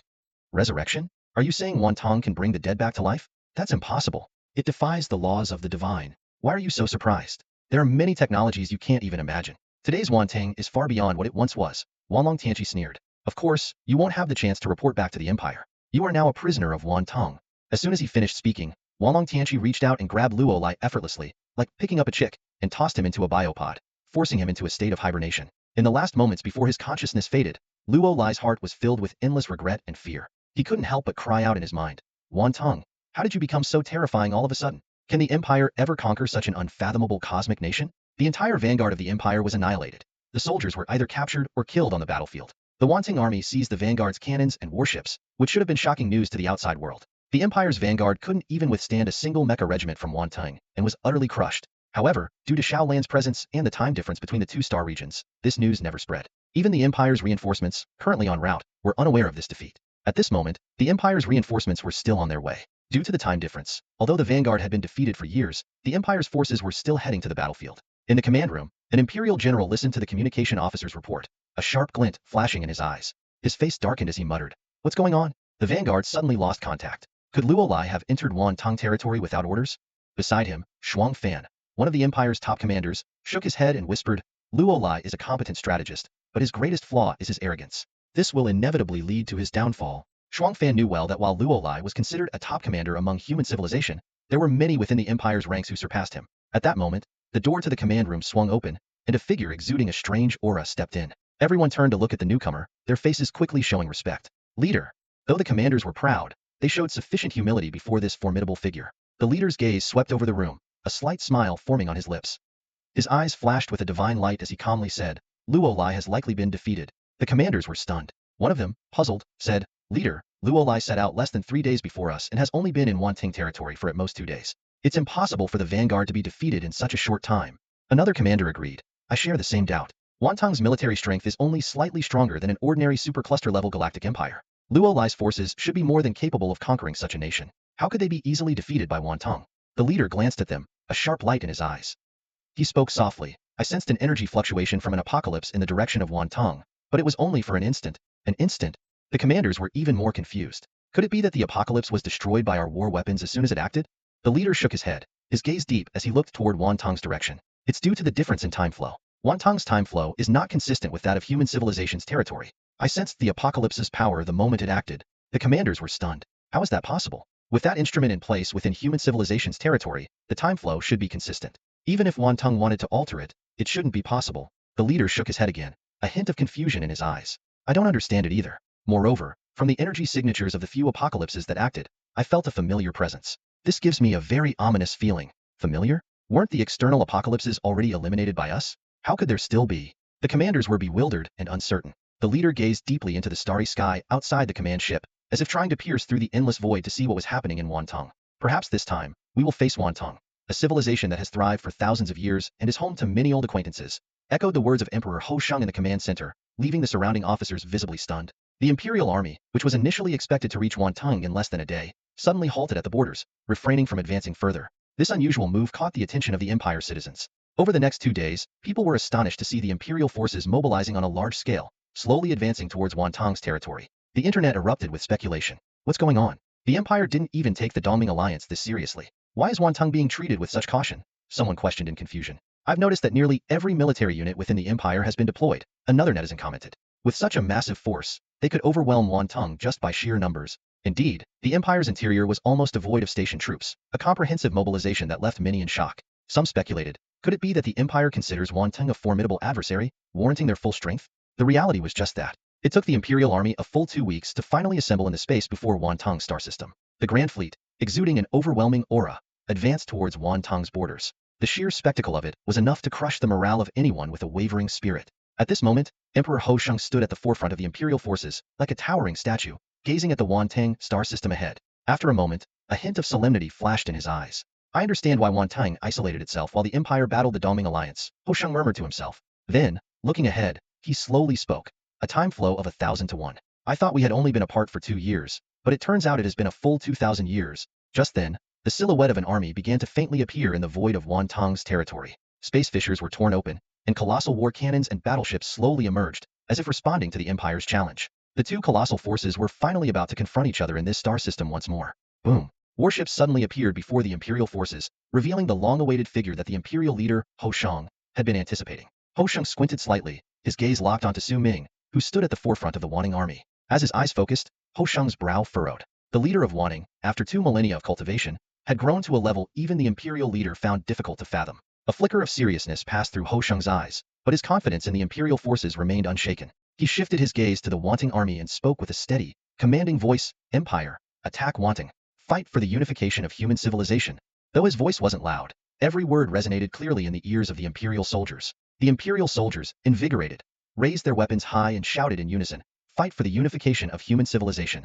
Though their cries couldn't travel through the void of space, the overwhelming momentum was palpable. Su Ming glanced over the Imperial forces, a slight smile playing on his lips. He turned and spoke softly to Cheng Hua behind him, advance. Everything depends on this battle. A serious look flashed in Cheng Hua's eyes as he nodded in agreement, and resolutely moved to the front of the army. Once a talented young man from the dark region, he had now grown into a commander who could remain calm in the face of an enemy as vast as a sea of stars. Cheng Hua's heart raced with excitement at the prospect of facing the top generals of human civilization, including his teachers, pioneers, and innovators in military strategy. This excitement made him tremble slightly. With eyes blazing, Cheng Hua saw the Imperial forces begin to move. Knowing the time had come, he loudly commanded his troops and officers, Wanting army, advance.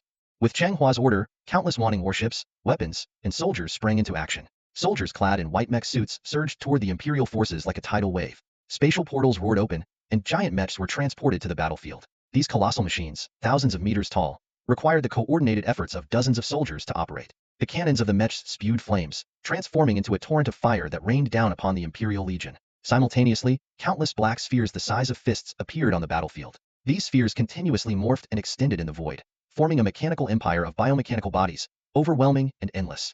Fong Tu stood atop a steel altar, his eyes glowing with divine light. He gazed in the direction of the Imperial forces and pointed a commanding finger, his voice echoing with authority, my people, today, fight for your king. Go and annihilate the enemy. Mechanical empire, advance and crush them.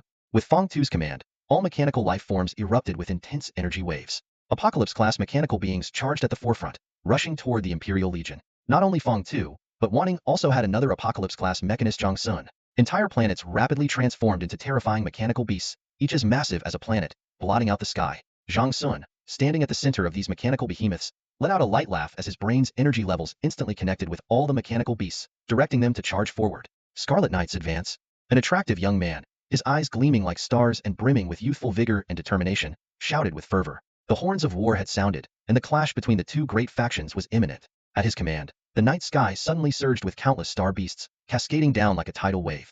Each beast bore a spirited young rider, forming the formidable Crimson Knights. This knightly order was established and flourished by the young talents of the Wanting civilization after integrating the beast god culture. Each youth was an expert in handling their star beast, driving their mounts into a fierce charge against the Imperial army. Divine warriors, join me in battle. A clear, bright voice rang out from the horizon. A young woman clad in silver armor stepped out of the void, her call echoing in the starry expanse. Instantly, divine auras manifested behind her, followed by a stream of boys and girls radiating intense spiritual energy, emerging from the starry sky. These silver-armored youths exuded a mysterious and profound aura, like ethereal spirits and divine messengers in the cosmos. As soon as they appeared, the surrounding starlight and mystical energy flowed around them like water. This group was the Divine Warriors, inheritors of the divine era of the Dongming Alliance. Developed by the young talents of Wanting, they forged a unique cultivation system. Their every move accompanied by divine presence, both enigmatic and powerful. As the Divine Warriors materialized, a dense divine power emanated from them. Some launched fierce attacks on the Imperial forces, while others enveloped Wanting soldiers, enhancing their strength. Still, others formed barriers, continuously gathering battlefield energy and channeling it back into the Wanting troops, providing them with endless energy support. Following them, more unique units joined the Wanting ranks. Cyborgs, prosthetic warriors, totem bearers, energy beings, space manipulators, winged men, seers, and puppet masters. Each unit carried an intense battle spirit, launching fierce assaults on the Imperial forces. Witnessing this, the Imperial commander Bao Guiho Sheng couldn't help but change his expression, a flicker of surprise in his eyes. These cultivation systems and growth paths were unheard of in human civilization's domain, yet they all appeared within the Wanting army. At this moment, every soldier in the Imperial army felt the vibrant, youthful vitality erupting from the Wanting forces and the Wanting cosmic nation. This was the vitality everyone yearned for, a robust life force that hadn't appeared in human civilization since the formation of the 5 cosmic nations. The eyes of all Imperial soldiers reflected a deep complexity. Their enemies were so vibrant, so inclusive, so aspirational. In contrast, the Empire seemed like a cold blade, fixated only on war, invasion, and military might, lacking vivid colors. Su Ming, with a gentle smile, gazed at the Imperial ranks and spoke slowly. 100 flowers bloom, myriad paths contend. This is Wanting. The faces of the Empire's commanders darkened as they cast solemn glances over the diverse units revealed by Wanting. Even with their critical eyes, the synergy among these new troops was undeniable, enhancing each other's capabilities. What was even more alarming was that the average cultivation level of these soldiers surpassed that of the Empire's troops by 2 tiers. The stark disparity in strength set off alarm bells in the commanders' minds. The Empire soldiers, witnessing Wanting's display of new power, couldn't help but feel a chill in their hearts. The commanders, sensing a wavering in morale, acted immediately. They knew that if their spirits were crushed in the first clash, the battle would be lost before it even began. Pull yourselves together. One commander barked sharply. The Empire's army has never tasted defeat. You are seasoned veterans, while they are nothing but inexperienced novices. So what if they have higher cultivation and abilities? It's all just flashy nonsense, lacking real substance. Our teamwork and experience outmatch theirs by 100-fold. Don't be deceived by Wanting's facade.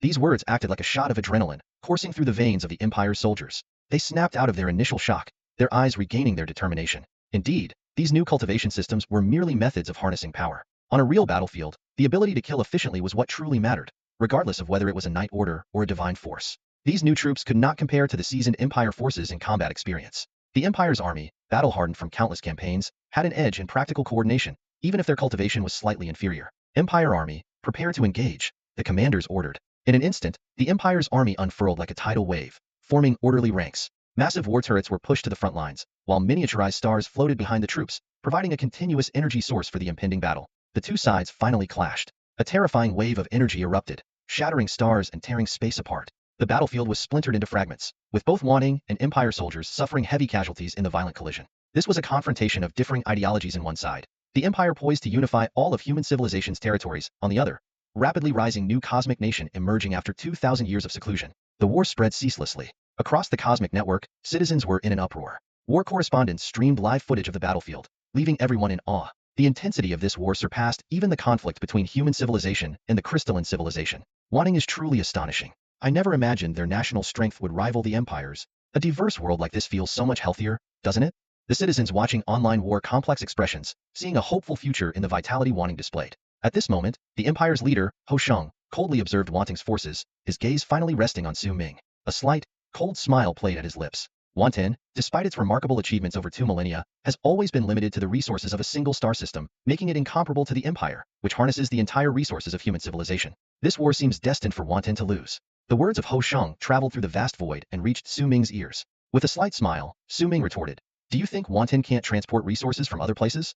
As soon as he finished speaking, well-equipped troops suddenly descended onto the battlefield. Each Wanting soldier wore the most advanced military gear, shimmering with technological brilliance. Shaking his head, Su Ming explained, "Resources? Wanting has never lacked them. We have a super transporter beast, Meng Shua. This terrifying behemoth spans the size of a star system and can devour thousands of planets in a single gulp. Just one trip, and it brings back endless resources for Wanting. We're not lacking. We're overflowing." With the arrival of the new troops, Wanting's lines immediately stabilized, engaging the Imperial forces on equal footing. The Empire's commanders wore grim expressions, realizing the tide was turning. The Empire's advantage lay in the experience and coordination of its soldiers. However, these are precisely the skills that can be quickly honed on the battlefield. Over time, wanton soldiers would inevitably adapt to the war, closing this gap. At that moment, Su Ming quietly ordered the figures behind him, "Everyone, make your move. Minimize wanton soldier casualties." Instantly, squads of apocalypse-level experts, clad in special material armor, surged forward from behind Wanton's lines. They exuded powerful energy waves, exerting immense pressure on the Imperial soldiers. Within the Imperial command ship, numerous experts and commanders sensed this overwhelming force and sprang to their feet, their faces filled with disbelief. How is this possible? I sense the presence of Ian Tianqi. Wasn't he killed by the leader in the Eastern Ming War? I sense the aura of an ancient beast god civilization Tianqi. All Tianqi of the beast god civilization vanished without a trace long ago. We thought they had secretly fled human territory, but they're with Wanten? Is this possible? Jishuan Tianqi? Wanlong Tianqi? Fangyuan Tianqi? Weren't these Eastern Ming Alliance Tianqi killed in the war? How do I sense their presence again? The Imperial commanders stood up, staring in shock at the apocalypse-level experts emerging from Wanten, struggling to comprehend the situation before them. A sudden, shocking scene unfolded on the battlefield. The figures of those who had once died in combat inexplicably reappeared. This sight left everyone dumbfounded, sparking a flurry of questions in their minds.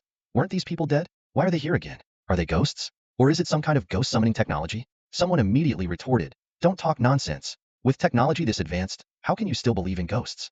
However, this explanation did little to quell the doubts in people's hearts. Netizens were abuzz with discussions, perplexed by Wantong's latest move. It wasn't just the ordinary citizens. Even the Empire's commanders were bewildered. One person tried to analyze calmly, "Everyone, let's not jump to conclusions. We don't know if these people really possess apocalypse-level combat power. Maybe it's some kind of bionic technology? Or have they cloned Dongming's apocalyptic powers?"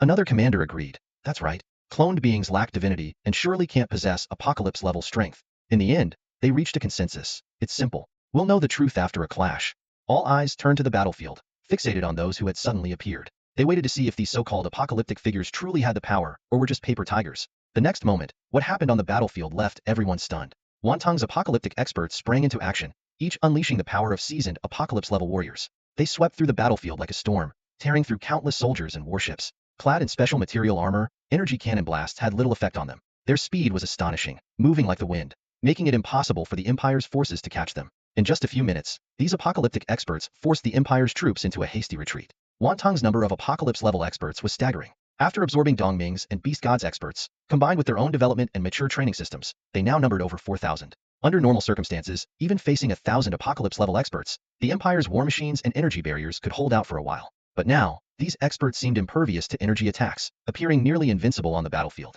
With the addition of these apocalypse-level experts, the previously deadlocked battle tilted rapidly. A large number of Imperial soldiers fell, resulting in a significant loss of combat power and, more critically, a devastating blow to morale. Faced with these seemingly indestructible, highly destructive experts, Imperial soldiers were filled with helplessness and despair. Just as the Empire's morale plummeted, an unexpected event occurred. A figure silently appeared beside Su Ming. This figure exuded a suffocating pressure and immediately launched an attack on Su Ming. It was none other than the Empire's leader Ho Shang. Ho Shang's terrifying power enveloped Su Ming completely. Surprisingly, Wantong's energy shields and military defenses had no clue how Ho Shang had infiltrated.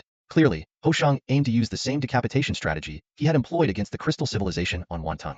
Everyone's hearts were in their throats. If Su Ming were killed, Wantong's forces would surely collapse. With Ho Shang's prowess, he would eventually find a way to exhaust those resurrected apocalypse-level experts one by one. However, at this critical moment, a cold gleam erupted in Su Ming's eyes. He moved swiftly, countering Ho Shang's attack in an instant. A terrifying power surged from Su Ming's body, matching the 4th energy level, on par with Ho Shang. Realizing Su Ming had reached this level, Ho Shang's expression changed dramatically. All his confidence stemmed from his cultivation, believing himself to be invincible within human civilization's domain, unstoppable by anyone. But now, that confidence was beginning to waver.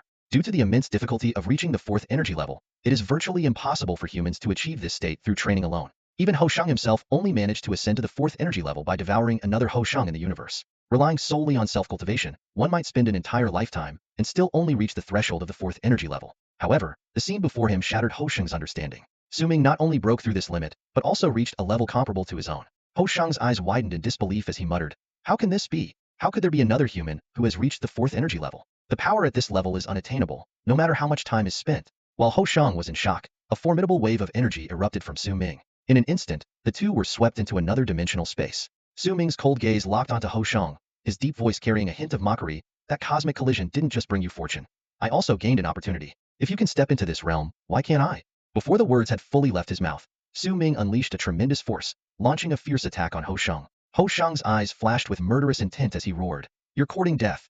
He would not allow another being of such power to emerge within human civilization. In a flash, their terrifying energies collided in the alternate dimension, tearing apart the fabric of space around them. If such an energy explosion occurred on a battlefield, the shockwaves alone would be enough to annihilate millions of soldiers. Amid the intense clash, Ho-Shung suddenly shouted, "Shadow, attack!" As soon as the words were spoken, a figure cloaked in darkness appeared abruptly beside Su Ming. This figure moved with lightning speed, launching a deadly strike at Su Ming. This individual was a peak-level Tianqi, who, if Ho-Shung had not reached the 4th energy level, would have been his equal. At that moment, Su Ming was entangled in battle with Ho-Shung and had no way to divert his attention to this sudden threat. However, there was no trace of panic in his eyes. Just as the shadow was about to land a fatal blow, a figure suddenly appeared, blocking the strike for Su Ming. The instant Ho-Shung recognized this figure, his pupils contracted sharply, and he exclaimed in shock, "Colin Clarence?"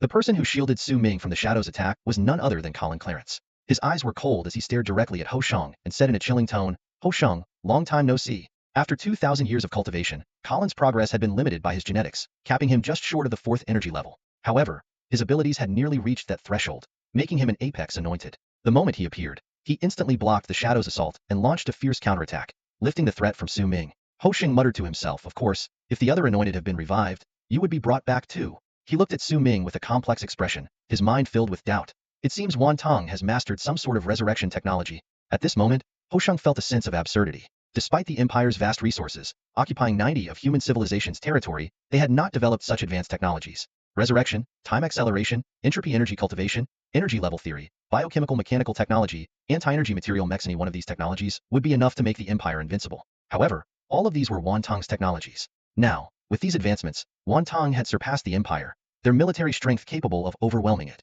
A murderous intent rose within Ho-Shung as his cold gaze locked onto Su Ming. He understood that the Empire's last hope for victory lay in killing Su Ming. If Su Ming were eliminated, Wan Tong would collapse on its own.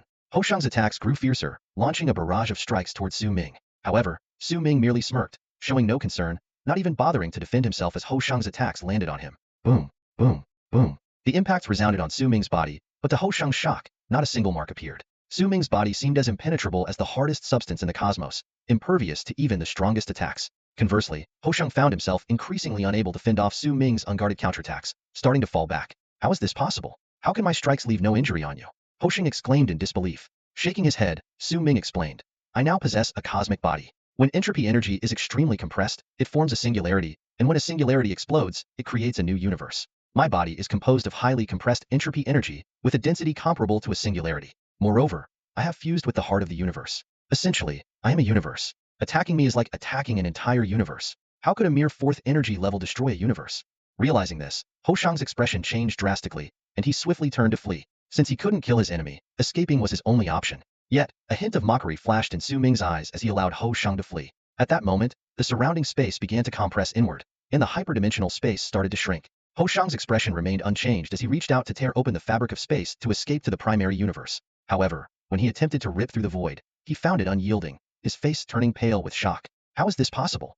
Ho-Shung was utterly shocked, his eyes wide open. As a master who had reached the pinnacle of power, tearing through the fabric of space should have been effortless for him. But now, he found himself unable to break through the barrier before him. Confusion and unease were written all over his face. At that moment, Su Ming's voice echoed from afar, clear and unmistakable. "We are not in a higher dimensional space.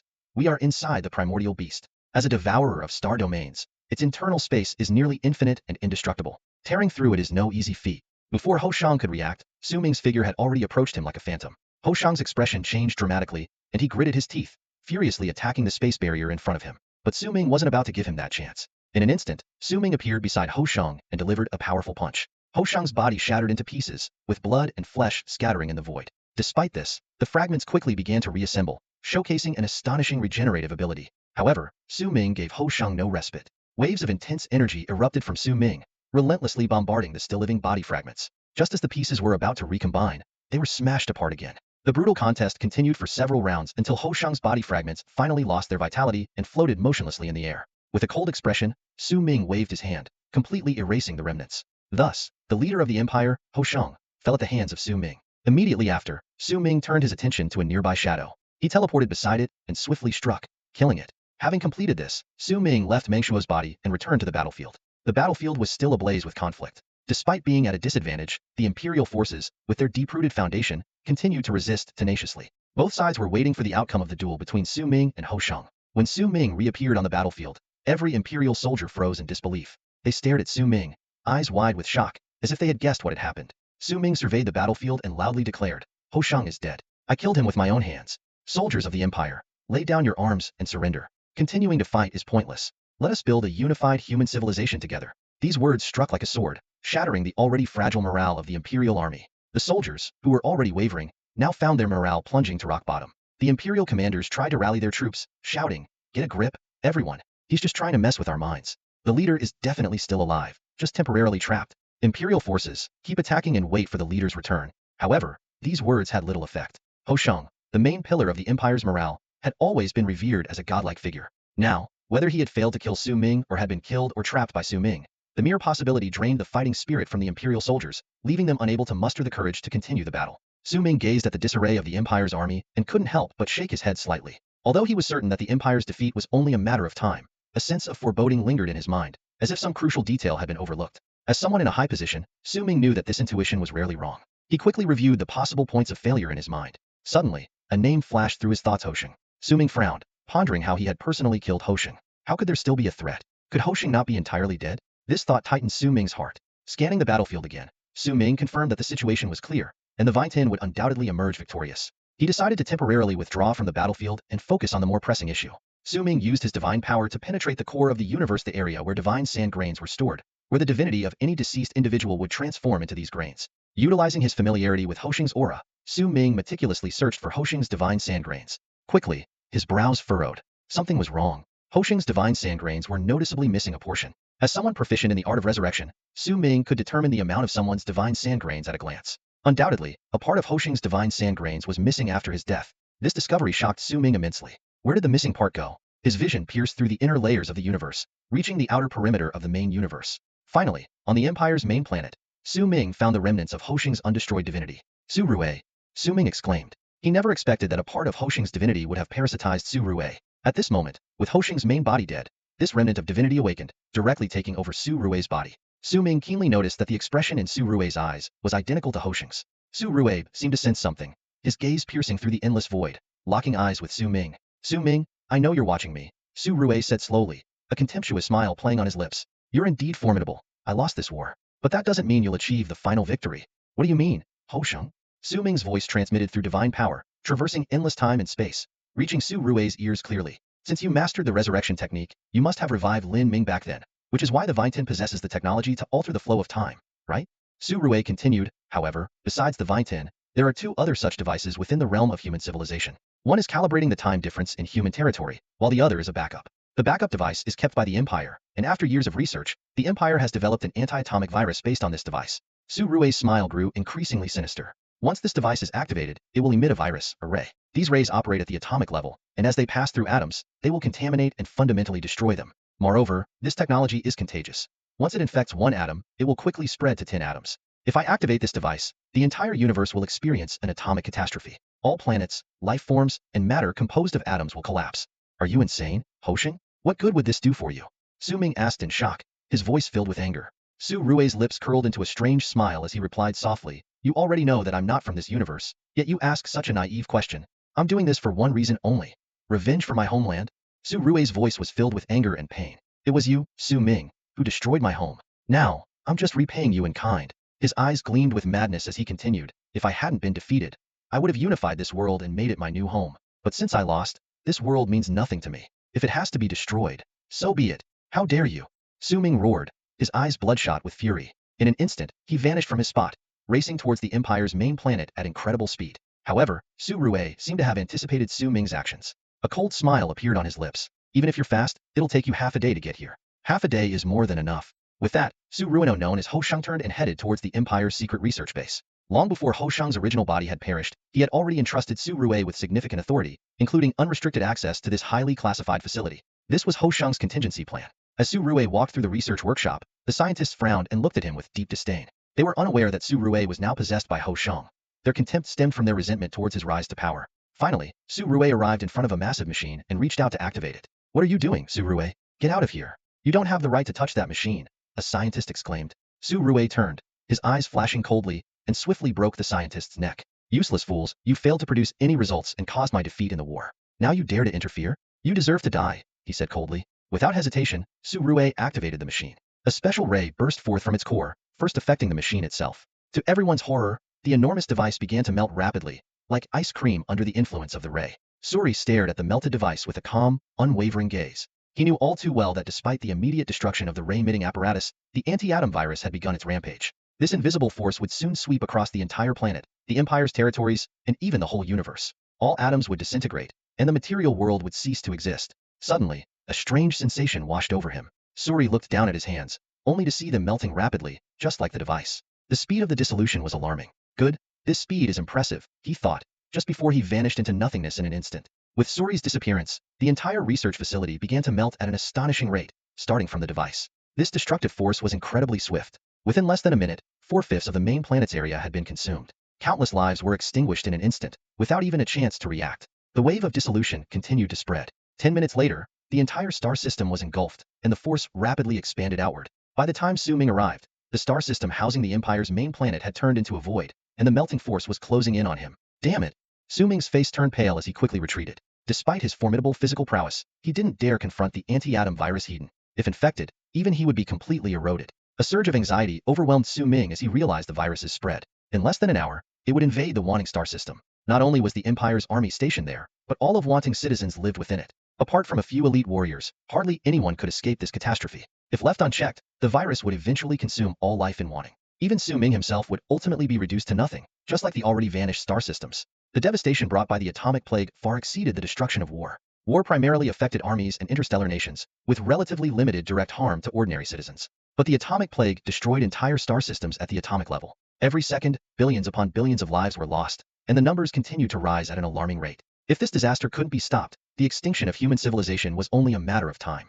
Furrowing his brow, Su Ming fell into deep thought. The destruction at the material level included energy, as energy is a form of matter. Since the atomic plague could destroy matter, it could also annihilate energy. Using his own power to stop the atomic plague seemed unrealistic. What in the universe could possibly remain unaffected by this calamity? At that moment, Xiao Lan's voice suddenly echoed in Su Ming's mind. Master, I can give it a try. Hearing Xiao Lan's voice, Su Ming's eyes lit up as he grasped the key. Xiao Lan was an information life form, and information was inherently unaffected by matter and energy. Even if matter disappeared, information would still exist. It's like remembering a refrigerator that was once in the house, even after it has been moved away. Information transcends the existence of matter and energy. Xiao Lan, are you sure you can do this? Su Ming asked urgently. I'll try, but even if I can't, these so-called atomic viruses pose little threat to me. Xiao Lan's voice was confident. Over 2,000 years, not only had Su Ming and Wanting made tremendous progress, but Xiao Lan had also evolved from its nascent state into a mature and steady presence. The current Xiao Lan has grown so much compared to the past. Suddenly, a brilliant blue light erupted from Su Ming's body. The blue light shot out with incredible speed and rushed towards the rapidly spreading anti-atomic virus. Wherever the blue light touched, the spread of the anti-atomic virus gradually slowed down. Su Ming held his breath, focusing intently on the scene before him. In no time, the spread completely halted. The blue light continued to shimmer throughout the world, acting like a powerful disinfectant, gradually eradicating the atomic calamity virus. Su Ming stopped his swift movements, his eyes filled with lingering fear as he watched the antimatter virus gradually dissipate. He let out a slow breath. He realized that the universe had almost been entirely destroyed by the final attack unleashed by Ho Sheng. Fortunately, the universe consists of not just matter and energy, but also elements like time, space, and information. Xiao Lan, being an information life form, was the perfect counter to the anti-atomic virus that posed a deadly threat to matter. This meant that the atomic calamity was finally resolved. Time flew by, and 6 months later, the Empire declared its defeat in the war against Wanting. After learning of Karen Clarence's resurrection and the situation with Ho Sheng, over 80% of the Empire's commanders abandoned resistance and surrendered to Wanting. Karen Clarence, a native-born general of the Empire, was not only a top-tier expert but also a mentor, comrade, and companion to many of the Empire's commanders. His words held more sway than Su Ming's. Within a day of the atomic calamity outbreak, the Empire's soldiers and leaders found their territories consumed, leaving the star regions desolate. Family and friends were lost in this disaster. Having lost their homes and loved ones, the remnants of the Empire's army lost their will to fight. By the third day, they announced their defeat and joined Wanting, forming a unified human civilization. After hundreds of thousands of years in the interstellar era, human civilization was finally unified for the first time. Su Ming stood on Wanting's main planet, joyfully observing the scene before him. In the sky, witches, speedsters, beast tamers, mechanical fairies, and sky castles flew. On the ground, beasts, robots, and cultivators moved back and forth. This vibrant, bustling scene represented the new era. Smiling, Su Ming called over Wanting's steward,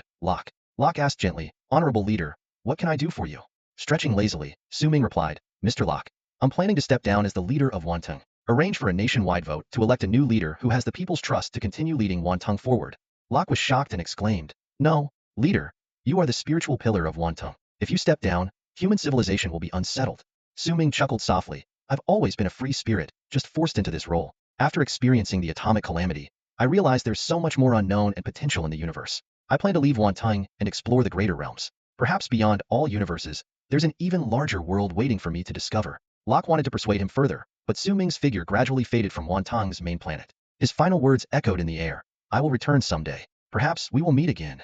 The end. After finishing the book, the author expressed apologies to the readers, explaining the difficulties encountered during the writing process. He admitted that he initially laid out a too grand worldview, which made it challenging to advance the plot in the later stages, thus necessitating an early conclusion. The author viewed this as a growth opportunity and promised to learn from it to create more compelling and engaging stories in the future. He mentioned that he has been experimenting with different writing styles and genres, aiming to become a best-selling author who satisfies a broad audience. Finally, he thanked the readers for their support and recommended his other works to those looking for more to read.